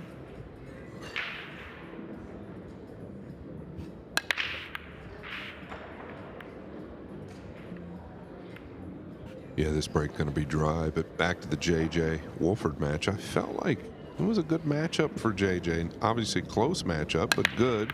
I don't feel like Wolford's near at his best. He hasn't been playing as much. Two would be here if you made the ball. So look. Push. Push. Yeah, Earl's got earbuds in, so he can't hear. That's why he is so loud at the moment. I don't think he realizes he's yelling.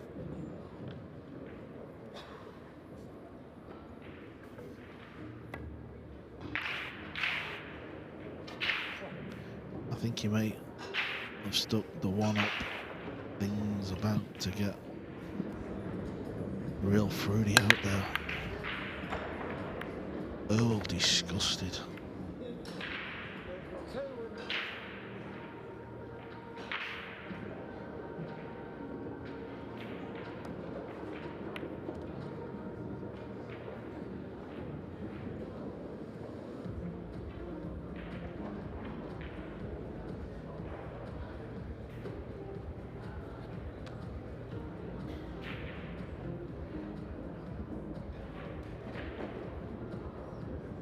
This goes in the side.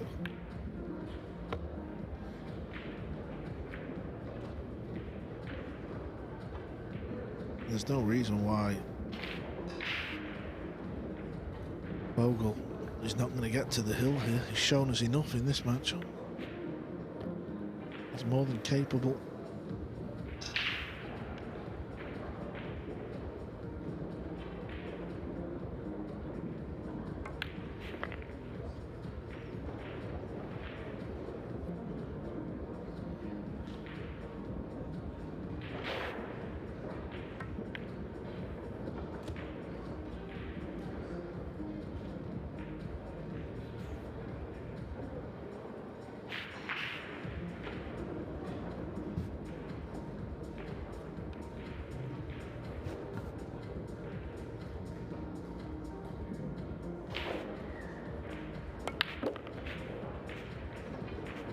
Yeah, you're right, Carl. Doesn't look like he's going to stumble from here.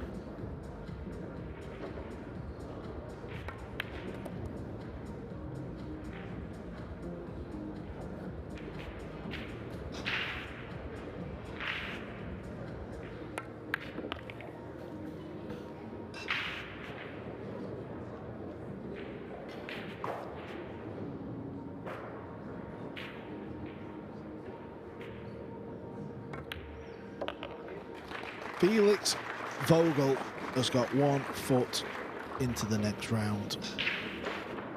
Earl the Pearl has got 1 foot into the losers round. Yeah, and he claps for him after each rack, but then at the beginning tells Felix he's lucky.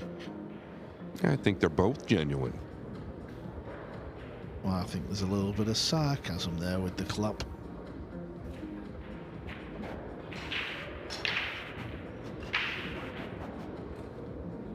There's been a good few patrons in the building today. Seats have been pretty much full all day long. Obviously it's only day one and we start at 10 AM. It's a lot to ask for them to be here all day and all night.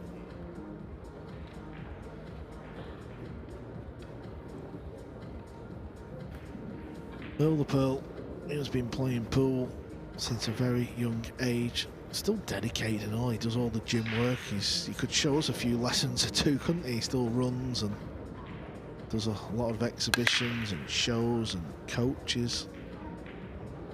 Oh no, oh no. The blue 2 has found the pocket. I'm just looking at Earl. Yeah, you could lose it here, Carl. Yeah, because last game, Felix broke dry. The one ball got kissed. Now, the one ball doesn't go. The 2 falls at the last minute. Earl, yeah, he might lose it.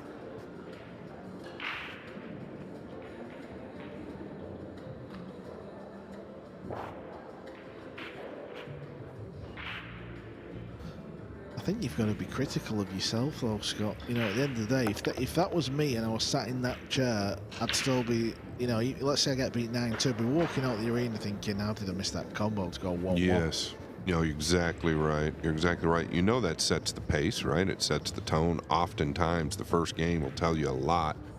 He missed it by a mile, and it was almost unmissable.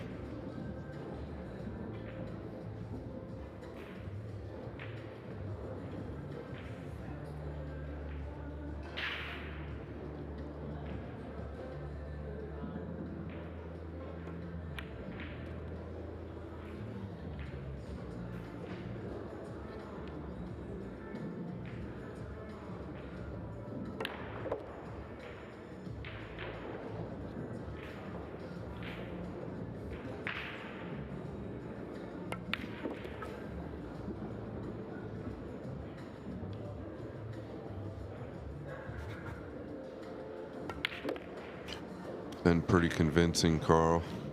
Yeah, listen, he can't do anything about what happens after the break. He's just got to get up there and play his game, and in fairness to him,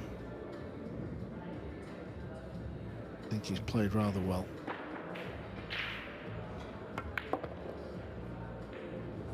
This needs to settle down a little bit, which it will do.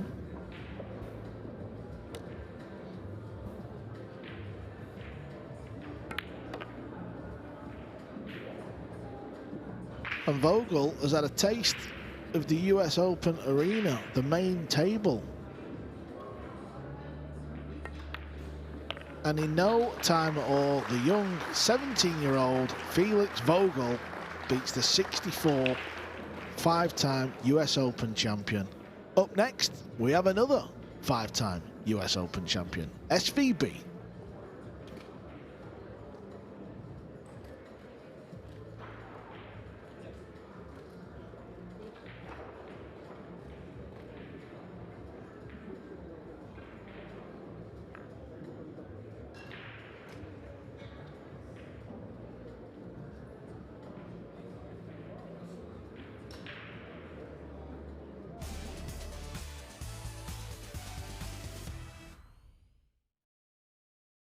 New era begins.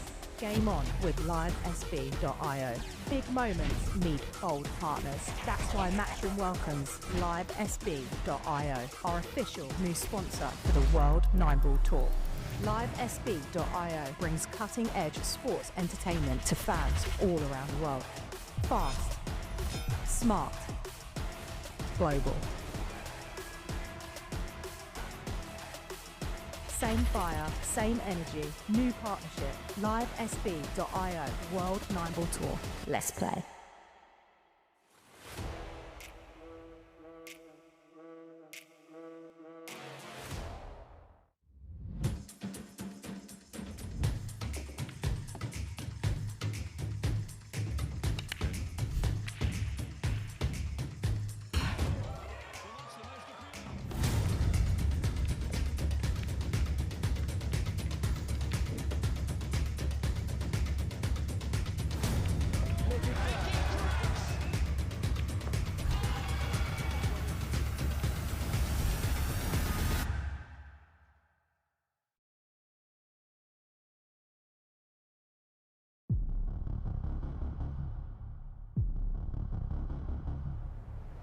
This is what being a pool player is all about. This will just add to the tension. Realm of last chances at this stage. The moments you work for, the moments you wish for, and the biggest moment of all feels so imminent now. All over the years, we've seen some extraordinary fightbacks. Keep it up, boys. Keep it up. This is what we like to see. For the first time, Asia's major has gone to one of Asia's finest.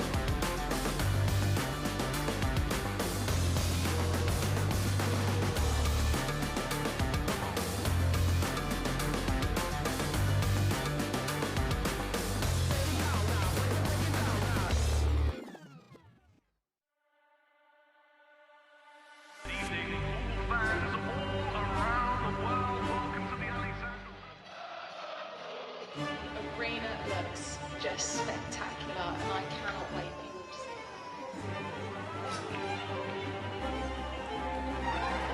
Lose, don't worry. Yeah, there's plenty of guys that need to be ready. We're the champions, you need to come take it. Hey, you want to follow me in there now? Yeah, I know you're ready, all we've been doing. So fast, Can you speak English, but please speak? Because I ain't sure what you said.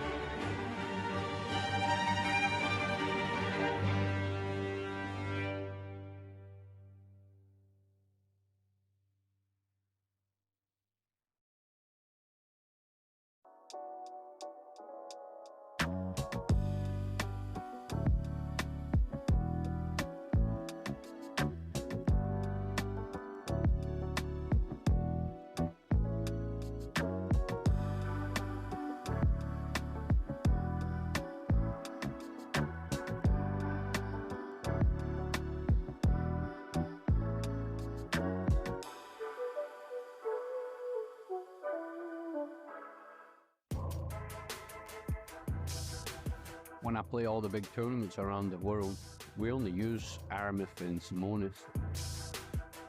You know, you're getting 100% high quality. It just makes the game easier to play. Simonis and Aramith definitely have the best cloth and balls, hands down, in the game.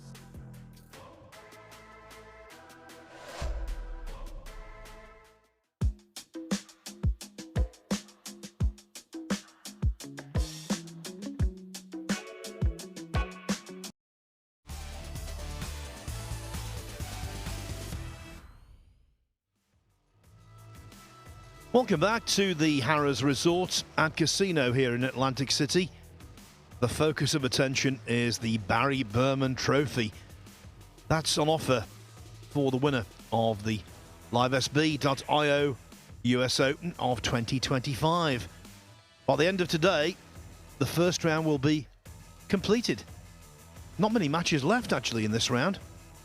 We've just seen a 5-time US Open champion, Earl Strickland, beaten by a player who has clearly got bags of potential, Felix Vogel. Now it's another 5-time US Open champion, Shane Van Boening, taking to the table against Adam Cisneros. SVB, a huge favourite to come through. Now what a fight back from our commentary colleague Jeremy Jones. He was well behind against Shane Walford. 5-5, and then we go over there and we bring JJ some bad luck, scratching off the 4. He will be furious with himself. He's fought back. He's won the last 4 racks. Pretty easy, kind of like distance safety, but he's forgot about the cue ball. And that's a momentum shifter if Walford can dish.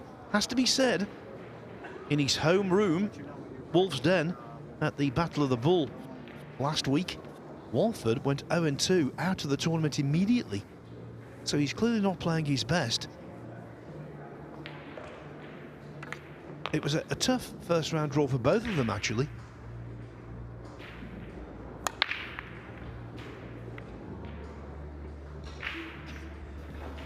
Aloysius Schaap on the hill now against Stephen Fleming at 8-5. That's a tougher assignment than we thought he would have. And on our other stream table, fighting for every Mosconi Cup qualifying point he can possibly get his hands on, Lucas Fracasso-Werner leads Sam Henderson 4-2.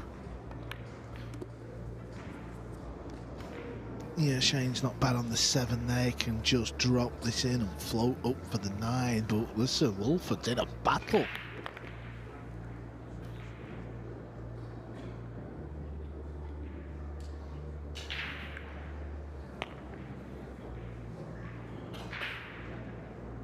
Can't imagine he'll miss this. The scratch off the safety on the 4 has proved expensive.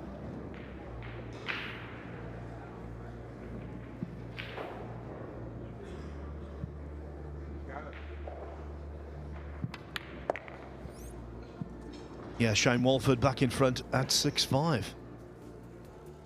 On table 9, Michael Schneider 6-1 up on Tuan Kiat Vincent Go. That's a first round match. Also in the first round, Teddy Garahan, one of the players who beat Shane Walford at the Battle of the Bull. He's 5-5 with Met Vergara. Donny Mills 7-4 up on a late entry from the UK, Benji Buckley. Roland Garcia, former World 9-Ball Championship runner-up. He's 6-2 up on Mohamed Barbad of Saudi Arabia. It's 6-1 for Jan van Leerup over Gregorio Sanchez of Venezuela. Eklund Kachi on the hill already against Phillips Yi at 8-2. Kachi's fellow Albanian Ernesto Giongi 3-3 with Matt Krah. Claudio Kachi, Eklund Kachi's younger brother, who reached the semi-finals of the World 9-Ball Championship in Saudi Arabia. He leads 6-2 against Shahram Changazi.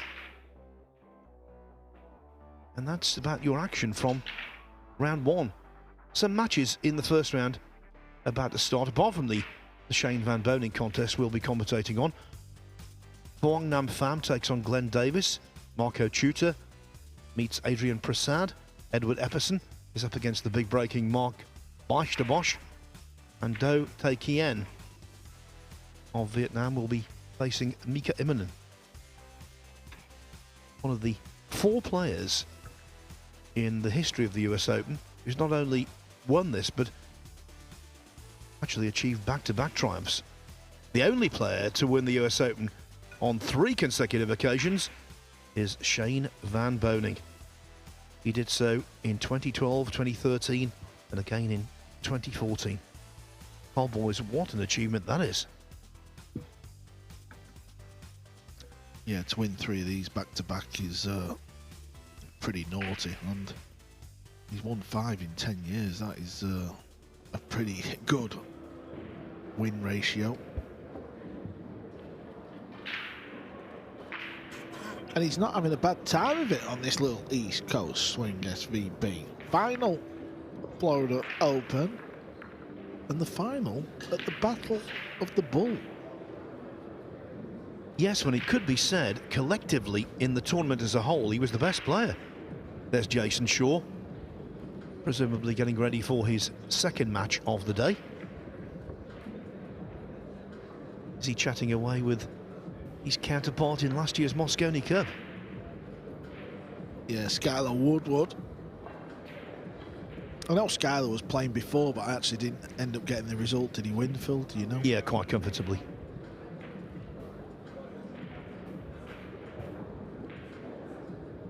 So, Carl, must ask you for your assessment of young Felix Vogel's performance against Earl Strickland. It was a very high-profile match, that, and I thought he handled himself well. Yeah, me and Scott was actually having a bit of a laugh and a giggle. We actually don't know if Felix vote. I mean, obviously he knows who Earl is. We're not that silly, but you know, he's only 17. Earl's 64.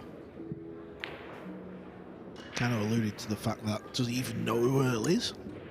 I remember doing an interview with Felix at the Florida Open, and one of the questions I asked him is, who's your favourite player, or did you have a player when you was a little bit younger you looked up to? And he said Moritz Neuhausen, and I nearly fell off the chair. He's only about 21, 22.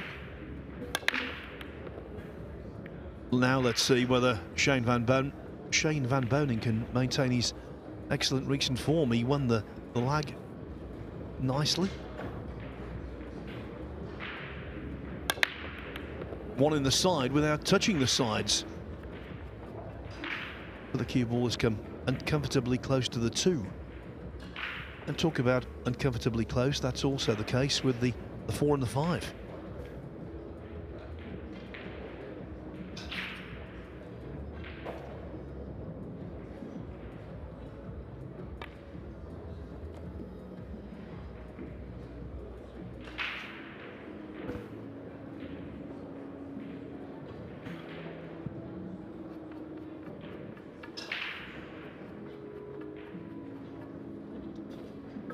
The skippers continue to have a conflab.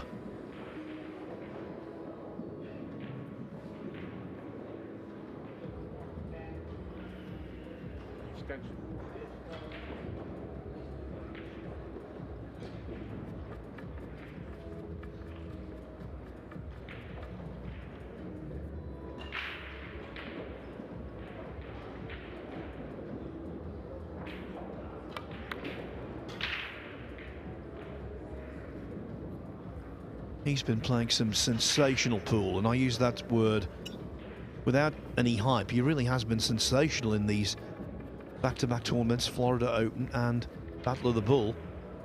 Came up short, just short in both. But some of his actual match performances have been of the very highest order.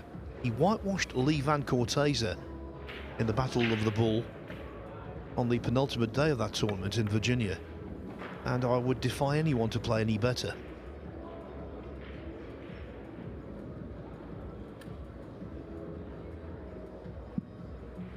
SVB knows how important early racks are in matches. Sometimes it doesn't always go that way, but a higher percentage, it kind of sets the tone for how the match can pan out, and you can sort of relax a little quicker.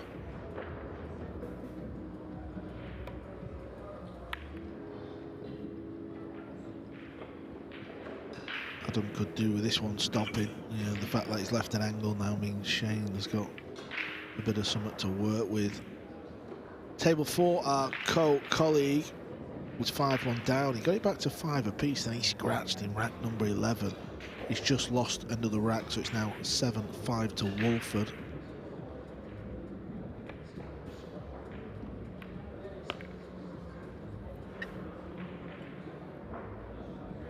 SVB tried to keep that one simple. He wanted to catch the pink 4 ball just slightly thicker than he did. Had he done so, cue ball would have been more out in the middle of the table, and it wouldn't have travelled quite as far, so the 5 would have been on.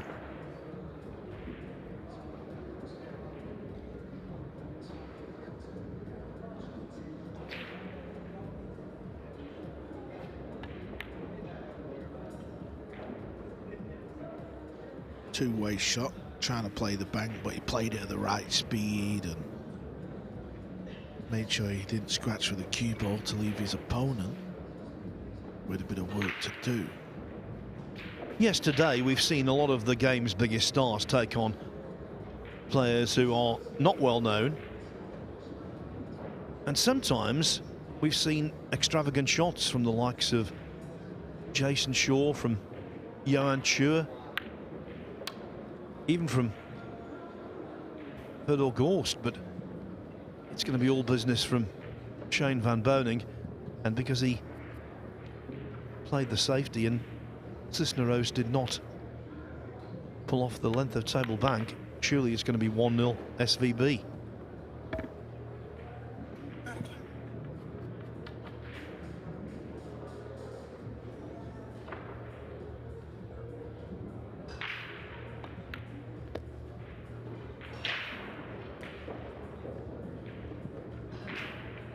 Carly's not the kind of personality to mess around. He practices hard. He's thoroughly professional. He's not going to do stupid things and leave himself perhaps vulnerable to losing more racks than he should.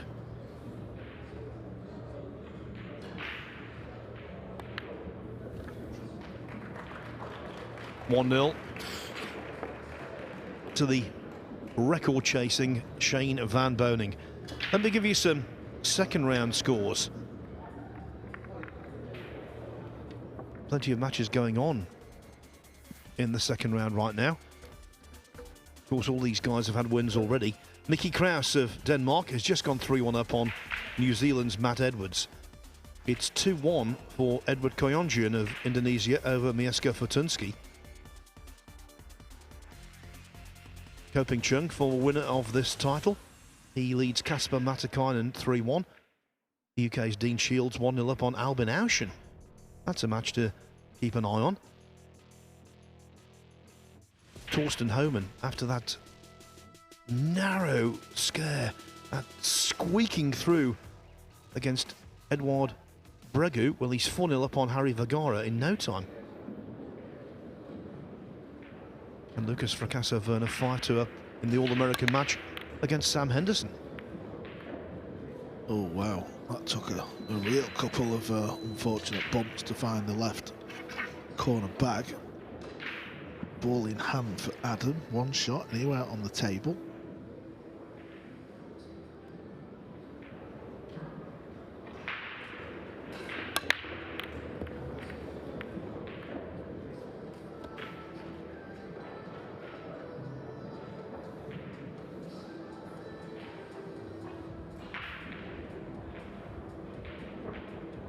Well, against someone like Shane Van Boening, if you've got to have any hope, any glimmer of hope of winning, you must grab these opportunities.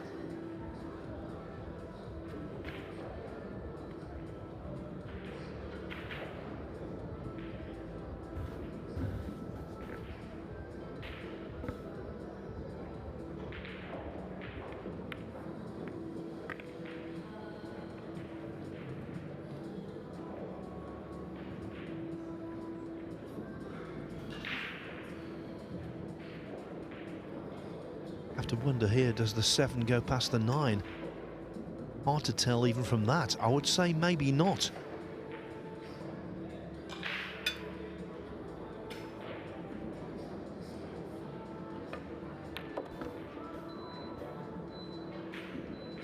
Looks okay down on the cue. Got to get into this one though. This is shot that comes up quite a bit in the game where you're knocking it in a pocket with a bit of an angle. You have to play it quite hard, come off the side rail with a bit of right spin and get down lower because of the next ball. Did he hit it? Yeah, you see how he didn't quite get into the cue ball.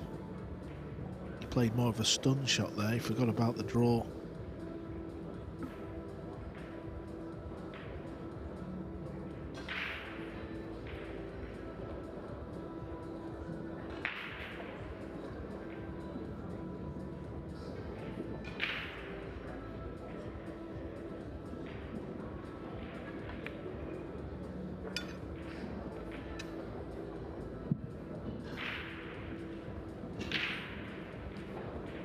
Well, at least he's got a serviceable cue ball, very close to the short rail.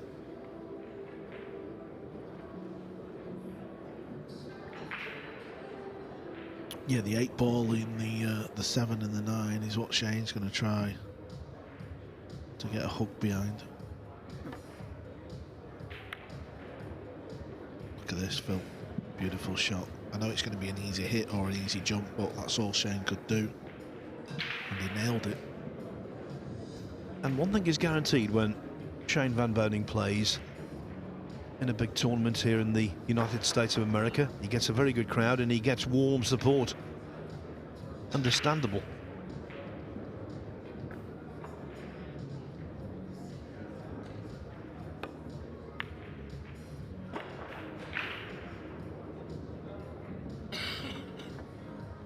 Cisneros will be delighted that the black 8 ball is blocking the path of the 6.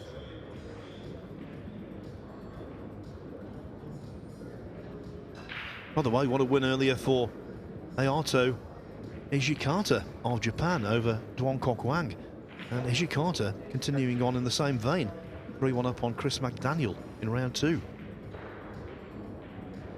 In the previous match, Phil, me and Scott were discussing, you know, the lengthy career of Earl Strickland, and we don't know, we don't have the answer, but out of the 48 US Opens, we were wondering how many he's played in. Yeah, don't know. I would say more than most.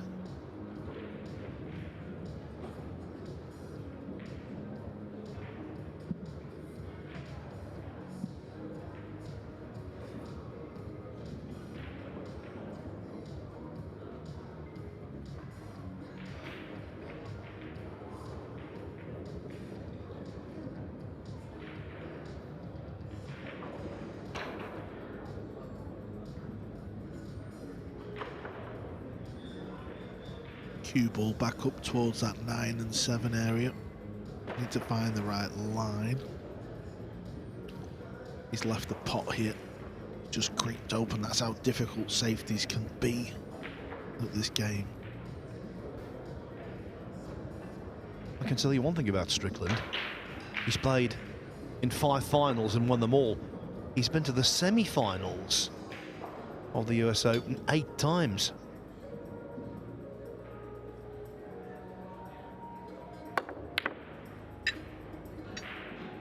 Now that was a quite quick stroke from Van Boning, and I think he can count himself fortunate where the 6s come to rest.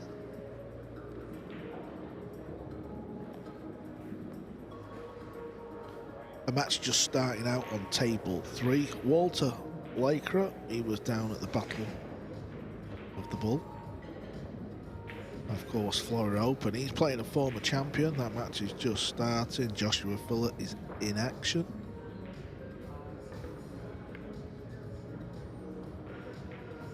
I'm sure Joshua Phillip wants to play a big part in this year's Open. $100,000 to the winner. Yeah, Phillip and Lakra are on a streaming table, table 3.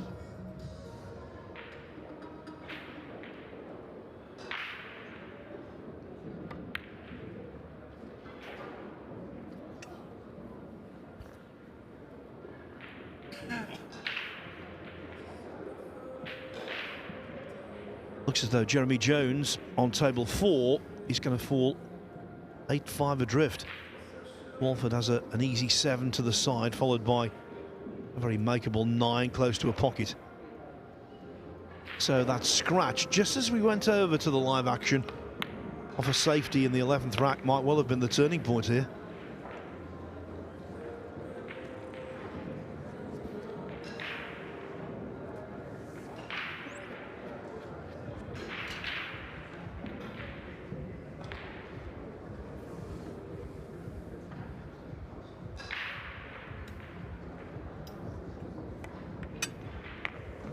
Indeed, Shane Walford mounts the hill at 8-5. Well, I thought he'd missed that. On a later date in the tournament, when the pockets weren't playing quite so easily, I think that would have stayed above ground. Yeah, that was purely lack of table play here on day 1. As soon as these tables start to get worn in, that'll stay over the hole. Well, good on Adam Cisneros. Looks like he's going to win a rack against the great Shane Van Boning. You better believe it. 1-1.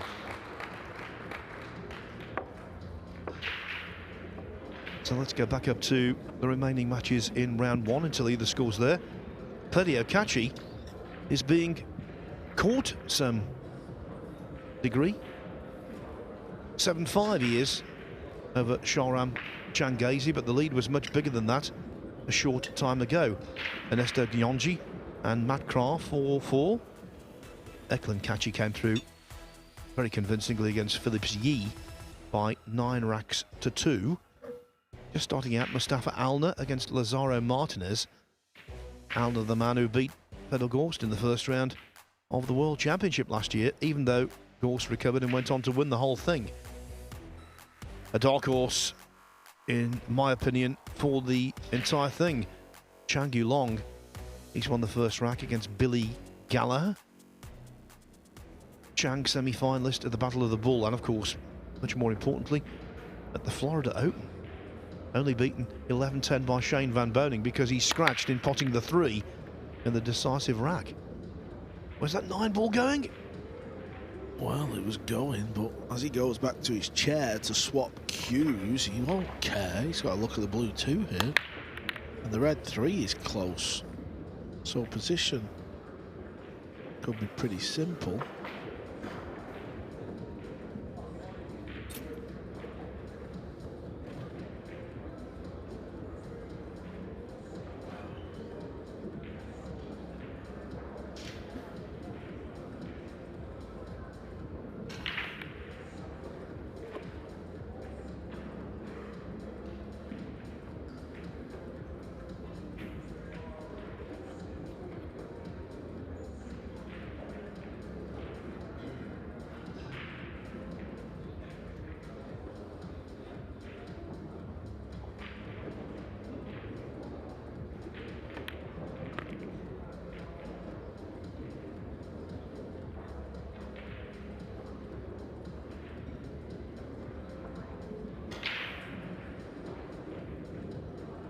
Playing at a nice, moderate pace, Adam Cisneros.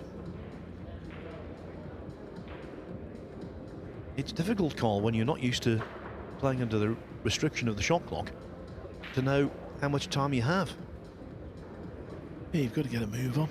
Obviously, you have a 1 extension per rack.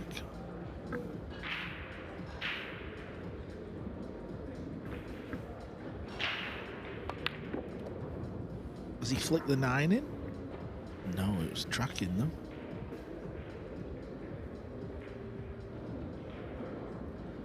Yeah, he caught the last pot a little too thick.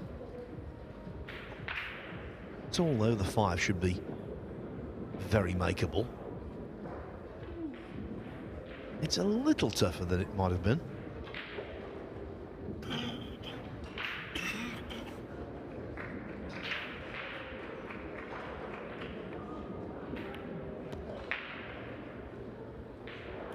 He keeps knocking him in though. He stays still down on the shot. That 9-ball is right over the hole. I wouldn't advise starting to chase it, but the thought will have crossed his mind just because he's stunning over to that area. He'll probably just play to miss it and then come down for the brown 7 and shoot the brown 7 in lower left. But he could knock the 9 in.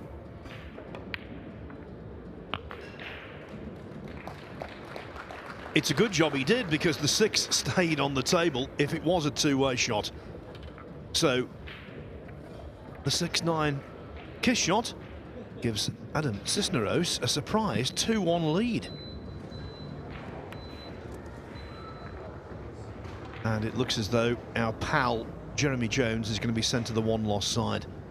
Shane Walford just 3 pots away from winning 9-5 after being held to 5-5.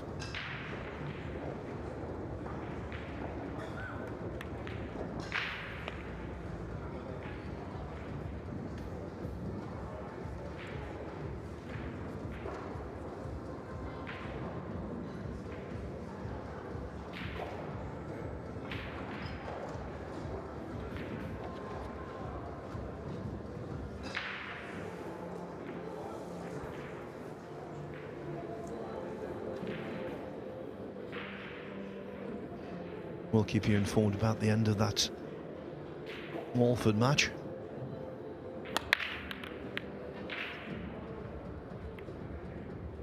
We'll do better than keeping you informed. Walford's missed the 8.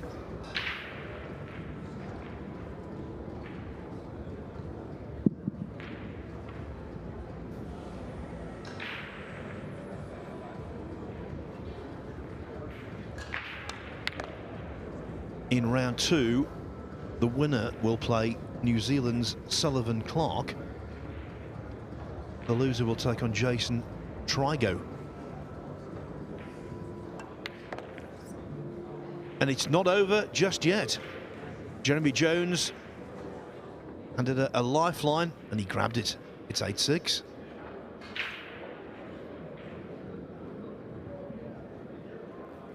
Yeah, that'll be an interesting finish over on table 4 now, because Wolford had 3 balls over the hole. And the amount of times you get punished for not taking them out off the pool gods. So we'll see how that finishes. Meanwhile, we're going airborne on the main table.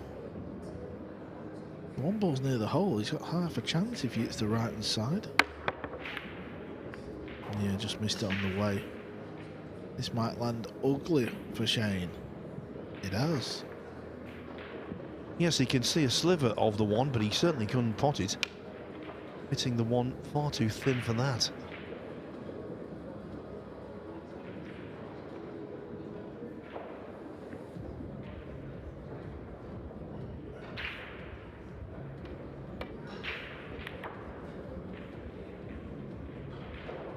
He's left it on. Now, I'll tell you what, if Adam could knock these in, he's got work to do, I know that, but honestly, he's putting Shane under a bit of pressure.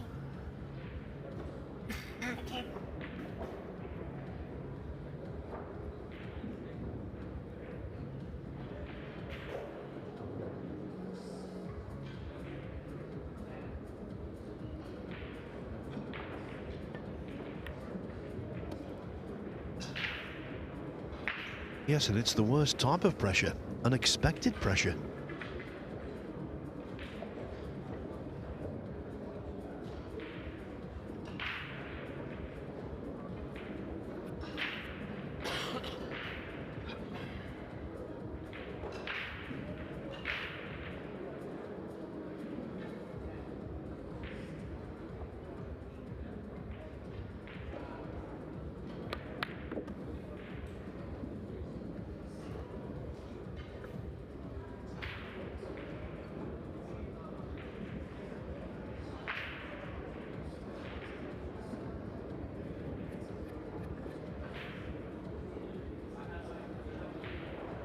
He's doing okay. It's a big deal, this, for Adam Cisneros, playing Shane Van Boening. Centre stage, and then he misses the 3. Cues right across it.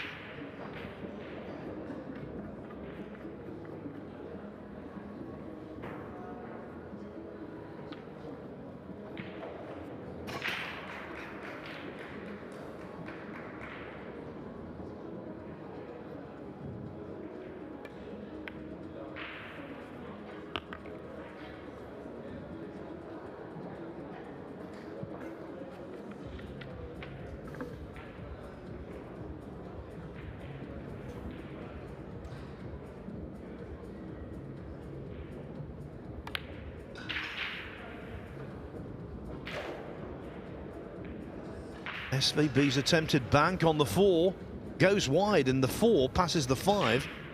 Another chance for Cisneros. Yeah, Shane was playing that with a hint of safety, thinking if I missed a bank, the green and the 9 ball might help me, but the way it's caught the point and come down, I tell you what a chance for Adam here.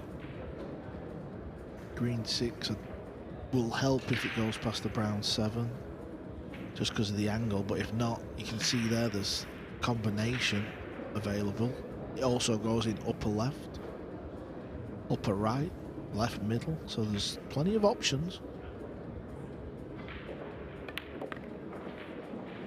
He's overdone this. He has overdone it, so he's putting himself in a little bit of a...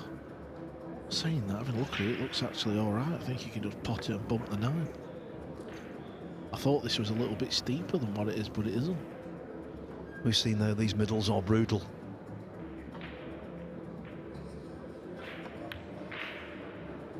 He just didn't fancy it, missed it by some way. You are not going to beat SVB or any of the top players if you're not clearing the table there.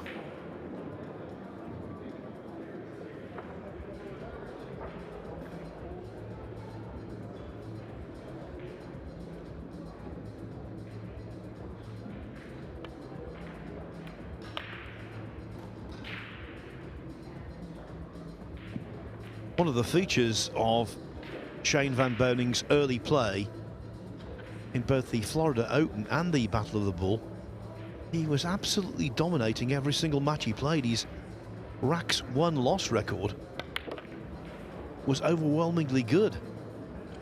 So for him to lose 2 racks in this match early, that's a shock in itself.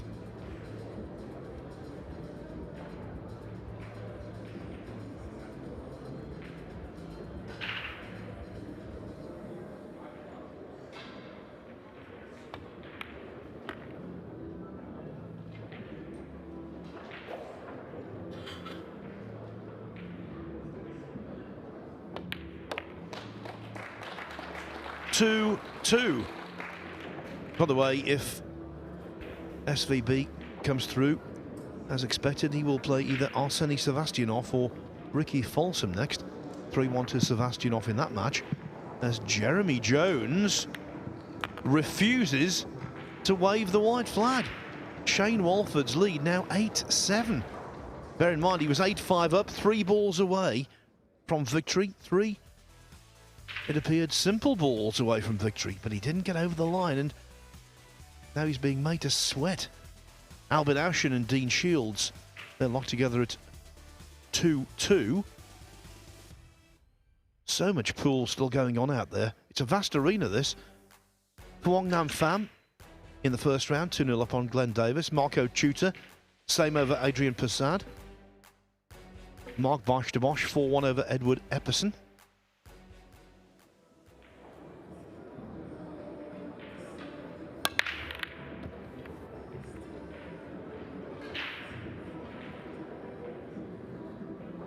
Not the worst Van Boning break call.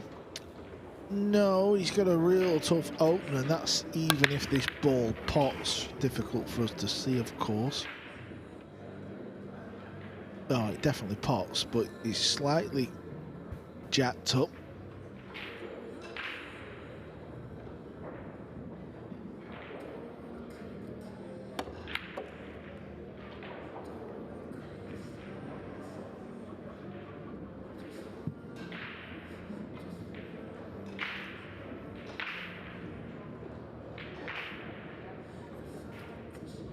Yeah, good opener there, but he's on a red 3 ball where the natural angle wants to roll into the 9, I believe.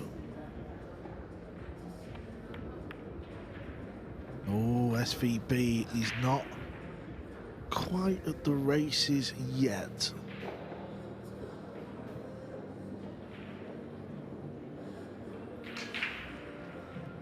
Yeah, he's been such a destructive force over the last couple of weeks. This is wholly unexpected.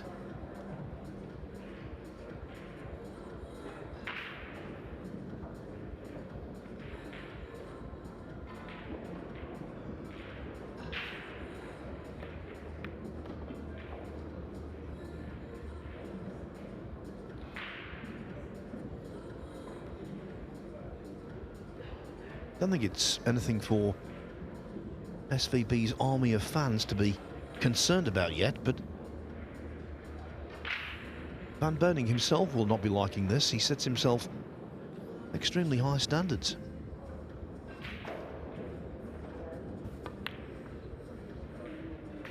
Yeah, the thing is, you can start to like get a little bit annoyed with yourself. Like you can be in disbelief of, you know, what you've been doing on the table, but you know, the main thing is you just got to get the W. It's round 1. Get the win, move on to your next match, regroup.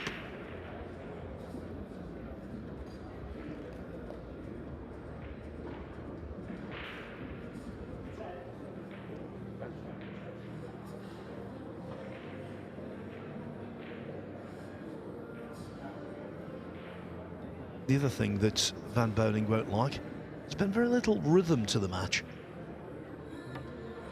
Most of the racks have been rather scrappy. Yeah, the balls can determine that, can't they? If you look at the purple 5, it's in a horrible position. You know, to try and pot that up past the middle, it's amazing how many times you catch one of the points. So there's still a lot of pool left in this rack, but it does feel a little slow and sluggish.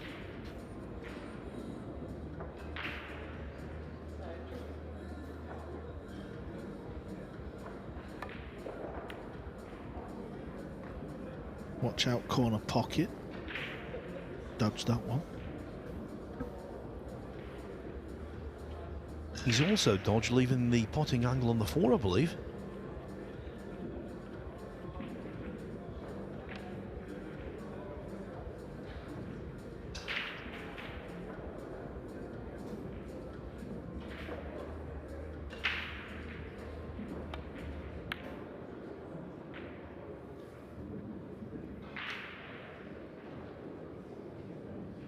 And perfectionist Van Boning won't be happy with that one. The pace on the 4 was a little steamier than he wanted.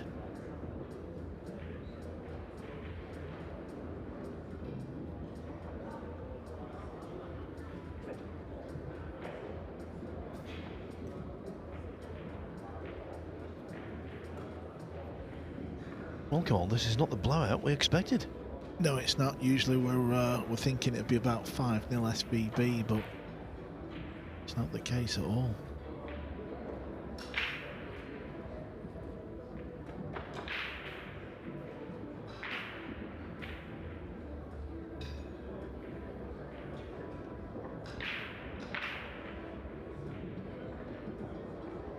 Cue ball into the 9, try and pot it.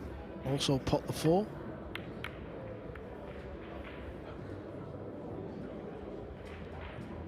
Well, the Browns moved off the rail, but the 9's replaced it.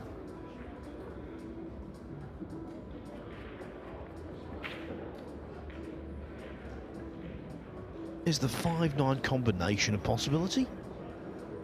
Yeah, the 5's touching the rail and the 9's just off, so this is a very tricky shot, but he's clearly going for it. I wonder if he's going to draw the cue ball back up top of the table in case he misses it, just to leave some distance and hope you get away with one. Yeah, I did say possibility as opposed to probability. Nothing guaranteed about this. Yeah, but you can see he's gearing up to draw the cue ball. And that's why he just wants some distance. At least he's had a go at the 9, and the fact that he got a good cue ball just means Adams got a testing cue ball here. Double J, by the way, is at the table. That rack was all a bit weird. I've been watching it on our screen here, Phil, and Wolford made a mess of a red 3, left JJ in, and it's difficult to tell from here, but the purple 5 looks a little suspect.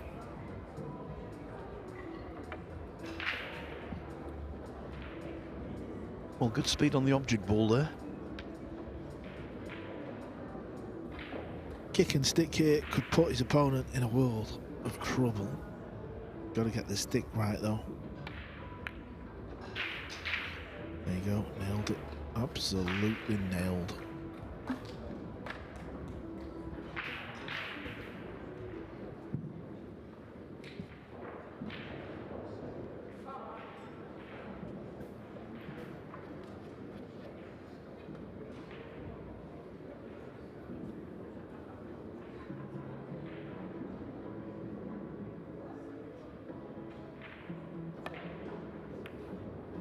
Tried to go behind it as a 2-rail kick to play a kick and stick.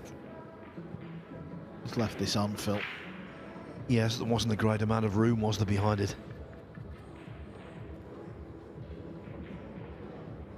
So can Shane Van Boning accept this chance and go in front for the first time since he took the opening rack?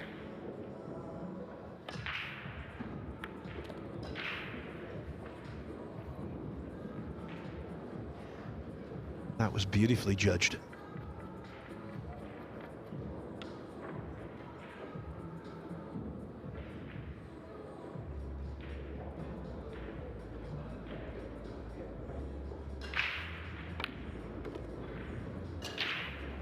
This is a little light of pace. SVB has come into the US Open this year playing some really good pool. The opening 5 racks here has not been SVB like. Is he feeling the heat this year?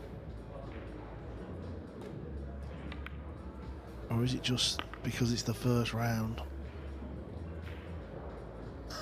I think it's actually both. I don't think he's feeling the heat in this match.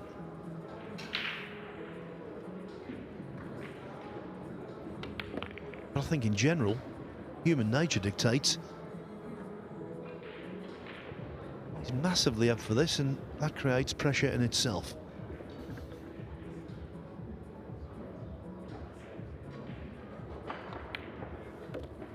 (3-2), Shane Van Boening.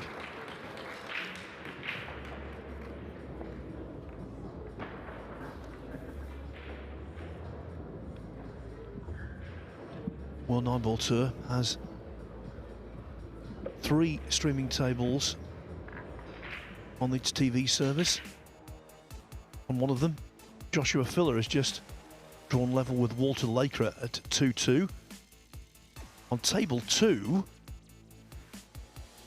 Sam Henderson trying to ward off defeat against Lucas Fracasso Werner.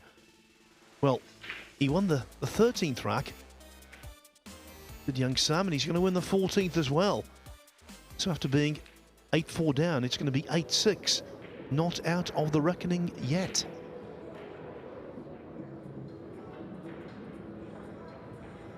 And if you want to go into the Matchroom Pool YouTube channel, you will see the battle involving Jeremy Jones and Shane Walford, which remains 8-7 in favour of Walford.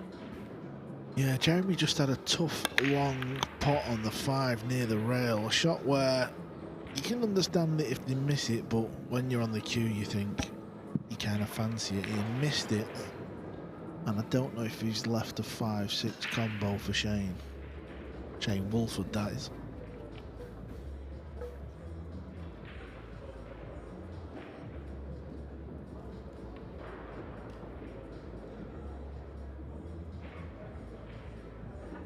One of the lengthiest waits to start his US Open has been for Moritz Neuhausen, who's taken the first rack in the first round from Martin Correa.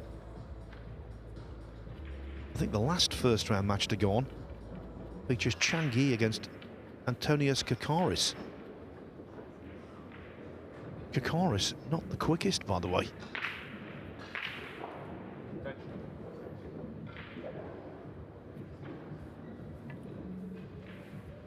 Well, I know you can't see the table, but Shane Walford has just played a wonderful hook safe against our very own Double J. So Double J is in a hole here. He's kicking at a real tough 5 ball. He's got to hit it, otherwise you would think it's over.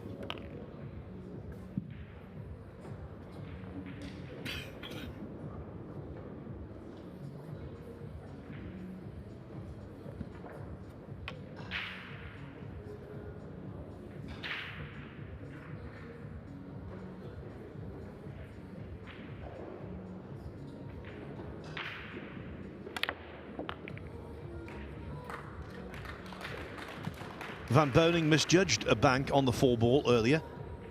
Didn't misjudge that one, and I thought that one was tougher than the original.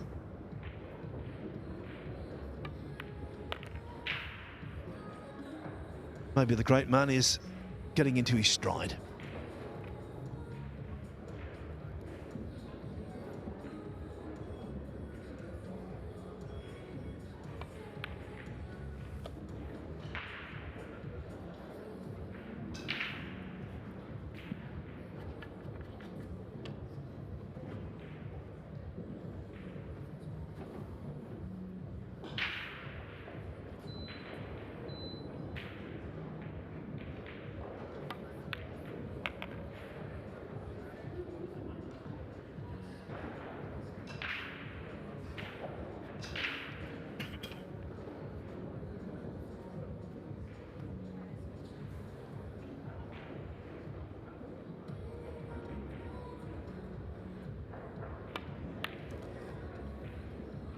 Pace looks good, it's perfect. He's on an easy 9 here. Is he just starting to warm up?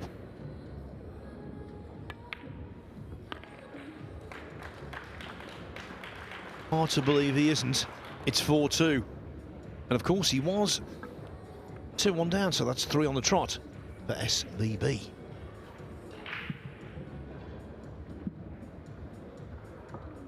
Roberto Gomez has taken the first rack from Lo Ho Sum. That's got to be the toughest first round draw for any two players.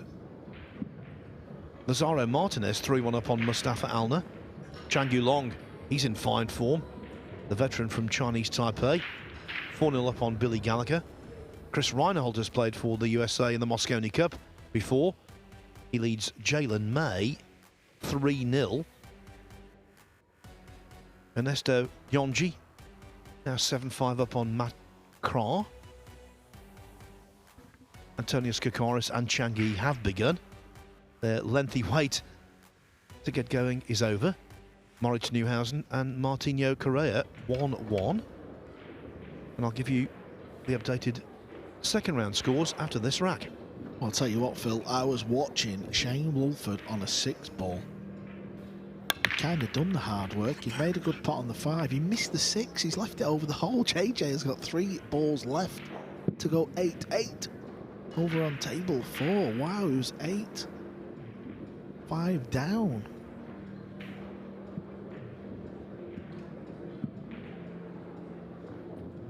Well, if he wins, he's back on at 11:30 in the morning, Carl, which means Eli and Scott Frost are going to be in for another hard day's work, but we don't mind. Just want to see Jeremy do himself justice. Yeah, we'll hold the fort until he is required. Also, another comeback. Sam Henderson was down big against Werner. That's now 8-7 to Werner. Yeah, he was down 8-4 for certain.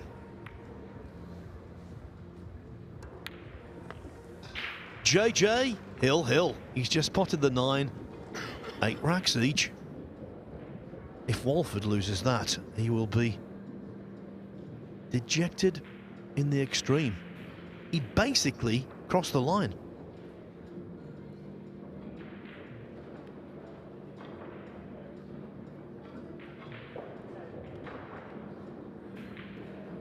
Well, I mean, listen, anything can happen in a final rack, but you kind of have to put JJ a big favourite over there on table 4. Wolford's had 2 chances to put the match to bed. 2 easy chances at all. Yeah, one was a good chance, one was an absolutely gilt-edged opportunity.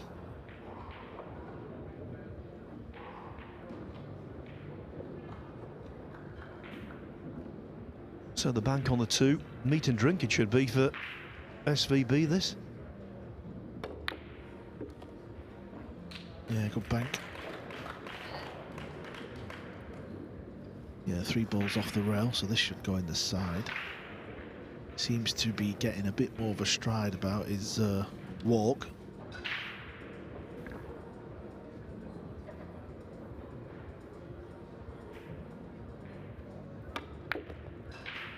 Table 2, Phil, has just gone hill as well. That is the beauty of having 3 tables in a little section, in a little arena with some seating around. The patrons over there are going to get to sweat 2 hill matches. Yes, and the viewers on WNT.TV get to see all of it as well.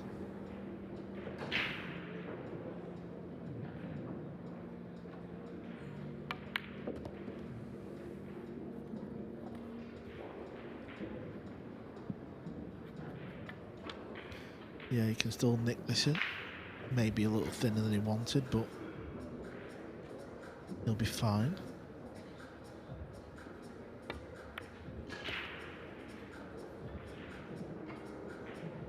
Just a little bit short of ideal, so he's got a slight testing pot here.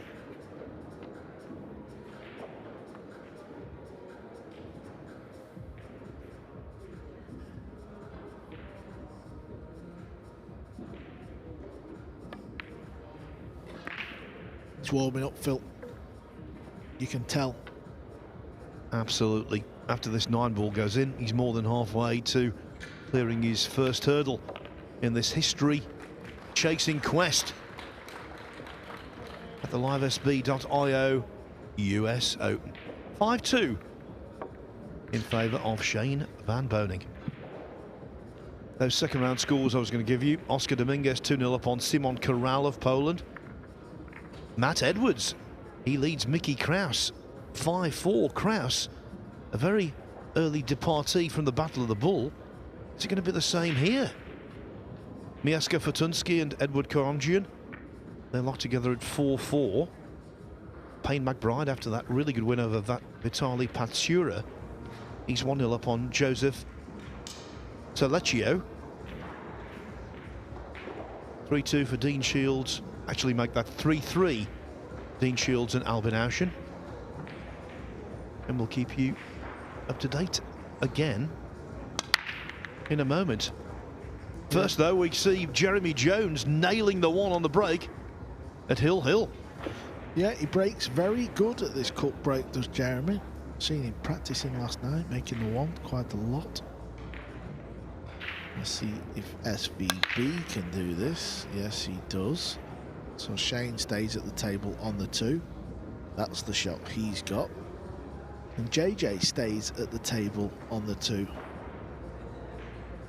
Gonna need a good pot here. Shane's is a little easier than JJ's because it's going into a bigger pocket up that left rail. Jeremy's gonna knock it in past the red 3, I believe, and kind of stun off this left rail in between middle and brown 7.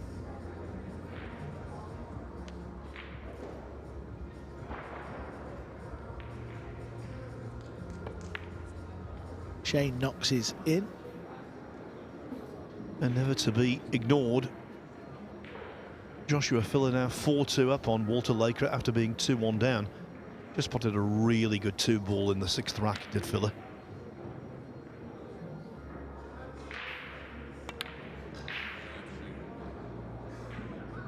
The 2 goes astray for Jones, and it goes over the hole. Yeah, it was not easy, but this has landed as good as you could probably wish for if you're Shane Walford. He's blown 2 opportunities for the match over there, so believe me, he'll be feeling the heat now. Yeah, rest assured we'll be back over on table 4 when it gets down to the final knockings. I don't know if he can pot this. I don't know if he's going to play the hook or play the bank. Don't believe that goes in that pocket.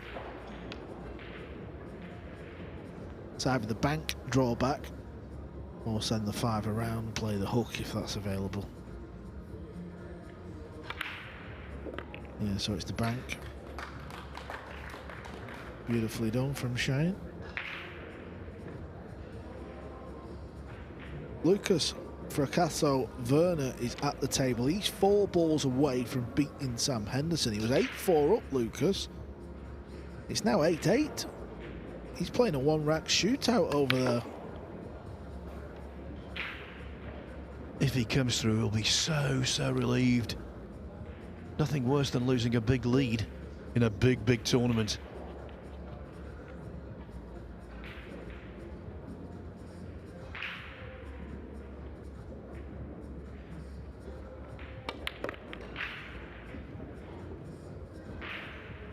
Shane's going to play for the 9 in the same pocket as the 8-ball. Pulling it round off 2 rails.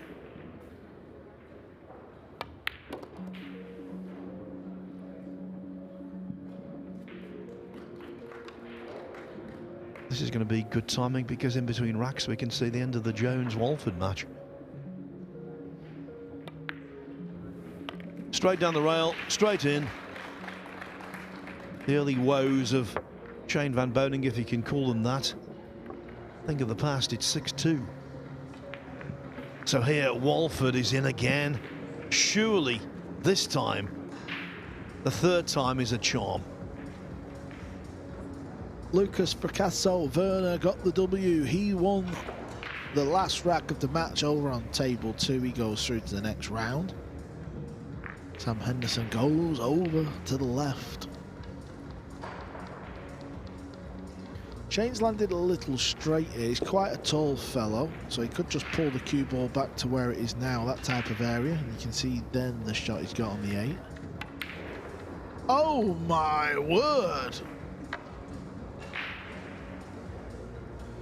Well, if Walford loses this match, I doubt whether he will sleep tonight. I've never seen anything quite like it. He's thrown it away not once, twice, but 3 times. I can't believe he missed that, though. I mean, the other ones, like the 6th ball he missed, I know we didn't see it. It had a little bit of something about it. That was straight in.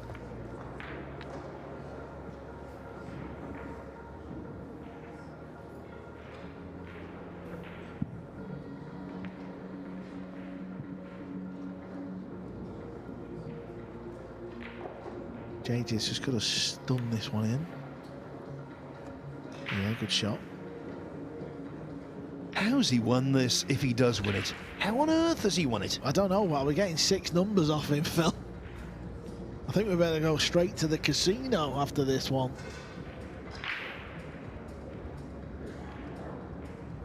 Just wants to land straight on the 9 here. I think that's going to be enough, you know. I think that's fine. I think he's landed. Oh, he has. He's landed in an unmissable spot. Double J from nowhere. He's going to steal the win at the very end.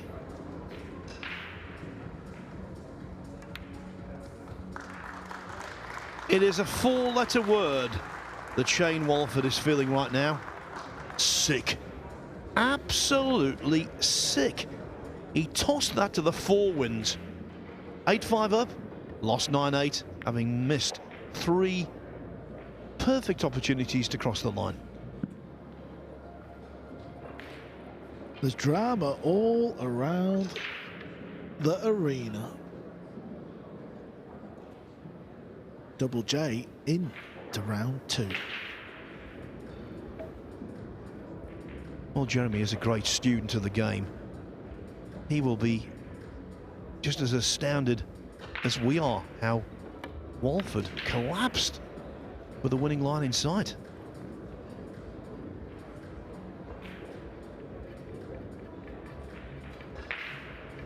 Can he get through to the chop, or is it another bank for Shane? Yeah, following the match from Jeremy Jones and Walford is Pierre-Francesco Garcia against Eagle Eye Jason Shaw.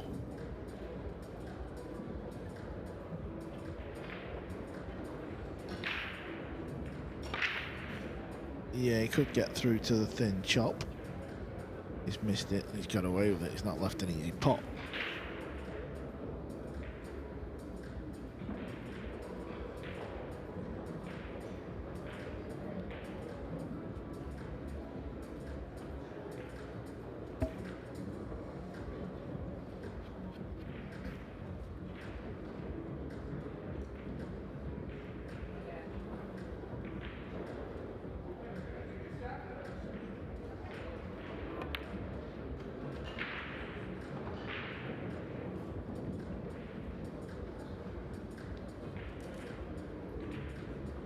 He's cut off the potting angle here. He can play safe. He can use the 7 ball as the hook.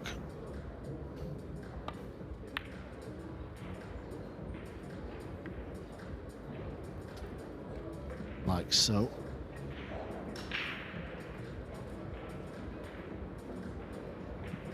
I believe in a moment, Cole, you'll be leaving the commentary position to interview a certain Jeremy Jones.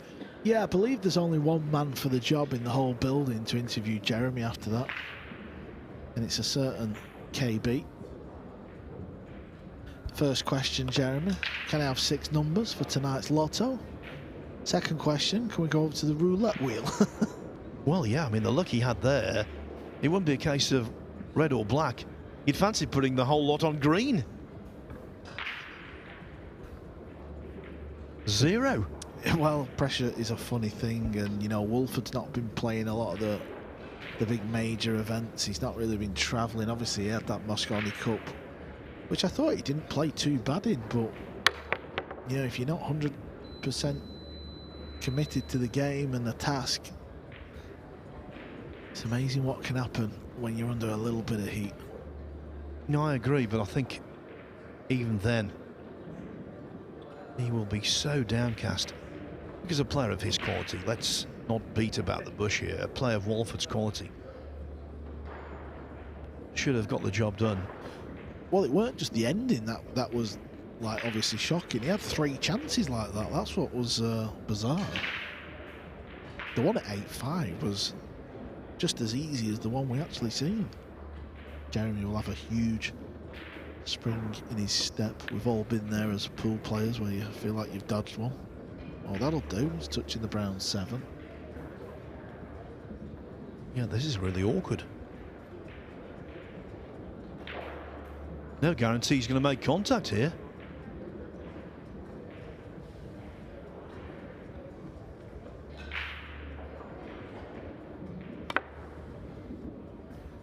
Has he made the 9 or something? Wow, look at that. You got to hit a rail after contact. That's what was funny about that shot, but he's not really got away with it. He's left the ball into the side pocket.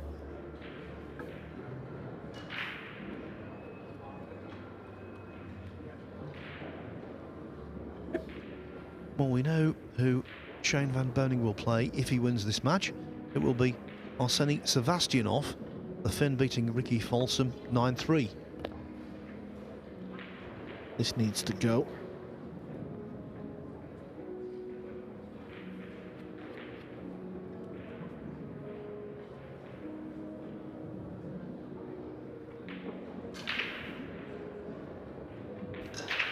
The interview is looming, Phil. I'll be back in about 5. Take your time and don't grill Jeremy too much.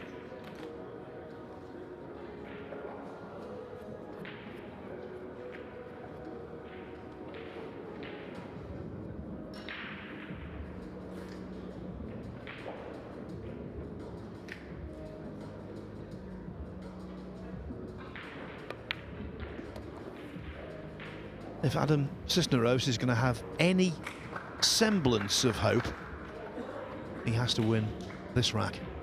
And really, from here, he should do.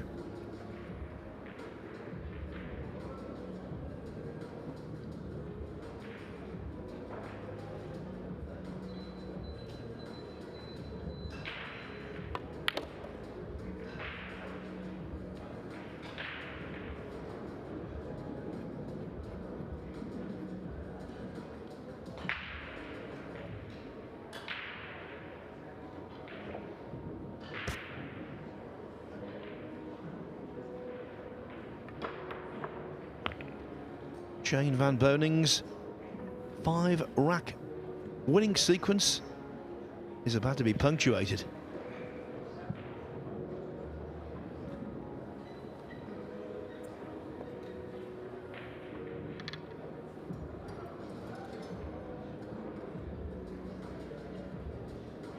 Doesn't look all that stable when he's using the bridge, but in he goes anyway. And so Van Boening's lead trimmed to 6-3. I can tell you Mark Bosch de Bosch, the Dutchman, has beaten Edward Epperson in round 1, 9-3. Marco Tutor, also from Holland, 6-0 up on Adrian Prasad. Phuong Nam Pham, improving Vietnamese player, leads Glenn Davis 7-1. The number of first-round matches actually dwindling down quite quickly now. There are others, though, going on. Moritz Neuhausen, 4-1 up on Martinho Correa. Antonius Kakaris and Chang Yi, 1-1. I will confidently predict that will be the last first-round match to be completed. In round 2, Oscar Dominguez, 2-1 up on Simon Corral. Mickey Krause in trouble against Matt Edwards of New Zealand. Edwards leading 7-4.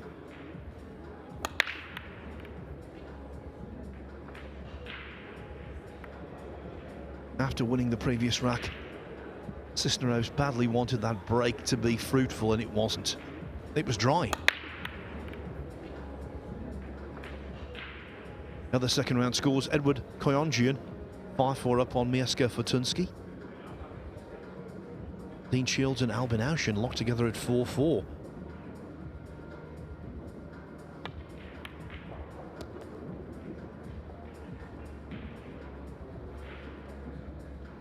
And one of the stories of the day, Naoto Ishikata, who beat Duong Quoc Wang, Vietnam's number 1, 9-3 earlier. He's 6-3 up on Chris McDaniel.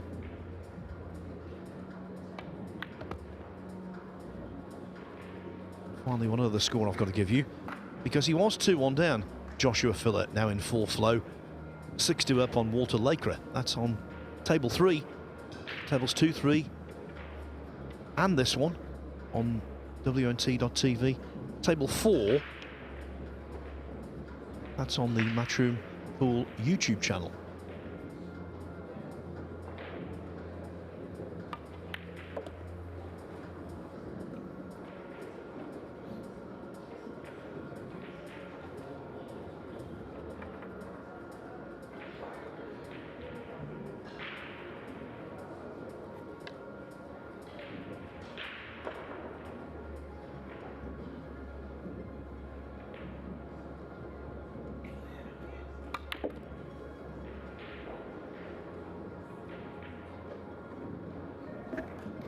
What a classy effort that was. Got the seal of approval from this Harrows crowd.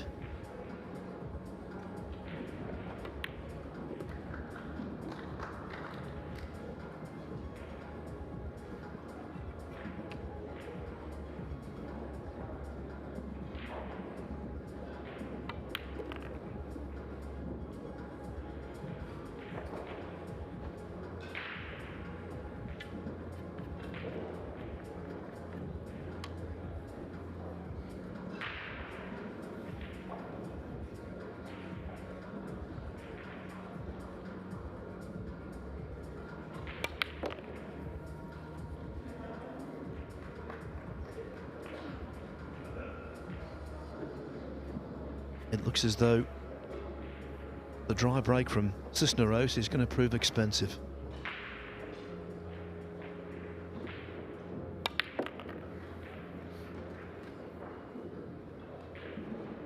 Shane Van Boening will not miss this in a month of Sundays. And so it is 7-3. He needs 2 more racks to win his first match in the US Open of 2025. On table 28, Robbie Capito needs only 1 more rack. He's 8-2 up on Mika van Berkel. Baseth Mokabot of the Philippines, 5-4 up on Ralph Suke. Just starting out on table 4, Jason Shaw and Pier Francesco Garcia. Nathan Childress has won the first rack from Wu Kun Lin. Another second round match in the early stages. Nicholas Tan 2-0 up on Alexa Pachelch. And Carl is back after his interview with Jeremy Jones. Tell us all about it, Carl. Well, we're going to the casino tonight. We've got a little date with JJ. We're going to play a little roulette and see if our luck's in, because I know his is. I remember a movie called The Cooler about a casino with William H. Macy. Maybe Shane Walford is the cooler right now.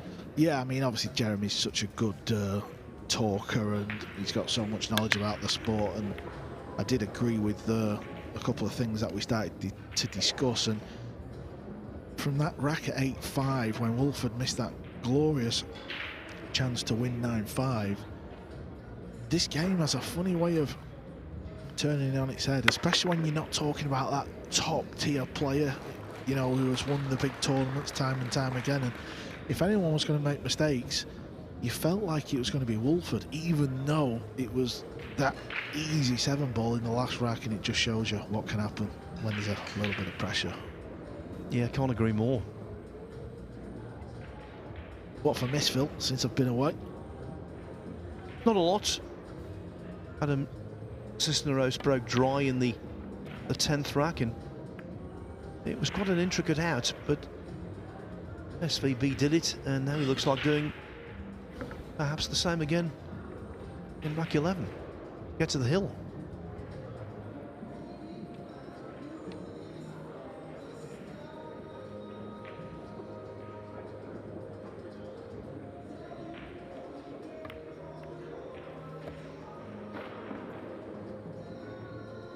Clever use of the flick off the 6.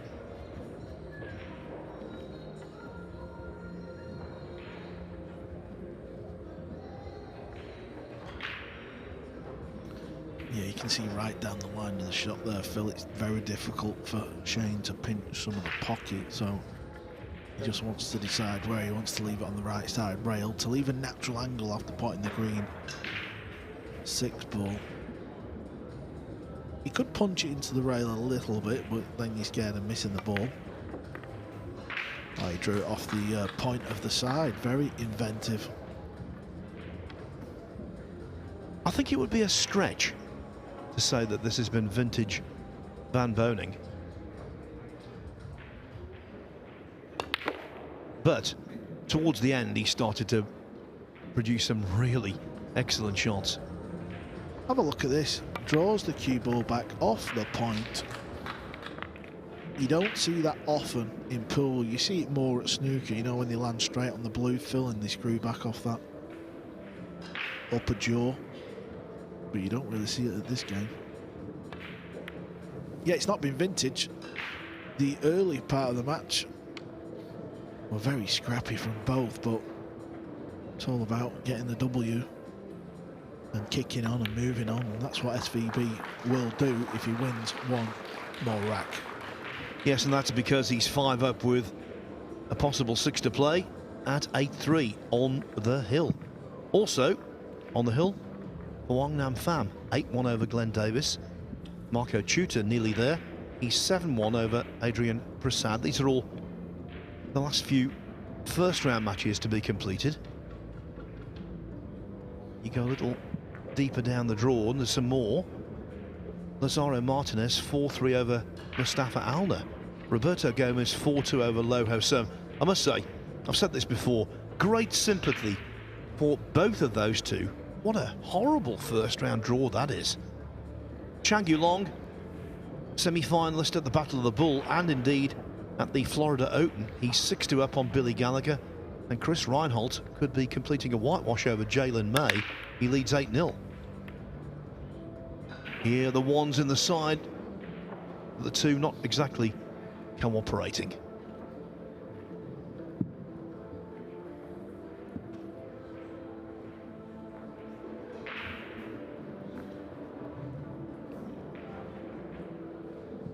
Another former champion of this title, 2019 winner, Joshua the Killer Filler, over on table 3 against Walter Laker. A 6-3 to Filler, looking like 7-3.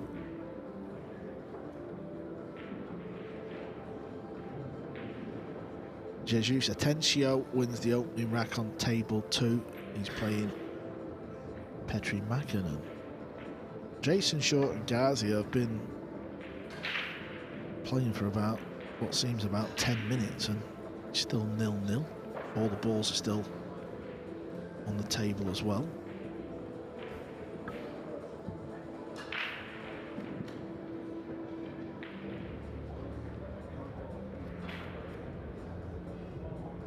Chance here for Adam.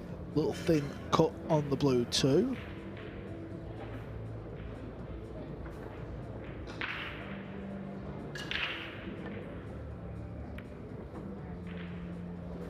Oh, overdone it. Overdone the cut shot. Shane will take a gamble here. He'll try and cut this ball in with left, knowing that it's coming towards the purple and the brown, and just take a chance really.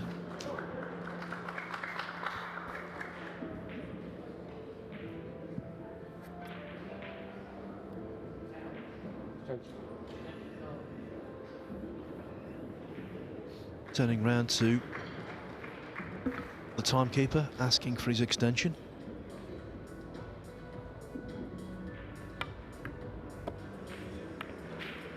Gamble taken, but it hasn't paid off, even though he potted it very nicely. The old jump stick is necessitated.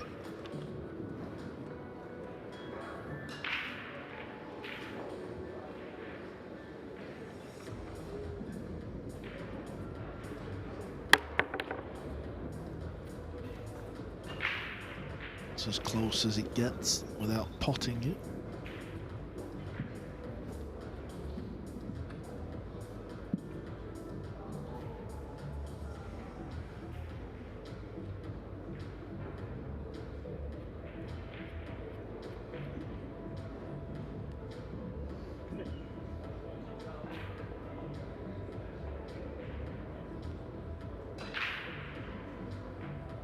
Been a full day here, 7 matches on table 1.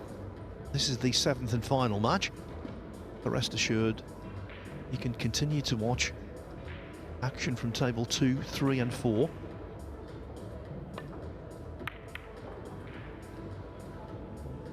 WNT TV features streaming from tables 2 and 3. And we talked about that Jason Shaw match against Pier Francesco Garcia, which is now 1-0 to Shaw. So lots of pool to go in that. See that match? Go to Matchroom Pool YouTube channel and it is there for you. Yeah, unfortunately we won't be doing the commentary. Even we deserve a break. Well, with Jeremy being out of the loop, we've put in a shift today, Carl. Yeah, I hope Jeremy Jones looks after us this week with some coffees and maybe the odd beer or two. Sure he won't.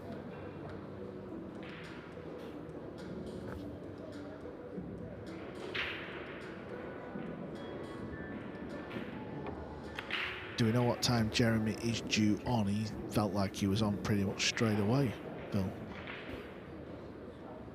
I will tell you in a moment.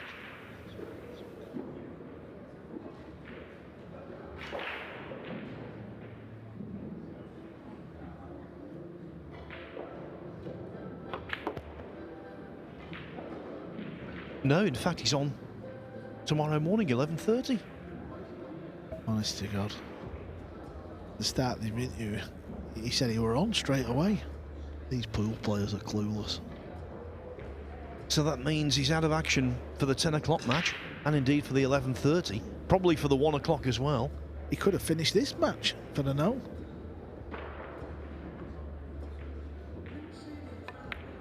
We're only joking, Jeremy. We don't mind, pal. We're enjoying watching the progress of you in this tournament, and this is easy work, Phil, isn't it? We just sit here talking about pool. What's hard about this? We love it. By the way, Jeremy Jones plays Sullivan Clark from New Zealand, so not without a chance there.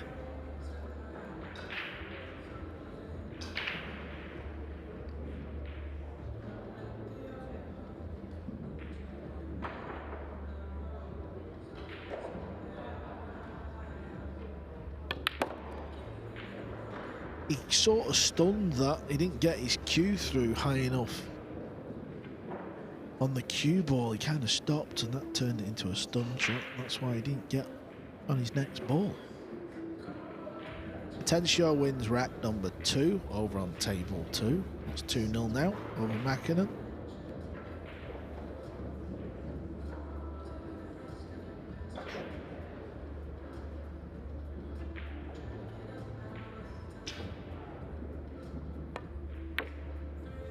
Good effort this, you know. He's nailed it. Great long bank there. Of all the unknowns who've been on the main table today, I think Cisneros has produced the best performance. Not easy when you're playing someone of Van Boning's stature, when you're playing under a shot clock that you're not used to. Not used to the cameras, the spotlight. I think all in all, he's acquitted himself well. Yeah, I'm sure he's enjoyed it as well, you know, playing a modern day great. A lot of people sat around watching it. He knows how it feels. One of these top boys now.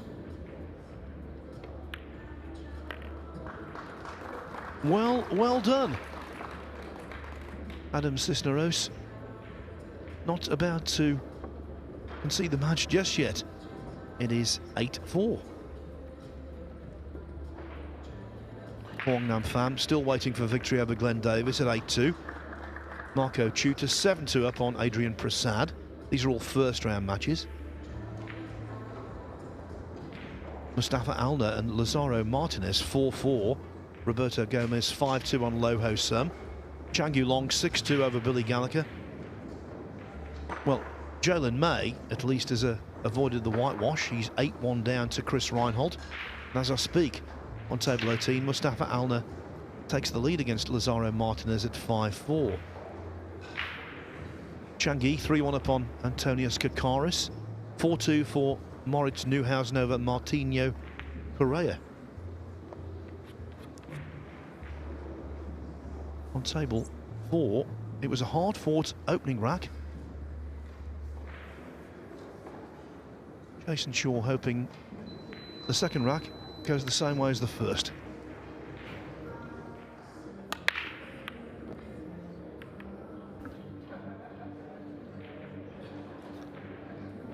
He'll be playing a push. No love on the blue 2.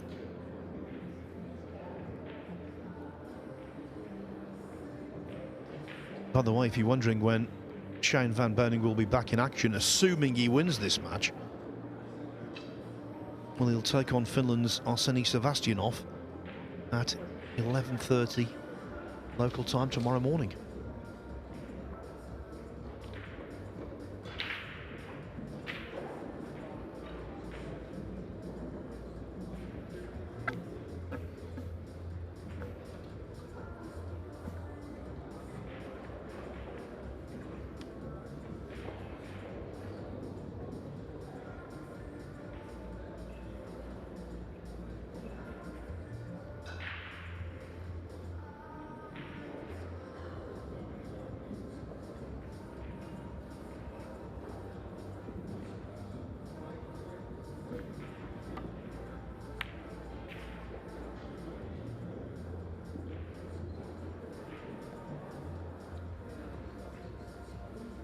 Yeah, he's got the hook, Phil, but back rail kicking the blue 2 is very, very easy. We know it's easy, but getting safe is not easy.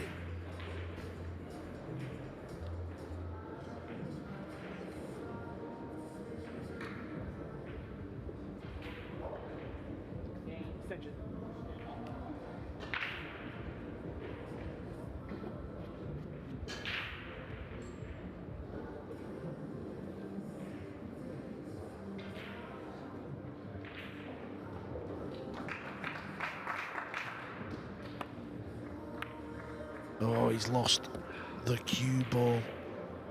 Trying to play a kick and stick, and when you don't hit it as full as you want, you don't get the stick, and you often lose the cue ball, and that's what he's done. He's found the drink. The youthful Swede Walter Laker pulls one back against Joshua Filler on table 3. It's now 7-4 for Filler, and after this scratch, you have to believe the end might be nigh for Cisneros. Yeah, that was a tricky opening round match for Filler, because Walter Laker is one of these young guns that has been putting a lot of table time in and playing in a lot of the tournaments, so that could have been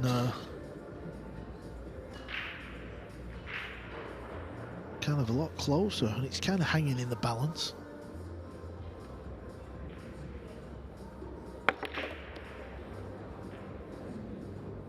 That was a really good positional shot from Shane.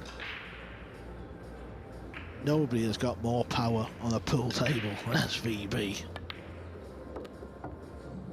And no one but plays better shape day in, day out, tournament in, tournament out than SVB. His control of the cue ball, I think, is just otherworldly.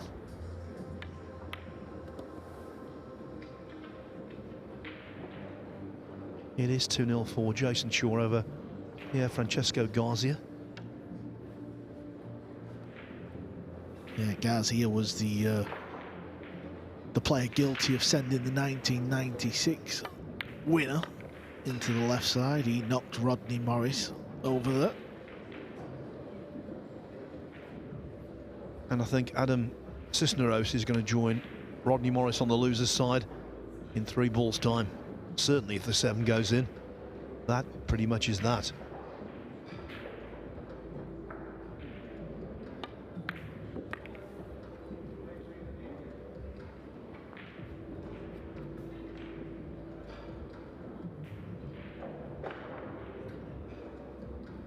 Couple of balls away here. One 5-time US Open champ, former, has gone over to the left. The younger 5-time US Open champ will march on. Yes, Shane Van Boening's quest for a record-breaking 6th US Open has got off to a winning start. Adam Cisneros was gallant. He led 2-1. But in the end, he was defeated by 9 racks to 4. So that's the end of our coverage today. It's been a lengthy day and one that's seen some very interesting pool. If you want to catch up with all of the scores that are still ongoing, and there are plenty of matches out there that are yet to conclude, merely go to WNTLivescores.com. As for us, well, Cole Boys, Jeremy Jones, Scott Frost and myself, Phil Yates, will be back on duty at 10 o'clock local time tomorrow morning, 10 o'clock Eastern Time USA, for day 2 of the LiveSB.io US Open. Very much hope you can join us then. For now, though, it's a very good evening.